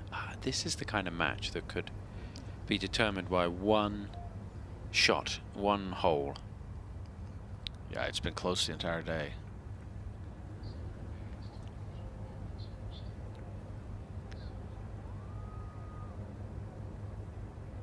Eight birdies for the Americans, 7 for Europe. That's absolutely right, isn't it? Yeah. If it gets too far right, that'll be a tough shot up over that slope unless it can get far enough. And it does. Okay, that'll be a little bit better. Back in the short stuff, it doesn't. So he's bumped one before into the ground, so we'll see. All 4 players in play. Well, fans from across the US and Europe make their way to Italy. Add to the flavor of this competition. 2 teams. 2 captains leading the greatest champions from both sides of the Atlantic. But here, individual excellence cannot secure the end result.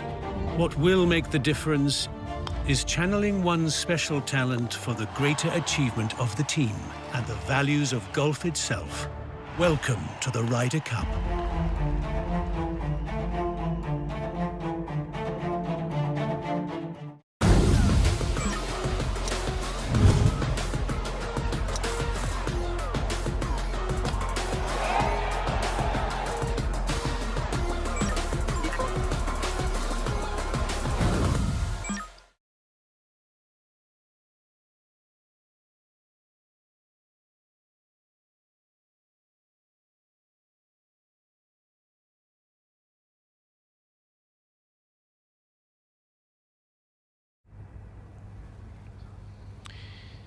Back here at the Ryder Cup, this is how things stand. Europe up in 2, but up a massive 6 up through 8 in that final match. They've just bogeyed. Both teams have just bogeyed the 8. So a lot going on in that final match, but it might be over pretty quickly. And then the other 3 matches are really tight and very important for the United States here because, I mean, at what point do you think it's going to be kind of a very difficult task to come back? They get up 6 or 7 after the first day. It's very difficult, but I think that last match, if you're the Americans, you're this far by, you try to make this last as long as you can. Keep it going, even if you're going to get beat, but you have to kind of stay on the golf course, make them work for it, even though you're getting blown. I can't give up now. You got to keep fighting.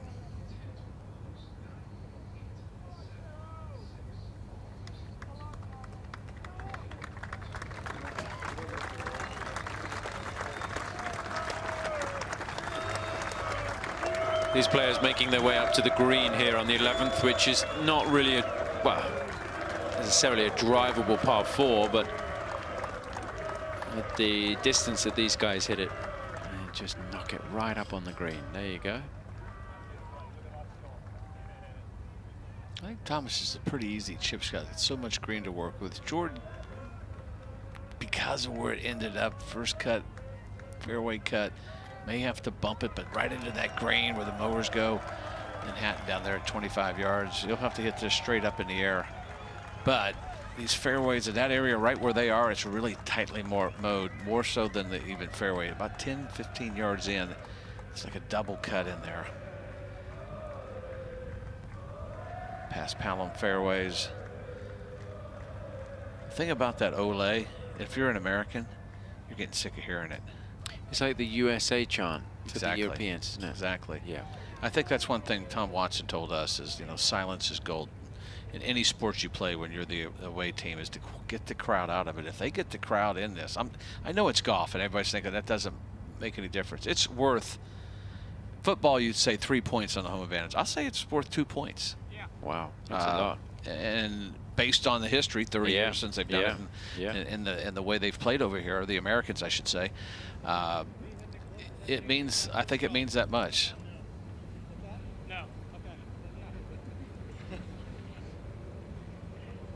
All right, the 2 options: you fly it up there as far as you can, or you try to bump it. But it looks like he's got a fairly lofted club. Might go up in the air with this one, landed just on. That is back of his stance. Let's see what one he plays. Wow. How good is he? Clattering it into the flag. That's the thing. I don't think he ever gets really freaked out when he misses a shot or a fairway or approach shot, because his short game's so good. There's no fear there. He knows he's got one of the best short games in the game. There's no fear of that. It's a great weapon if you can continue to trust that, what she has. All right, JT, now that ball looked like it nestled down pretty good. Maybe carry this 10, 15, 20 feet. Maybe you carry a little further, depends what kind of shot it wants that, and let it release. The last 10, 15 feet fall down into a little bit of a bowl, but you got to be cautious. You know, your partner's in there close for part of it. Doesn't get too much speed. It could get going off that green. It shouldn't happen, but it's just so unpredictable how these lies.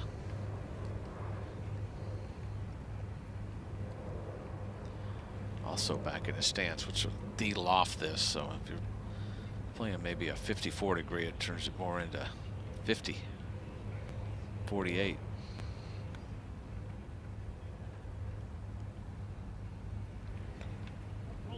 Wow, I did not see that. Did that come out a little thin, or was that exactly how he tried to play it? Maybe it was. That was a weird flight. That was a strange, yeah. It's like it skidded low. I think it's because he played it so far back in his stance. He lost it, so you got to take a look at this. He's got it way back outside the right foot. Usually you kind of drag your hands, lean. He kind of flipped that. That was more of a, I'm not going to say it was a skull, but it was a flippy shot. If you're trying to hit that low shot, lean the shaft more so. But that's where the hands got flippy and the club face got ahead of it. That might be a little thin out of that lie. I think that's why he laughed. I don't think that's what he was trying to do. Well, the Europeans have got a chance to win the hole here, but they need to guarantee the 3. Americans looking likely to make 3.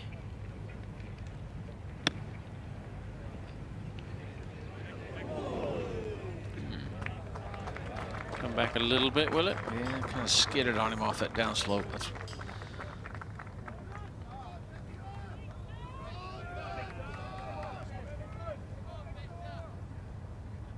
a little bit of a skip sometimes on these greens with the chip shots, like on that shot he was trying to hit. You're trying to hit that one bounce spinner.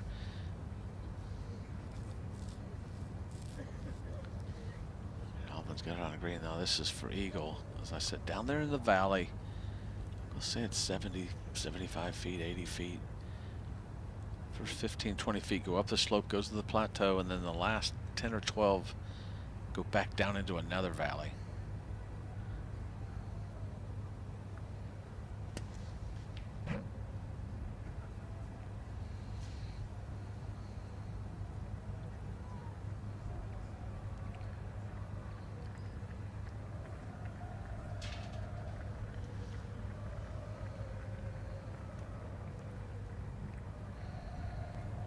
They played very quickly this morning in the foursomes. Yes, they did. They were flying around this morning. And the 4 balls always take a long time. I think it's more enjoyable for the spectators when they're playing foursomes. You played a lot of foursomes growing up. Yeah, I love playing foursomes. Yeah. It's just quick. It's a quick format. You can get around. And it's much more popular in the UK, although it's not played as much as it was previously. Goes downhill right about here. Did he make it? It was a really good putt. So not in yet for the birdie. Americans still have a birdie putt to come. Short birdie putt. They're all around the hole here. Yeah, there are a few clubs in the UK where you can only play 2 balls or foursomes. Muirfield would be one. Okay. Rye down on the south coast of England. That's another one. I'm sure people will remind me of others. I think West Sussex might be. I think that's why the Europeans are comfortable with that. Plus, they get national teams. That's a big part. USA is finally doing it. I know they play in college. But when you talk to some of these, the Swedes especially, they're so prepared. Yeah. When they do get to college, and some of them, the ladies turn pro, but when they get to college, they're prepared so much faster than maybe some of the U.S. kids and other kids around the world. But I think that's a big part of it. I think that's why they've had success in the Ryder Cup. Royal St. George's is another one, Jim. Okay. Yeah. You're going to figure them all out. I loved it. I've never played it till the President's Cup. It's so much fun, the foursomes format. If you make a lot of birdies, you love this one.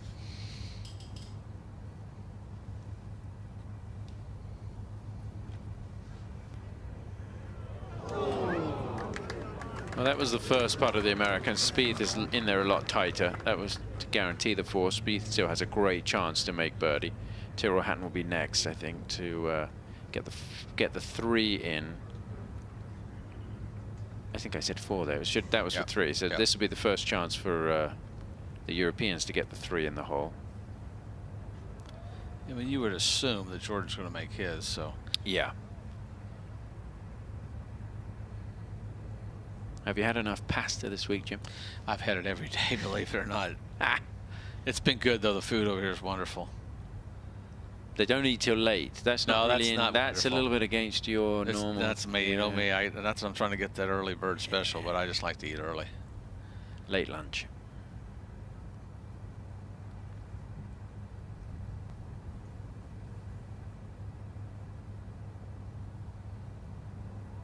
Got it. Well, it makes Jordan think a little bit. He's got to make the putt now to tie the hole.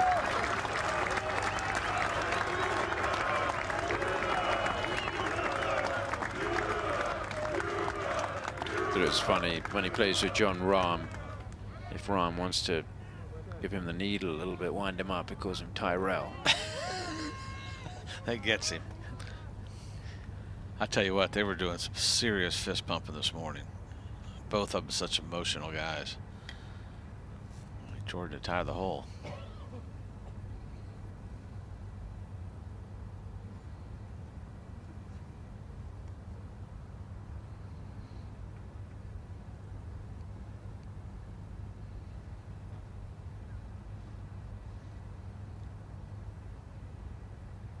Yeah.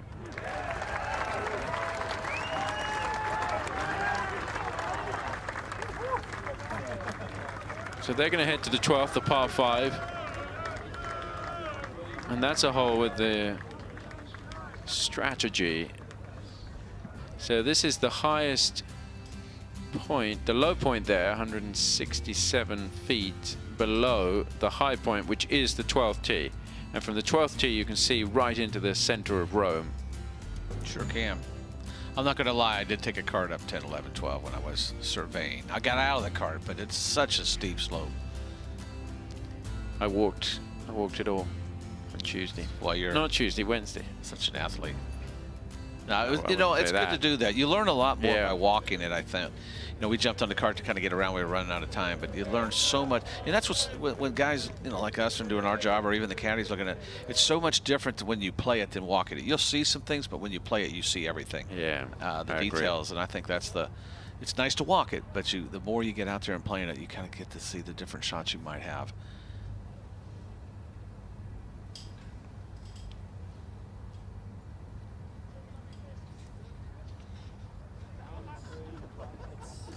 It's straight off the line. I'm trying to figure out where the breeze. I just don't think there's that much breeze out there, really.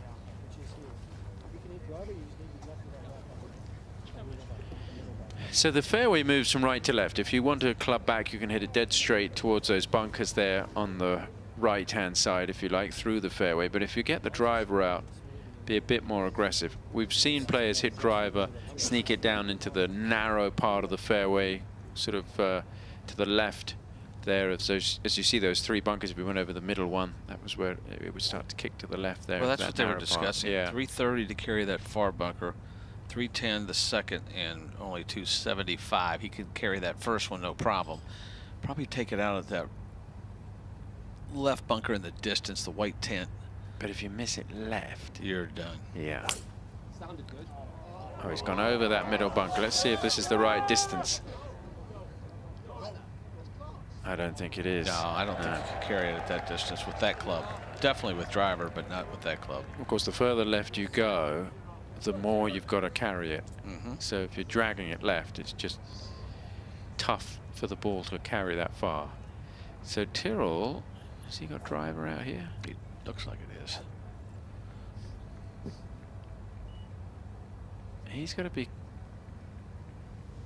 a little careful. You don't want to go too straight. We saw a few players drive it into the bunker through the fairway this morning.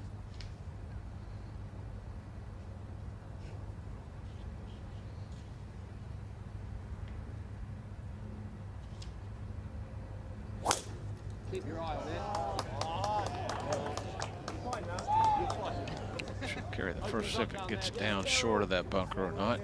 Did it go in? I think with the driver, he was in danger of running through the fairway. Close. It's close. So the door's open here. If they drive it in the fairway, I mean, it's just a short iron into this par 5. This par 5 plays basically the same distance as the 8th, which is a par 4. I think this is an easier. Yeah, 8 plays a little more uphill, but this is easier, actually. Yeah. He's going to go with the driver and try and hit that approach shot you saw at the 9th. Yep. That would be the perfect shot for him here with the driver. He can cover that middle bunker. Yeah. No problem. It's if he tries to get too greedy or loses it out to the right, that fairway bunker to the distance comes into play. Oh, he tried to move it left to right. Yeah, he did. He hit it hard. It's going to be further than that, isn't it?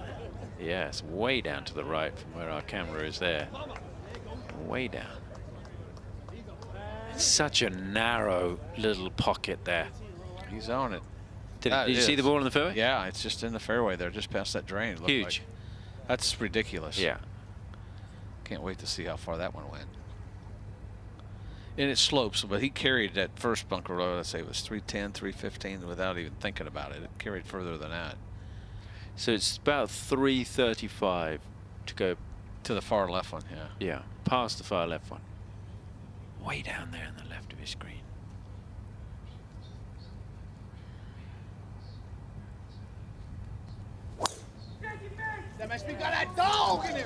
He likes that, but see if that's going to be all right. Yeah, it just runs out. It's so tight. But his partner's in great shape. Depending on that lie, he should be fine. Yep, there they are. Loving it, absolutely loving it. Out in the sunshine, enjoying themselves. You don't need a scarf here this week. What is it about this game we love so much is that it can never be perfected? It's the community you build. So that I can practice anywhere. It's because it's a game for everyone. Whatever the reason, it all begins with a PGA of America golf professional like me. PGA of America. We love this game. How do you take one of the most beautiful walks in golf and transform it into something completely unforgettable? You add a few thousand voices to the mix. Be part of the roars the whole world will hear. Get your ticket information now for the 2025 Ryder Cup at Bethpage Black.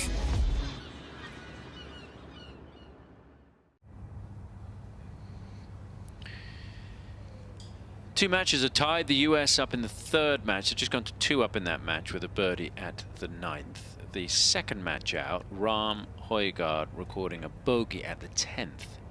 So that hole has caused some trouble this week. A par good enough to win the hole for the American pair. That takes the match back to square. They just won the last 2 holes in that match, the US, because the Europeans were 2 up through 8. So pretty tight out there at the moment, and the US trying to build a lead in the third match out. That's McIntyre and Rose against Homer and Clark. Both McIntyre and Clark really getting a first taste of international team competition. At a professional level, anyway.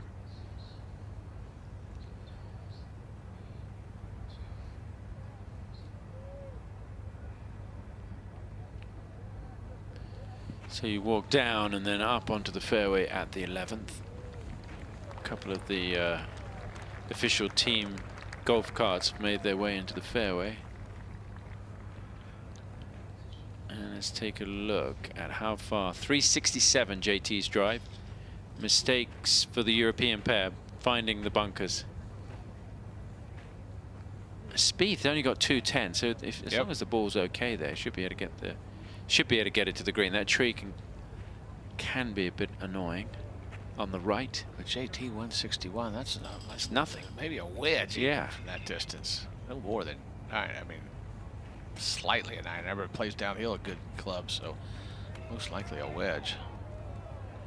But like you said, if you get it down there, short iron in, it makes a big advantage. And right now, on this hole, the Americans have the advantage.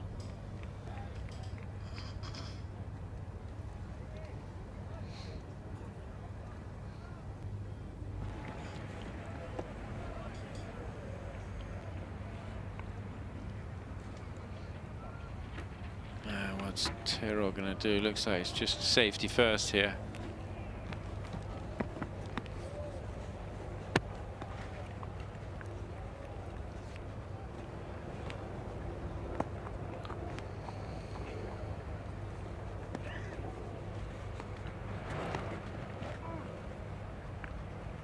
If it's far enough left.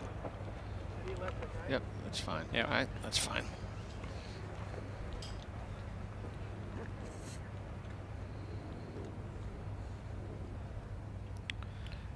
A little more of a bother here, a little closer to the lip. Obviously a little less club, a more lofted club to get out. He's actually in that hard part. See how much sand he can get out of there. Get out of there clean.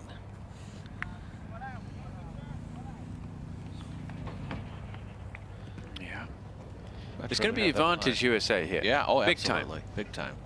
And a good time to get ahead in the match. I always think holes 10 through 14, absolutely key.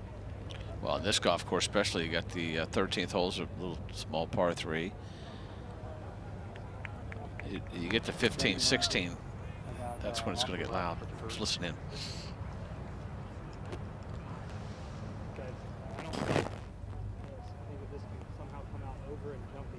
Yeah, I agree.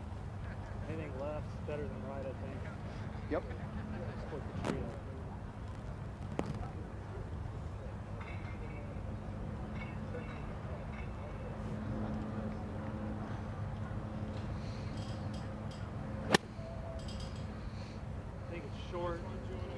Yeah, may not have been able to get all of it there from that reaction. Oh, got lucky, kicked forward. It is short, but that'll be just fine. Easy chip shot from there. But his partners just only has 161 in.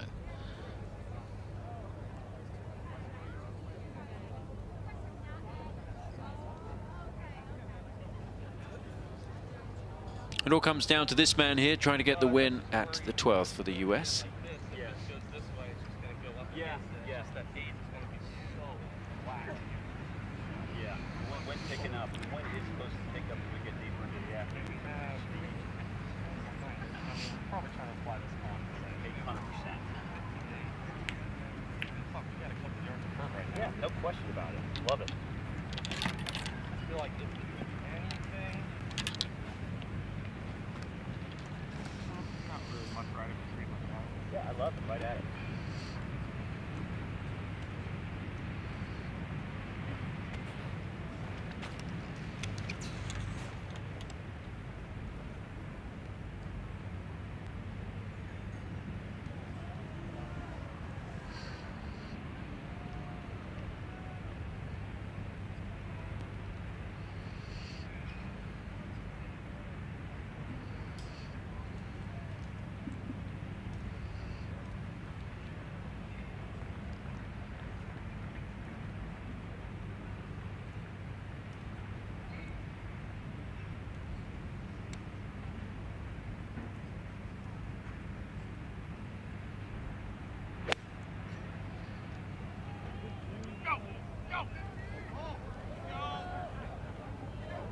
Oh, it's not going to climb up. There's a ridge in that green. It's just going to stay on the lower level. Yeah, it's not his best. Drove it all the way down there to take advantage of that long drive. Both the Europeans have wedges left in. Gives the Europeans a chance. They've got to get the ball up and down. He's going to make 4. Yes. There's no way he's going to 3-putt that. You would think not. Plus, Jordan's just short, too, as well, with an easy chip shot.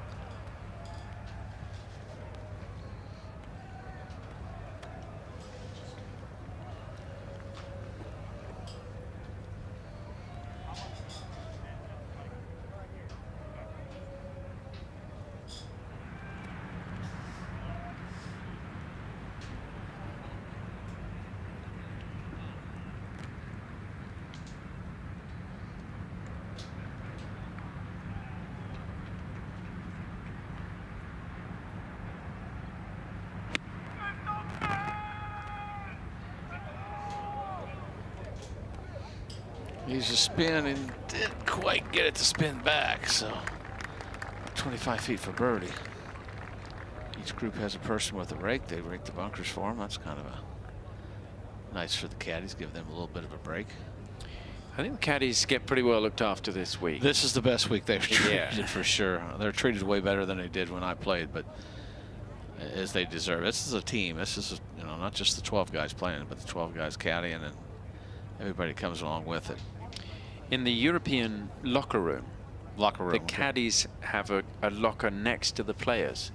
Really? Yeah, so there's 24 lockers, and the caddies have, their player has a locker, and then the exact same locker next to it is the caddies. Well, their team room, the European team room, is special. Yeah. If you can't get motivated when you walk in, it's amazing what they've done. The videos, Seve's shirt, the last one he wore, That's the right, names of all. You've got the picture of all their children, their baby pictures, their family pictures. You know what? It's personalized. It makes them feel special when they walk in. I think that was so well done on their part. Not that the Americans didn't do anything different, but that's the thing that really stood out to me, just seeing that. If I was a player and saw that.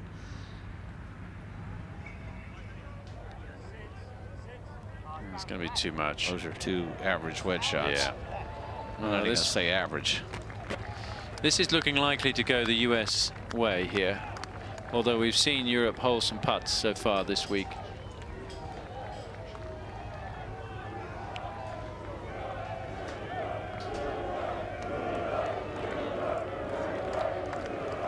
Crowd's not quite as loud and over the last few hours as they have been today, because it's a bit closer overall. The last match, 6-up to Europe, that one would not fit into that category, but the other 3 matches are pretty close. Everybody was so fired up, ready to go, and then Europe gets off to that magical start. People might be getting a little tired, although they don't seem like they are. I'll say this: win, lose, or draw, the Europeans know how to celebrate, and I'm not picking on the American fans. I'm just saying they stand out. I'm always impressed. Even when they lose, they found a way to make it fun, and that's what I loved, being able to just be part of that. It wasn't the same. There were celebrations and all that when I played, but it's so much different now, and they try to outdo each other. It's just really amazing. It's so much fun to be part of. Man, this guy is so good. What's so good about it is he's not standing over there thinking. It's just reacting to it. It's natural. I think when these guys get in these slumps and these kind of strange areas, they start overanalyzing, taking too much time. He's back to reacting. I think that's what it comes natural. Obviously, he has the most confidence in that part of his game. Trying to determine who's out here. I think our video has had a busy. He's been busy measuring. He's been very busy. He's now going to pace it off, I think. Just hope he doesn't have to get the tape measure out. Of course, you can drive to Rome from a number of different countries. Not too difficult. I mean, you've got to come across the Alps or around the French Riviera. But it makes it much more accessible for folks who live in Germany, France, Austria, even Spain, although it's a bit of a drive. And then you can fly in Europe relatively think easy. of the area, it's so close. Yeah. It's not like, you know, we don't, in the States, we don't think anything of it. 8 or 10 hour drive. That seems like a long way. Right. But you can cover a lot of countries in 8 or 10 hours. You get a lot of countries in 10-hour drive exactly. from here. Exactly. I think that's the fun part. That's when you see people come over to spend a week or two traveling. And a 2-hour flight. You think flying from Florida to New York, from here, it's 2 hours, 15 minutes to fly down from London. That's enough. So there are a lot of places you could fly to quickly. That's another thing, flying over, and there is some jet lag for the visiting teams. I think that's a part. And for the visiting announcers. Yes, well, that would be us. You were a little closer than I was. Yeah. But no, I think that's a part of it, and trying to get the adjustments, getting the sleep. I think that's I think as Matt Fitzpatrick said, sleep is so important this week. And these guys have been busy, and you can only run on adrenaline so far, but this is to win the hole, and this is to get the adrenaline rolling for sure. Maybe kind of get a little boost in those first 2 matches that are tied for the U.S. as well.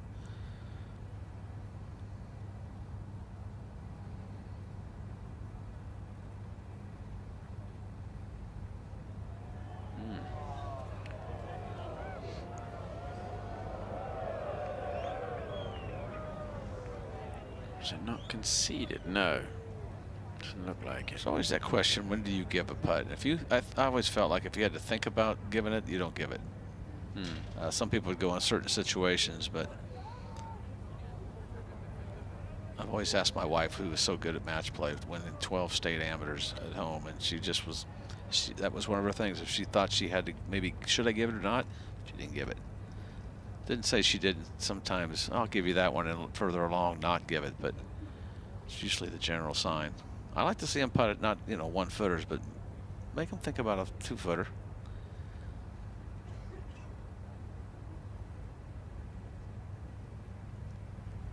Let's see if Hoffman can make this after driving it in the fairway bunker. Yeah, I mean, it's got to go in, really. Yeah.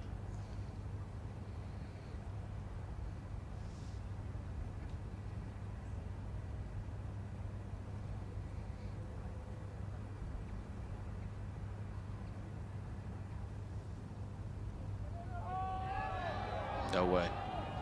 Wow, that turned a lot. Outside their putts. Hatton's going to have a putt. Looking likely to be the Americans taking the lead here for only the 2nd time in the match and only the 3rd time in the Ryder Cup 2023. That's remarkable. In any match. Yeah, I know. That's remarkable. Shows you how well the Europeans have played.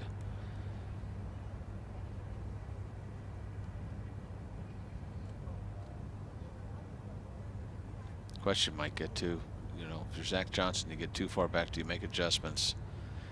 You know, maybe even Luke Donald, do you rest somebody that you maybe were going to play, or do you just kind of keep that momentum going? I have a feeling we'll see very similar teams on the Europe side tomorrow morning at foursomes. I ran out of pace. This is taking quite a long time here, and they might just say, you know what, let's go, let's get out of here. Press on. No, they're going to see a few putts, are they?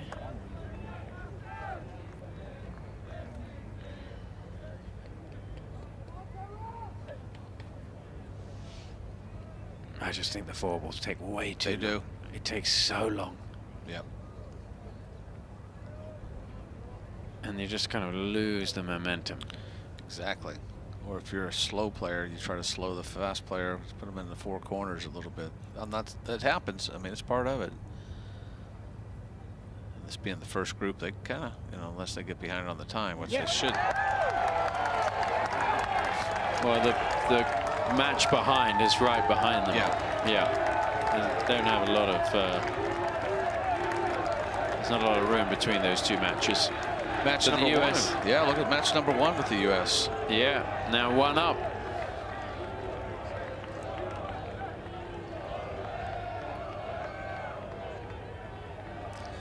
All right, this is one of my favorite holes on the golf course. Par 3 short one, only 128 yards. Thought we might see a hole in one, maybe with that front right hole location, but it's on the front left. That bunker short, visually from the tee, looks like it's pushed up against the green, but it's about 15 yards short. Gives you that visual kind of, not intimidation, but it kind of maybe confuse you a little bit. Falls off from front of the green down, but if you miss it to the right, it really falls back down to the right, and it will go down into the deep area. There is a slope. The first set of white lines is a little bit of a slope, so if the player maybe wants to take it to that slope, it will come back. But from this distance, I look for all these players to be within. If you don't hit it within 15 feet, you've hit a pretty poor shot.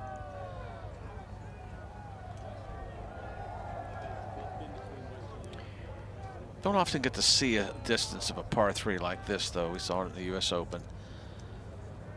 That was under 100 yards. I always like a hole like this. Kind of make them think a little bit. 5 lead changes, 6 lead changes, I guess you would say.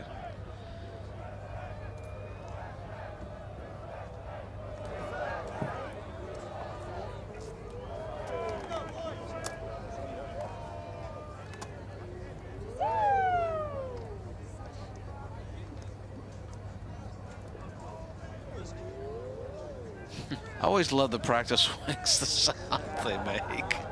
It's just so different than any other event. If you haven't been to a Ryder Cup, you need to put that on the list as something you want to do.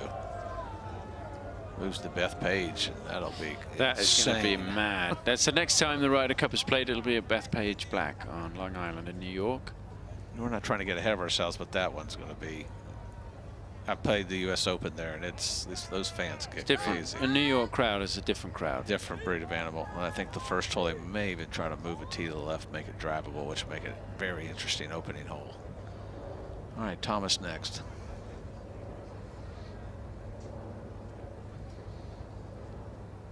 It'll be a hostile work environment. Yes, they won't be able to call HR because they won't listen. There's no corporate training for that.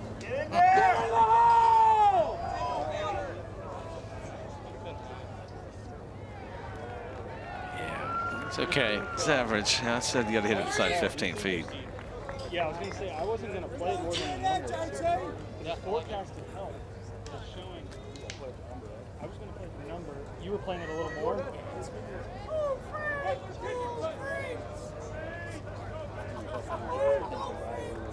Yeah, but I still think playing with the numbers as well.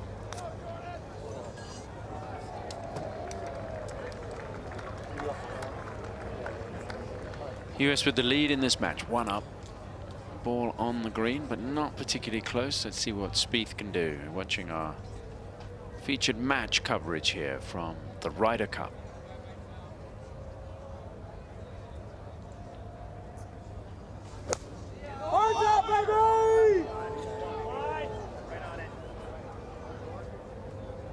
Yeah, better. That's what we expect. Both players on. Spieth with a little better shot. He said he was going to play the number.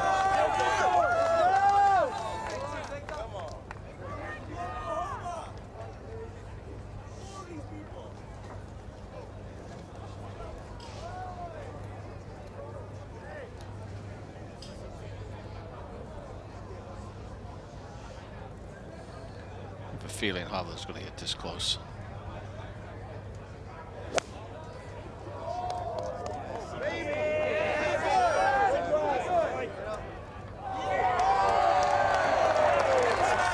Sort of a feeling, but that's okay.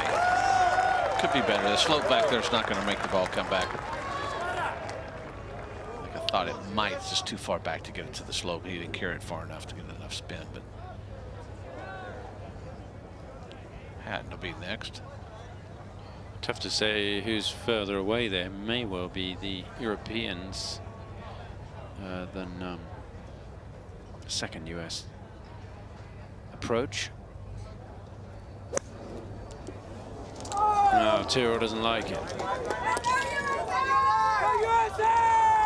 Oh, that is a poor shot. In the bunker? Yep. 128 yards. You could be getting a little tired, too. You never know. Yeah. Mentally tired, not physically, just mentally.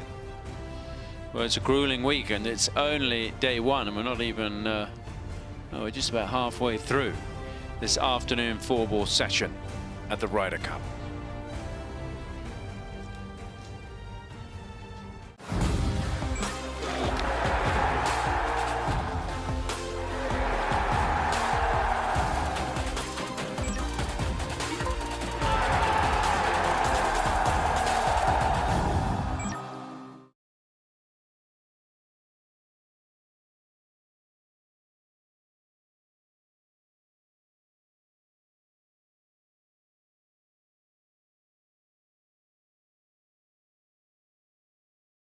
What is it about this game we love so much? Is that it can never be perfected. It's the community you build. So that I can practice anywhere. It's because it's a game for everyone. Whatever the reason, it all begins with a PGA of America golf professional like me. PGA of America. We love this game. So the US up in 2 matches, the Europeans up big in that final match, which is just making the turn. Homer and Clark have lost a hole because Rose has just made a birdie at the 10th. So they're now only 1 up. And of course we're watching their first match, the Hovland-Hatton against Thomas and Spieth.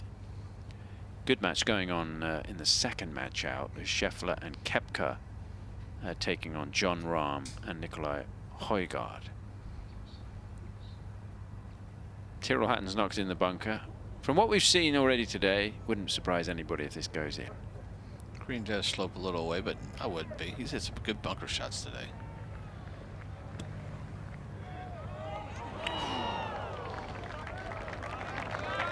He knew he could be aggressive. Needed to make 2, really. His partner's in there with a putt for a good chance for a 2. Come on, Big Tom.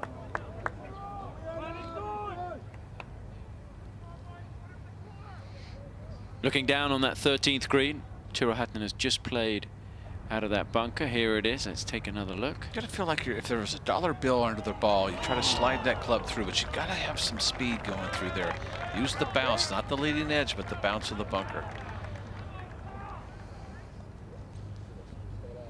The way that they've redone this golf course and really made it a stadium feel. There are a lot of places where folks can see down onto these greens, sit up on the hill.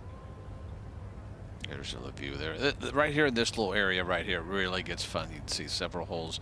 You get over to 15, really 16, 17, 18 are amazing. There is a lot of skyboxes and corporate stuff there, but there's still room for everybody else to see everything, and I think that's the beauty. Everything down there and below, and the echoes and the sound, just really amazing. You can see the first tee, the bleachers in the background there.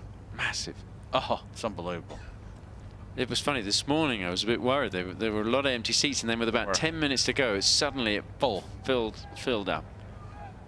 They held people back and then opened the gates, I think at about 6:30, so about an hour before play started, and there was just a sea of people running like you see at in Phoenix, the PGA Tour event. Birdie putt now for the US. 2 birdie putts to come, 1 from the US, 1 from Europe, obviously.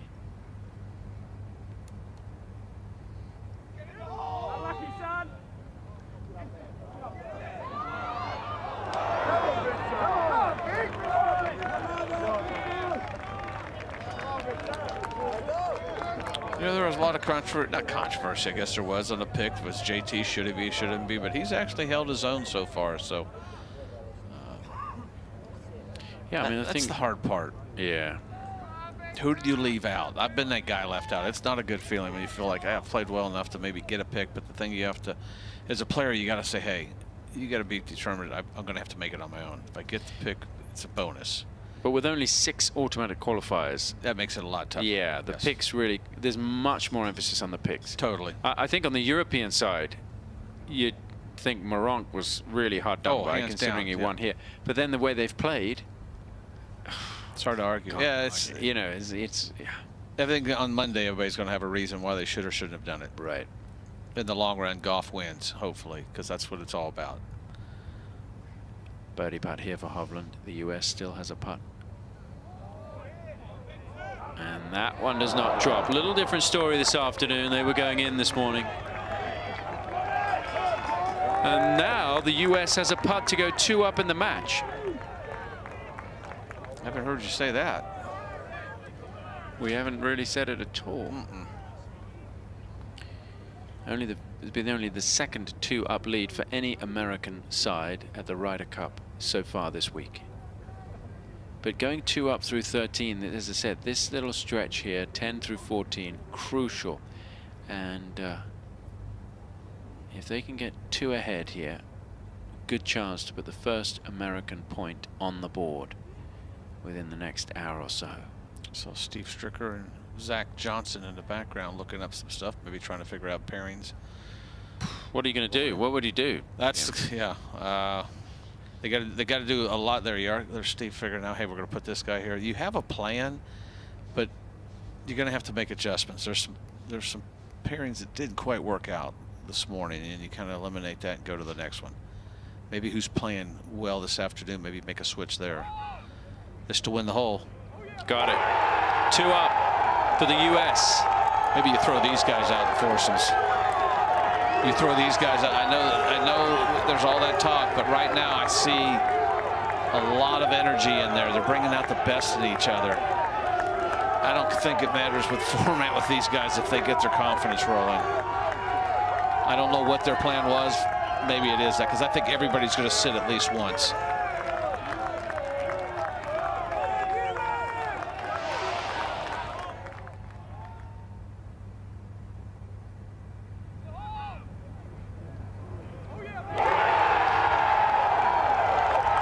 Well, if you're Zach Johnson, you've got to do something. And you're probably going to do something different. Yes. Because we don't know what's going to happen in this session. It could be 3-1. Yeah, I mean, I think it's probably Schauffele, Cantlay will probably be back together. That's, you know, they fought it out. You know, they played the best, probably. There's going to be some mixes. You want to get your rookies out. You want to give them a taste of this. You don't want them. That was the hard part when I was a rookie, is to sit back there and wait to get out that first afternoon. But you try to make it be as normal as possible, but there's nothing like it till you get in there and you get that feeling, that sensation, to get the nerves out. Because, hey, all 24 of these guys, 48 actually, there's caddies involved, the captains, everybody's nervous, everybody's energy's up.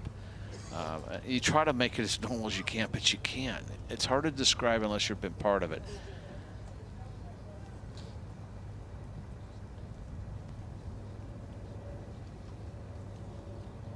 And the level of play, I've said it and I keep saying it, I keep harping on it, but it's true. Just rises to the occasion. It's always amazing under this pressure. Thank you.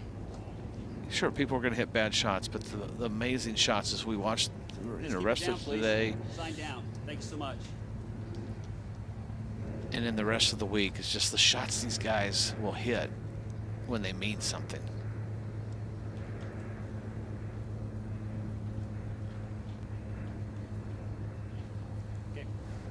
Silence on the phones, please. Thanks, folks.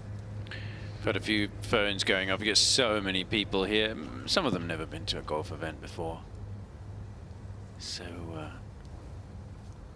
when it gets really quiet. Yeah, I think players could deal with the constant noise. Yeah. It's that sudden.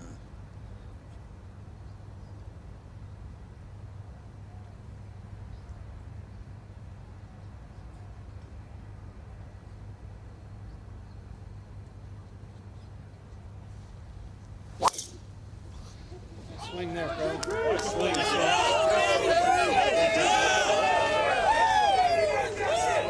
That didn't look like the guy we saw this summer from the U.S. Open up to the last 2 or 3 weeks. That's back to going in the proper form, freedom of swing, playing it, that freedom. This whole dog legs to the right, but you don't have to cut off too much down the left side, do you? Yeah. Sorry, dog legs to the left. Yeah, you just don't. What is it, 320 to carry that left bunker?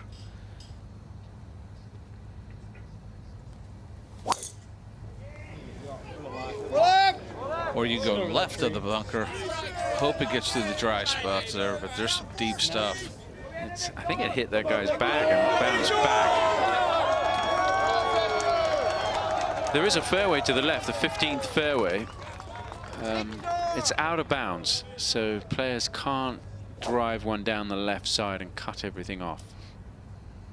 I'm not sure the players would do that anyway, because when you walk down and look on that 15th fairway, it's a bit of an awkward angle to the green, but just for safety, the officials have made there. You can get a good idea from that flyover where the fairway sits on the left there, the 15th.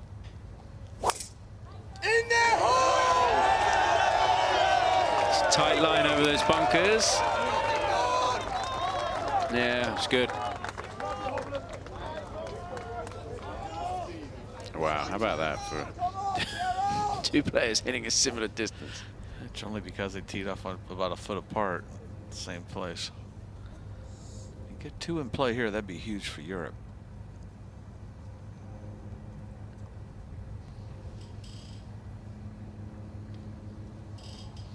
Location on that back right portion, 27 steps on, 5 right.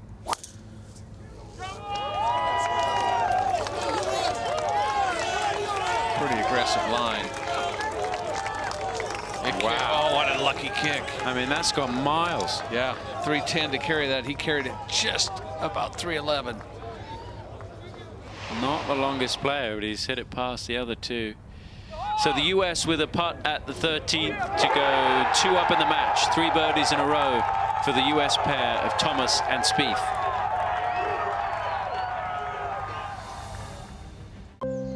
Whatever the course, whatever the variables, every player knows it all comes down to this. An impact zone of 2 millimeters that contains all the possible trajectories. Yet they face these odds again and again, because every player knows this is where their true measure awaits.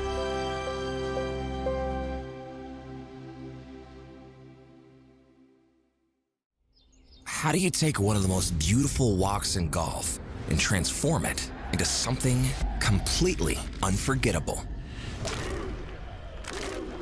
You add a few thousand voices to the mix. Be part of the roars the whole world will hear. Get your ticket information now for the 2025 Ryder Cup at Bethpage Black.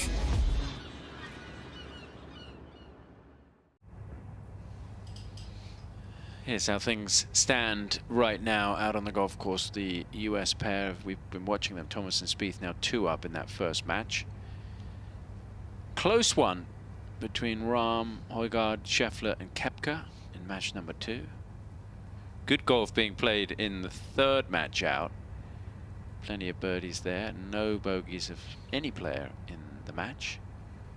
And the US 1 up, and then not much to report over the last 4 holes. It's been 6 up for Europe. The European pair have just been on fire, and the Americans have had nothing to really challenge them. So they're beginning to run out of time. 6 up with 8 to play in the final match of the 4 ball. So it'll be, well, touch and go as to who will put the first point on the board.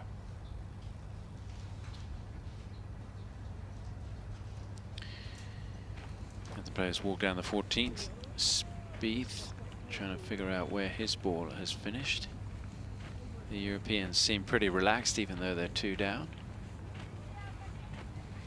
And we may need to do some directing of traffic there, so folks are going to get out of the way for Jordan. And that's where Spieth has driven it by that tree. Hatton with a big drive, 325. Yeah. I have got that forward kick. It just barely carried over that bunker, but he just got it out there. Prime area. 181 in. Thomas has 194 in, and Hovland the same. George Spieth might have got fortunate over there, but there's another tree up there. Should be to play. This depends on this lie. Some trees just short, and a bunker just short too. The whole location, as I said, back on that back right.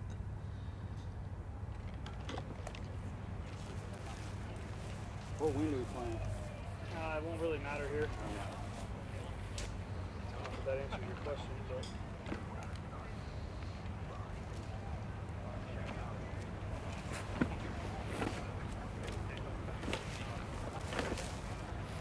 Hold still there, please. Thank you. I don't think this is going to come out very good because it's got to go through so many of these weeds. So, I mean, I'll try, but. You know, like, it's just gonna, it's like I gotta hit through. Yeah, you gotta get 60 on that bunker. Yeah, I don't know where it's If it comes out somehow with speed and jumpy-ish, then that'll be nice, but I'm not counting on it. I like the honest response. Let's see what it does now. Is it right in that clump? Just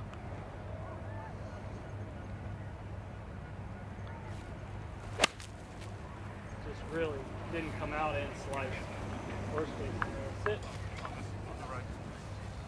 Oh, that's even worse. nightmare. Over to you, partner. Yeah, good luck. That's the beauty of listening and having Jordan. We don't have to say much. He pretty much says it for us. All right, Victor now here. See if he can get this to this back location. A little bit of a slope short of that. If he can hit it maybe just to the top of that and let it release to the back part.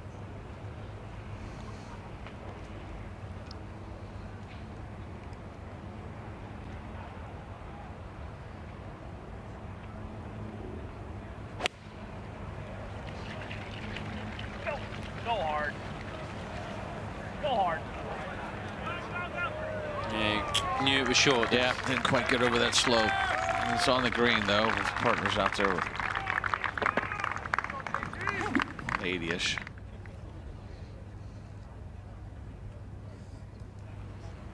Probably didn't quite get it as solid as he wanted.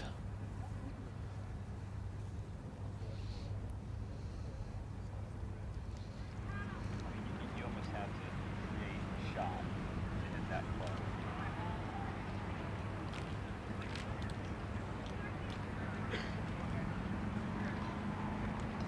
Happens down at the moment per second.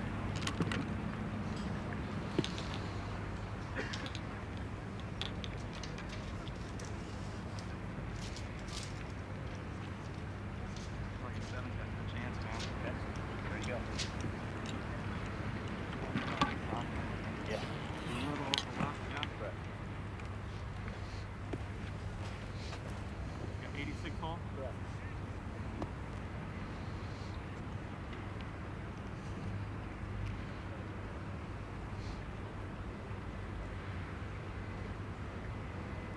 There are a few shots here where you get that beautiful look where the golf course just sits there right in front of you. Downhill second shot, but a bit of breeze kicking up, maybe for the first time today, where the wind's really going to be a factor.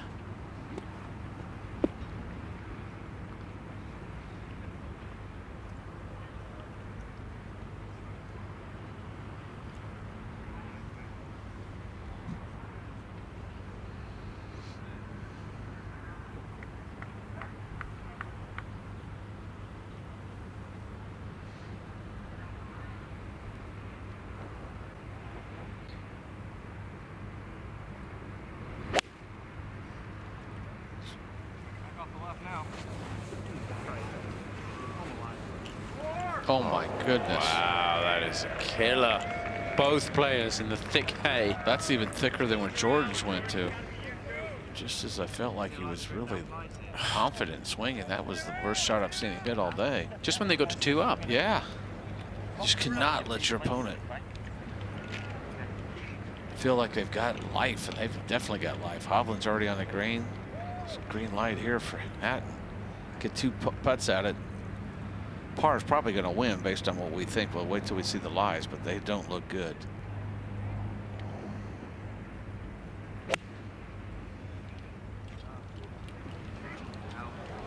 See that go right? Oh no, it's tight. It was tight, but it's fine.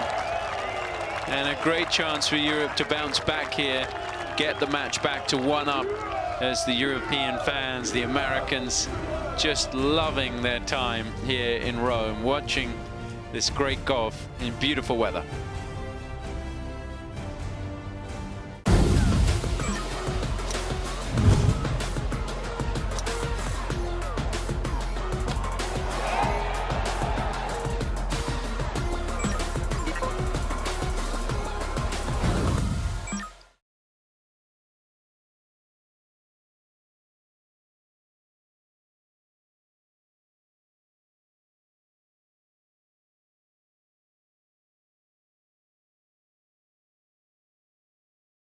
What is it about this game we love so much? Is that it can never be perfected. It's the community you build. So that I can practice anywhere. It's because it's a game for everyone. Whatever the reason, it all begins with a PGA of America golf professional like me. PGA of America. We love this game.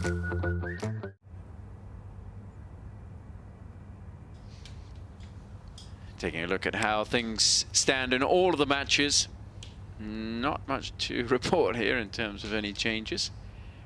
But McIlroy and Fitzpatrick will be a story come the end of the day with the way that they've played this afternoon and the way McIlroy played this morning.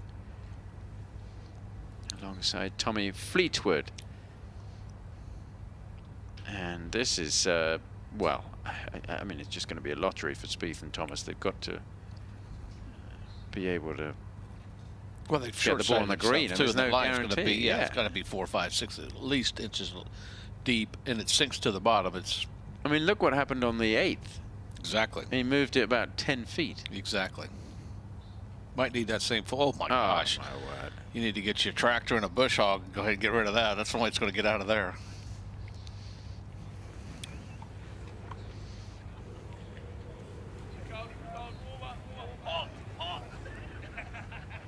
This one is Spieth. JT's in bad shape too. God, the problem is, it may be sitting okay. It's that clump in front that's going to grab everything. I don't know if the ball will get through it, but man, it's going to have to take a perfect hit. Came out. Pretty good. He's asking if it stayed on the green. It did. He's got. I mean, you can snake that in for 4. The Europeans miss, and they walk away with the tie. Stayed 2 up. JT, on the other hand, really looks in desperate times here. Back home, you don't put your hands in stuff this deep. Back in Mississippi? Yeah. Where you're from? Uh-huh. You might find something down there you don't want to find. No, but you're from Indianapolis. Indiana, yeah. Indiana. Yep.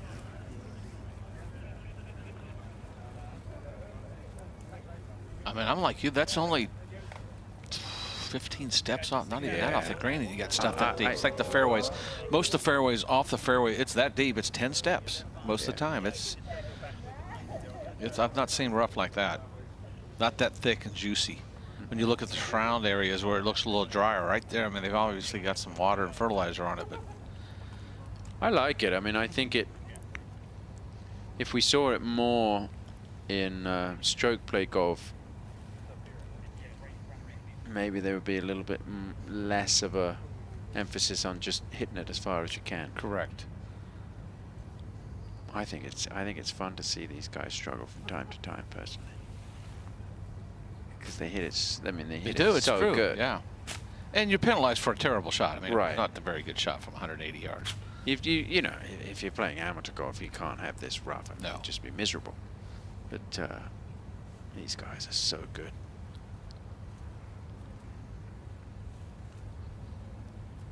Almost like you got to pick it straight up, throw that heel of the shaft at it, but just hope the club face stays square.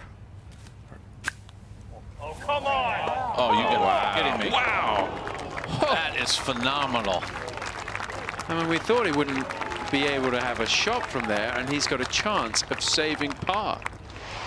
Incredible. We got to see that again. Look, he's straight up, got the shaft leaning, pointing right at the ball, the grip of the club right at the ball. Stops it right in there, comes out. Just like a decent lie. Wow, that was impressive.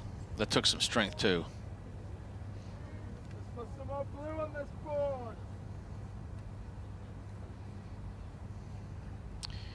Hovland will be first to putt. His partner Tyrrell Hatton is in much closer, with a good chance for a birdie. Americans are going to make them earn this one if they make this putt to win the hole.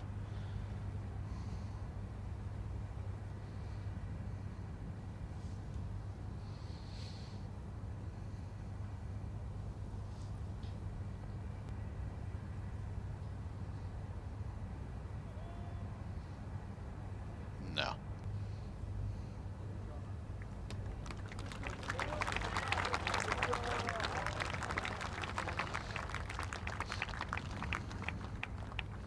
Four is in.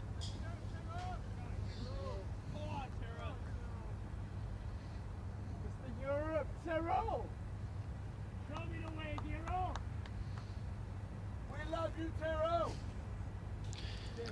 I love all the sounds. You got to listen to the folks. It's just kind of you hear them. You don't always listen to them. Correct. If you're listening to them, you get in trouble.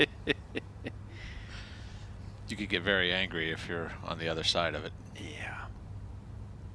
Could use it as motivation, but it can be annoying. I think that's the toughest adjustments for some of these guys have played in it at a Ryder Cup or two, so they've heard it, seen it. That's for the rookies. I think that's the first shocking type when you listen and you hear someone saying things, and they say it at the right time where they can be heard.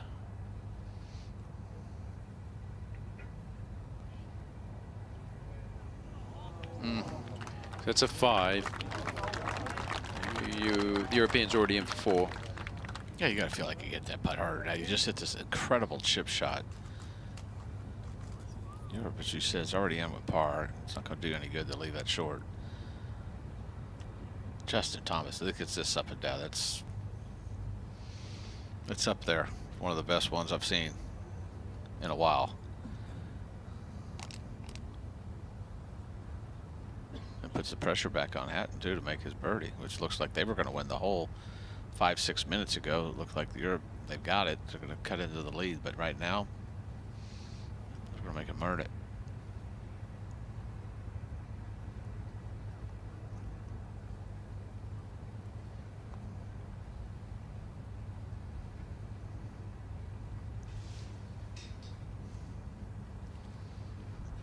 Watch the rhythm of his stroke. If he can kind of equal back and through, that's I think the key to his good putting and holding that finish, keeping that rhythm,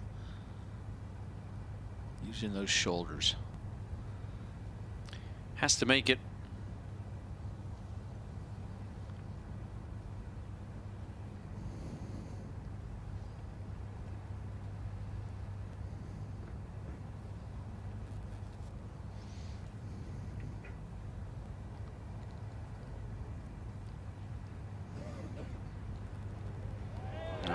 At the end, so that's going to take the match back to 1-up. That 2-up lead was short-lived for the US.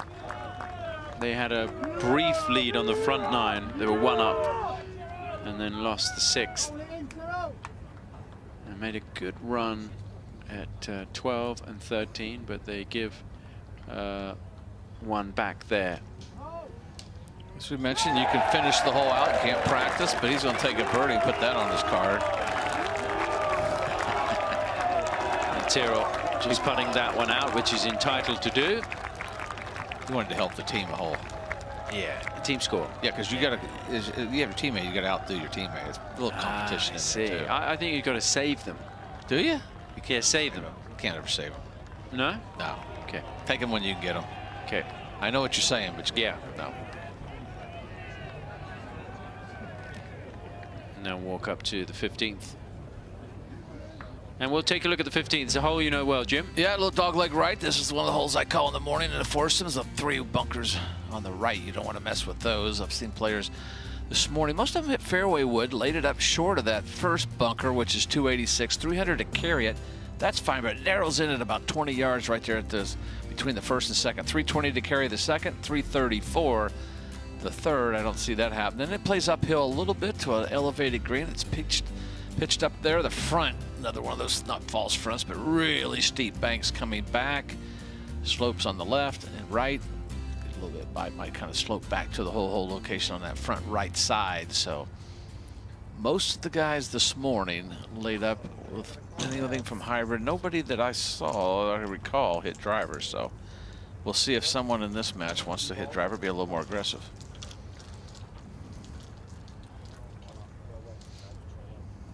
Another hole that just sits there in front of you. Certainly the tee shot. And he's going to hit driver. Okay. Beauty of the best ball. 4 ball. You can hit this driver. Then if your partner has to lay it back, you can. But he's got plenty of speed and distance to carry that. I know the second bunker for sure.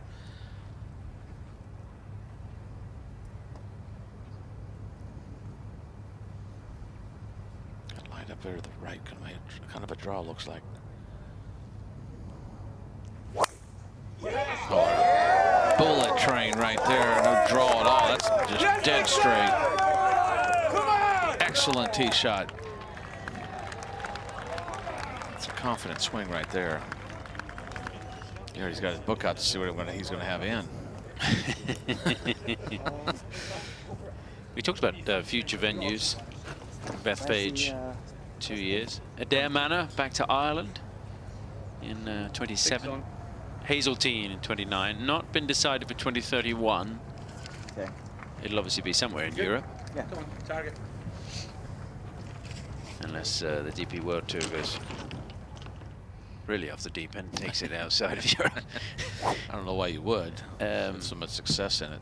And then Olympic Club in 33. Oh, I love the Olympic You know Club. that place well, Yes. Jim. Yeah, you won the Tour Championship there. Opened with a little 63 the first day with a bogey. There is an amazing place. Took a lot of the trees out, but still great, great golf course.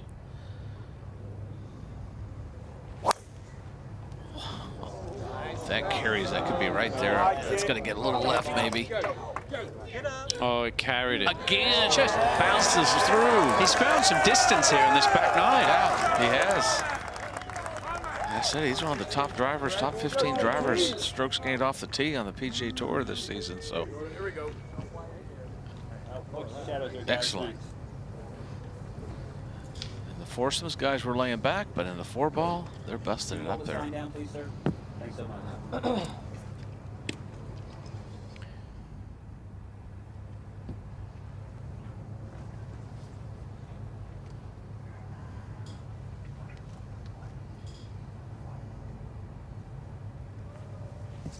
Could you just scoot back a little bit right there? Sorry about that.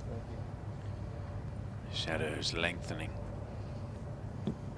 Fans allowed to get pretty close to the tee box here, but of course that the shadows lengthening means the potential for being disturbed by tall people that move. Yeah, and signs and fans with their phones out.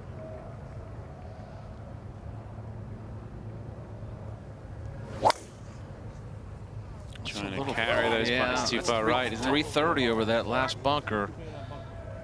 Yeah, it's too far right.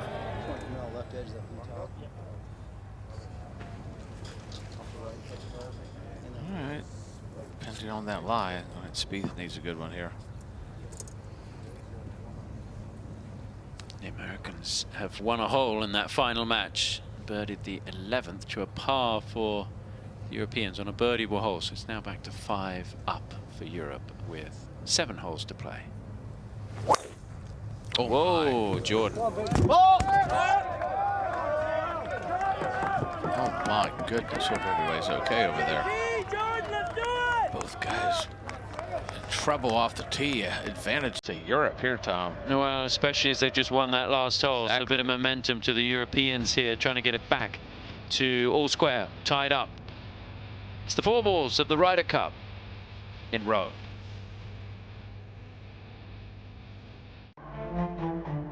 Two teams. Two captains leading the greatest champions from both sides of the Atlantic. But here, individual excellence cannot secure the end result. What will make the difference is channeling one's special talent for the greater achievement of the team and the values of golf itself. Welcome to the Ryder Cup.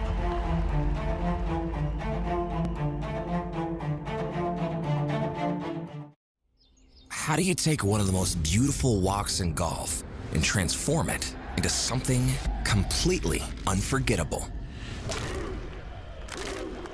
You add a few thousand voices to the mix. Be part of the roars the whole world will hear. Get your ticket information now for the 2025 Ryder Cup at Bethpage Black.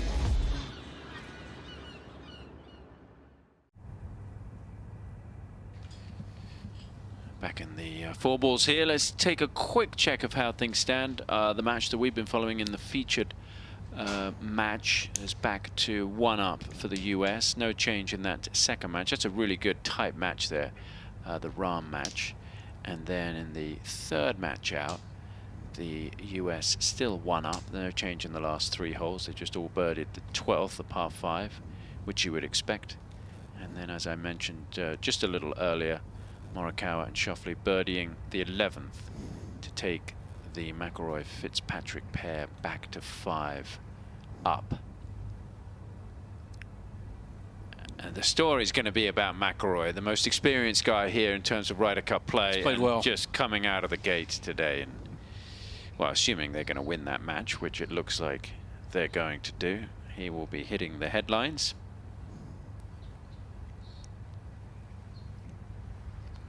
There's a look at Marco Simone Golf Club. There's a castle down there, which is kind of in the middle of your screen to the right of those white tents. Tough to point that out without a telestrator, but that's what the golf course is named after. This is where people have finished. Yeah, Spieth's going to have 213 and a terrible lie, I'm sure, where he drove it. But it could be fortunate and got a good one. Then you've got Hovland at 161. Look at Hatton drove at 153. JT up in that bunker at 142, and it plays uphill 6-7 yards.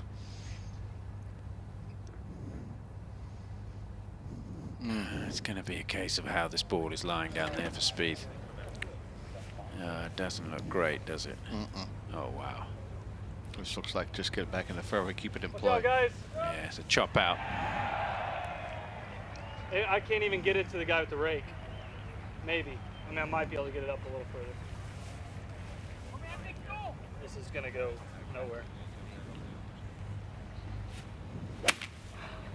Oof.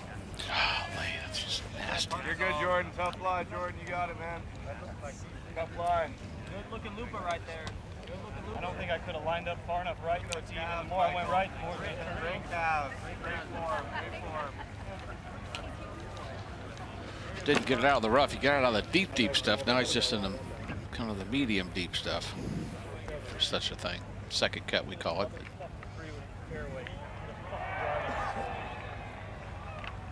Cares if you have 7 iron.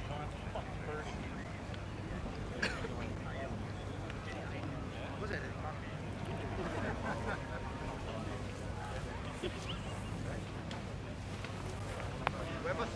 90. Isn't that 180 out there? Yeah, it's up 8 or 9 up. Oh yeah, I didn't do any up. Sorry. 90 probably up 8, 98.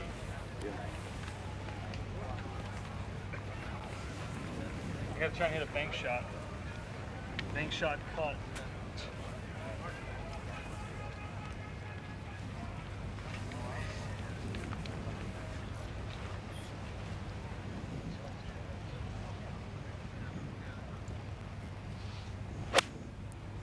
Oh, just missed it. Would have been good. Still not a great lie there. Couldn't do what he wanted to with it. So Spieth is probably going to be out of this hole now. The best he can do is a 4, and he would have to hold his bunker shot. And Victor Hovland's going to play, trying to give himself a chance at a birdie. Yeah, that whole location, as we mentioned on that kind of the front right, got to carry it all the way on there with that front to come all the way back down. Plays uphill, almost a club.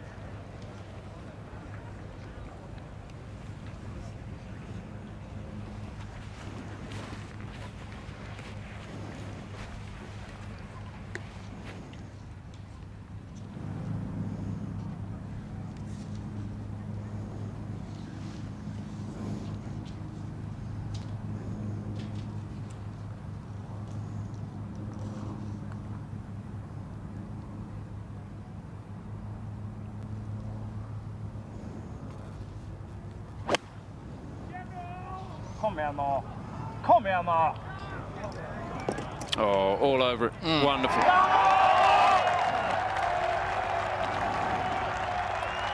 Things have really turned around here for Europe on these last couple holes. Look like Americans in command. I was even going to get them a start in the morning and foursomes, but let's see if Hatton can hit one in there close. This from 153, 26 feet up, which is, I'll say, almost a club difference. Club more, I should say.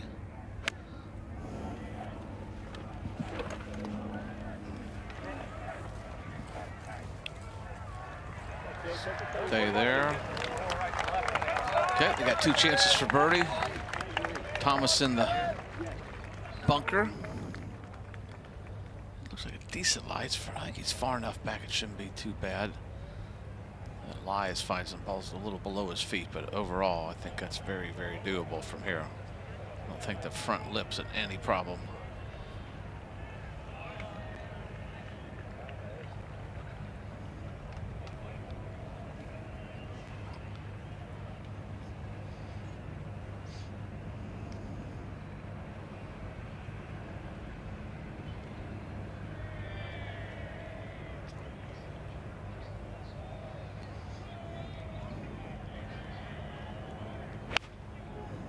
Ooh. We'll have to balance to see if it's the right club. Oh, it's going to fall off. That's going to go all the way down to the bottom.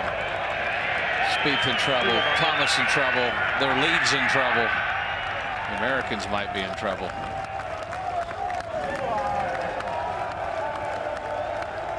Every point is crucial for the US at this stage, and there's more noise in the gallery as Victor Hovland plays that shot at 15.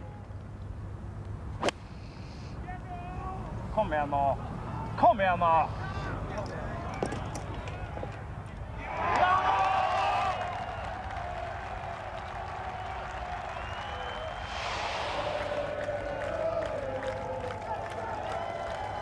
So they make their way up to the green.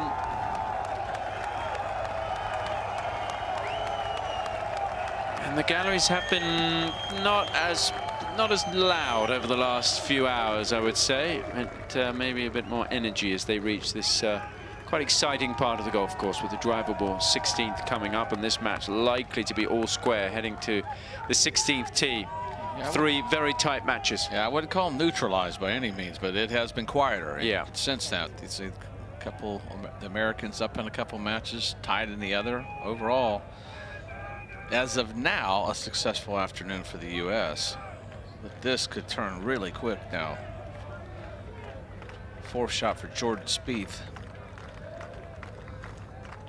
Green goes away just short. He's hit some magical chip shots from around the green. See if he can hold this one out, because he's going to have to.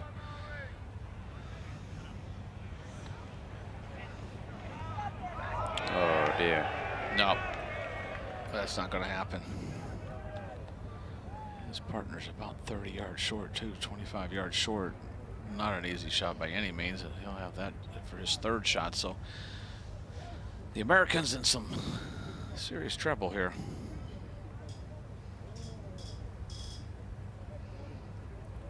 I believe he's got to land this all the way up, Tom. I don't think he can bounce this in just because this is so steep. And he's actually, this next slide might be a little on the downslope, would be the only reason, but this is why these guys spend hours and hours on TrackMan hitting these shots, figuring out how far the ball carries, really tight lies.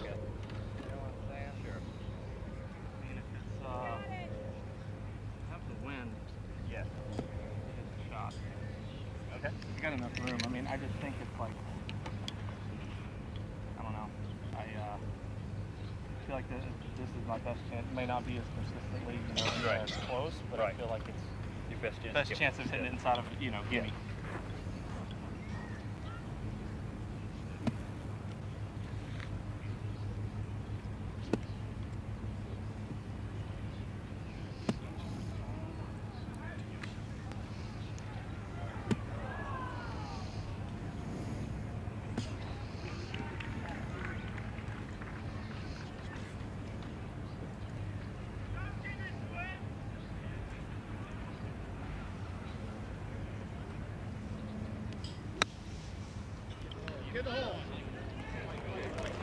Wow, excellent shot. That's very impressive. Yeah. Got that for 4. Spieth may play one out of the bunker, might as well. Yeah. It was well thought out as well. That was, you heard him talk it through. Hey, I can carry it up there. There's enough room for me to carry it up there. So I can try to hit it. Give me, take another look at this. Listen to the sound. Just so much club onto the ball there, not much between it. Well done, spun it. Excellent shot.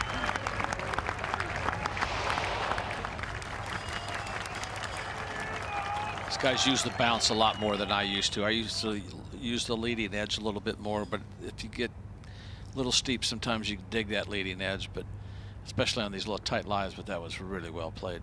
Shane Lowry taking a look in there. What a morning he had. Hatton out for birdie to win the hole.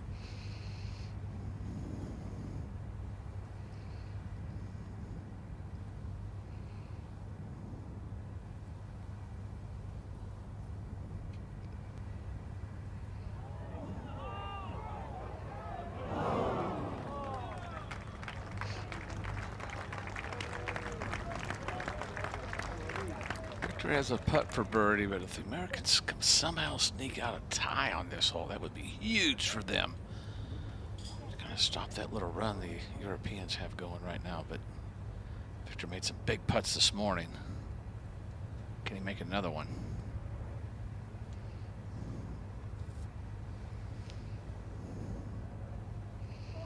Using the aim point, trying to get the feel of where it might break with his feet.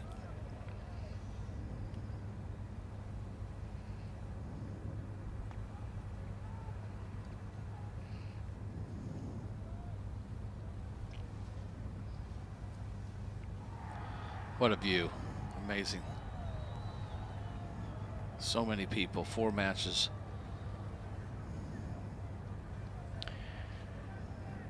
After all that noise when they were walking up onto the green, there's a chance the Americans could still tie the hole. So this is an important putt to keep that momentum going in terms of the energy with the crowd.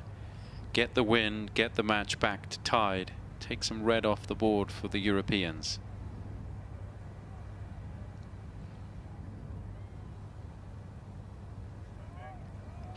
Nope. Oh, wow. Couldn't be closer. Couldn't be closer. Did not have the speed. That was so tentative, but it was almost early called it, but man. So that means JT is going to have a chance to tie the hole.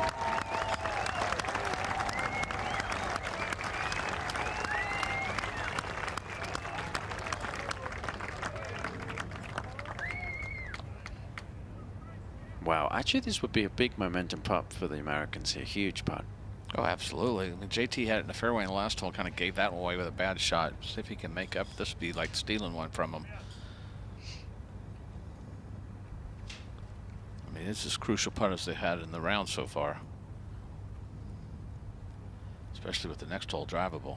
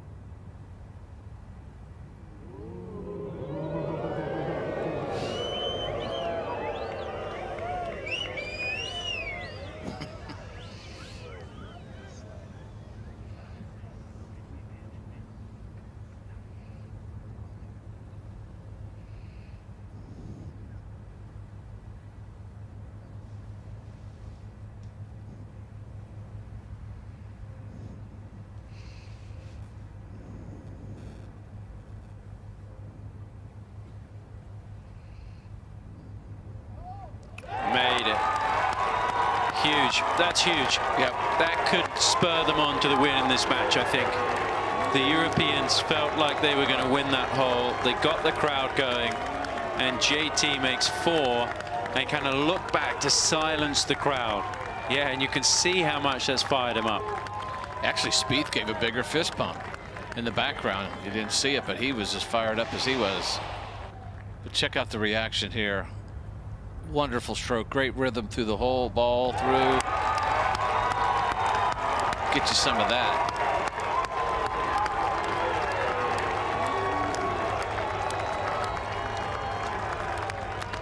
I think that's a turning point. Maybe, yeah, you don't know what's going to happen moving forward, but I really think that could be a turning point. As we take a look at the 16th. Oh, what a cool hole. It's about 240 to carry the water there, just short. Downhill 16 yards, the air time is really cool here. Most of the players can get 3-wood to the front. Driver might be a little much for some of them, or take something off. They're not going to lay up. No one lays up here. 250 actually today gets it over there, but playing down there at 235, no problem getting over that. 286 to the front with 16 off of that equals about 270. On the left side, just short. It feeds over back towards the hole location. As I said, over on the right, we could see a 2. We could see a 2 right here on this hole with that hole location. Big talk, Jim. Big talk. Just making their way up to the tee. Do I remember enforcements didn't hit right of the lake here? No, that was Shane Lowry. Shane Lowry hit it right of the lake. Yeah. That's right. Apologize to Mr. Haddon for that comment. That's okay. No, driver not needed. This hole basically plays the same distance, if not a few yards shorter than the 5th. That's what's so cool about this this golf course for this format. He turned it a Just little too far more. left. To find the bunker, is it? Yeah. It is. It's down in there. That's a green to work with, but the green all pitches back away from him towards the water.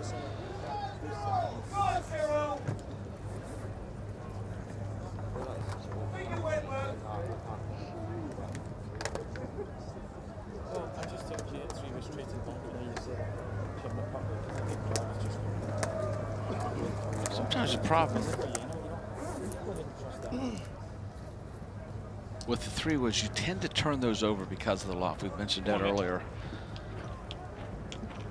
The driver's definitely too much. If you hit it long here, it's just no good at all. The rough's so thick. So 3-wood is the play.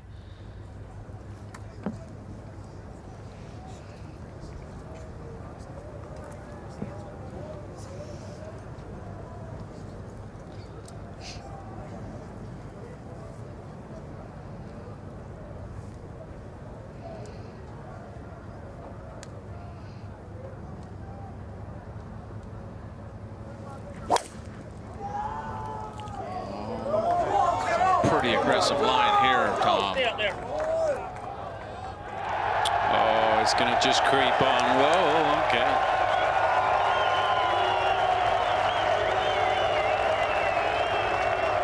Wonderful play right there.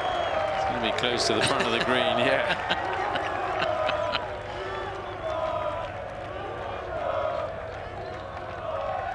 Carroll didn't want to smile too much there, but he knows he hit a good shot. Hovland loved it. There you go.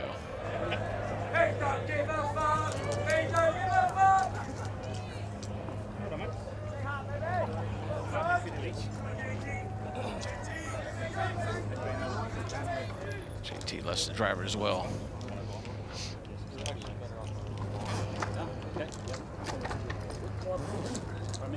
No, nothing.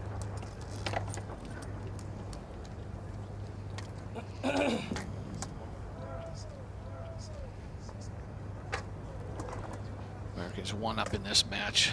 It's been a good one. Didn't know what we'd get. We figured that we would when you look at the names, but you look at the play of lately, the Europeans have been a pretty good role, but Americans took that lead and they don't want to give it up.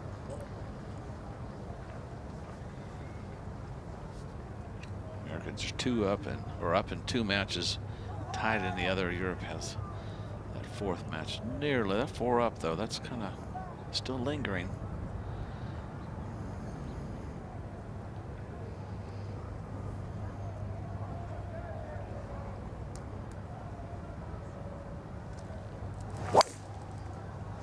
Oh, that could be good. There's on the same line as Hatton, but I think he's got more distance than Hatton does.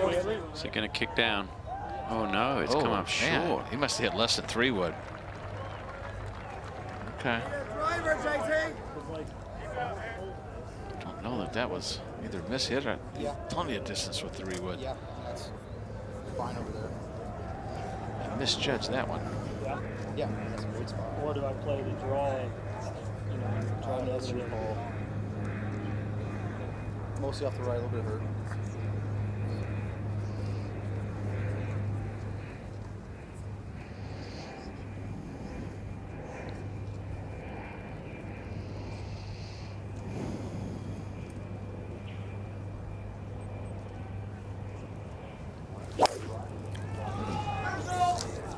Trying to play that wind right to left. That might need to go. Hold your nose. Yep.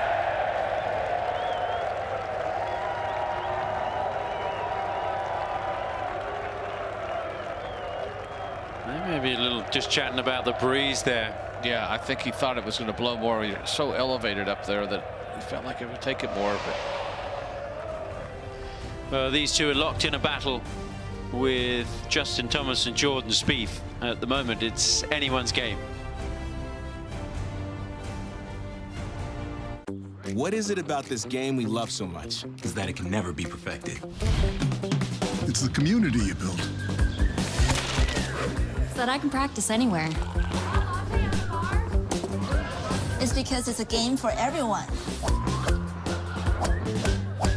Whatever the reason, it all begins with a PGA of America golf professional like me. PGA of America.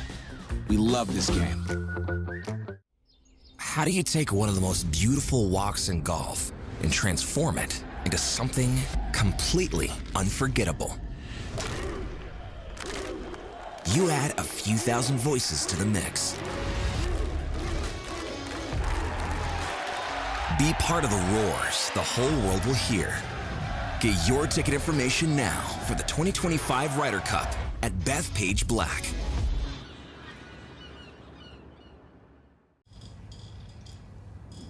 Let's check in on how things stand. Wyndham Clark has played well today.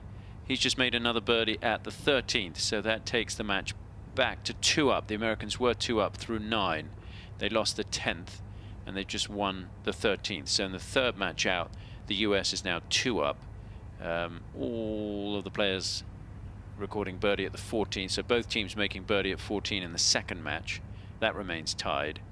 The Americans are trying to fight their way back in the final match. They are now 4 down to McIlroy and Fitzpatrick. Suddenly, the American pair have made some birdies, 4 birdies in a row between them on the through 4 holes there. So they are now 4 down with 6 to play, and that would be just a huge boost for the Americans if they could just get anything out of that final match.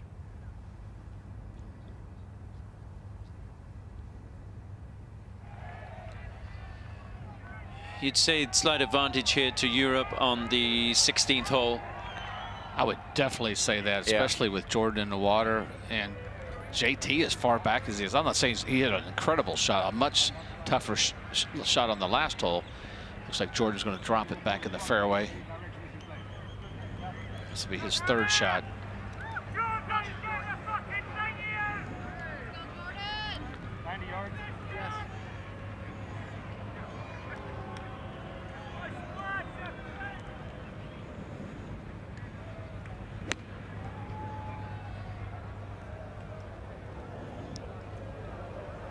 Yeah, so that's going to leave a putt for par for Jordan.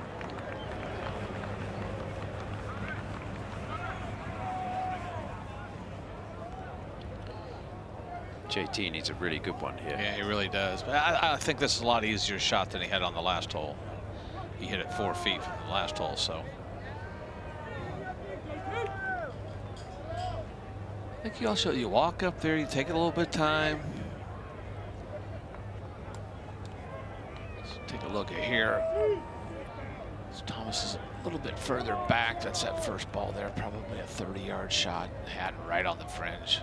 Good putt at Hovland's in that left bunker right in the flat, so not that difficult a bunker shot other than the green kind of goes away, goes towards the water, but you got 2 shots at it from Europe and only 1 for Thomas. I mean, Jordan's in there for a par, but you're gonna have to make birdie here, maybe an eagle to win the hole.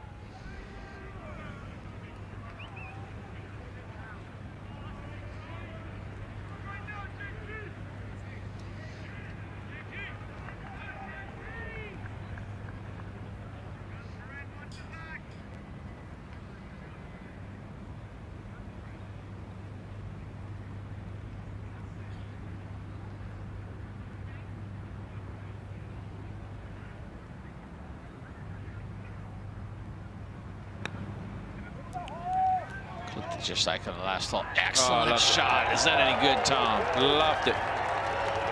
almost a similar putt, or length putt as he had on the last hole. That is so good. He's fired up now. I think yeah, he is. He's kind of in the mode where you could see him. Yeah, listen to the sound. Look how much steep it was. There's no grass taken. It slides that club right under it. Bounce goes through.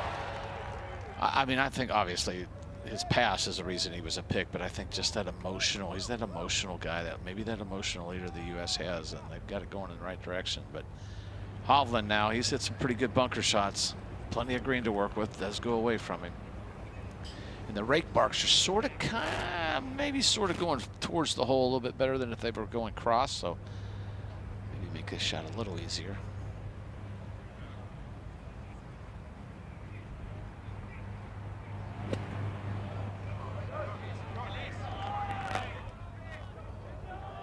It's working for him. Okay. Most improved short game in the last year or so. I'd have to say that. He's worked really hard on it, and it's paying off at the right time here. When your confidence is flying, it's amazing. The shots, the things you can pull off. All right, Hatton has this for eagle to win the hole. And to tie up the match, more importantly.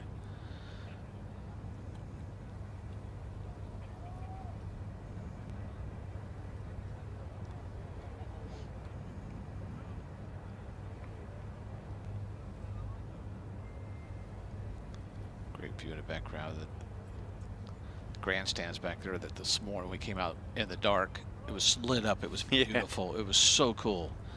If he makes this putt, it's going to be the loudest roar you've heard all day today.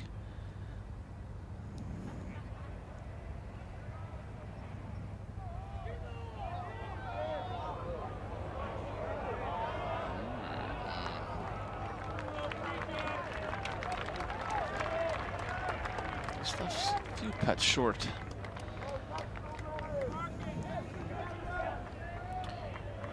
Got him talking to himself. Was that conceded there? I believe it was. So then the Americans have got a putt there. Oh, look at him go for it. How far was that, Tom? It looked, I mean, it looked right on the border. Yeah. If it's a flat putt, he's not going to miss it. No. Miley Kaufman from NBC sitting down and taking a little rest here, calling the action in this group, our colleague. Great seeing that. I mean, this is just a wonderful place to sit and watch the golf as the sun begins to go down here north of Rome. Huge hospitality area. And to the left of this hole, folks have been sitting out here all day waiting for the action. They didn't get a lot of action here. There are a couple of matches that came through in the morning session. At the moment, it looks like 3 matches will come through in the afternoon. This is a putt to stay ahead. Just made a good one on the previous hole. Be another great reaction if it goes in from JT.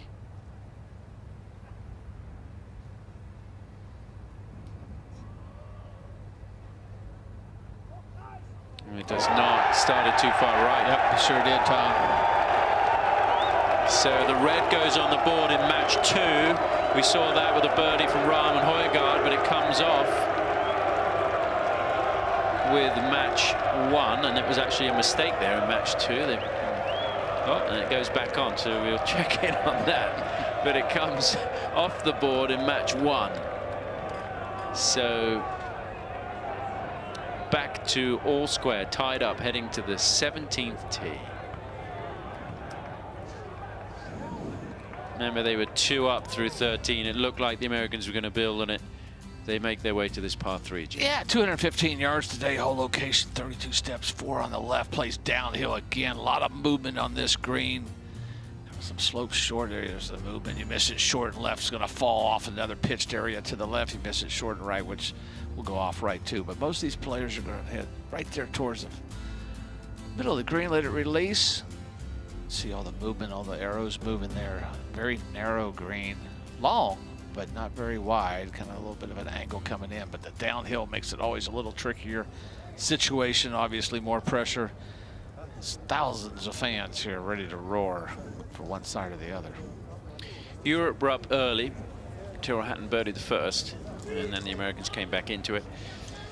Got in front on the back nine, and they've just, you know, they've not played great over the last several holes. The Europeans have managed to just sneak back in.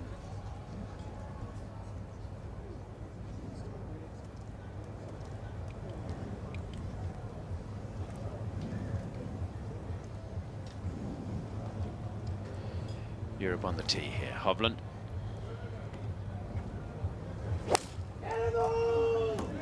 Stay there. Stay. Falls away to the left. He's asking for it to stay. Oh, wow. What a beautiful shot, Tom. What a timely good shot. He's not afraid of the moment.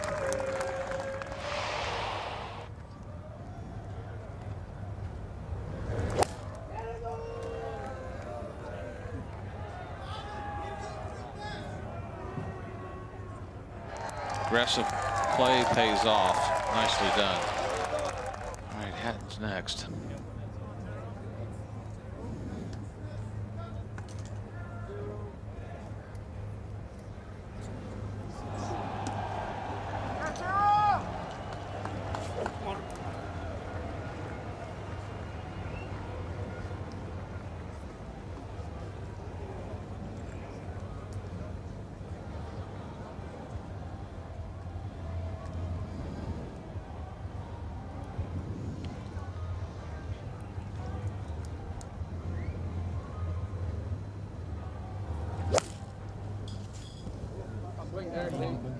He likes it.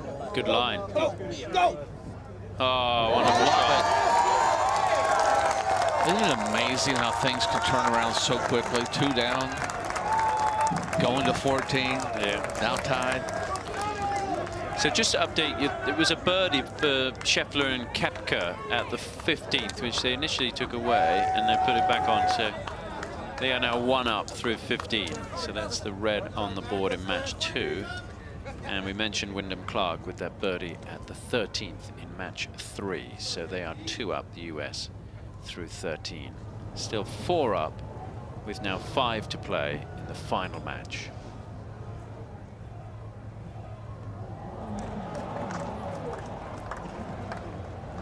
Americans need a good one here.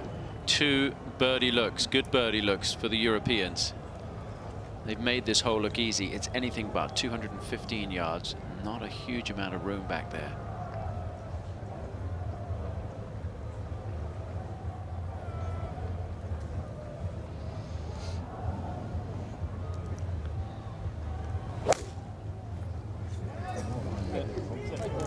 Asking for it to sit down. And it does. It's even better. Those 3 shots. Even better. Fabulous. And it looks like it's going to come down to putting. I think I said that was a tough shot. What was I thinking? Well, it is a tough shot. Not for these Should guys. be, not for these guys. No, under this situation. But I mean, the margin for error. I mean, you missed that a couple of yards to the left there. It's not in good shape. Well, that's my point. It's just, look at those 3 shots. All the pressure. What's on the line? The match is tied. All these people, thousands of people watching, and they were able to pull these 3 shots off. It's just, I know they're great. They're the best in the world, but man, it's just so much fun to watch these guys when they can execute a shot like that under the heat. And that one's leaked out to the right. Needs a hop. Needs a hop. Wow, 3 out of 4. 3, really? Yep. Good tee shots. The Europeans will have 2 chances. The Americans 1, but the Americans are closer. It is all tied up in this first match of the afternoon 4 balls.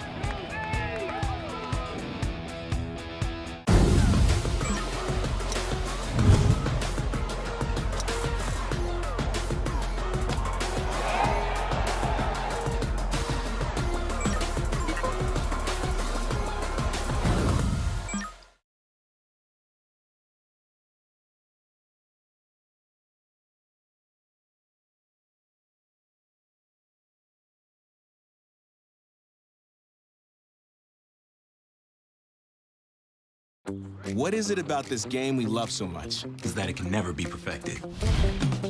It's the community you build. So that I can practice anywhere. It's because it's a game for everyone. Whatever the reason, it all begins with a PGA of America golf professional like me. PGA of America. We love this game. Back here in the four balls in the afternoon of day one. Europe 4-0 this morning, winning all four of the foursomes matches. The US trying to put a point on the board. It might come from this first four-ball match, but all tied up through 16 holes. A chance for the US to make a birdie, good chance, but the Europeans have two chances as well. Yeah, it's been, I mean, if you would kind of grade the play for the Americans, it's been successful. But they need to get at least 2 points out of the afternoon. Yeah. Minimum. And this is the point big that time. you Yes. yeah, I mean this is this. Right, this is the point here. This could be 3-1.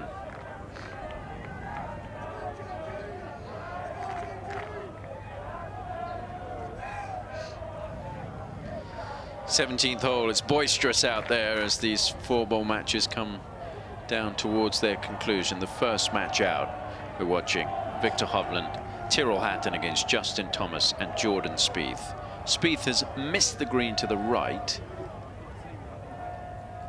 and likely not going to be needed unless he knocks it in. You've not seen the shots he's hit. Yeah, he's liable to pull one off here. It'd be about Jordan-like to do that. But you're right, he's probably not needed. I think one of those three guys are going to make, at least one of those guys are going to make one of those putts.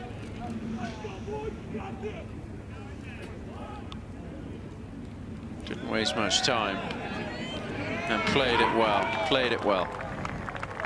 Amazing.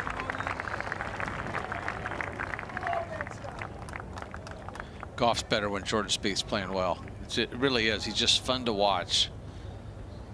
The shots he can hit around the greens, the creativity's still there. I think that's what it is, golf swing. If he can play the full swings with that creative mindset and not the mechanical mindset, I think that's when he plays his best and his freest. I'm not saying you don't have to think about your mechanics in your golf swing, but I think that's important for him.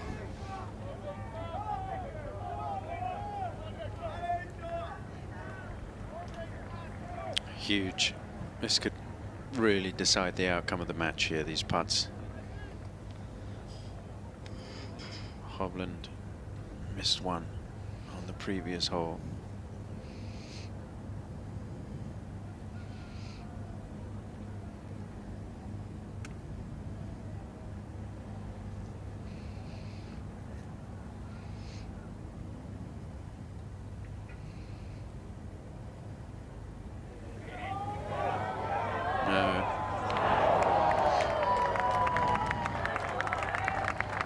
It's going to be a 3. Hatton.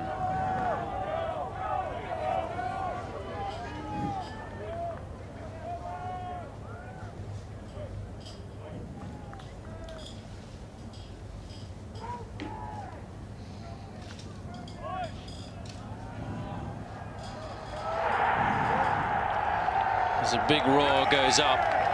That was John Rahm at the 16th, making a 2 to take that match back to tied. Scheffler and Koepka, their opponents, had just won the 15th to go 1 up, and the 16th hole, as you can imagine, not very far away.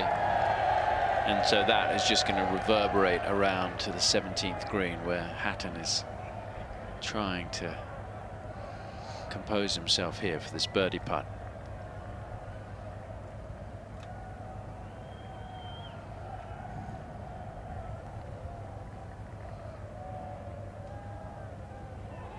And it's going to stay high.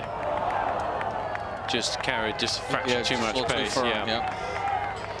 JT to go 1 up to guarantee the Americans a half point. And their first of any kind of. Yeah. This is big. He just missed the putt on the previous green.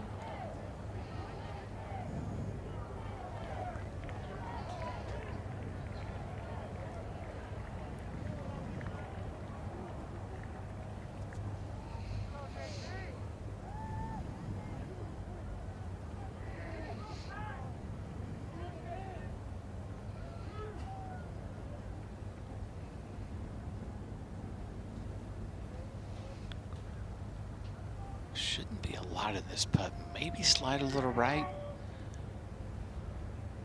Going back up that slope. Don't think the fringe is going to bother it any as well. It's pretty close to it though.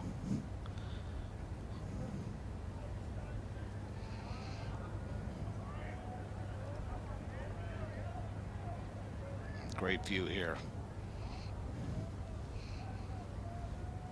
to win the hole.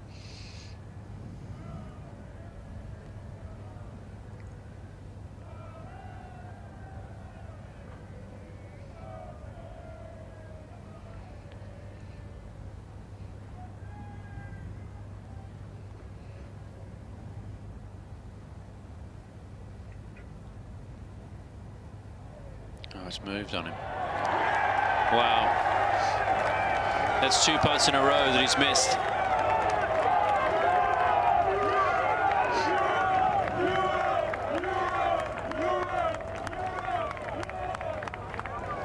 Those 2 putts go in and this match will be over. And as we say time and time again, the Ryder Cup can come down to putting, and this match is certainly evidence of that. We mentioned Jon Rahm made 2. This is how he did it. He didn't hit the green, but Rahm just using the contours and right in the middle.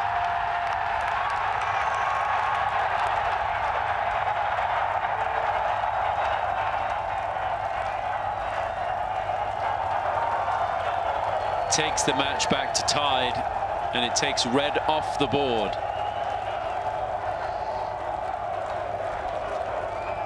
And the first match to go to 18 this week. Yeah, they have 589 yards. The tee shot, actually the whole entire hole, plays downhill a little bit. There's a bunker on the right that shouldn't be too many issues for the players. The bunker on the left's definitely in play. You can definitely reach that. Playing downhill, I think it was 15 yards or so, 310, so definitely get that in that left bunker. He misses the right, some deep stuff, about equal to the bunker, only 23 yards wide right there. So if you get in the fairway, you get it going down that speed slot. You could get it down into that 350, 360 area. You could knock it. They could knock it on the green in 2. But if you lay it up, these bunkers are got to make a decision how you lay it up. If you're going to lay up a ball, you got to feel like you're playing a par 3. Be specific on your targets, get it back in play. You still make birdie with a wedge, but for the players that get it down there, these long hitters, and a couple in this group, they can get it on this green at 2. Could change the match with that whole location where it is. Could be an exciting finish here. Great look back there. You can see how it plays so much downhill, especially if you carry it right at about 290. It really gets down in that speed slot if you can keep it just right at that bunker.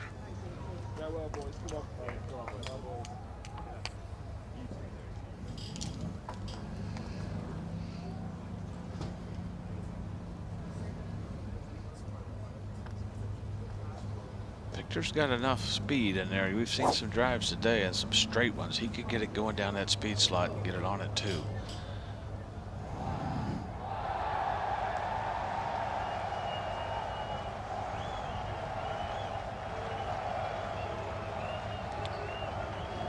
That rose for Jon Rahm's tee shot on the previous hole. To about 10 feet. This one down the right. Maybe too far. All right. There's deep, deep cabbage over there. Trouble. And towards the gallery line. Might have been in there. It's a little dry in that area right there. It may not have been far enough to get into the deeper style. Still, the layup's very tricky.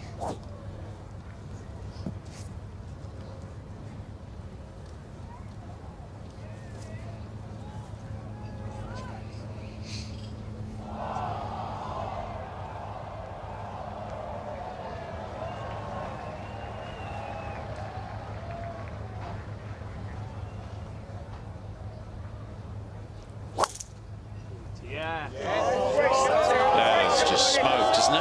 Yeah, it's to see if it kicks straight and away from the bunker, not towards the bunker. One out there. Just can you keep the sign down the whole time? Thank you, sir. Correct.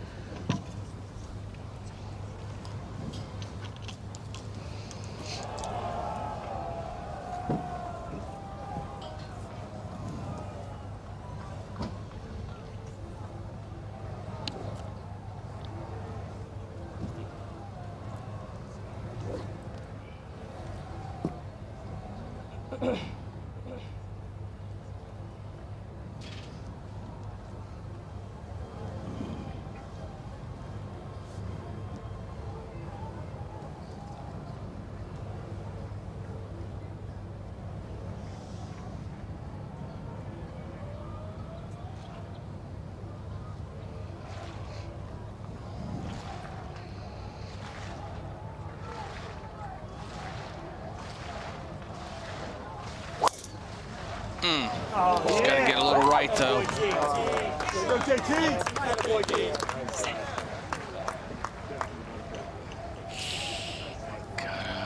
That might close. It's close. Just on the we are. JT. It doesn't. It just gets into the bunker, doesn't carry it, and it does bounce into it. Correct. Yep. I want good tempo on this.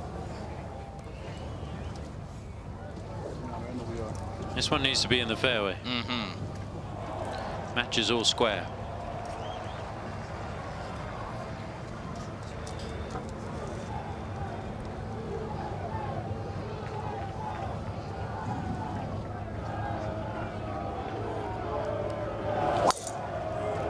That's up the left. That's too far left, I believe.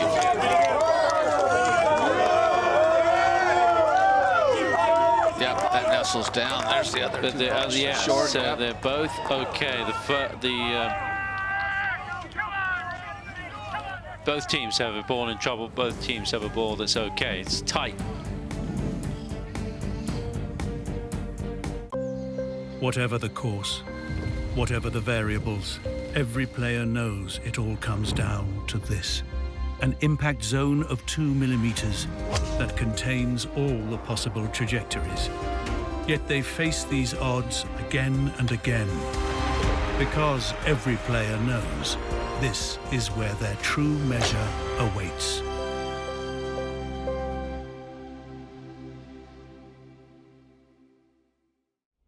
How do you take one of the most beautiful walks in golf and transform it into something completely unforgettable?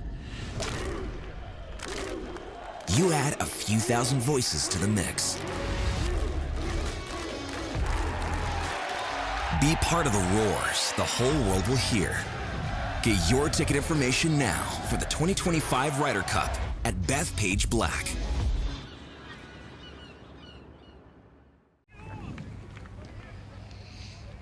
Well, less red on the board than we had a short time ago. First two matches all tied up, and we'll go to the 18th. We're watching our first match play the 18th now. Homer and Clark still 2 up. And then McIlroy and Fitzpatrick close to finishing off this match. If they win the 14th, they will win the match and put the point on the board for Europe. And how important this next hour or so, maybe even less, could be for either team. I mean, this could be a situation where the Europeans have 8 points. Or it could be the other way, and we've just got a couple of points in it heading in to day 2.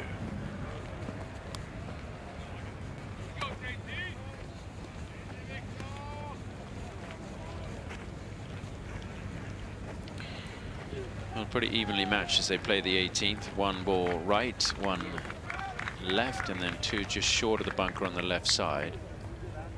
Hovland driving it in the right hay.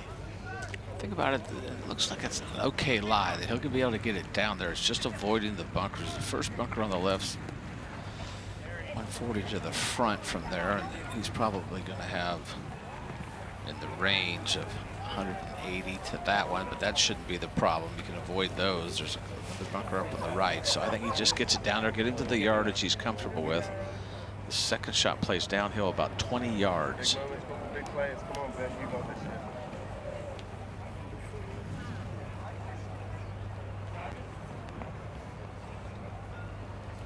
It really plays downhill with the slope, really gets moving it down. It's not just the 20 yards downhill, it's the way the fairway rolls. And they firmed up quite a bit this afternoon from this morning. That wispy lie over here is not quite as thick. Here you go. Sitting down, it's enough to get his attention. It's enough to, could squirt a little right, could go left. That's the thing. It's a lot of times you fully plan on going left, but I don't know about this one. Let's listen in. 187 plays down, obviously. 187. Yes. I think that's going to come out knuckling as well, don't you? Yes. Yes. Are you good with that? Yeah. Come on.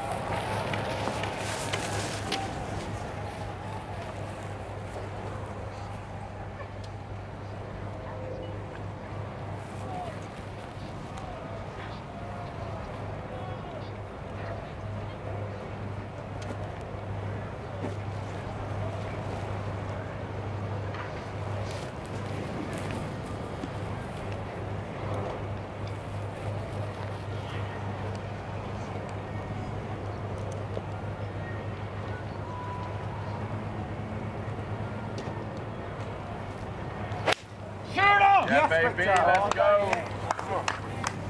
Come on, Victor. The free he's trying to get was 187, and that's right there past those bunkers, so mission accomplished there. See if it gets down in that flat, make that wedge shot a little bit easier. It's down on the downslope. There you go. That'll be fine just for layup for Victor. Come on, Jordan. Go, Charo! Take a look here. Our Spieth drive is 305, has 277 left, 274 for Hatton, 273 for Thomas. Downhill, whole location on 14 steps, so it's down 257. George just laying it up, just a nasty lie. Oh, he hated out of that stuff again, Tom. So you just can't hit it wide here. No. And it just it's not like a golf course where you can hit it wide, get away with it. Oh, it should be okay. Here, if you hit it wide, you're hitting shots that go 10 yards. Yes. It's going to be interesting to see the play here now. George's in trouble. I think Justin could definitely get it there. So how aggressive does he want to be with his second shot?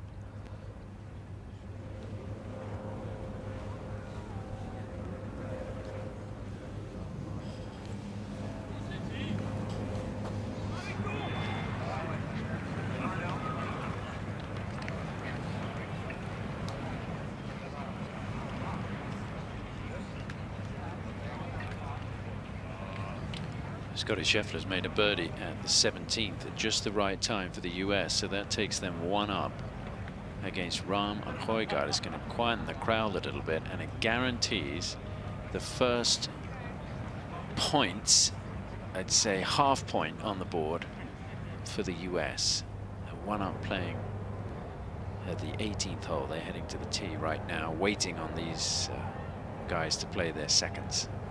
JT, second to 18.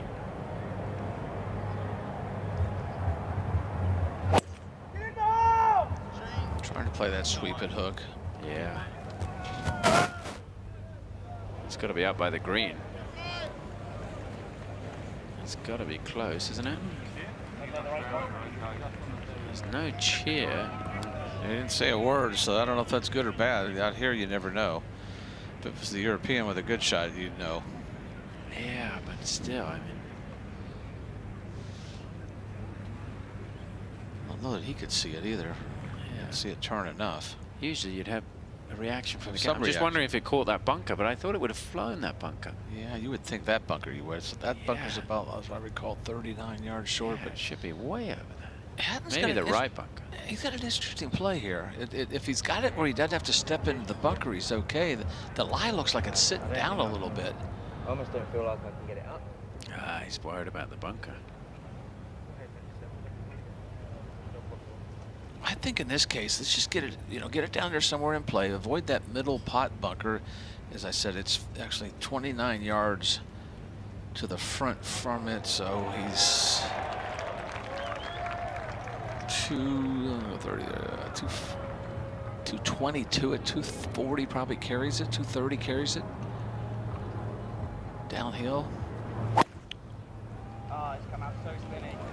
See if He might be right about the bunker. Yeah. All right. It goes in the bunker. Good call there, Tom. You called it. It came into play. So this was the putt that Scheffler had to win the hole, to guarantee a half point for the United States. They've been waiting a while to put something on the board. They might put up a full point on the board if they can make a half or win the last hole. So Scheffler and Koepka should be a very strong pairing, but Rahm and Højgaard have given them a good go today.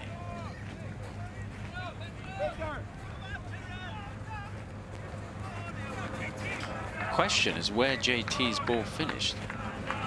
We know Spieth is struggling here. He's got a third shot. Because if I'm Europe, you want 2 balls in play. If you can't get it on the green, get it in play where you got 2 wedges in there. And that was a mistake. I think he thought with that club, it sounded like the lie was down, that he could get it past that bunker, but that ball landed 15 yards short of it. So that was a mistake.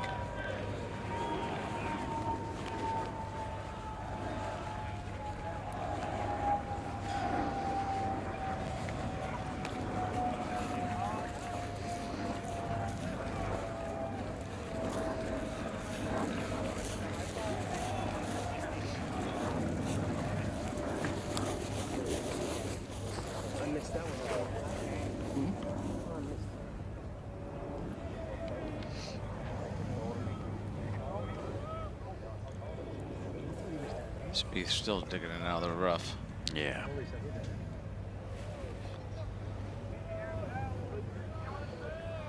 So that's going to be close to that bunker on the right. It might have even gone in that bunker. Yeah, it was a tough, like you said, if you miss these fairways, you're just not going to be able to recover, especially on the hole that's just under 600 yards.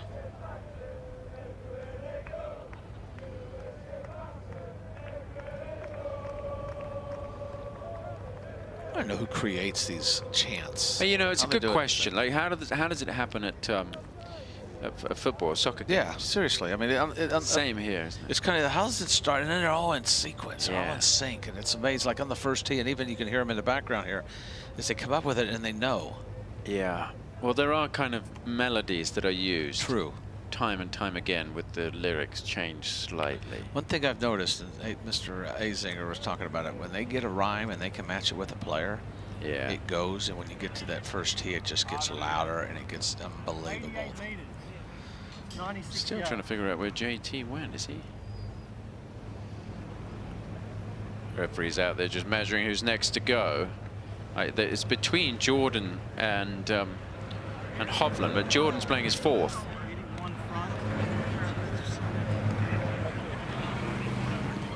It's really going to come down to JT. I mean, if Jordan jarred this, then that might be a different story. But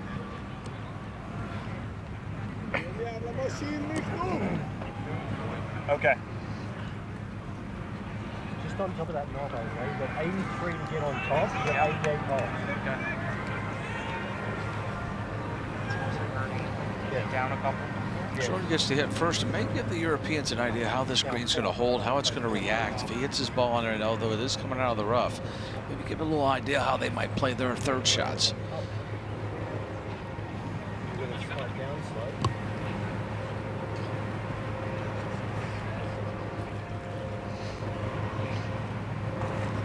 Actually like it.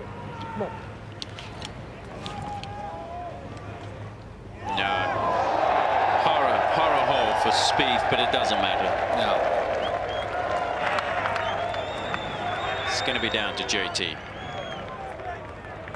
All right, Hovland will be next. A little bit, maybe sort of the flat, maybe on the upslope. It is on the upslope of the hill. Maybe move this from right to left. 95 yards. This should be a good yardage for him. Less than a gap wedge, I would think.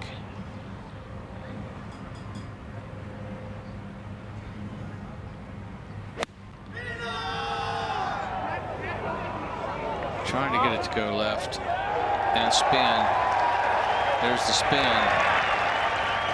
All right. We got one opportunity. Hatton's in the bunker, though.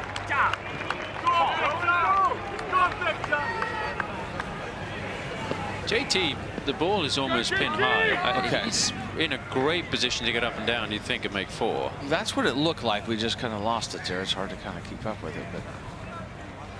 I mean, this looks like it's a good chance for the Americans to put a full point on the board. Tyrrell Hatton has got an awkward length bunker shot, and he's pretty unhappy that he's knocked it in the bunker. He should be. That was not a very good shot. Bad play.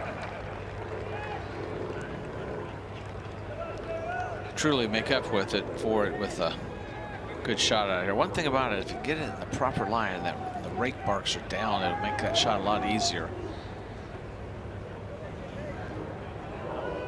It's always an awkward lie. Probably looking at 45 yards. It's always an awkward shot.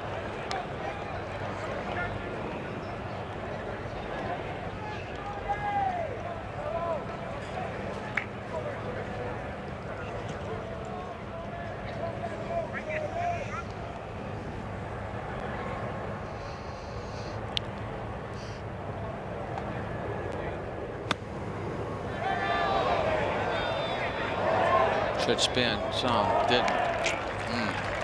Mistake on a layup there, Tom. Yeah. Big time mistake. Got to get 2 shots in play. This is JT now to win the match. 3rd shot. I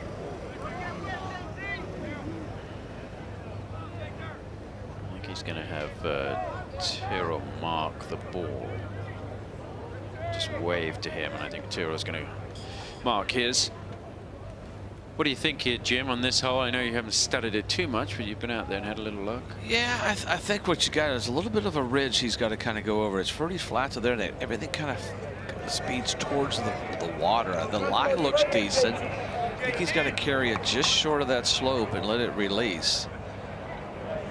Not more than, what, 10, 12 steps short. Full location's on 14, so he's looking at 25, 30 yards. The slide doesn't look bad, so he'll be able to predict what it comes out of. It would have been, obviously, look, a 1.5 right, it would have been a completely different story. But, I mean, I look for him to knock this inside 8, 10 feet, cut the advantage on the Americans, for the Americans. Get right in the back of his stance. Going to hit a little low shot here. Might just hold it. He might just hold it. Excellent. Excellent play. You're right, Tom. That was really well played. It won't be conceded, but it means that Europe have to hold a putt here. Watch how he leans that shaft through there. Not real handsy through. Ball releases nicely. Excellent play. Nearly holds it out. We have seen so many good shots around the greens. Oh, this morning was phenomenal. JT's hit some great little shots like that. Hit a good one at 15, save par. He actually hit a good one at 16, missed the putt, but and then right there at 18. So gets down to scrambling. I think the biggest thing, like you said, is putting. You got to make the putts at the right time. Europe made all the putts this morning at the right time. Americans kind of got the momentum switching back in their side. We mentioned it. I felt like 2 points. They got to get at least 2. Just if they could get more than 2, that would really help. That changes the whole attitude of everybody coming out tomorrow morning. It completely changed it. Americans have some confidence. First time they went to foursomes in the morning wave. Europe had the choice since '93 that they chose that format. So some say it may have been a little bit of a gutsy call by Luke Donald, but this morning it paid off. Yeah, would you rather have the momentum in the afternoon on day 1 or the morning? That's the question. That's the question. Yeah, exactly. I mean, it's okay coming out strong, but if you lose the 4 ball, since you're back to where you started. It doesn't matter. You've given it all right back. Exactly. I like the momentum after coming in that afternoon, so you get ready for the next tomorrow morning session. Could really determine it. Big putt here needs to go in.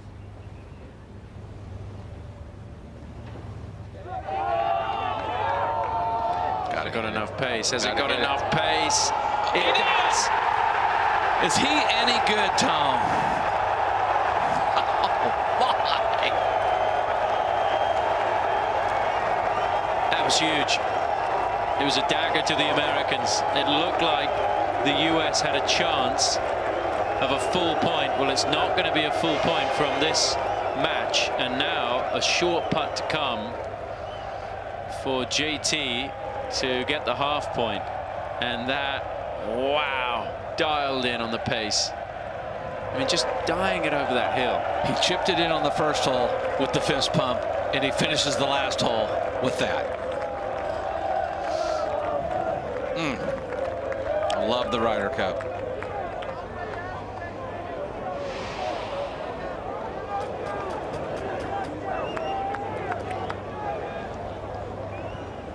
And now all the pressure on this little putt. Yeah, this changed this putt a lot. It looked like, okay, I can relax. I've got a putt to probably win the hole.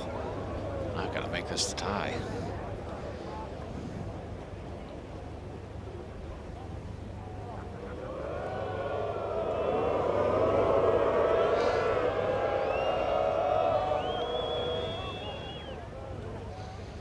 This to put the first half point on the board for the US.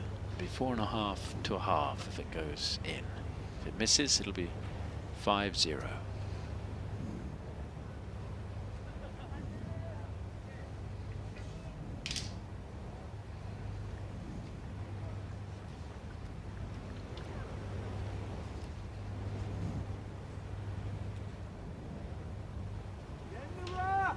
Very good. Yeah. Nicely done. You don't want to see him miss that. You want to see him make the putt. That was a well-played match. It ended probably the way it should have. Both sides played well there. Excellent. So still a 4-point lead for Europe. And a really good match to watch. Back and forth. Europe up early. The Americans came back. Europe took it to square around the turn and then had that 2-up lead. And a fight back late from the European pair, and then a great putt from Hovland on the 18th.